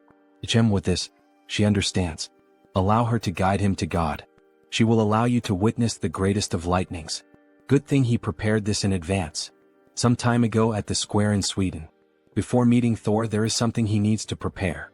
There is a quest that gives the regret of Mistiltine as a reward. He needs to complete it before meeting him. From what he remembers, he needs to find the distinguished individuals in this market. Then a mysterious hand goes on Kim's shoulder. Longtime brother. Mr. Sigmund? He did not think he would see him here. It really has been a long time. What a coincidence. It is all thanks to our new family member. Your new family member? We have a son now. We brought our son to receive some blessings. Wow. Congratulations. He is so curious to know what our son will be like. She is sure our son will be strong just like the father. Still a little lovebird couple, huh? Now that he thinks about it, this was the sacred land of the Nordics. Wait, the god who blesses babies in Norse mythology is... Wait, you two are here to receive the blessing of Frigg? But he heard that she was already dead. That's right. But there was a prophecy. In the castle floating in the sky, and in the lowest place, seek the rune that guards the twilight. Take the rune to the open field, board the skyship, and bring the world to order. Only then will the goddess smile. Interpreting the prophecy, the castle floating in the sky must be the great palace, and the lowest place must be here. We have already found the rune as well. Would you like to see it? This is the rune? Well, runes can also mean secrets or knowledge. Wait, this image? What happened? Is there a problem? This is... The birth of the clearest and purest god. The birth story of Mistiltine? Now he understands, the distinguished individuals he had to find were them. He needs to help them receive Frigg's blessing to complete the quest. My brothers, may I join your journey? This is the field mentioned in the prophecy. That's right. In the sky with the flying chariot they see the battle of giants. And this is the skyship from the prophecy. It is a legendary ship built by the ancient dwarven king, Skidbladner. It is a portable fortress that can be put in the pocket when folded. The most coveted item in Arcane Seoul today. 500x reduction. It can be put in your pocket. It is a flying portable aircraft carrier. Isn't it magnificent to see it with your own eyes? He wants it desperately. He could not obtain it in the game. This is the sadness of an F2P player. So, according to the prophecy, take the rune to the open field, board the skyship, and bring the world to order. Only then will the goddess smile. We have to take over Skidbladner and defeat those titans, right? Yes, but many have already died trying to covet that ship. Will not be easy at all. Not easy, he says? Nah, it's hella easy for him. Bro, calm down, there's a pregnant woman in the back seat. As he closed in on Skidbladner, the portable fortress revealed its defenses. Cannons emerged and unleashed fire, turning the approach into an aerial clash. Projectiles tore through the sky, incoming fast, confirming the threat. The moment had come to prove his strength. 6 new traits activated in sequence: driving, boarding, focus, phantom eyes, intuition, and sensitive. With everything set, he pushed forward at full force. With the car at ultra speed, he weaved through cannon fire and slipped past the waves of explosions. The system blared warnings: danger, too many projectiles closing in, evasion nearly impossible. The command was clear: accelerate. The vehicle surged forward, dodging collisions by a hair's breadth and breaking free from the storm of missiles. Through the smoke something emerged. What looked like a grin was in truth the protagonist's car.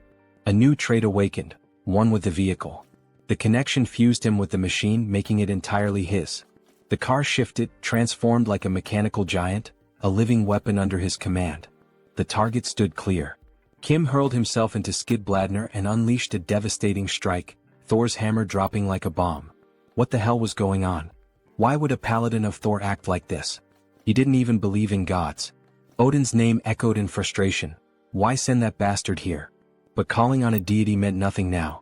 Skidbladner belonged to warrior Kim. Moments later, only laughter could be heard. The clash had been brutal, a fight to remember. All that remained was to bring the place under control. Yet the question hung in the air: how would he make it work? The master's voice cut through the chaos, confident. He believed he could take command. Once linked with Skidbladner, the car came fully under his command. Power output surged and a virtual map unfolded before him. To claim Frigg's blessing, Fenrir had to be located within this place. Confidence followed. Kim could handle it. He deployed the fortress's arsenal, unleashing a storm of fire on the titans below, bullets raining down in relentless waves. The prophecy finally seemed within reach. Gratitude spilled out. This debt would never be forgotten. And now the path forward was clear. The map lit up, glowing brighter until a colossal figure emerged.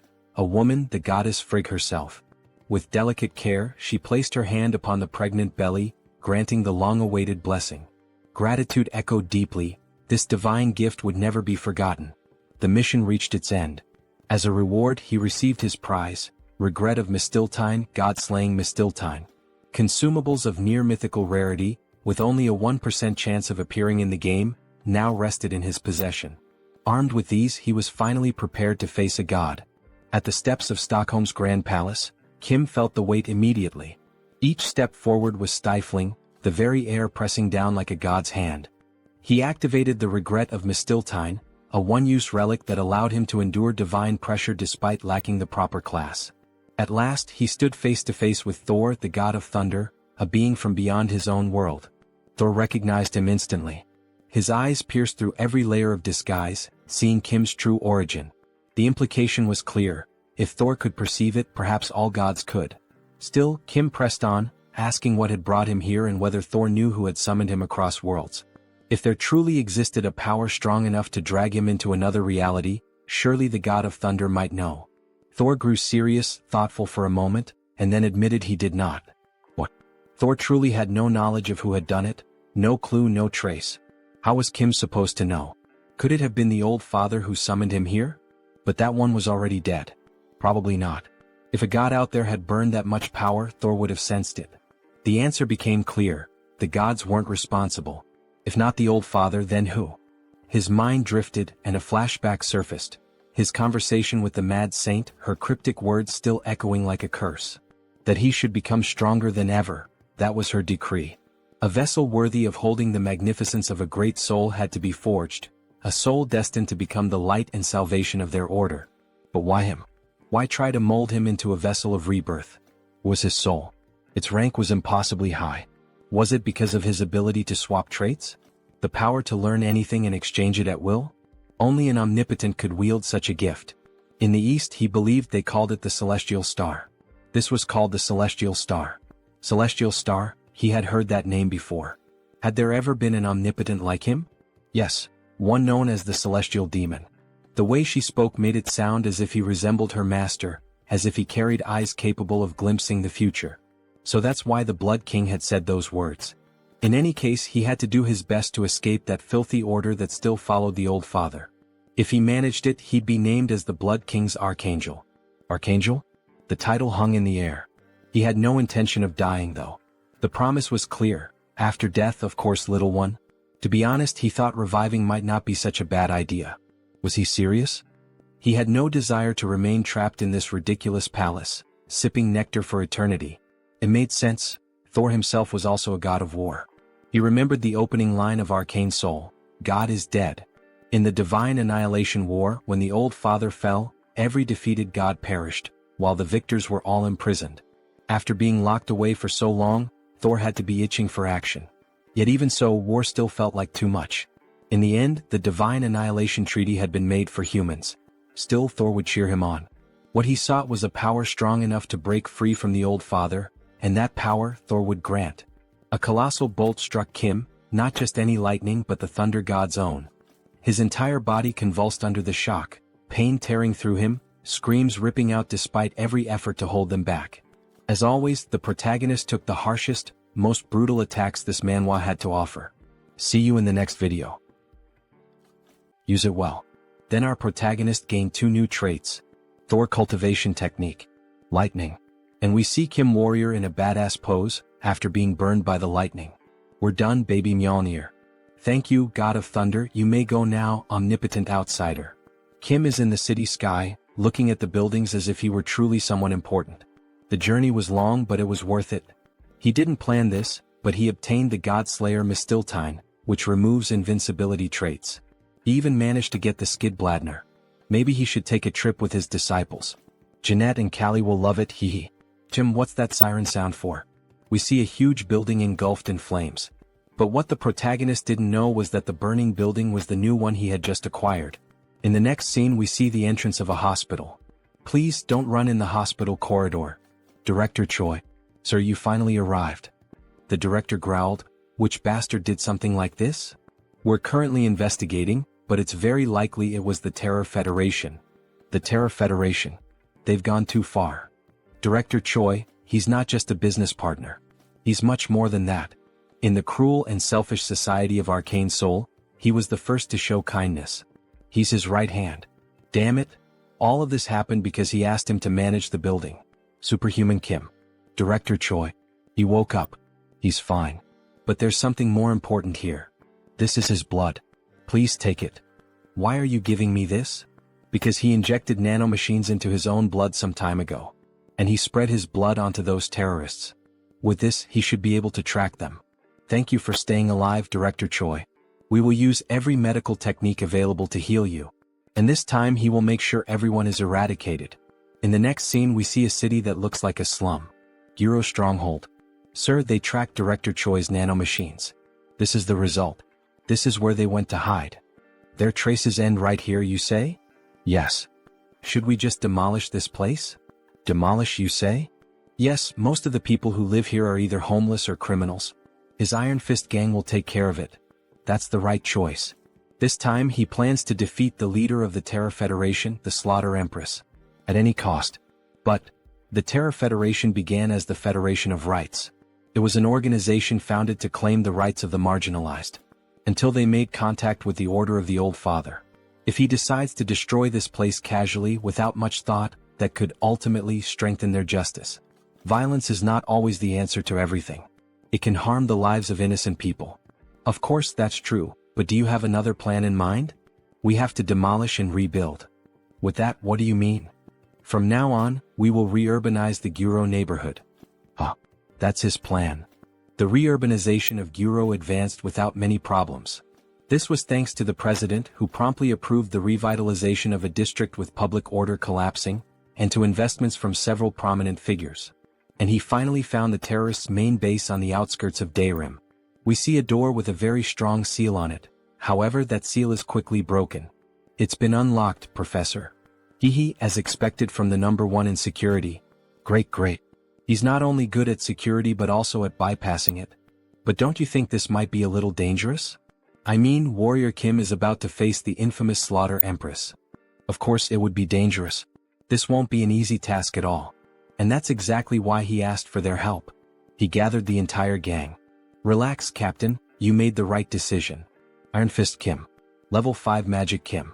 Level 5. Priest Kim. Level 5. Beck Soren. Level 5. Callie. Level 3. Jeanette. Level 4. Let's go, her heart is pounding. They've all grown well, Warrior Kim. Level 6. Seo Woojin. Level 6. As expected from those with extraordinary talents. Their growth speed is much faster than average. Not to mention that Woojin is already at his level. You worked hard, man. You guys should be more than strong enough for this place, except for the Slaughter Empress herself. So there's no need to worry. Leave it to us, Professor. She's not scared at all. Me too. He will also do his best as a level 6 superhuman just like you. Yup, but there's no need to overdo it. So reliable. Now then. Upon opening the gate, a green aura seeps out as if it were something poisonous. Everyone is astonished by this intense air. A subdimension. Professor, are you sure we will be alright? I'm a little scared right now. Me too. Have I ever been wrong before? Let's go in. To finish the Slaughter Empress. Poor things. They walked into their own grave. Now that it has come to this, she should help them find the proper burial site. In the next scene, the entrance to the subdimension is revealed. 3 houses stand in the middle of nowhere, each with a distinct aesthetic. This place is... He thought it would be dark since it's underground. What is it for? The platform they are standing on can be seen, along with paths leading to each of the 3 houses. This place was known among players as the Hell of Minigames. They must complete 3 types of minigames to remove the buff applied to the Slaughter Empress. In truth, it wasn't that difficult back then since it was just a side-scrolling game. But now, it seems extremely hard to get through this place. After all, this is reality, and any mistake leads to a disastrous outcome. However, he brought his disciples in preparation for a situation like this. They will split into 3 groups to cross this area. With Seo Woojin as the leader, Mage Kim, Priest Kim and Iron Fist Kim will form one team. And with Beck Soren as the leader, Jeanette and Callie will form another team. But what about the last group? He will be in a team by himself. Because he is a professional whose name once appeared on the leaderboard. Seo Woojin's team will take on the first minigame. They must destroy the falling blocks and reach the finish line. Why are they so difficult? It doesn't seem easy, but since they have Mage Kim who can sense mana, this way, it won't be hard for them to find the block that needs to be destroyed. Great. Let's get out of here quickly. Yes. However, Woojin seems to be bothered by all this. Beck Soren's team will take on the second minigame. They must find a solid cloud platform to cross the sky and reach the finish line. If they follow a specific rule, they can complete it in no time. Callie, how far are we from the finish line? And they have the board game maniac Callie. Only 10 more cloud platforms left. And finally, he'll do just fine on his own, so they don't need to worry. But all of this will be a bit complicated, so it will take him some time to finish everything. If they reach the finish line before him, they must not open the door and should wait for him. Then he wishes good luck to everyone. Finally, the first group reaches the finish line. Priest Kim thinks they were the first to arrive. It was all thanks to that guy. He did a great job finding the right block. He's glad he could help. The priest's dispel was also important.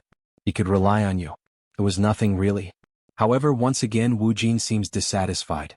Shortly after, the other team arrives. We did it. Our Callie is so smart. Both of them were amazing. I'm so proud of you. That was easy. She handled all the traps that flew toward us. While everyone celebrates, Woojin stands alone. He wanted to show his master how much he had grown. What is he doing now? He simply can't keep going like this. He's the only level 6 warrior here. He'll face the Slaughter Empress himself. Surin realizes what he was about to do, prove himself and become today's protagonist. What are you doing? Come back here right now. You can't go in. Warrior Kim hasn't arrived yet. It's fine everyone. He's a level 6 superhuman, so he should be able to face her. Then, before he could do anything, the same mist from before appears, leaving everyone in shock. What is this crushing pressure? He can't move an inch. That's the difference between him and a level 7. You idiot. The master said to wait. What? How are they enduring this curse? He tried to be the protagonist, but in the end he's just a beta. The three of them attacked the Slaughter Empress. They must have a death wish. Very well, as you wish. With a single strike she injures our girls. Damn it. Resisting the curse isn't enough to defeat her. She's not someone we could have faced from the start. Run back, Soren. Goodbye, little girl. Before she could finish the blow, the hero, the true protagonist, the Jigachad, finally arrived in time. Hey, Slaughter Empress. Been a while, huh? It's been a month, he thinks? Teacher? Ah. She never expected you to come here in person. There's no need to waste time. She'll kill all of you. No. Even our teacher can't withstand that attack. But fortunately there's nothing left for the beta. After all, our protagonist stands as her equal. He's on equal footing with the Slaughter Empress? She swears she'll kill him. He was wrong. The protagonist of this battle is... Kim draws the tiger sword. Wrong. The one who will die today is you. The protagonist is Warrior Kim, our master. With all that light around him, he looks almost like a scion warrior. You think you can stop me with something like this? It doesn't matter how many times you fire that. He already knows that. During the Soul Terror incident, he painfully experienced firsthand the power of the Slaughter Empress's broken passive, invincibility. Damn it. Because of her overpowered passive, invincibility, he couldn't inflict any damage at all.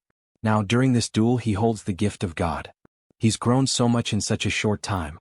She'll have to be careful, especially when fighting against a sword master who has completed the title swordsmanship. Annihilation of heaven and earth. Damn. That move is terrifying no matter how many times he sees it. It's time to end this. Bearer of the Black Tiger Sword. Her blade pierces through the shield, however before she realizes it, a branch has already pierced her body. God-slaying Mistiltine. Effect. Nullifies the opponent's invincibility effect. Now that this item's in effect, she's done for. She becomes confused about what's happening. But what the hell is that? The God-slaying Mistiltine nullifies invincibility. The reason he had been playing defensively was... And with a quick movement he makes a precise cut like a sushi master, leaving her bewildered by what just happened. Then to finish it off with a badass stance he launches a point-blank attack. Inferno. A massive black beam to pulverize her. He had waited all this time to get this opportunity. Even after that attack she tries to resist. This is nothing. It's just an attack from a mere level 6. Even if she dies here she'll take him with her. Before she could speak he makes the same cut on her other arm. Everyone watching the fight is astonished by what's happening. After all, a level 6 is dominating a battle against a level 7. And in this world it's very clear, the one with the higher level is stronger. Do you feel that? This is a battle that surpasses levels. With several quick slashes, he finishes her off as if slicing meat to be served on a plate. You deserve this. And even after all that, she still remains conscious, with a devilish smile, asking to be finished. The final boss of episode 1. He won't refuse, and with one strike he finishes the job. The Slaughter Empress is completely dead. To think he actually defeated the supreme martial artist. What a great achievement. Incredible. Brother, at this rate he's going down in history. Haha, he's happy to see that all of them are safe. However, there was one who wasn't happy. The professor. He apologizes since because of him he almost ruined the professor's plan. Alright, since we got it, stand straight, man. Masamune, the phantom blade of the Slaughter Empress. It has a good attack attribute. Not only that, it never misses and inflicts a random curse upon hitting. Sounds like an incredible sword, doesn't it? As expected from the blade once wielded by the Empress. Alright then, Beck can have it. What? Why isn't he the one using this sword? He's more suited to straight blade styles than sabers. Take it. He thinks it would be perfect for her. Alright then, thank you very much, Master. The star that slays the heavens with the phantom blade, huh? It's going to be amazing. It'll be fun to watch. In the end, that bastard just wants to see everyone become stronger. Now let's see what the Empress was hiding behind that enormous door. Let's collect the rewards. Then after opening the door, only a blinding light appeared. The place was filled with gold coins and all kinds of treasures. The Empress was like a dragon to have hoarded all that. So many coins. And they're shining. There's so much money in this treasure. She must have plundered quite a lot during her terrorist attacks, huh? Brother, what do you plan to do with all these jewels and gold? Well, we'll probably use it for repairing the damage caused by the terror, along with restoring his building. With the exception of that, of course. He picked up an automatic weapon. He found the last one of the Daisen series. Now he has the complete set of Daisen weapons. Days later, the reconstruction of the building began. And we see a new scene. Please, I beg you. Allow me to become your official disciple. Aha. So suddenly. Honestly, he had been very confident during the recent operation because he thought he was a genius. But in reality he couldn't do anything. He couldn't even swing his sword once. So that's why he looked so down back then. He realized that leveling up doesn't solve everything. Of course, the teachers he has in the clan area are also amazing. But they lack an essential factor. I also want to become a warrior. The instincts of a weed that fights to survive in the wild. If that's what you wish to learn, then fine, he'll accept you. Really? Yes, but don't ask to quit later, alright? Yeah, congratulations and welcome. He promises that will never happen. Thank you so much, master. Then, suddenly, someone pats him on the back. Welcome, rookie. Looking forward to working with you. Rookie, my ass. He met him before you did. She's the junior here. What do you mean? We've got to follow the order in which we joined. Don't you agree, Disciple Seo? The boomer side of her is showing again. Hey, don't make fun of your senior. Stop right there. Then all of a sudden she hits someone. Jeanette. Her eyes tremble. There you are. She has no idea how much trouble he went through to find her. Let's go now. I'll wait. However, our hero stops the stranger. What brings you here? We came to reclaim our property. Your property? Surely he's not talking about Jeanette. That's exactly what we mean. As you can see in this contract, this girl is ours. So we'll be taking her back. Then he realizes who these men are. The same ones who murdered Jeanette's parents and sold her, left alone, into human trafficking. The mages of the Iliang Magic Tower. He guesses it's time for Jeanette's personal quest to begin. She is his disciple. You cannot take her. What are you saying? This girl is our asset. Take a look at this contract. Ridiculous. Where's her consent on that damn piece of paper, huh? If you really want, he's willing to send Jeanette to your magic tower. However, he will be accompanying her. With this mission, the sword of the Nephilim will finally be inherited. Shortly after, Guachin. Iliang Magic Tower. They stormed the place. Ugh, what the hell are these things? The site of Magitech biological experimentation. A place where the disgusting greed of humans is laid bare. Master, do you think she'll be able to become strong enough to stop all the horrible biological experiments in the world? Jeanette girl. Yes, but only when she obtains the sword of Nephilim. Then we sold go right away. But there is something you must do before that. Avenging your parents. Oh, I see. I almost forgot something she shouldn't have. Let's go teach her. Then the attack on the Iliang Magic Tower begins. We see Jeanette destroying the whole place. Sorry. Please spare me. Your parents. Master of the Tower of the Iliang Magic Tower? Do you dare mention her parents? She doesn't even want to speak to him. Die. With a quick strike, she finishes the fight. However, of course, that would be a traumatic scene. After all, Jeanette is still a child. Our protagonist is insane. He made her taste blood like that just to become stronger. She breaks down in tears after realizing that it's all over. Beck Soren tries to console her. After all, it was the revenge she had so long desired. Are you okay? Good job. That must have been hard. But Jeanette's mission does not end with revenge alone. Magitech biological experiments are being carried out secretly throughout Arcane Seoul. Among them, the best result to emerge from the Magitech experiments was found. The human-angel hybrid, the Nephilim. We need to kill it. To do that, we need to find out his true name. Jeanette, let's go down to the basement to grab the Nephilim's sword. So this is a Nephilim. Were they researching something like this? Good job, everyone. You are no match for him, so stay back. Are you fighting alone? Isn't that too dangerous? He's not wrong. Normally it's a raid boss that requires at least 4 level 7s. But Nephilims don't have free will. They can't use tricks and strategies like superhumans. So, if we follow his plan, we have a chance. Rise, Anik. Then that demon, who in fact is an angel, is awakened. The ground around begins to collapse and the capsule he was trapped in doesn't hold for long. Upon breaking free, he already starts using his aura to intimidate. A strong pulse that applies the fear status effect and at the same time lowers the attributes. However, Kim quickly uses the trait, Air Raid, and approaches the monster. That movement was already expected. He becomes strong and switches traits. Giant S Strength, Mana Soul, Sword Expert, Mars Sword Technique, Thor Cultivation Technique, Moon Slash. Unleash the strongest blow he can deliver. By striking its leg, he finishes by throwing the hammer with full force, opening a hole. Penetration. The creature screams in pain and tries to counterattack. However, Kim dodges easily. Seriously? He hits the legs on purpose, but they are completely intact. He is simply going to hit him until it works. After all, Kim knows all his patterns.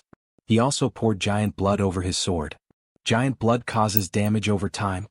Against giants.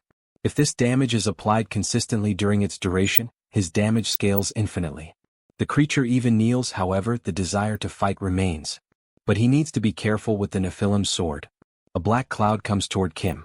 He tries to dodge all the strikes, although some still hit and injure him, making his students worried. This won't do. Now is not the time to panic. Hold on. Master, we will fight as well. Wait. The highlight begins now. Radiance. Kim becomes completely white. He cannot miss the final strike. The continuous dark attribute damage that blooms into a white flower. He sees it. Its weak point. He mercilessly strikes the creature, causing it to release energy. And finally, the phase of the struggle. A massive amount of sword aura is pouring out. Everything is going according to plan. Now return to death, Anik. The creature is split in half. However, before losing consciousness, it speaks its first words. I have been wronged. Everyone is surprised. The Nephilim's sword. The place that still exudes mana is right here. With a strong strike of the hammer, he breaks the shell of the sword, transforming it into the true Nephilim sword. SSR Pitch Black Sword. He finally obtained the completely black sword. What an amazing battle. We really learned a lot. But what if he had gotten hurt? Jeanette. Try holding this sword. The sword? All right. Only Jeanette, who was used in experiments, can draw out the sword's full potential. It is an essential step to completing this mission. When she holds the sword, the black mana begins to surround her. Master, what is happening? Do not worry, just go along with what it tells you. The sword. Her eyes turn completely black. Right as commanded. She points the sword at herself and completes what was requested. Soren asks Kim to stop Jeanette, however, he tells her to stay calm. Everything will begin soon. The trait, Natural Born Energy, is activated. The pitch black sword reacts with Jeanette's innate energy trait. And finally, a whirlpool of black and white energy begins, symbolizing the start of a new era. One of the strongest in Arcane Seoul. The completely black energy was completed. Sword of Nephilim. In the following days, we see Kim's apartment restored. Now with more improvements inside. All damaged facilities were repaired. And we even got new training installations. This is perfect for training. But teacher. Yes. The sword of Nephilim. She doesn't know how to pass it on to him. Of course she doesn't. Because the sword only reacts to her, the one who possesses the innate energy trait. It only reacts to me? Then what should I do? There's no need to worry. You will simply obtain the same trait. Then you will naturally understand how to pass it on to me. Is he planning to learn that trait by any chance? But how is he going to do that? He will learn cultivated energy. First, he plans to learn Wujin's along with the sword. He has seen it enough times to imitate it easily with his body, copying the traits of others. He has heard of such a feat before but never seen it with his own eyes. He can't wait to see it. Alright, now we must start training in the new shooting room. Jeanette and Wujin start shooting at him and they're really trying to hit him. Teacher, how long do we have to do this? Not for long. Keep going. He's going to die at this rate. The shock bullet hits me and the death attribute cuts me, but even so, he is tracing the raw flow of it. Finally, the energy surrounded me. You have obtained a trait. One with the sword. But this still isn't the end. Now that he has obtained the final piece, finally, the official trait of the best warrior class. Hey, that's an aura blade. Trait, Sword Master. You have obtained a high-level trait. This marks the emergence of the extraordinary level 6 swordsman. Now then, before he starts truly learning it, Jeanette, what do you think key is? Key is? It's the light of your soul. The light of your soul? Yes. Unlike sword aura, it isn't just crystallized mana. It takes mana as the body and the soul as the mind. It's basically another me. In other words, it's your avatar. Avatar, you say? Yes. That's why, even among high-level superhumans, only the warrior class can wield ki. But that's just what I think. Look at this girl, huh? She really put effort into it, didn't she? But if it's just energy taking a tangible form, can't you also call that an aura blade? Now that you mention it, it's kind of true. Ki is more than just the concentration of power. It can be seen as the path to transcendence. When it goes beyond mere visibility and becomes fully tangible, it signifies a great transformation in physical properties. So that means when you use ki, your soul. No, your class is elevated. Now she understood. The Nephilims sought to refine their ki to strengthen their souls, because they desire to elevate their existence to become divine. That is why Nephilims, born as half-angels, always mastered ki instinctively, as naturally as they breathed from birth. Kim had an idea. As naturally as they breathed from birth? That means he had been using the trait as an active skill. But I have to use it as a passive skill, huh? Teacher, hold your sword and close your eyes. Don't use your sword aura like you normally do, just breathe. Slowly and comfortably. Inhale and exhale. This place, it's the space of the Nephilims who sought to become gods. So this is the main point. It is to understand their desire, the starlight unfolding before his eyes, the staircase ascending to the constellations, and the light of the soul. All of these are truths that cannot be conveyed through words. Warmth, exaltation, and ecstasy flow through his entire being. Only now does he truly feel it. Then Kim begins to grip the sword tightly. A moment of sudden enlightenment. He succeeded. Trait. Sword of Nephilim. You have obtained a trait. Congratulations, teacher. Congratulations, teacher. Thank you, everyone. Good job, Jeanette. No, it was all you, teacher. Superhuman Kim, we have a big problem. Director Choi? What happened? Chairman Song of the Kumo Group is in critical condition. You mean Chairman Song Hee-young? How did a level 7 superhuman end up in critical condition? She has been poisoned. The elixirs didn't work and she's only getting worse. The elixir didn't work? There's only one poison capable of doing that. Poison blood. And it was only used once in the game. Episode 2, The Harbinger of the Zombie Outbreak. In the next scene we already see our favorite girl in a much worse state. The doctor is performing chest compressions to resuscitate her. What happened? President. If she dies, we're all finished. Damn it, she was fine just a moment ago. Stop. Mr. Kim's superhuman. This disease is not something a doctor can treat. They begin the new treatment, giving her a liquid medicine that quickly takes effect. President, can you hear us? Are you all right? Secretary and Mr. Kim. Am I indebted to you again? Debt? Think of it as payback for helping with the redevelopment last time. What exactly happened? Her condition suddenly worsened and she lost consciousness. President, I'm sorry. It seems there was an attempt to poison her from the outside. Poisoning? When did this happen? You had recent contact with an animal, right? An animal? Ah yes, she petted a stray cat before fainting. Yes, that's it. That cat was a disguised shapeshifter, acting under someone's orders to assassinate President Song. You already know the truth. Did you catch the culprit? Of course. He already knew the criminal's method. For a veteran like him, this is easy. Tell the truth, shapeshifter. Damn, it was the Black Jaguar cult that ordered the assassination of President Song? He doesn't know what he's talking about. Then repeat after me. The Black Jaguar is a miserable offspring devoured by the winged serpent. Say it. Son of a bitch. Judging by the reaction, there's no need to ask anything more.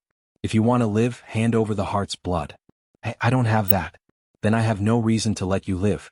Wait. He'll give you this in exchange. So please spare my life. A dragon necklace. Great. Keep that safe then. Good reward, amazing, haha. So, can I go now? He will never come to Korea again, he promises. Alright, go. If you manage to get out alive. We even managed to get an antidote from the shapeshifter. By forcefully opening up his body, haha. I see. Who ordered her assassination? The Black Jaguar cult. To be precise, it was probably an order from the Old Father cult behind them. In episode 1 they used the Terror League to try to cripple the government. This time their goal was to assassinate the president of a conglomerate. Isn't that a cult based abroad? Why did they target me? Recently because of the funding for suppressing the Terror League. As a saint she would be worried, but he can't say that the Old Father cult is behind it, because there's still no evidence. He doesn't know the reason either. However, he found out where the Black Jaguar cult is hiding. So she will make an official request. Please, find the people who tried to assassinate me and tear them to pieces. The next day they appear on the bridge overlooking the sea, the Han River. Superhuman, they say everything is prepared just as he requested. But is there really no other reason to go this far? We're just trying to secure evidence.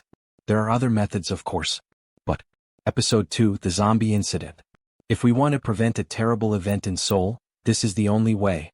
We'll make an example of them as a warning. To the Black Jaguar cult and any backers hiding behind them. Backers, she will see when it happens. Now please begin. Evaporate the moisture. Cast the great magic. A huge beam of light falls from the sky. The sealed zones that those guys installed beneath the Han River are finally having their entrances revealed. And then what is that now? Film quickly, hurry. Begin the operation. Interdimensional projectile bombardment, begin. Prepare the interdimensional projectile bombardment. 3, 2, 1. Fire, crush them completely.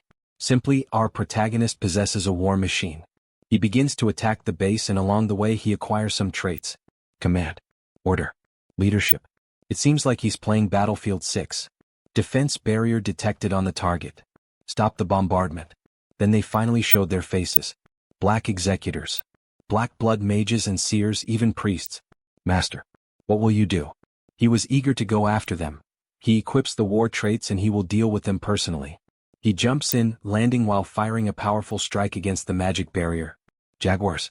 They begin to fight. How impatient. Superhuman, she will help too. What a beautiful woman in her angelic form. Don't you agree she's the most gorgeous woman in this manhwa so far? Suddenly, a monster attacks her. Although it's a simple strike, she gets nervous. After all, the creature is filled with dark magic. There's no way she can handle that power. And in the blink of an eye, the creature is defeated. She's shocked, unable to understand what just happened, but upon looking more closely, all the monsters are being swiftly taken down. That's an aura blade. And with just one strike, Kim slices the last of them to pieces. And so, he truly became a level 6 sword master. She came down to help, but instead, ended up being the one who needed help. It was nothing. They've been neutralized, so let's head inside now. The enemy's secret base within the sealed zone, we must find it here without fail. Proof of the financiers who backed the Black Jaguar cult. They then finally enter, and it looks like a city inside that dimensional portal. No one is here. Yes. Their real base is in Brazil. We need to find the main culprit who caused the disturbance in Korea. By culprit, he means the mastermind he mentioned. There seems to be evidence behind this. Black flame covering the entire wall. He will take care of this. Then Kim, with his bare hands, tries to force open that wall of pure flames, which no one would even dare to touch. The president is once again surprised to witness something like this, and then an enormous warehouse is revealed to us. A place like this inside the sealed zone. Jewels, magical equipment, diamonds, all kinds of expensive items are inside. It seems this was the payment for the assassination of President Seoul. Well, she is worth quite a lot. He thinks we found the evidence of the mastermind behind this. Everything is written in an encoded language. It will take time to decode this. We will need specialists. Damn, they really covered their tracks well. Cult of the Old Father. Leave this to our Jumo security team, we will decode it as fast as possible. Yes, please do that. It's unfortunate, but for now we can only settle for gaining the Jumo group as an ally. Thank you again for your help. Sword Saint. Sword Saint. You didn't know? The news about you spread everywhere quickly. Everyone already calls you the Sword Saint. The Dark Tiger Sword Lord, now called Sword Saint. The headlines are really something. 23-year-old Sword Master highlight. GIF. This is how you use an aura blade. Easy, right? Kim Warrior rolls out aura blades. And this is a gift. Or golf bag. He always used one, so she got a high-quality one for him. Heavens, she didn't need to. He feels as if he received too much. She is really very generous with rewards. That much is an obvious gift. He saved her life. As expected of the generous President Seoul. She is on a different level from the others. So, regarding the secret documents of the Black Panther sect and the Moor cult, we will contact you as soon as they are decoded. Where will you go now, Sword Saint? He will do the same as President Seoul. He will attempt level 7. To stop episode 2, he needs to become stronger. World of the Gods, Thessaly, Greece. Hey, stop pushing. Follow the line. As expected, it is really crowded. Makes sense. The only way to reach Olympus is through the Temple of Gaia. It is also difficult to enter. When the Olympian gods faced their downfall, the final battle happened here. The reason he came here is because one of those gods, the ancestor of gods and giants, the goddess Gaia, called him. But to physically enter he must complete a task first. After that, when you meet the god, you become a spiritual being. You gain the privilege of immortality. That cloak, he is a holy knight. Why is a holy knight walking around like this? He could just ride a Pegasus and fly away. Pegasus is just appearance without substance. It's not his style. If you're going to have a mount, you need at least a wyvern to look stylish. When he approaches the door, the guards greet them. Nice to meet you, Holy Knight Kim Warrior. We are the guides of this place. You know me? There's no one who doesn't know the guardian of the stigmata. We'll escort you, please come inside. That person is the guardian of the stigmata. Yeah, she saw him in Germany too. My goodness, my goodness. They never thought they'd see him here. It's magnificent and beautiful. It feels completely different from Thor's Grand Palace in Stockholm. He's really enjoying the perks of being an honorary Holy Knight of the Gaia Order. We've been waiting for you, Holy Knight. The parchment he's touching contains his task. A task, the mandatory random quest needed to meet a god. Please let it be an easy quest. Please. He who ascends the heavenly path, go to the Georgia Valley. Above the gold mines from the Golden Dragon, bring back the Golden Fleece. But of course this would be the most difficult mission of all. Oh God, how could you give me the hardest quest of all? The Golden Dragon, of all dragons, he has to deal with that bad-tempered one. Isn't this too much? With the small sound of a step, the dragon was awakened. Kim holds his necklace and starts talking to the dragon. Let's have a talk, you giant lizard. Wait, he just spoke, the dragon says in surprise. Wearing the dragon necklace allows the use of dragon tongue. Good thing he got that loot from the shapeshifter. Strange creature, what do you wish to say? He has beaten the golden dragon in the game before. If he wanted to kill him, he could, but if the golden fleece gets damaged, he needs to stay calm. He came to give a warning. What, a small creature, a human, thinks he can say something to a dragon? Relax, we can at least have a short conversation, right? He equips his traits for PvP. Right, this human actually has some power. Say that again if he has the courage. Yes, staying stuck in here is never going to make you a dragon lord. What? Well, think about it. He has been here for 2,000 years and made zero progress. At this point there is no hope. Insignificant creature, what do you know to speak like that? That is why he will tell him how to become an ancestral dragon. In exchange, give me the golden fleece. As if his insolent words weren't enough, he still dares to aim at his treasure. He thinks the dragon won't give him an answer. Well, if you don't want it, then forget it. You will remember this as your last words. Die. Good lord, for a dragon he really, mental damage works way too well on him. His fleece. Give that back right now. A pathetic creature dares to touch his treasure. Then how about this? You can't burn this, right? The golden fleece is an item of immortality and resurrection. With this alone, taking down the golden dragon is easy. If he is planning to finish this, he is not going to refuse. Then we have a flashback of when he spoke with the god of thunder. Use this well. Together with that brat Senir. The god of thunder helped you. He told me to annihilate you. Spare me. Please stop. This will not do. The byproducts of a dragon are quite profitable. Exactly, he told him that we could do this the easy way. He has level 7 trait elixirs and evolution materials. How could he let this slip by? In the end, Kim never had the intention of helping the poor dragon. He only really wanted his body to obtain precious materials. Alright then, let's collect every little piece. Sometime later we see a beautiful place. A welcome guest has arrived. It is an honor to meet you. He is the warrior Kim. Yes, child. She has observed him for a long time. If you have something to ask, ask. Thank you. The Thunder of the North said that he was summoned by something that is not a god. Do you know who summoned me here? If this happened on the surface or underground, she would know. She also does not know, child. So, from the heavens? There are other possibilities besides that. Hidden dark dimensions or other worlds beyond the Great Rift as well. Then could it be, was it the saint of the cult of the Old Father? It also doesn't seem to be her. If someone summons a soul from another world, the summoner's soul would be severely damaged. There is a high chance that the one who summoned him has already perished.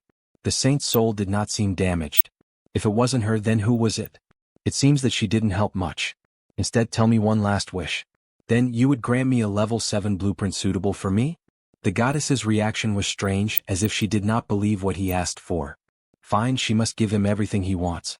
With a bit of magic, Kim receives the level 7 blueprint. It seems that there is more than that. They are the level 7 and level 8 blueprints. She also prepared the corresponding skills and the materials. You are giving me even level 8. With this, defeating the saint is not that far away. Up to level 6, a mutant mana core is necessary. Level 7 requires a humanoid otherworld mana core. And for level 8 you need a non-humanoid otherworld mana core. Then what about level 9? Is he going to need the mana core of a god? He is already overwhelmed.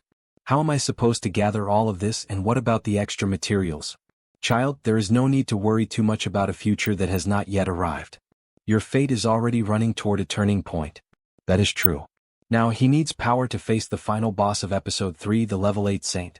Thank you, O Goddess Gaia, the most generous and merciful. Be careful. The second wave is approaching. The second wave? Yes, withstand the wave and reverse your fate. If you cannot, he will be devoured. It is obvious what the second wave refers to. Episode 2, the zombie crisis, is right in front of us. He already crushed the core of the zombie event, the Black Panther cult. But will they give up? No way they will. At this point, the final boss of episode 2, they are probably creating the corpse dragon. Defeating that thing alone is impossible, but Master, you are here. There is a way to solve this, using Kali's personal mission. Did you meet the god he said you would meet? Yes, and the golden dragon he went away with. We finished dismantling it, Master. We also stored everything safely. Oh good, they turned into butchers. But hey Woojin, yes Master. What did you do to Skid Bladner while he was gone? It looks a little different. He modified it a bit. He is a kind of specialist in these things, that is all right, but why is the dragon's head on display? When you look at it closely, it is not normal. Our youngest really has talent in this area. Like, seriously? He told you not to call me the youngest. This turned out much better. It is like a mobile hotel, he thinks. Thank you, everyone, good work. My boys ended up doing really well. Anyway, all of them became much stronger. Soren reached level 6. As expected, he realized it again. Master, what about me? Jeanette will reach level 6 with just a little more. And Kali, she started with 4 traits and now she also has psychic powers. Now she will reach level 5 just by drinking nectar. Luckily, Kali is ready to begin her personal mission. So, where are we going now? Go to the west.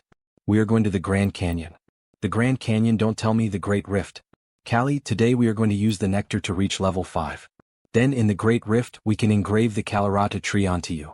But, since you have to find your grandmother, this can be emotionally difficult. Can you do this? Yes, from the moment she became his student, she had already prepared herself emotionally. She can do this, please trust her. Kali's personal quest.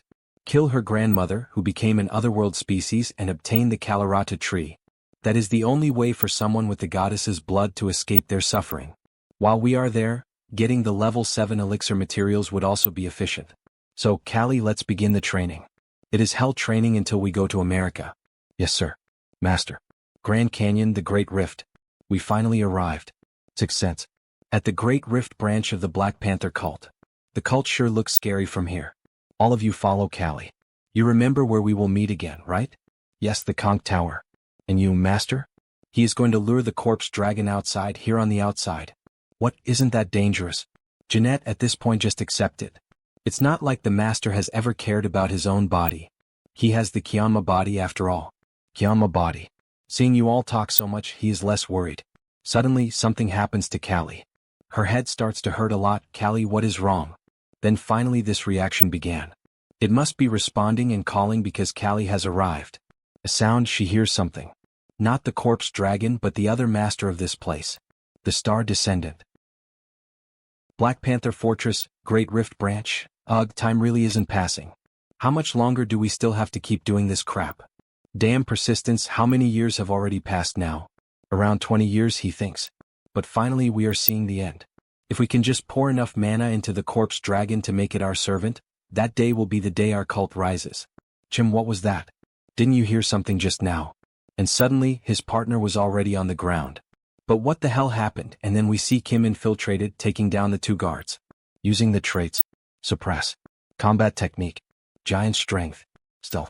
You miserable bastards, how do you expect to survive with such lousy surveillance like this? That's negligence of duty, you know that, right? Not that he's complaining. Looking at the cameras, Kim realizes the difficulty of this mission. He can't face that many people alone. They are level 5 superhumans trained in the Great Rift. After stealing the identification card from one of the guards, the plan is finally revealed. So the method he came up with, Lord Edmund, identity confirmed. The idea behind all of this is to trap all of them inside. Emergency detected. Emergency detected. Lockdown fangs activating. Meanwhile, the mana induction inside the corpse dragon continues. But what the hell is that noise? Look up there. What are the guards doing? Priest, look there. We have an intruder. What? How did he get inside here? Kill him immediately. Alright then, let's see what his new weapon is capable of. We have a flashback of when he invaded the enemy's portal, where they exchanged information, and found these fine weapons inside a box. Take this, the weapon of invincibility. Damn it, why do the bullets keep coming non-stop? Block with your shields, don't let him escape. What? But who is going to guard the corpse dragon's seal? Then suddenly the priest is eaten by the dragon. Gyua run. With a roar, the dragon frightens everyone around. Kim needs to quickly switch traits to withstand the pressure exerted by the dragon.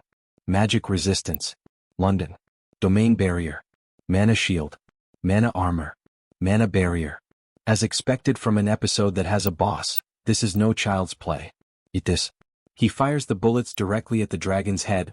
The bullets with great difficulty pierce the dragon's thick hide, causing damage and making it even more agitated, leading to a massive explosion. Damn it. It isn't even in a complete form yet and it's already this strong. Traits. Aerial assault. Swift. Acceleration. Crimson jewel, just a little more. Almost there, just a little more. Master. Over here. Great. Callie, is this the right place? Yes, she can hear the whispers. They say we are getting closer. Meanwhile, the dragon is approaching them. Damn it, did he arrive too late after all? No, we made it. And suddenly, a white beam falls from the sky, striking the dragon squarely on its back. Who dares to oppress the descendant of the sacred star sovereign? Great Rift Boss Level 7, Child of the Stars. You pile of rotting flesh, it seems it has already lost all sense of fear. Then the two of them begin to fight like a battle of giants. Well, the two of them are fighting. If this keeps up, we might end up getting a free victory. If we leave them alone, they will end up settling things between themselves. That would be great, but the Child of the Stars is not that stupid. His true plan begins after this part. He throws Thor's hammer toward the blue monster. This miserable insect dares. Meanwhile, the dragon takes advantage of the opportunity to attack the enemy directly. At first glance it may look like he is helping the corpse dragon, but all of this is part of a plan to summon her. Very well, today all of you will be offered to the sacred star sovereign. Come, my daughter. She has finally arrived. Callie's grandmother, the tentacle woman. Wait, so this is my grandmother. And with that, all the main actors step onto the stage. Giants clash against each other and swordsmen do as well. A dance and martial art that is beautiful, graceful, and hides deadly fangs. Blood God dance. A technique powerful and troublesome enough. But it is nothing compared to the Mars Gladiator style. Traits equipped. Mars Gladiator style. Master of the sword. While they fight, Kim pays attention to the battle of giants. As expected, the Child of the Stars has the advantage. Finish this now, my child. The order to end the corpse dragon is finally given. Now that the tentacle woman is about to move away, this is our chance. There was a reason he made them fight the corpse dragon first, to drain its strength. Exactly because of this. A crucial moment. You dare scheme above your station. Submit quietly and become nourishment for the star sovereign, insignificant insect. This is bad. Quietly offer yourself to the star ruler, you lowly vermin. Then they begin to battle and Kim protects himself with the shield. Ugh, she still has some strength left. But that's no problem. Because he's prepared for it. Kim is a paladin who has been blessed with Gaia's protection and Thor's strength, and he releases an extremely powerful lightning bolt directly at the monster, leaving it paralyzed up. Why now? Things should be wrapping up over there too. Now then, it's time to end this. Impossible. With a single attack, he defeats the giant worm and also manages to defeat the dragon. Operation success, and it was perfect, haha. That woman who had been controlled by the star descendant will now finally regain her sanity, but her lifespan will soon reach its end. Another Callie, one who shares the same name as the goddess Callie. Grandma. Callie's grandmother. The holy water will extend her life by a little bit, and she will regain her original appearance during that time. She must have been at that age when she became an alien species. Grandma? Callie, she has grown so much. Do you recognize me? Of course. She's my last descendant, so how could I not? She endured the mental attacks from the alien species by thinking about her, my dear. You thought about me? You and I are the only two descendants of the goddess.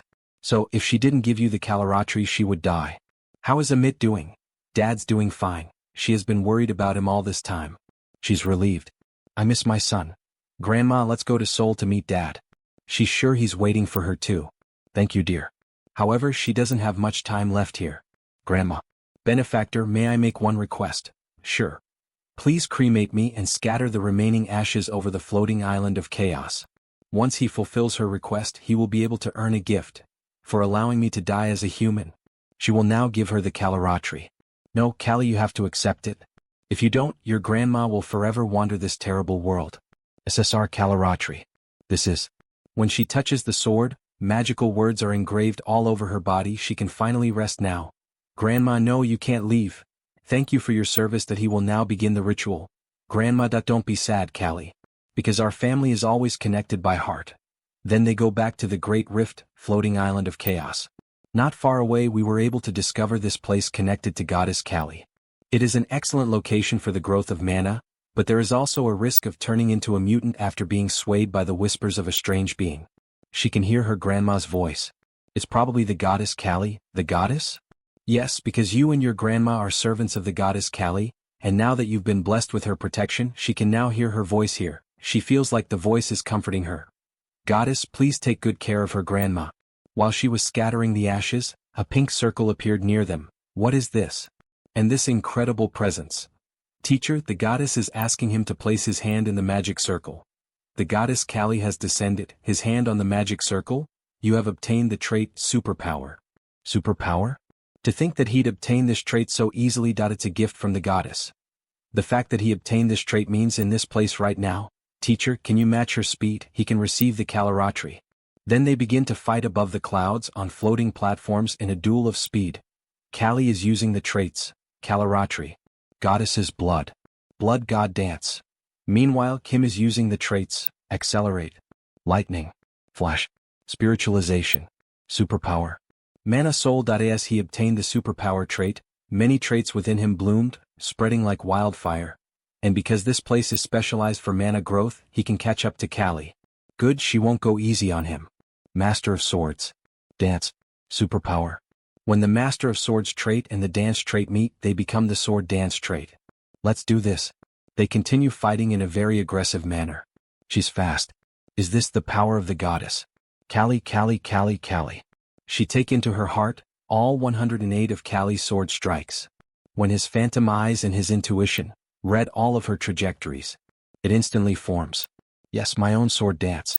It is different from the Bloody Shadow or Caloratry, for he has newly reinterpreted and adapted it to his own style, the Blashing Caloratry. He has finally completed it. The top 3 sword techniques of Arcane Seoul. And all he has to do is come up with a build that synergizes with them. Doesn't matter if it's the Heavenly Demon, the Saintess, or even the Father above. He'll cut 'em all down. That was too much, teacher. Oops. You're misunderstanding here. That just now wasn't actually Callie. He almost died too. You all say that too, right? She was hopping everywhere as if she had become someone else. She doesn't want to hear any excuses.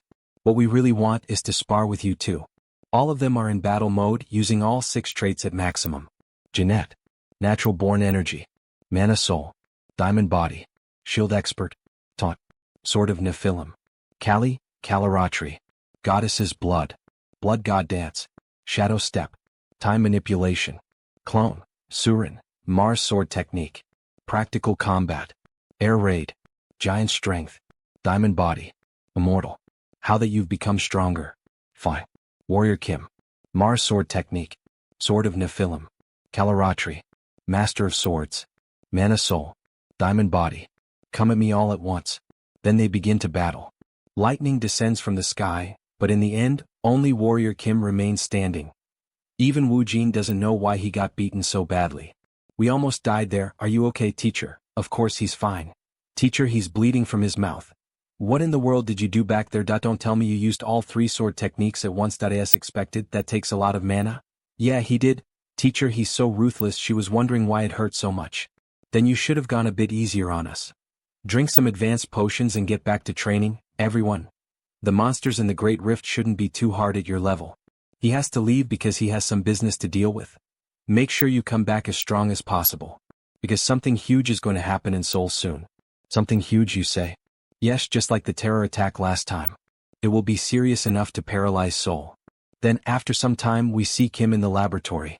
Congratulations, Master. You have reached level 7. In Arcane Seoul, he is considered socially privileged if you reach level 5. Then how about level 7, which is considered the limit of superhumans, the ultimate realm? He's considered a walking disaster. To compare it to a modern weapon, he's at the level of an aircraft carrier. With this, he now has the strength to deal with episode 2. However, it's still not enough, considering that there's still more to come. He needs a stronger alliance. The Tower Master is also a good choice. Yes, Tower Master. Have you been well? Oh, Superhuman Kim. He called him today because he wanted to brag. To brag?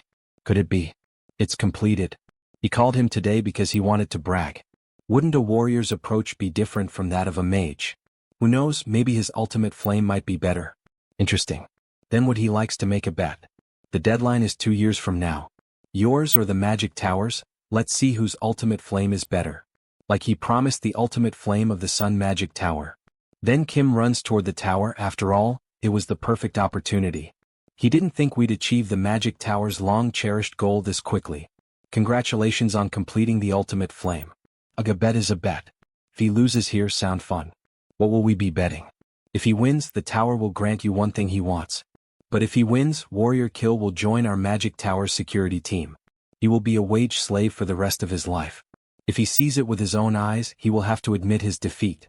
Tower Master, he has to remember that we made a bet to see whose ultimate flame was better.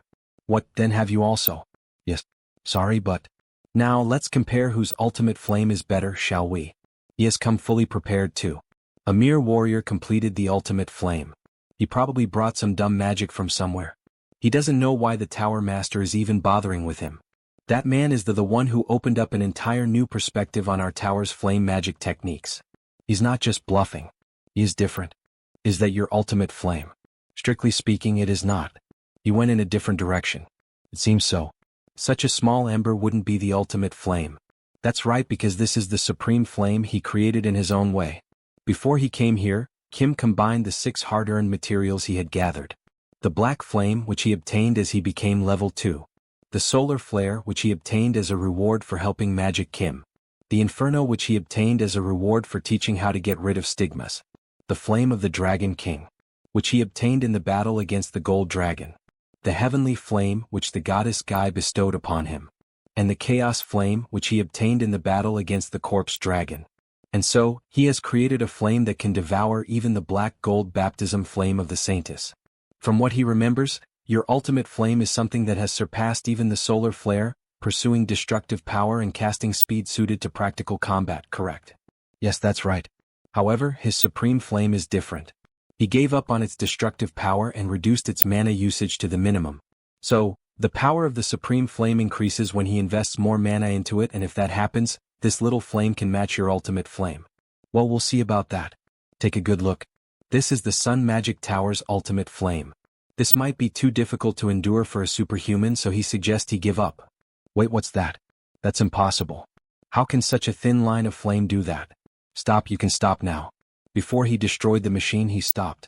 Then we have the points of each of the flames. The tower made a total of 441 points. Kim made 800 points. Wow. This is his supreme flame. That's impossible, a score of 800. Truly unbelievable, he has created such an amazing flame. How did you even create something like that? He just copied it, huh? He can tell you the method if he'd like. With that, the ultimate flame of the Sun Magic Tower can become more complete. Really, thank you so much, Superhuman Kim. But before that, since he won the bet, the Tower Master will give to grant his request. Fine, go ahead, what is it? His request is, he needs people to fight against the Old Father's order with him. To form a blood alliance with the Sun Magic Tower. While he was returning from the tower, in the middle of a storm, he thinks about the current situation. Good. With this, he now has 2 forces that will fight against the Old Father with him. Everything is going according to his plan. But at the same time, it's going a bit too well. You have received a file from Song Hee-young of the Kumo Group. Would you like to open it? From Chairperson Song. Did she finally find out who's behind the Black Jaguar Order? Top Secret File, Black Jaguar Order. What the hell is this? Dear Corps Commander Kyujigam. The Eastern Army was sponsoring the Black Jaguar Order's black magic research. Why is the name of the Eastern Corps Commander written here? It's probably not the Corps Commander. He's not someone who would stoop that low. Then who dares commit such a brazen affront? Corps commander, he is an outsider, so he would prefer not to get involved in the internal affairs of the army. But the Eastern Army right now is no different from a potential terrorist organization. Then we are introduced to the members. Kujinju. 2nd Division Commander. Kuhyungju. 3rd Division Commander. Kujungju. 2nd Division Commander. Division Commanders, did any of you know about this beforehand? Why are you not answering? Or is it one of you? That's not even possible. We wouldn't have done such a thing. Father. My apologies. In truth, the Eastern Army has often been involved in similar matters. What? In order to reform our bodies into a physique optimal for the Black Tiger swordsmanship, we coveted magic. And he's telling me that was a good thing to do. No. He regards it as a shameful act now that he's reflecting upon it. I recognize that it was all meaningless vanity. At least there's one person with the right mindset in this family. Father, this is all his fault as the eldest son. Please punish me accordingly. And Corps Commander, as the 1st Division Commander, he'd like to make a request. Please eradicate the roots of illegality and black magic that have spread throughout our legion. Brother. Yes. He must, Superhuman Kim. No, he should call him the Sword Master now. Yes, Corps Commander. He'd like to conduct the highest level inspection across the entire Eastern Army. He will be in charge of the comprehensive investigation. What, me? Why do I have to be involved in someone else's family affair? Father, you can't do that. The honor of our legion will be. If you knew of honor, they should have done better before this happened. Sword Master, as you can see, he has a lot of children, but he has no one to entrust this role to. I hereby confer upon you the honorary position of Inspector General and the honorary rank of Major General. How is it? Will you accept our request? Wait, this is an opportunity to make another blood alliance. If you trust me with this position, he will try his best, dear customer. A few days later, Chorwon Inspector General's office. How was the investigation of the underground magic tower in Nowon? Your speculation was correct. They had illegally obtained monsters of beasts. He was wondering why the Eastern Army's research funding was leaking out, and Gangnam Club. They were managing a secret arena of illegal contaminants. As expected, all the puzzle pieces are coming together. They operated an arena of illegally obtained monsters. Making humans and monsters fight each other for entertainment, such a dangerous idea. How did you even know about this? Warrior-type superhumans using black magic for growth. He can already tell what's going on here. And remembering what happened in the game's storyline, he knows exactly where to go. For several days now, he has been going through all the Eastern Army's confidential documents and budget plans throughout the night, and thanks to his overpowered traits, he was able to narrow it down to a few clues. He has already found all the illegal evidence tied to the budget. What's left is to find out who ordered all of this. The researcher. In other words, the one who approved it all. These people are. And suddenly, a bomb in the shape of a Rubik's Cube is thrown through the window, causing a massive explosion in the building. That it's already the second time they've destroyed his building. Confirm his death first. We have to return before father intervenes. Yes, sis. Where is he? What's wrong? Did you really think he'd die to a single mana bomb? You insolent little brat. He was expecting you actually. He bet you got scared when the Black Jaguar Order's secret base got destroyed. 3rd Division Commander. Attack together and end this quickly. Yes. He should have just stayed quiet. Let me show you that there's a sky above the sky. Sky above the sky, you say? You took that right out of his mouth.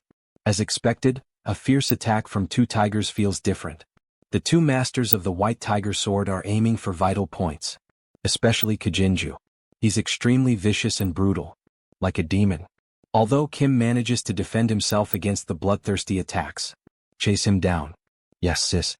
Vicious tiger charge. 2 white tigers, Did you really think that was enough?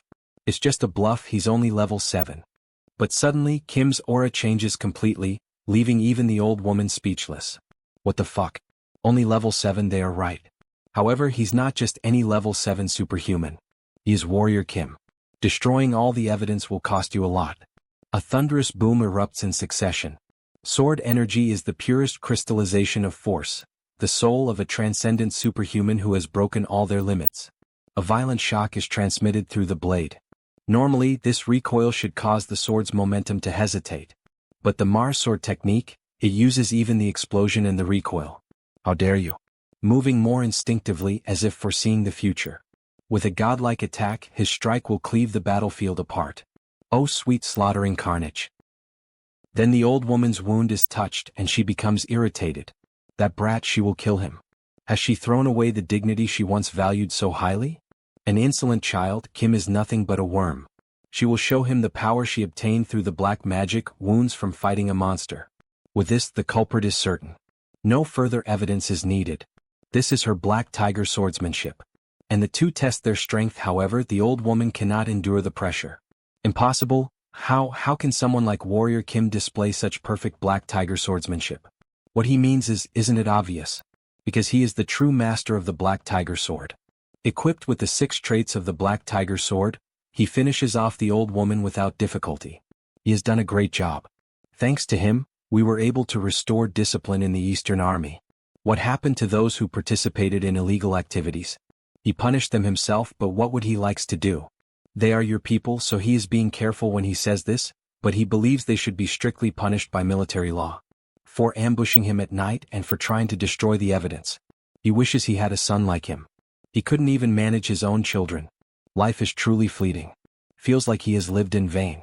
That is not true, Corps Commander.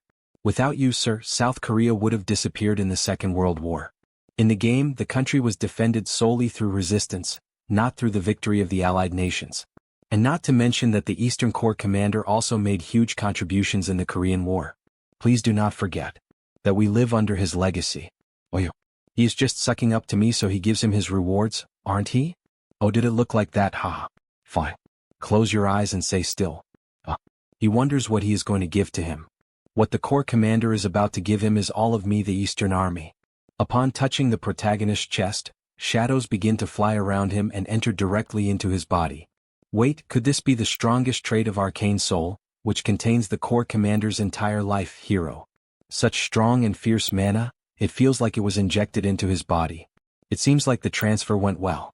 Corps Commander, why would he go to this farm for him? He wanted to give it to someone eventually. However, he will not be able to use it right away. He will only be able to awaken the power once he reaches level 8. Thank you, sincerely. He doesn't even know how he can repay him for this. His only condition is that you become a constellation. From what he heard, they call it the strongest on Earth nowadays. Reach level 9. That will be enough to justify his sacrifice. The Corps Commander was supposed to die within a few years. But because he transferred his mana to him, that timing will be brought forward. Will he be able to reach level 9 within a year? Then the car system alerts him to an incoming call. Yes, Chairperson Song. He was able to deal with the Eastern Army problem thanks to you. Did you see the news, Swordmaster? The news? Breaking news. A zombie outbreak has occurred in many places in Brazil. Hundreds have been reported wounded so far. Meanwhile, the Brazilian government is responding. A zombie outbreak. Kim thought he had taken care of that by taking out the Black Jaguar order. Could it be that they still carried out the plan in Brazil after it failed in Seoul? The corpse dragon is dead, so why? The location discovered while tracking them using evidence obtained matches the location of the current zombie outbreak. And where is that? Sao Paulo. The largest city in Brazil.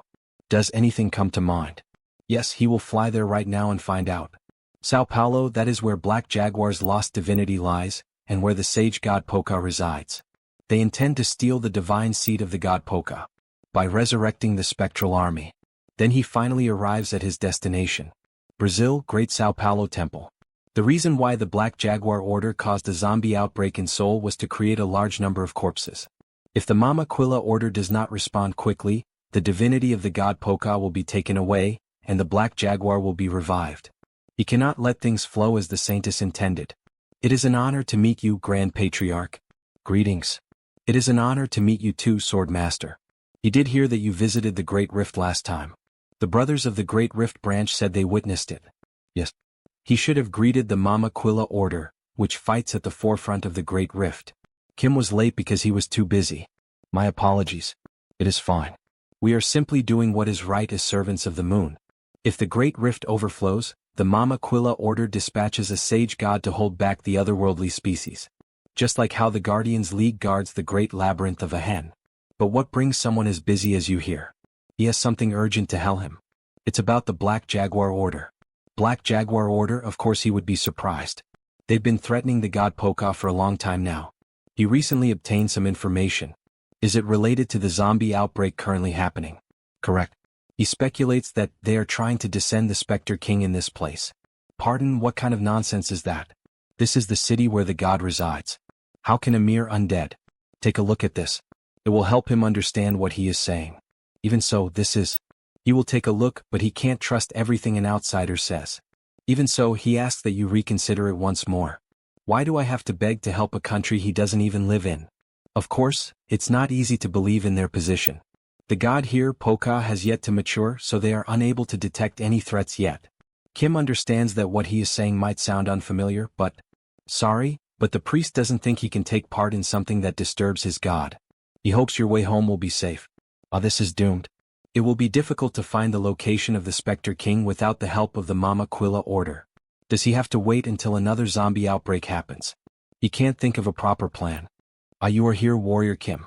This is our third time meeting, isn't it? Savior. The old father orders Saintis.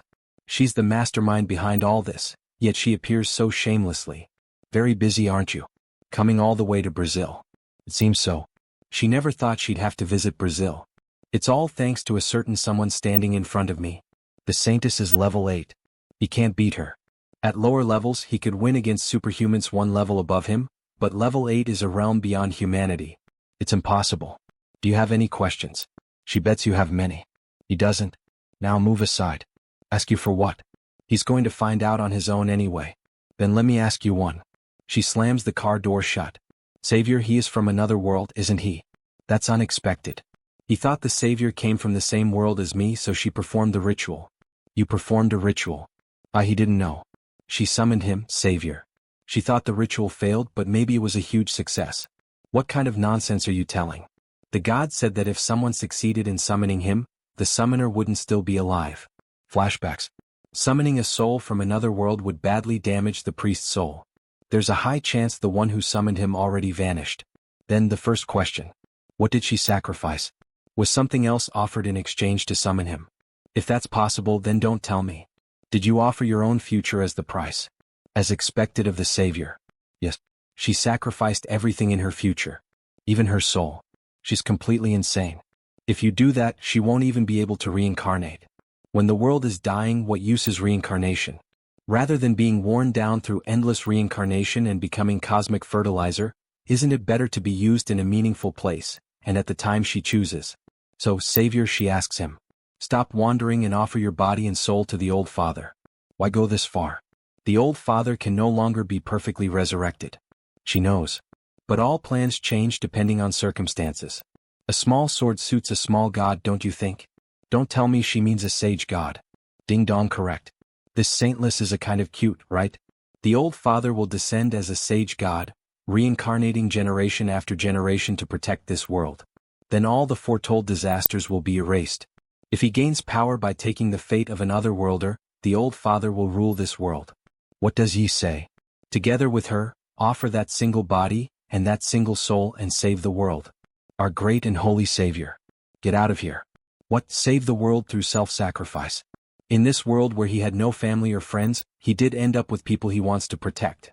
Of course he'd willingly risk his life to fight for them. Screw that. He is not a sucker to have no reason to sacrifice himself one-sidedly. She's disappointed. Abandoning the greater cause just to protect yourself. Well, to me, a world dying from disaster or a world turned into a human farm under a transcendent being both look like the same hell. What a shame. If instead of memories from this world, you had your original memories intact, we might have understood each other. What, original memories? What? Then until we meet again, farewell. Hey, wait a second. May the old father's blessing fully descend upon the Savior. Chonggang, what kind of bullshit did she spout before disappearing again? Emergency. All units assemble. Protect Lord Poka. What's going on? Are you civilian? Evacuate immediately. Zombie soldiers are overrunning the town. It's the Wraith King. So he finally appeared. At this point, the Wraith King isn't level 9 yet. Which means it's worth fighting. So it's you. The human the Dark Jaguar spoke of. Perfect. If he shapes your body and devour his soul, his power will fully return. You guys, seriously, does he really look that easy? Offer your neck, then he won't torture his soul. Go on, try it. He activates giant strength. Pathetic. The Wraith King is a being that is a warrior, a mage, and a priest. Even without full power, he's above level 7.5. Even a Mars build made as a trinity can't match the Wraith King's physical power. Should he try that old tiger method? No, using something incomplete that he haven't mastered could be dangerous. He will clear this the proper way. Equip traits. Divini Power. Holy Light. Radiance. Hand of Healing. Divini Miracle. Oriole.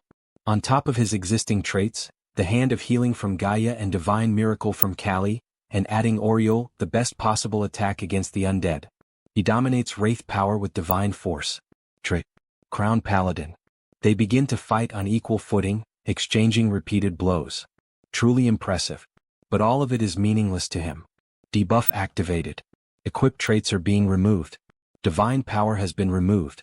Holy Light has been removed. Radiance, Hand of Healing, Divine Miracle. This is the Wraith King's unique trait, Reverse Heaven. Well, it's fine.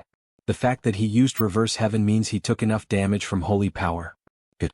Now, to finish Phase 1, the next traits are Giant Strength, Mana Spirit, Practical Combat, Crown Paladin, Lightning Strike, Resonance, and Omnipotent. Indeed, he's worthy of becoming his prey. I borrow your name. When he plunges his sword into the ground, the necromantic aura affects all the zombies and he begins to pray. O Dark Jaguar, hear me. An area of effect spell that sacrificed the zombie army. It hurts, but it's a pattern he has to endure to defeat the Wraith King. If he doesn't deal with the zombies now, he'll fully heal them later with recovery magic. Self-healing like that crosses the line. What wraps up Phase 1? He will finish this before the Wraith King's Reverse Haven cooldown comes back.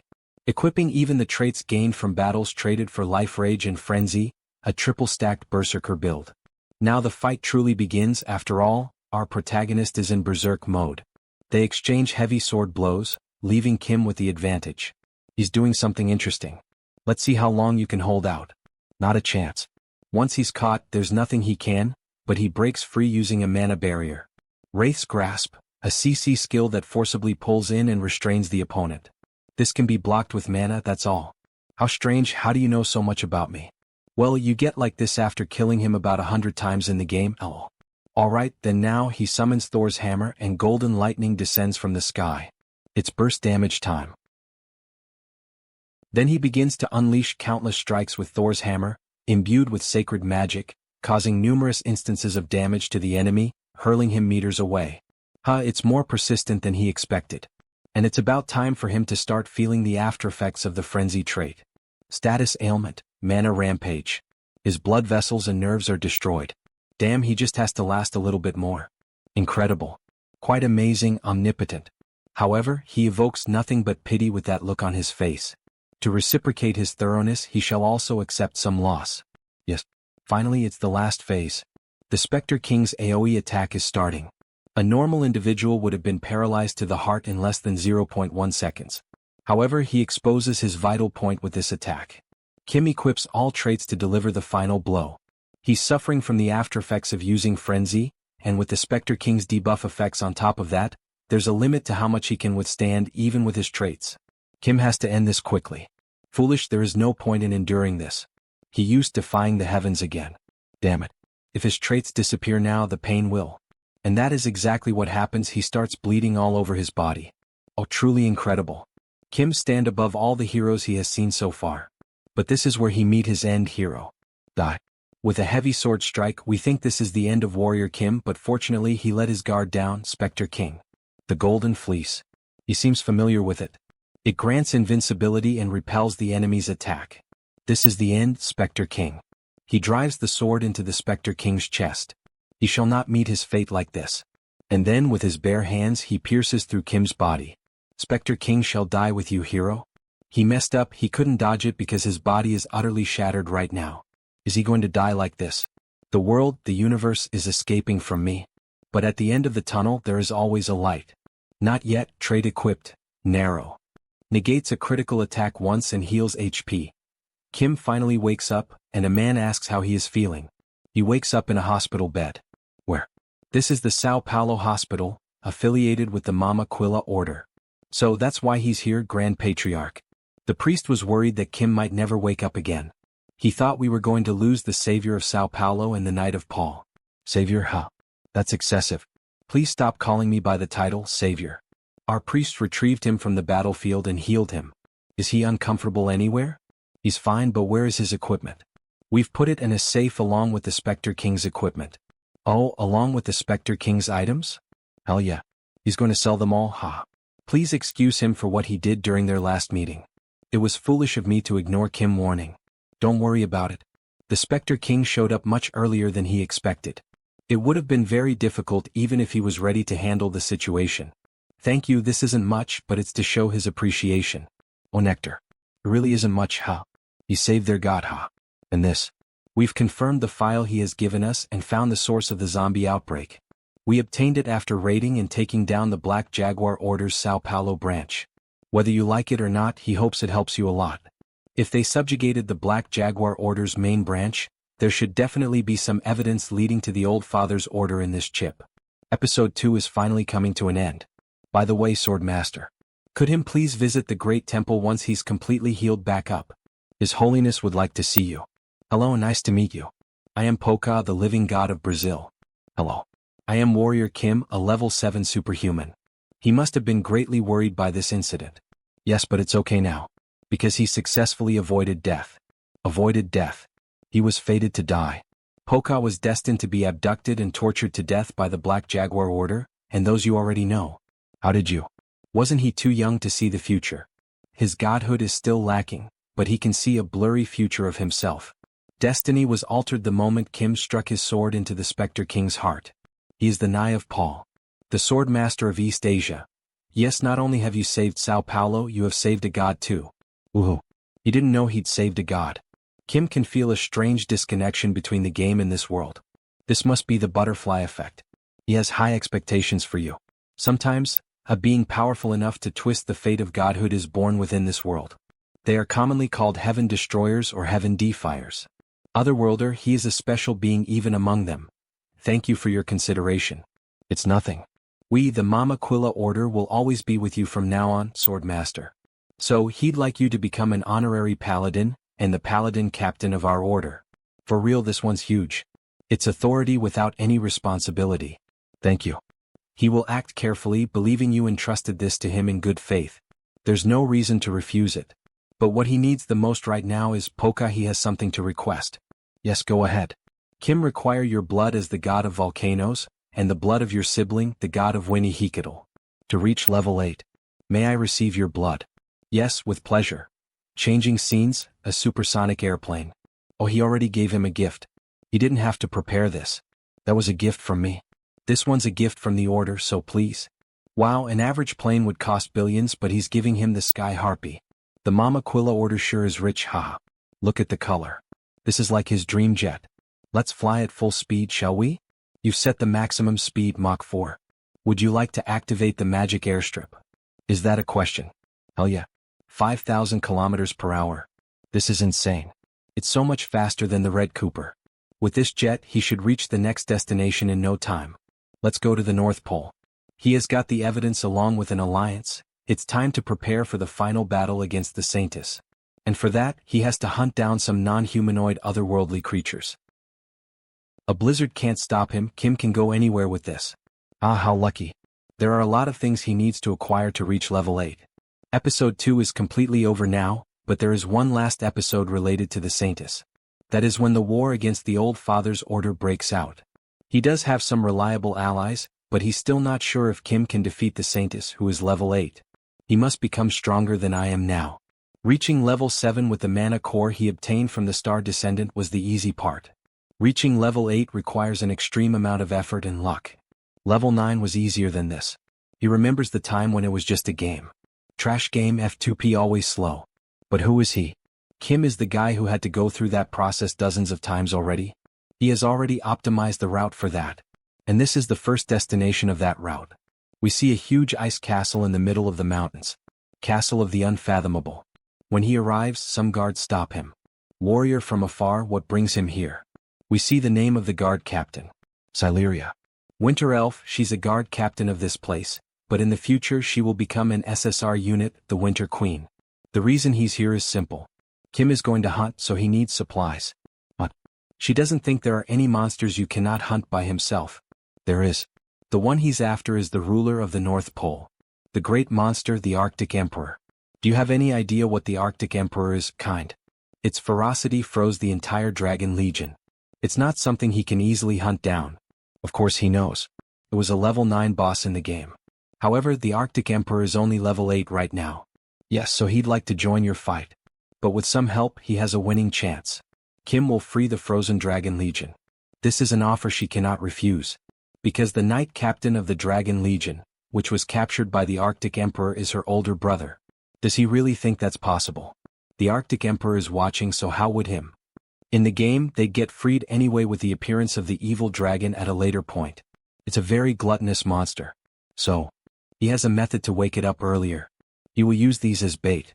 Kim will inject a very strong special sedative in these so the Arctic Emperor will fall asleep. How did you even get these dragons? He got the corpse dragon from the Great Rift, and the gold dragon from Greece. The light of life and death and the color of darkness. These should be sufficient to bring out a reaction from the monster. That's right. He will defeat the Arctic Emperor with the Dragon Masters. However, he has to realize that the Dragon Legion was caught by the Arctic Emperor because they lost to it. Even for him, this will be very difficult. That's right. The Arctic Emperor is practically a natural enemy of the dragons. Especially the Arctic Storm, which the Arctic Emperor uses in dangerous situations. Is a very strong skill that heals itself while freezing everything around it. But that can also be an opportunity. Just like what happened during the fight against the Spectre King. Don't worry. When the Arctic Emperor is using the storm, that is when it shows its weakness. So that's the Arctic Emperor. Is it asleep right now? No. It's simply enjoying the sunlight. He will be detected once Kim gets too close. Taking a sunbath, huh? How comfortable. This bird still doesn't know what is going to happen. Alright, let's go. He stealthily approaches the Emperor. He has combined the stealth trait with the effect of the invisible cloak. Not only that, but he has also blocked his mana, so there's no way it'd notice me. Then Kim approaches and places the 2 dragon heads near him. But at that moment, the Emperor woke up, frightening everyone. Kim uses the trait, feigning death. That surprised him. The feigning death trait deactivates all kinds of aggro. With this, it's no longer after me. As expected of an otherworldly monster, it's very sensitive. Dumb birdhead, you should be questioning why the food suddenly appeared. It's like DoorDash. He guesses it makes sense since it must have been decades since it tasted dragon meat. But while the bird keeps eating, it starts to feel tired until he finally fell asleep. It worked. He just wishes there was a way to kill this thing right now. It's fine now. Please gather up. She sees her brother. Please take a step back for a moment. You will wake them up right away. Supreme Flame. He starts melting the huge block of ice as if it were global warming itself, haha. Until the warrior is finally freed. What is this? Brother. Sileria. What happened? Then they embrace. After all, they are brothers. Finally, the captain of the Dragon Legion is awake. With the dragon that shall oppose the Arctic Emperor. Swordmaster. He heard about the current situation from Sileria. Thank you. Let's leave the greetings for later. The Arctic Emperor is about to wake up. Wait, there's still a dragon that hasn't been awoken yet. Pardon, this isn't all of them. The king of all dragons, the Red Emperor, has yet to awaken. What? Why is there a fire-type dragon in the North Pole? The ice here is much sturdier than the other ones. He thinks he has been affected by the Arctic Emperor's unique power, white ice. Swordmaster, is there a way to wake up him? We have to wake him up at all costs. That if there is a way to tame this masterless dragon, he will finally have his own private vehicle, but all he can do here is to wake his power up. The rest is up to him. He uses the power of fire to the maximum, trying to melt it. No, it's not melting at all. This ice contains a tremendous amount of mana. Then awaken Emperor of Fire. What, a human? Did he just speak in dragon tongue? How can he? Not even weaker dragons can use the language of dragons. A very interesting human he is. But before they could introduce themselves, a strong tremor occurs. Over there. The Arctic Emperor is awake. And he's ready to attack from the sky. Dragon Legion, prepare for battle. We must block the ice spears from the Arctic Emperor. We don't have much time, so let me get straight to the main point. He's going to hunt down the one who froze you. Are you with me? I'm indebted to you, human. Fine. He shall melt everything down. Such transcendent power as he expected. Some might wonder why such a strong dragon lost to the Arctic Emperor. That is because there is one serious problem with the Red Emperor. The ice debris hurt his body. He's hurt, it hurts, mama. This old dragon is suffering from dementia. Hey, look above. Swordmaster, he must show his next move. To utilize this dragon, he has to convince it. Whether adult or child, their nature is the same. Here, take this. Yummy. Yumi. It's delish. Does he like it that much? Yes, he loves meat, give him more. Alright, Kim can give him more, but in return the dragon has to help to defeat the big bird. Meanwhile, the emperor prepares a strike and ends up missing. From above, the dragons gather. Yo, birdhead. Time for sweet revenge. Kim gains a new trait. Dragon Knight. All dragon knights. All of them attack at the same time, using different types of elements. Water, lightning, wind, light. Forming a hybrid attack against the emperor. But he creates a barrier of ice and escapes the attack. Damn it, it's just too strong. Then the emperor advances directly toward Kim, even though the fire dragon is complaining that that bird is very strong. But trust me, he will give him a lot of meat. Then the king unleashes a powerful blast of fire. That was a good blow. Telekinesis and a great magic spell, icicles. Don't worry. He can slash them all away. Is it too much for me to block all of them with these specs? He has obtained a new trait. Fortification. Good, with this is the strongest defensive trait of Arcane Seoul, Heaven's Wall. All the dragons are protected at the same time. Dragon Legion begin. After another direct hit, it finally wounded the emperor and left him irritated. He begins to channel a spell. That's the white ice. What should we do? Are we going to be trapped in ice again? Everyone calm down. This battle is different from the previous one. We have to trust him. Which Ice Soul, the ultimate skill of the Arctic Emperor. If Kim can endure this, he will have an opportunity. With the Earth trait that the Goddess of Earth bestowed upon him, he will create the strongest defensive combination he can come up with in this situation. What is this ecstatic light? All dragons will be protected at the same time. Don't be afraid. The Arctic Emperor can't freeze them. Now this is what he's talking about. It's time to stab him with our dagger, yeah. Like this. Feel the spirit of the Red Emperor with his Dragon Knight trait. Supreme Flame. His power is surging as if he poured oil onto a raging fire. With this, he will burn the Emperor to ashes. The attack hits the Emperor's chest directly, like a fiery Kamehameha. Finally, he can see it. Reflected within the Arctic storm, the Arctic Emperor's core. And with an RPG, he fires directly at the monster's core, causing a massive explosion, leaving only crystals in the sky. We killed it. We really killed the ruler of the Arctic. We're free now. Warrior Kim, thanks to that hero. Returning to the frozen castle, Kim receives more praise from the people of ice. Thank you so much, Sword Master. We're indebted to you. He doesn't even know how to repay you for this. It's fine. He came here for a purpose after all, for the non-human otherworldly monster's mana core, and for the Arctic Emperor's unique trait, white ice. Now that he's done here, Kim is going to take his leave. Wait. He doesn't think the dragon would want to see Kim leaving like this. Is there anything he'd like in particular? If that's the case, then lend me your strength in the battle to come. What battle? He has an arch-nemesis. If they could help him in that battle, Kim would be very grateful. Very well. We'd be happy to help. Hey human. Have you come to your senses? How's your condition? Meat, he wants meat. Give me meat. The protagonist goes to check his backpack to see if there is still any meat. I'll wait. He might be able to take him as his vehicle. If he wants meat, come with Kim and he will feed the dragon until his stomach is full. What? Is that true? Then he'd love to go with him, he loves meat. Would it be alright for him to take the red dragon?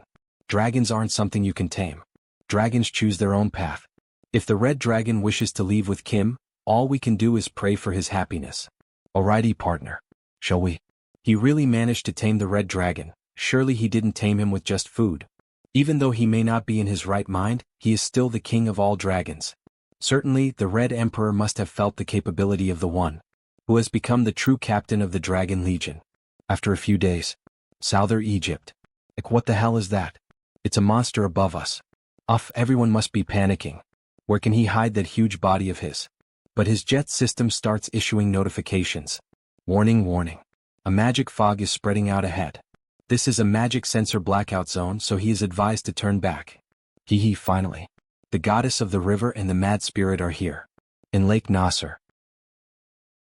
Mana fog. His mana doesn't work in that place.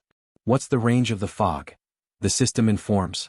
Based on satellite images, it is approximately 10,000 square kilometers. Since Seoul's land area is about 600 square kilometers, it's roughly comparable in size to Gyeonggi. Wow, that's pretty huge. What should we do? Fighting in there would be too reckless. We should at least prepare somewhere with a functioning administration. Let's head to Aswan City Hall. Yes. We will proceed to land after receiving clearance from the control tower. An abnormal climate change, This must be the result of the goddess of the river's intervention. Egypt Asman City Hall. All salute the guardian of the stigma, Knight of Paul, and the sword master of Asia. Woohoo, he doesn't have to do this is so embarrassing. Kim guess he did become quite famous. This is the city hall in Aswan, Egypt, and the main base of the Osiris Order. Kim tell the airport he would be heading here, but he didn't think they'd greet him like this. Finally you are here, sword master. Welcome to Aswan. This is the fortress wall of Egypt. Egypt Mayor of Asman. Affiliated with the Osiris Order. Thank you for the warm welcome. He must have had a hard time preparing in such a hurry. Since the sword master is here, this much is only to be expected. For now, how about at least wetting your throat with a drink? Sorry, but he's really busy. Let's get straight to the point. Yes, of course. There must be a reason why the Knight of Paul came all the way here. The mayor guessed the reason as well. He has come to hunt those fish, hasn't he? After constructing the Aswan Dam, the Osiris Order has been fighting a long war with the river's kin, who were once the masters of the lake, the mermen. There's actually a lot left over once you hunt them. If you extract their bodily fluids, he can use them as ingredients to make elixirs. It's obvious what the mayor is thinking. Now that the sword master who defeated the Spectre King is here, the fog of the evil god is done for. He's hoping that Kim will end the war while he's here to get the ingredients for nectar. But the goddess of the river, who is level 8, is in the lake, so how could he? Well, he will just go with it for now. Well, yeah, the mayor can leave the fish to Kim. But there's something he needs. Could he ask for a large amount of elixir? Of course, our order will provide them at no charge. Right, take this too. Isn't this a water-type artifact? That's right. This lamp will negate the effect of the fog. Its range is as far as its light reaches. This is Lake Nasser. It is an artificial lake created through the construction of the Aswan Dam. It should be around here. Because of the goddess of the river has gone mad, the government of Egypt and the Osiris Order declared this area as a danger zone. Except for when they sent the paladins to the front to hunt the mermen. Suddenly, with the light of the artifact, he finds the first fish. They try to attack the protagonist, but he asks for patience. Calm down, Kim is not here to hunt you, relax. These guys are not a threat to humans, they are just trying to protect their home. Get out of here. If he leaves without resistance, we will spare his life. They are probably saying this. Right now we cannot communicate. But with this they are telling me to screw off. Hold on for a moment. He has something to say. Then he begins to write letters using fire magic. Hello. He is sure you guys can understand letters, right? It is a consideration meant to facilitate communication with the mermen, whose oral structures are different. He gets a reply from the lake. It looks like they are also having fun. It makes sense since this is probably their first time seeing a friendly human. Then he unlocks a new trait. Fish language. Now he should be able to communicate with them. Is he not afraid of us? Kim takes a close look at the merman. Well, you guys look a bit ugly. Good, he's a funny one. Why did he come to find us? Oh, Ti's nothing special. He is just here to obtain a drop of blood from the goddess. Wait, what? You dare covet the goddess's blood? He's also one of those wicked humans. Kim understand their hostility. Paladins often come to attack the mermen. But this is not the time for this. Kim quickly dodges and grabs the fishman's weapon. Calm down and listen to what he has to say. How can a human possess this much strength? He is not here to request a drop of blood empty-handed. He can help your goddess come back to her senses. It has already been 100 years since this damned concrete wall was built due to the betrayal of Osiris. We have already tried everything in those 100 years. So how can a mere human accomplish such a task? Well, it's hard to put into words, but he's going to beat her up until she comes back to her senses. The protagonist is crazy. Smiling and showing his fists, he simply comments with a grin that he is going to beat the queen of the fish, right in front of the fish. Is he out of his mind, human? Listen. The goddess was born a river spirit. She gained divinity through receiving worship, right? Which means that the essence of the goddess of the river is a spirit. And spirits who have gone mad usually come back to their senses when they are on the verge of death. Does he understand his method now? Fine, he will trust you for now. Well then, could you let go? But before Kim could finish the sentence, the fishman unleashes a massive jet of water straight into his face. Yuji, he could have said something before he shot it. He expected it, but this feels worse than he thought. But still, he has received the river affinity from the merman. River affinity is an authority that allows the user to breathe freely underwater. With this, underwater battles shouldn't be a problem. He doesn't have any swimming traits, but Kim didn't expect air raid to work underwater. We have arrived, human. This is the goddess's altar. Thank you for guiding him here. Now then, time to get ready. Before you do anything you need to promise, human.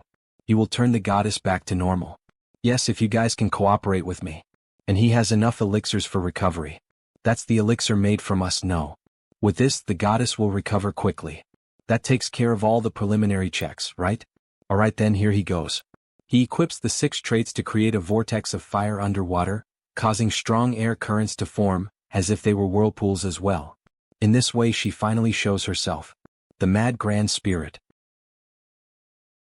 Then she is finally revealed, the queen of the sea. A mermaid with a body made entirely of water and red eyes.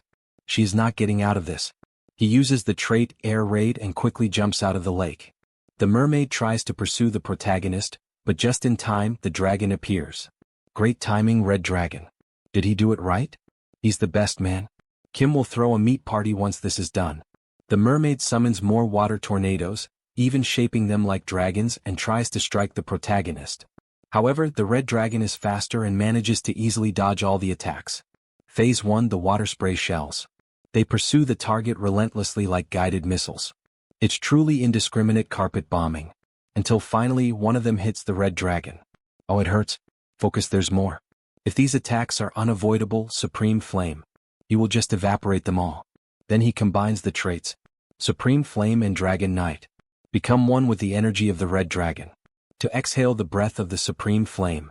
Only steam remained, the water abilities were stopped.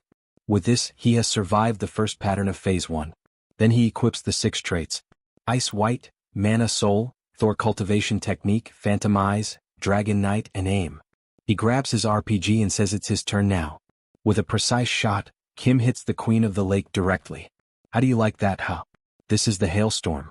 When an attribute is granted, this weapon, Mountain Echo, fires projectiles of that very attribute.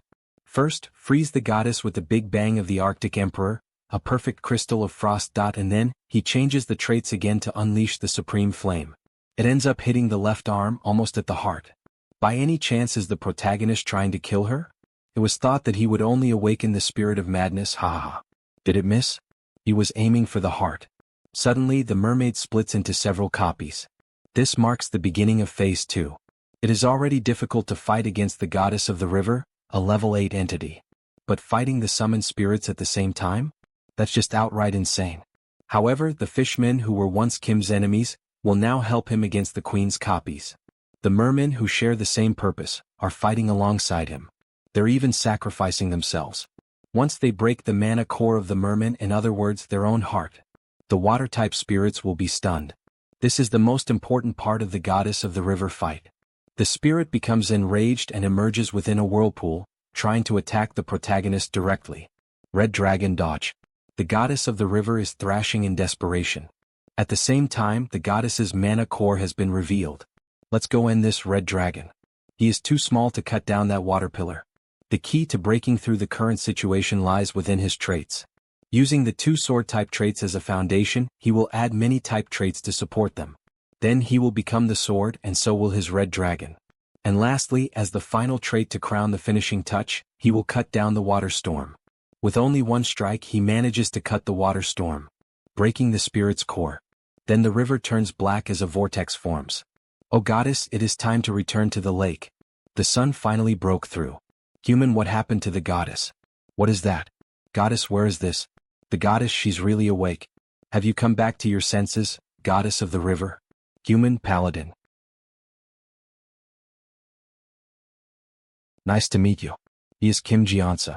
So the beautiful mermaid realizes something. From you she feels the power of earth and lightning.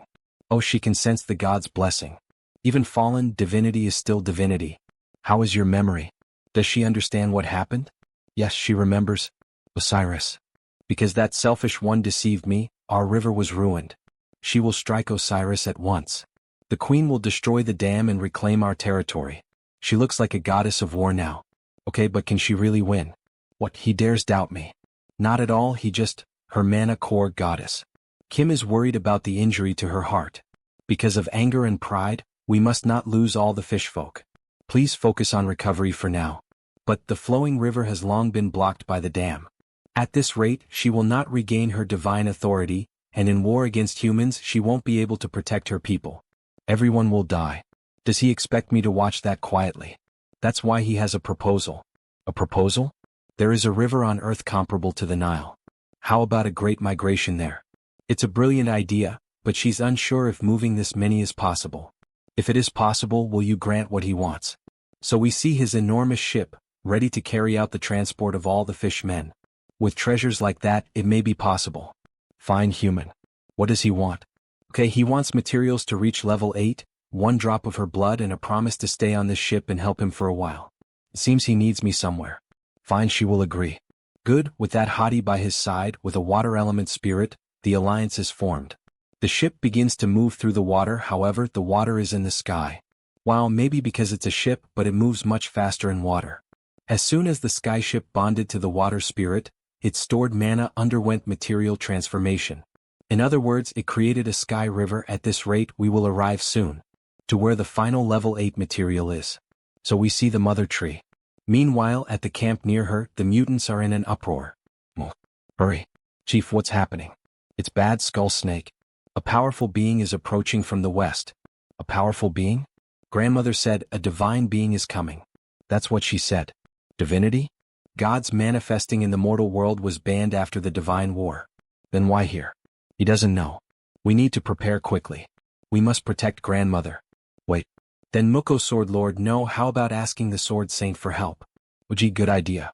He will contact him right now. Who's? What giant bear? WTF, he can use a cell phone. Sword Saint, help us please. A divine being is approaching our village. At this rate, grandmother might be in danger. What, a divine being? That can't be possible. Hey, wait. What's happening?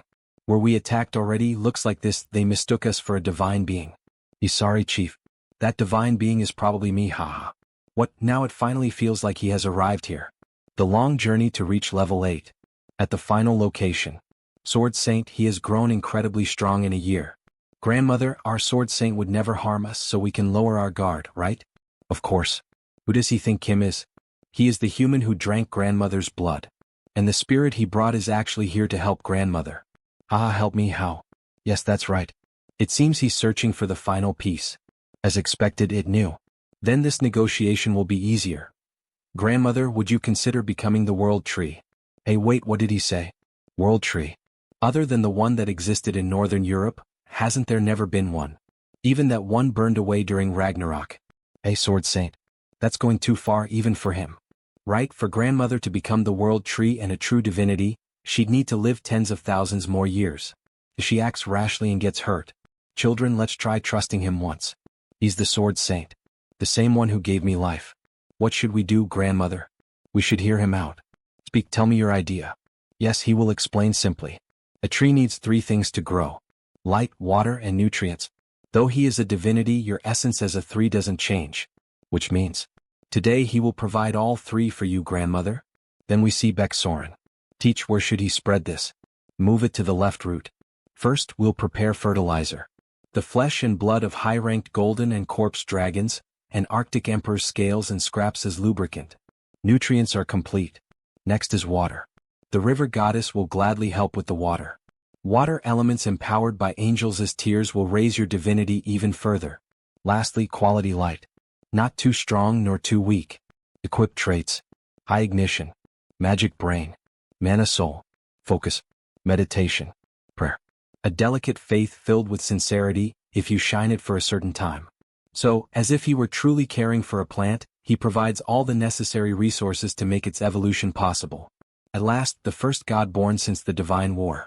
The manifested god, the World Tree, is born. He has worked hard, Sword Saint. The World Tree owes you. Not at all. He is the one who received much help. He truly owe you a great debt. Her mother would have found you fascinating. Her mother, she means Yggdrasil. Yes, though she has burned away now, she was the mother of all world trees and divine trees. Right, that was the lore, wasn't it? Then she should give him his reward. Oh really, he didn't do it expecting a reward. There's no such thing as free in this world. Here it is. To reach level 8, the final piece. He receives the drop. An overwhelming sense of exhilaration rising high. This vast feeling of liberation spreading wide. The world granted by the World Tree expands. But something happened. What, why did it fail? According to the blueprint given by the Goddess Gate, it should have. Then the tree explains what happened. That's because you, Sword Saint, are not yet ready. Not ready after coming this far. Then what about everything he gathered for level 8 until now? From level 8 onward, he is halfway stepping into divine rank. That's why it's called the Transcendent Realm. A divine status beyond a superhuman. He must define it himself. How does he find that? His body is already prepared. His soul, as an omnipotent being, has opened the path toward divinity. Then let me ask him a question. Everything points beyond humanity to divinity. Why does he think Kim is stuck? Divine rank, it definitely existed in the game settings. All characters can reach level 9. Which divine rank a character has is decided at level 8. Level 9. In other words, a constellation.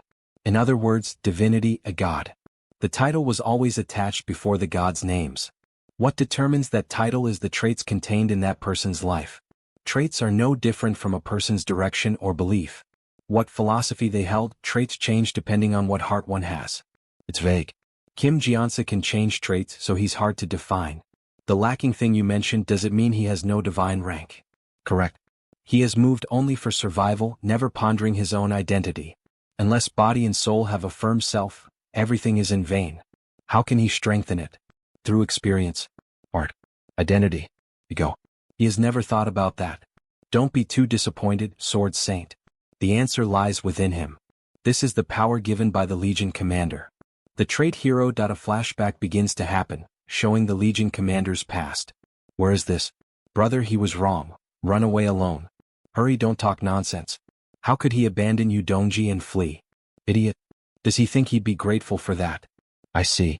Is this Captain Gu Gijium's past? Submit quietly. If he doesn't lower his sword, there will be no mercy. The reason the Legion Commander awakened the hero trait was, please run. He begs. Does he think he's some kind of hero? Sacrifice for one's comrades. In other words, not a hero but a proud man. Whether we die or live, we do it together, don't we? An altruistic heart. He returns to reality, panting from what he just witnessed. It's hot. He can feel the commander's boiling emotions vividly. But he's different from the commander. In this past, what kind of will and purpose is he supposed to find? The past. That's right. Now that he thinks about it, what Kim always wanted here was to become stronger. His beginning and everything that brought me this far was traits. Building higher traits like stacking walls, stacking higher traits again to create a supreme one. A castle built piece by piece. And that is how he became strong. Truly, he begins the evolution. Kim Warrior, the trait stacker. Congratulations, Sword Saint. On becoming a transcendent. Next day. Level 8. Teacher, he reached level 8. As expected of a heavenly born body. Congratulations, teacher. Oh, this is great news. Mr. Kim the Transcendent, sincere congratulations. He's now among the top 100 strongest in the world. In our country, that means the top 7. Young, he won't be called Sword Saint anymore, Sword Heaven. This time we celebrate among ourselves, okay. Of course. As the old father cult finds out, they will start moving. Recently, he told everyone about his connection to the old father cult. From the data obtained from the Mamakula Order, the mastermind behind the terror incidents in episodes 1 and 2, was proven to be the saintess of the old father cult. But soon they will find out that he has reached level 8. Before that, he must make everyone stronger somehow. Baek Soren level 7. Seo Woojin level 7. Janet level 6. Kali level 6. Kim Priest level 6. Kim Mage level 6. Kim Iron Fist level 6. Their 6 trait slots are full, so we will strengthen them instead. We've gained many allies, but without a single mistake in the plan, we must win the war against the Saintess. 1 month later, the Grand Temple of the Old Father. Various fireworks are being set off.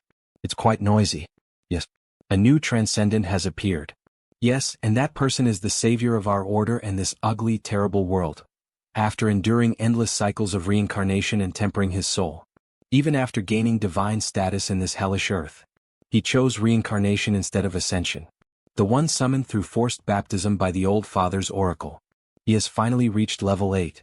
He has reached the optimal level for Father's descent. We've waited so long. So very long. Preparations are complete. Please give the order. Let us begin. Our offering plan. Breaking news. The entire Old Father cult has gone missing. Members across the world, including those in the Grand Temple, have all disappeared. The Old Father cult has recently been suspected of involvement in nationwide terror incidents. Shit, episode 3 has begun. Hurry and gather mana, Savior, oh Savior. Please end this sea of suffering.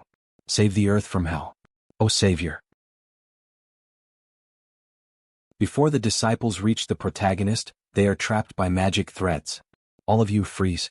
Move and he will fire immediately. Wow, the police arrived. Heavenly Sword, it's all right. Even the President of the Republic of Korea, the Supreme Commander of the Armed Forces, is here. He has been keeping his eyes on me ever since the Seoul terror attack incident. Seems like he grasped what was going on quickly and came here. The President must be very busy. How was it possible that he arrived here?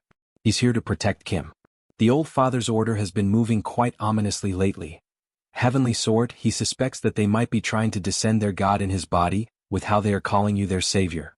Yeah, something like that. But before they try to help their god descend, they will try to secure a huge amount of mana first. What does securing mana have to do with the order going into hiding? They might be trying to operate that method. The old father has used that to secure mana since ancient times. Human sacrifice. Wait, he's saying the disappeared members are volunteering to serve as offerings. However, that shouldn't even be close to enough. But how about 1,000,000? Pardon. Does he think that's possible? What if they sacrifice an entire metropolitan city? How much mana does he think will be generated from that? The scene changes. Moments ago, Gwangju SI of Gyeonggi-do was sealed by a massive barrier. All requests for communication have been denied. They are also forcibly blocking the forces trying to enter the city. At the meeting table, one of the greatest commanders begins to get worked up. Corps Commander of the Eastern Army. Kyujigum. It's obvious what they are trying to do. Even during the Japanese colonial period, they were just expanding their own cult's influence. They are clearly planning to sacrifice the citizens of Gwangju to carry out a grand ritual. Another commander, until then unknown, appears. Corps Commander of the Western Army. Cha Yonjang. That can't be, they wouldn't do something so horrible. Then, our best girl appears to explain the situation to everyone. She has evidence. We found these during our investigation on the relationship between the Black Jaguar Order and the Old Father's Order. If you take a look at the secured data, it is clear that they are planning to sacrifice the citizens of Gwangju. It is an attempt to create the God King. As expected, it was a plan to revive the Old Father. Therefore, he wants to make this proposal, Mr. President. Now is the time to issue a general mobilization order. The President becomes pensive. General mobilization order, you say? Before he issues the order, he'd like to ask for your opinions. Okay, Kyujigum votes yes that we should subjugate them as soon as possible. The other commander also votes yes. With such clear evidence, there's no reason not to. We, the Sun Magic Tower, also vote yes. We will also join the fight. This will include the entirety of Kumo's security and her personal security team. Okay, the President listened to everyone's opinion. If everyone agrees, Heavenly Sword. The goal of this operation is to subjugate the Old Father's order. Will Kim take command of all forces? Everyone looks and waits, so that the Sword Saint responds to the President's questioning. Well, and suddenly Kim gained a new trait. Commander. Effect. The stronger and more numerous the troops under your command are, the stronger you become. There's no reason not to. He will accept the proposal. The scenes are switched. With that, the war has begun. The Eastern and the Western Army led the battle on the ground. Fire the cannon. TSK, no damage at all. All forces charge forward. Paladins from the Mama Quilla Order, the Thor Order, and the Gaia Order fought in the war alongside us. The Dragon Legion of the North helped with the aerial battle, while the Monster Village and the Sun Magic Tower gladly boarded the airship. The one commanding them all is none other than himself, Warrior Kim. He will use all of his useful traits to fight against them. And suddenly, a surprise attack happens on Kim's ship. Brother Warrior, look up. You've finally shown yourself, huh? The core factor of this war. With 8 semi-bosses on board, the airship of the Saintess. He has to eliminate that thing first. Tower Master, can you land a strike on that thing? Interesting. This is exactly when a mage is needed. Die. With enormous style, he fires directly against the enemy ship. How does the strongest magic in the world, Ultimate Flame, taste like? Thank you, Tower Master. We will take care of the rest. Magic and Priest. Yes, the Supreme Flame Cannon is ready to fire. Fire again. A powerful beam of fire, in the shape of a dragon, is directed directly at the enemy ship. The shield on the port side of the airship has been lost. Goddess of the River. Please call the Skidbladner to the port side. Sure, my knight. Now is the chance. Boost the mana output to the maximum. Kim's employee sets it to maximum power. The Supreme Flame Cannon is charged up again. We can fire at your signal. There's no time to waste. Fire again. Meanwhile, the enemies on the ship are in shock from the sudden attacks. What the hell is that? The ship is going to fall at this rate. Do not cause a commotion, Captain. We are the ones who serve the greatest god of all, the Old Father. There is nothing we fear. Old Father, please have mercy upon your servants. Bestow us with your power. But before he could finish his catchphrases, an explosion hit directly near his location. Landing complete. It's the Savior. The Savior has come with his own feet. He expected as much, but there are too many soldiers. Kill him. Rush him down. For the Old Father. But suddenly Kim's new pet dragon appeared, and without wasting time, already looked directly at the captain. And without pity the boss was devoured. Fear not. The enemy is alone. With the blessing of the Old Father we should be able to. And a female voice appears. Who said he was alone? Teacher, she hopes he's not trying to have all the fun by yourself. Seo Woojin started at the front and went to face two bosses at the same time. Quickly, with a single mixed strike, he defeated both of them at once. Two bosses down. When he decided to take a look to check how the girls' battle was going, we see Callie smiling and dancing. Won't you surrender now? Come on, she will spare your life at least. Shut up, she's a witch. Really, then die. She created several copies to attack the enemies, however, all of them were quickly cut in half. It was an attack from Beck Soren which left Callie irritated. Soren apologized since it looked like she was having fun. But cutting through the happy mood, an enemy tried to attack Callie from behind. Behind you, be careful. But quickly the group's shield was alert and ready to protect her. Remember, don't let your guard down in the middle of the enemy. She summoned a storm of magic that finished off the last enemies. Only the captain was left. He was left in disbelief by what had happened. How could 1,000 soldiers be taken down so quickly? But what he did not notice was that behind him, there was a huge dragon's paw.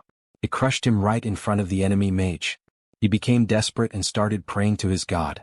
Old Father, it's not too late to share your power with us. But with just a single shot, silence prevailed. Aerial battle finished. Back in the battle on the ground. We see several war tanks trying to fire at the general, however, he cuts through all of them as if they were made of paper. Gramps, your blade is still looking alive. Ah, this is nothing. As she looked at the sky, she commented. This is the first time she has faced this many enemies since the colonial days. We shouldn't have to worry too much this time. Because it seems like we have already won this battle. We see the massive ship falling from the sky, covered in flames like a meteor. It was completely blown apart when it hit the ground. The two generals commented, my goodness. What a dynamic entrance. Kim and his disciples. Commander of the operation to suppress the Old Father's order, Warrior Kim. He has returned safely. Now they need to focus on the barrier around the city. We see several letters flying. Beck comments. She had never thought she would see Corps Commander Che's brush technique of all phenomena up close like this. That should be able to pierce the barrier easily. But of course Kim is feeling a bad premonition. Combining martial arts and illusion arts, this is the ultimate skill of the Corps Commander of the Western Army. If you compare only its instantaneous output, it is stronger than the Black Tiger swordsmanship of the Corps Commander of the Eastern Army. It is one of the strongest piercing attacks in Arcane Seoul, but when she launched the attack directly at the barrier, leaving the two disciples happy, thinking that the barrier would finally be broken. Right after that came the frustration. As expected. It's unscathed even after receiving her attack. He had a bad feeling about this. The brush technique of all phenomena disappeared. This won't do. Let me give it a try. It won't work, Eastern Corps Commander. Because if even the Western Corps Commander cannot pierce that barrier, that can only mean one thing. He's right. That thing is the strongest martial art, the level 0 Heavenly Demon Divine Art. What Heavenly Demon Divine Art? Figures. He had a feeling it was too strong. But Granny Chai. Was the Heavenly Demon Art always something that could be set up like that? No, but if you use the heart of the Heavenly Demon it might be possible. Is she saying the Heavenly Demon is dead? That's utterly impossible. Not to mention the heart. But suddenly our favorite angel appears. Actually, it is entirely possible. She had just returned from deciphering the Great Resurrection Ritual plan. And there was a passage there that mentioned the Heavenly Demon's second disciple, the Demon Lord. Demon Lord, she says. A disciple killed their master. How could anyone do something so unfilial? But the Heavenly Demon is supposed to be the strongest of all. That is impossible. He has a point. Even the Demon Lord would be no match. But what if the Old Father helped the Demon Lord? It's not entirely impossible. Or rather, it's the obvious answer in times like these. Then what do you suggest we do? We have to confirm it first. He will personally go in and confirm the heavenly demon's status. Heavenly Mountain. Kim heads straight to the top of the mountain with his dragon. The heavenly demon is an unmatched martial art in both attack and defense. The only way to pierce the barrier is by using the same heavenly demon divine art against it. Does that mean he will be visiting Heavenly Mountain? Yes. He will check out the current situation first. If the heavenly demon is truly dead, the only person who could possibly pierce that barrier is Lord Divinity, the eldest disciple of the heavenly demon. Thanks for bringing me here. Delicious meat, boss.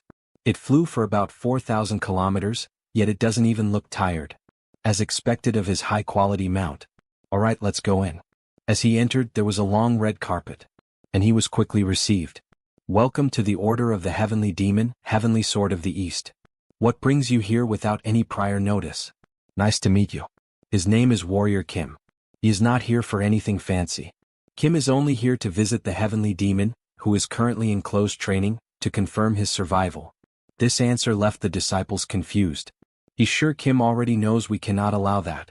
A barrier created with the heavenly demon divine art has been discovered in Gwangju, Gyeonggi-do in South Korea. Isn't that enough evidence that the heavenly demon's survival is currently unclear? What nonsense is he blabbering? The heavenly demon is currently in close training. No one is allowed to enter or exit that place. No one is allowed to enter or exit that place. That is not true. Aren't the disciples allowed to enter or exit? Pardon. So, is he claiming that Lord Divinity or the Demon Lord might have harmed the heavenly demon? Blasphemous. Do not think that you will make it out alive after saying such a thing. Teach that lawless warrior a lesson. Man, he's really busy, you know. Eliminate him, now. By your command. But in a matter of milliseconds before the three could attack Kim, he took his stance and quickly rushed toward the captain. No. He's going for the Great Elder. In a rather strange position, Kim drove his sword into the ground beside the Elder. If he won't let me in, how about this? Wait, what is that? How does he have the heavenly demon token? He will earn the right to enter himself. The third gate of the heavenly demon. You would like to challenge it? Kim enters the challenge room and is seen by the disciples. Then the Blood King gave him the celestial demon's token. This is the ultimate demonic order training ground constructed by the first heavenly demon. It is a place guarded by puppets born of myriad-year-cold steel, which are all at the peak of martial arts. However great he may be, Heavenly Sword, it is impossible to pass through this place. There's no point in even watching. You will be heading out first. Finish up on your own afterward. Just a moment, Great Elder. He cleared it. The first stage, the Azura stage. He finished it in mere seconds. Okay, start the second stage, Celestial stage. The hellfire consumes Kim, however, he walks as if nothing is happening. How did he withstand those magic flames without protective QI? He's actively utilizing his magic circuits to react to it. This is definitely the heavenly demon level. LMAO stage 2, clear, easy, clap. Time for the final stage. Third stage. Supreme stage. He who clears the third stage obtains the heavenly demon divine art. There is a clear problem with this legend. The method by which you clear the stage. This would have been a hopeless battle with the traits he normally use, but with the trait to copy all traits. Kim advances against the enemy, surrounded by a golden energy, the supreme trait, world. This might be possible with the world trait. Even mimicking it is causing space itself to tremble. Kim barely dodges a precise strike. He doesn't want it, but heavenly demon divine art is level 9. He has to raise world more. They continue the fight, the swords clash creating shockwaves around the arena. This isn't enough. If he wants to learn the heavenly demon divine arts, if Kim wants the strength to pierce through the Gwangju barrier, then he must reach for the peak. Kim keeps up with the demon's speed, and with a devastating strike he finishes the fight. Even if it is dressed like the heavenly demon, losing to a puppet would be kind of lame, right? Stage 3 cleared. The elevator begins to make noise and all the disciples descend to the arena. What's with all of you? A new heavenly demon has been born. The third heavenly demon, may your reign be eternal. Everyone kneels before Kim. The heavenly demon has risen. All hail the heavenly demon. Hail, hail. Moments later, a portal is opened. Please don't be so displeased. He will escort him, third heavenly demon. Nah, he already told him that was just him mimicking it. Does that mean he is not the successor to the heavenly demon divine arts? Yes. That's what he has been telling him this whole time. He sure as hell wishes he could learn the heavenly demon divine art. These are statues of the heavenly demons. The man holding the sword founded the order of the heavenly demon. And the one in front is the current heavenly demon. Kim knows. He's quite something, the heavenly demon. He knows him very well. Do they have the heavenly demon divine sword? In the game it was a tier 0 weapon that existed purely as data. Now then, as he mentioned earlier, this is the penitentiary. This is where one of the 3 people able to open the heavenly demon's abode is imprisoned. He was incarcerated here for the recent duel involving Lord Divinity. Look who it is. Long time no see, Black Tiger Sword Master. The Blood King. It's been a while since he last greeted him. He has already reached level 8. Even with your magic power sealed away, your insight is as keen as ever. He is now known as the Heavenly Sword in the East. He is no longer the owner of the Black Tiger Sword. He has since surpassed him then. It seems he has been quite lazy. So why has Kim come to him today? Basically, a city in South Korea is currently sealed by a large-scale barrier. This barrier was formed using the Heavenly Demon Divine Art. The Heavenly Demon Divine Art. Then that means, yes. He doesn't know why, but Kim believes the Old Father's order is using the Heavenly Demon's heart. That's impossible. Does that mean Master has ascended to immortality? Although this is only speculation right now, he can't confirm. Great Elder. He will have to enter the Heavenly Demon abode where Master is himself. That would be a breach of the regulations. However, with his authority as the one in charge of the Order of the Heavenly Demon, he can afford him some time to take a short walk. But you must return here to the penitentiary within 30 minutes. Alright, as long as the heavens remain intact. You will make it back. They begin running across the rooftops at an absurd speed, looking like ninjas. The Blood King has broken out. Alert the Lord Divinity. We will arrive at the abode where the Heavenly Demon is soon. Keep up. He shouldn't be able to use any magic power or internal energy, but he's incredibly fast. Just how strong are the Lord Divinity and the Demon Lord who overpowered him? But unexpectedly the Blood King was attacked. Priest, did you not agree to 3 years of incarceration and to pause your training? What manner of imprudence is this? Then one of the strongest characters in the story appears. Cesar Lord Divinity. First disciple of the Heavenly Demon. The great disciple of the Heavenly Demon, a successor of the Heavenly Demon Divine Arts, Lord Divinity. He caught us so quickly. Great senior disciple. He has reason to believe that the Master has left his body and magic power behind and ascended to immortality. He must confirm this. Enough nonsense. Return to your place. If he continues to cause such disturbances, he will sever your limbs just like he did before. Geez, he's bloodthirsty.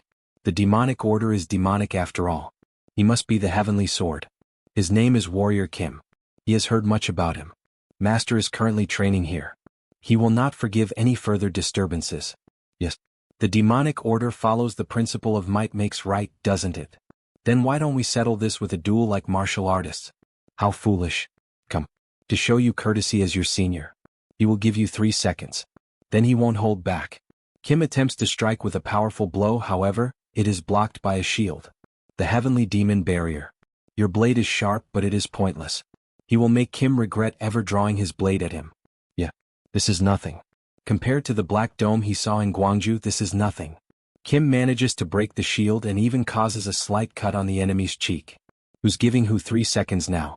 This is the power of Master of Swords doubled. The enemy begins to laugh at the protagonist. Forgive his rudeness. It seems he has underestimated him. Well then, let's go for real now. Lord Divinity advances quickly toward the protagonist, with his hands infused with dark magic. Heavenly Demon Heaven-Rending Strike. A massive black cloud forms. That's the strongest attack technique in Arcane Seoul, so... What is that? Kim protects himself using a barrier. He will use the strongest barrier technique in Arcane Seoul against it. That's the Heavenly Demon Divine Art. He copied it, lol. He would have been split in half if he hadn't blocked that. How dare Kim use the Heavenly Demon Divine Art? He refuses to believe it. Kim tries to dodge but ends up taking a kick right in the stomach, almost making him pass out with just one blow. He is thrown far away. He can't win against his Heavenly Demon Divine Art. With the difference in experience, there's only one thing he can do. He will change his traits, double the Mars Sword technique. His movements changed, and adapt how he fights to the situation. He will block out the pitch-black light of the Heavenly Demon Divine Art. Then Kim uses his student's trait, creating multiple clones and attacking Lord Divinity. push against him and with every strike. He will use that strength as fuel to grow his world trait. Very well then. The ground begins to tremble as if there were an earthquake. The true heavenly demon divine art. The attack goes directly toward Kim. Space that transcends starlight. Trait evolution. Cosmic sword. Code his sword. Kim evolved during the battle, transcending the ability itself. Wow. He has never seen such blinding light before. He has lost heavenly sword. Thank you. He also learned a lot. He has confirmed it with this battle. Although Lord Divinity may have command of the heavenly demon divine art, he cannot pierce through the black dome covering Gwangju. If he has to rank them, then it's like this, he guesses. Now then, show them the way to the heavenly demon's abode. I understand. Let them go to the heart of their order. Heavenly demon's abode. Welcome to the heavenly demon's abode, Lord Divinity. Please excuse the interruption, Master. But when they approach, something shocking happens. The Master is sitting in the chair, lifeless. What is this? What just happened here? Heavenly demon. He said he'd ascend. Master said he'd wait for them in the upper realms. Who could have done such a thing? Look at the floor. They will see the answer. This pattern.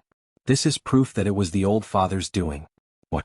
Damn that wicked demon god. Something is amiss. They should not have been able to enter this place. There is one other person who can enter this place, isn't there? No. Do you mean the demon lord did this? He will kill that bitch. They must catch that reprobate at once. Yes. For the sin of harming their master, and the sin of betraying the spirit of the order, punishment must follow. Bring the entirety of the demonic order to the heavenly mountain. He will go to Brazil where the demon lord is. The demon lord is in Brazil. It can't be. Then a flashback happens. He was destined to die. The Black Jaguar Order and those he knows plan to capture and torture him. Is the Saintess still aiming for Sage God Poka? As an offering for the God King's birth. Kim flies quickly to Brazil. Hippie, connect him to Director Choi. Yes, sir, heavenly sword. Is there something you need done? He would like to procure as many magic weapons as possible. Just say the word. He will get him as many as he needs. Kim will need about 100. He will send the files. Okay, Choi will look over them. World is, at its core, an achievement-based trait. In order to grow such a trait, he will have to acquire all the common traits of Arcane Seoul. Please be as fast as possible. Things aren't looking very good. Great temple. On the ground, God Poka is burning, smoke rising. Is he all right? It seems he failed to awaken as Sage God again. Why did this happen? Kim arrives. Looks like he's poisoned. Heavenly sword. Poisoned? What do you mean? You will take a look. The Sage God's body. Impressive, he can feel it even peering through the crevices. However, as he expected, the poison of the heavenly demon divine art has taken root. It hasn't been long since the poisoning, but the roots run deep. What kind of divine power is this that merges darkness and light, evil with innocence? This is no normal poison. It is a martial art that bears elements of a curse. A curse? Just who? They must find the person who cast this curse. If they intend to disturb the awakening of the Sage God, they must have hidden somewhere close by. Kim uses a new trait. God's Eye. Cut the shallow act now, Demon Lord. A soldier realizes he has been caught. Demon Lord. She has already cast aside the name she received from the god of the old world. Her name is Queen of the Night. Queen of the Night. Did she sell out even her soul? It was a fair trade. She offered herself to the old father, and she received a reward in exchange. Good thing he managed to convince Blood King and Lord Divinity to go to the Gwangju barrier. They would have lost it if they had seen this. Then the protagonist says, "Is that why you were able to offer her master's heart without hesitation?" Of course, she answers. It is for the sake of bringing about a new world. For the order to continue in the face of the coming extinction. She has to succeed it in place of her great senior disciple. It's bullshit. Kim is sure there was a reason why the heavenly demon passed the heavenly demon divide art to Lord Divinity. Maybe because she's a half-baked disciple, who couldn't even pass the heavenly demon's third test. That comment really irritated her. What an arrogant and foolish man. Fine. She heard Kim was the late father's vessel. He will be worth fighting. Meanwhile, just from the exposure of her aura, the temple begins to suffer damage, and the disciples and warriors take Lord Poka to a safe place. Kim only laughs because in the end she has no chance against him. A steel blade refined 10,000 times over will always cut through a haphazardly forged iron blade. As she recites that proverb, she charges straight at the protagonist. The old father will be greatly pleased if she offers Kim to him. With just one kick, she forces the protagonist to step back. She's strong. A black shadow is created as she runs rapidly around Kim. She is using both the old father's strength and the heavenly demon raining steps. She attacks from various angles, focusing on the protagonist's blind spots. Countless steps attack him from the front. Real yet fake. Then he begins the evolution of his traits. Master of Swords. Trait evolved. God of Swords. And on the first attempt he struck her. Only through his senses can he control his instincts. She became confused. How did he manage to see her at that speed? Of course he can see. Where Kim needs to focus to unleash the explosive power of the heavenly demon divine art. And how he needs to counterattack. He sees everything. Completely countering the enemy's ability and striking her across the back with a slash of his sword. Not satisfied, she begins the ritual for a spell, gathering dark magic in her hands. The Queen of the Night uses a powerful attack, resembling an eclipse. This is the end. Just the sparks from that massive concentration of energy make Kim step back. He is not a weak opponent. After all, thanks to the power given by the old father, she has finally completed the heavenly demon divine art. Damn. Even the protagonist became worried. This attack is far sharper and heavier. This is the union of the heavenly demon divine arts and mystical ice demon arts. It looks like a black spirit bomb. She throws this massive attack at our protagonist, causing a huge explosion. It leaves the entire area destroyed and covered in ashes and dust. She starts to laugh. Did he see that? How does he feel that? Her heavenly demon divine. But the smile quickly vanished from her face. Kim managed to escape the supreme attack by using the trait, Lightning Dash. He even mocks her, saying that Lord Divinity is 10 times stronger than she is. Making her even angrier. You damn brat. Don't bullshit me. She's much stronger.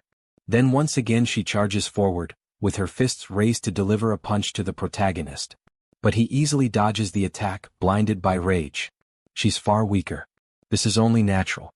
While Lord Divinity is a pure warrior, the Demon Lord is a mix of assassin and warrior. In a direct fight, Lord Divinity would win easily. Kim begins to move at high speed, imitating her technique. Oh, that's the heavenly demon divine art. My heavenly demon raining steps. The world's a big place, little girl. He begins to attack from all angles. But while enduring the attacks, she waits for the right moment to grab the protagonist's fist. But as she tries to twist his wrist, she realizes she was deceived. In the end, it was only a clone, while the real one was hidden. He used the trait, Kalaratri. She worked hard, but it wasn't enough. The queen is completely lost. How is this possible? Using his student's trait and the new one he copied from the enemy, he manages to, trait evolved. Trishula. A pink aura covers the protagonist's entire body. Kim dashes forward like lightning, causing a huge explosion. After the smoke settles, only her body can be seen crumbling into ashes. In the end, he warned her. She is weak. The scene changes. We see the temple destroyed. Thank you, Heavenly Sword. This is the second time he has saved him now. Kim just did what he had to do. We get a flashback. After taking down the Demon Lord, he used the heavenly demon divine art he copied to extract the roots of the poison within Poka's body. Returning to the present, Kim also gives his thanks because Lord Poka helped him a lot. He required blood Poka as the god of volcanoes, and the blood of his sibling, the god of wind Ihikadal. He readily gave it to Kim, but there is no way it was easy. Thank you for recognizing his sincerity. Heavenly Sword, thanks to him, he was once again able to narrowly escape his fated death. Is it finally over? Kim wonders. The god answers. The world's fate itself has fallen into chaos. So much so that it is difficult to peer into the future. That is for the better. It means that nothing is decided. Depending on his actions, he might be able to win against the old father. Kim would like to ask for some advice. Yes, what does he need? It seems the old father has invoked a great power. You wish for a method to pierce through a powerful yet dark shield. Right. Lord Divinity of the Order of the Heavenly Demon has agreed to help him, but the Heavenly Demon divine art is a divine power built up by humans, yet a divine throne in itself. A human alone cannot reach the Heavenly Demon divine art. Then what does Kim have to do to pierce through it? The Heavenly Demon divine sword. What? Kim is left perplexed by that information. The strongest sword that existed only as data within the game. The Heavenly Demon divine sword. Search for it. By tracing the bloodline of the Heavenly Demon, he will be able to cross the fates of himself and the Heavenly Demon divine sword. Bloodline. He does not know about the current Heavenly Demon, but he knows the first Heavenly Demon's descendants. The descendants of the North Sea Ice Palace. The scene changes again, and Kim goes to meet the warriors who fought alongside him against the Ice Emperor. Do we know about the Heavenly Demon Divine Sword? Captain of the Dragon Legion, Sylvanar. Guard Captain Sileria. Well, it is said that our ancestor, the first Heavenly Demon, created the Ice Palace and left it somewhere. But how do you know about that? It really exists, asks Kim. He has his own sources. Anyway, it is at the Ice Palace then, right? Is this really the only way? Yes. Only the guardian of the Ice Palace, the ancient dragon, can locate it. It might have been possible if it were the Red Dragon in his Northern Flame King days, but Northern Flame King. Archmage of Flames, Red Emperor. He has gone senile now. That is why he prepared this. Coated in secret medicine. A special handmade meal for our ancient dragon to raise your mental capabilities. Kim throws several pieces of meat infused with the medicine. The dragon quickly becomes hungry and attacks. So tasty. So goddamn tasty. Where did he learn to speak like that? Suddenly the dragon's gaze changes. It becomes more serious and all the pieces of meat begin to fall. That medicine is crazy nice. Red Dragon. Is he all right? Have you come to your senses? The dragon looks at Kim and his expression reminds him of someone. Dako Chion. Kim becomes confused because Dako Chion is the name of the first heavenly demon. Why did he call him like that? But with a silly look, the dragon corrects himself. Wait, he's not him. Since Kim is both transcendence, their souls are similar, so he was mistaken. A flashback occurs of when the disciples bowed to Kim. Everyone kept saying he looked like the heavenly demon, so he almost fell for it. Returning to the present, the dragon says there is no time. If there's something Kim wants, tell him now. The protagonist would like to find the first heavenly demon's treasure. If it's Dako Chion's treasure, does he just need to take Kim to the Ice Palace? Meanwhile, the two brothers comment.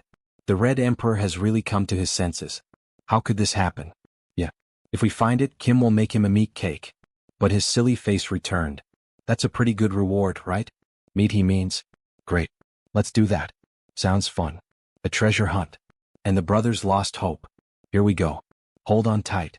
After some time they arrive at the location. This is unbelievable. To think everything was destroyed. Comments the woman. It's because the White Ice Soul went on a rampage. Right now the dimensions are distorted, so it won't be easy to approach.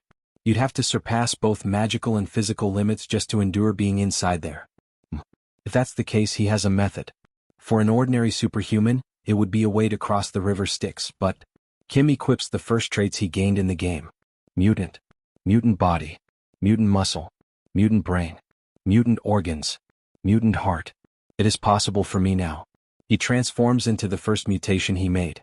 If he mutates now, Kim can reach a state that transcends both magical and physical limits. Alright then. He will be right back. The scene changes. The barrier is shown again, receiving an intense slash. But nothing happens. We see that it is Lord Divinity trying without success. This is a big problem. To think even Senior Brother's heavenly demon divine art couldn't break through. Is the heavenly sword not here yet? He said he was going to get something important, but we haven't been able to reach him for days. If more time passes here, who knows what those guys might do. However, the protagonist's apprentice sees something in the sky. Everyone look over there. Teacher is here. Everyone, the guardian of the holy mark has arrived. Brothers, prepare for battle. All the bonds he has built up. Senior brother, could that light be? Yeah, seems like it. It's the heavenly demon divine sword. Now let's see your face, Saintus. With a tremendous strike using the new sword, the barrier could not withstand it and broke, revealing the enemy troops. All forces charge. The war began. Meanwhile, Kim entered the Shadow Temple. As he walks, he feels the dense mana in the air. If an ordinary person, not a superhuman, entered this temple, it wouldn't even take a single second for their body to mutate. Kim arrives at the main hall and is cheered. After all, he arrived faster than she expected. Savior. Saintess of the Old Father's Order. We see our beautiful saint, transformed into an old woman. Haven't seen you in a while. Did she get some new wrinkles? Kim jokes. But inside he knows that the saint has transcended even a demigod. This will not be easy. The time has come. She has devoted everything for this day. How faithful of you.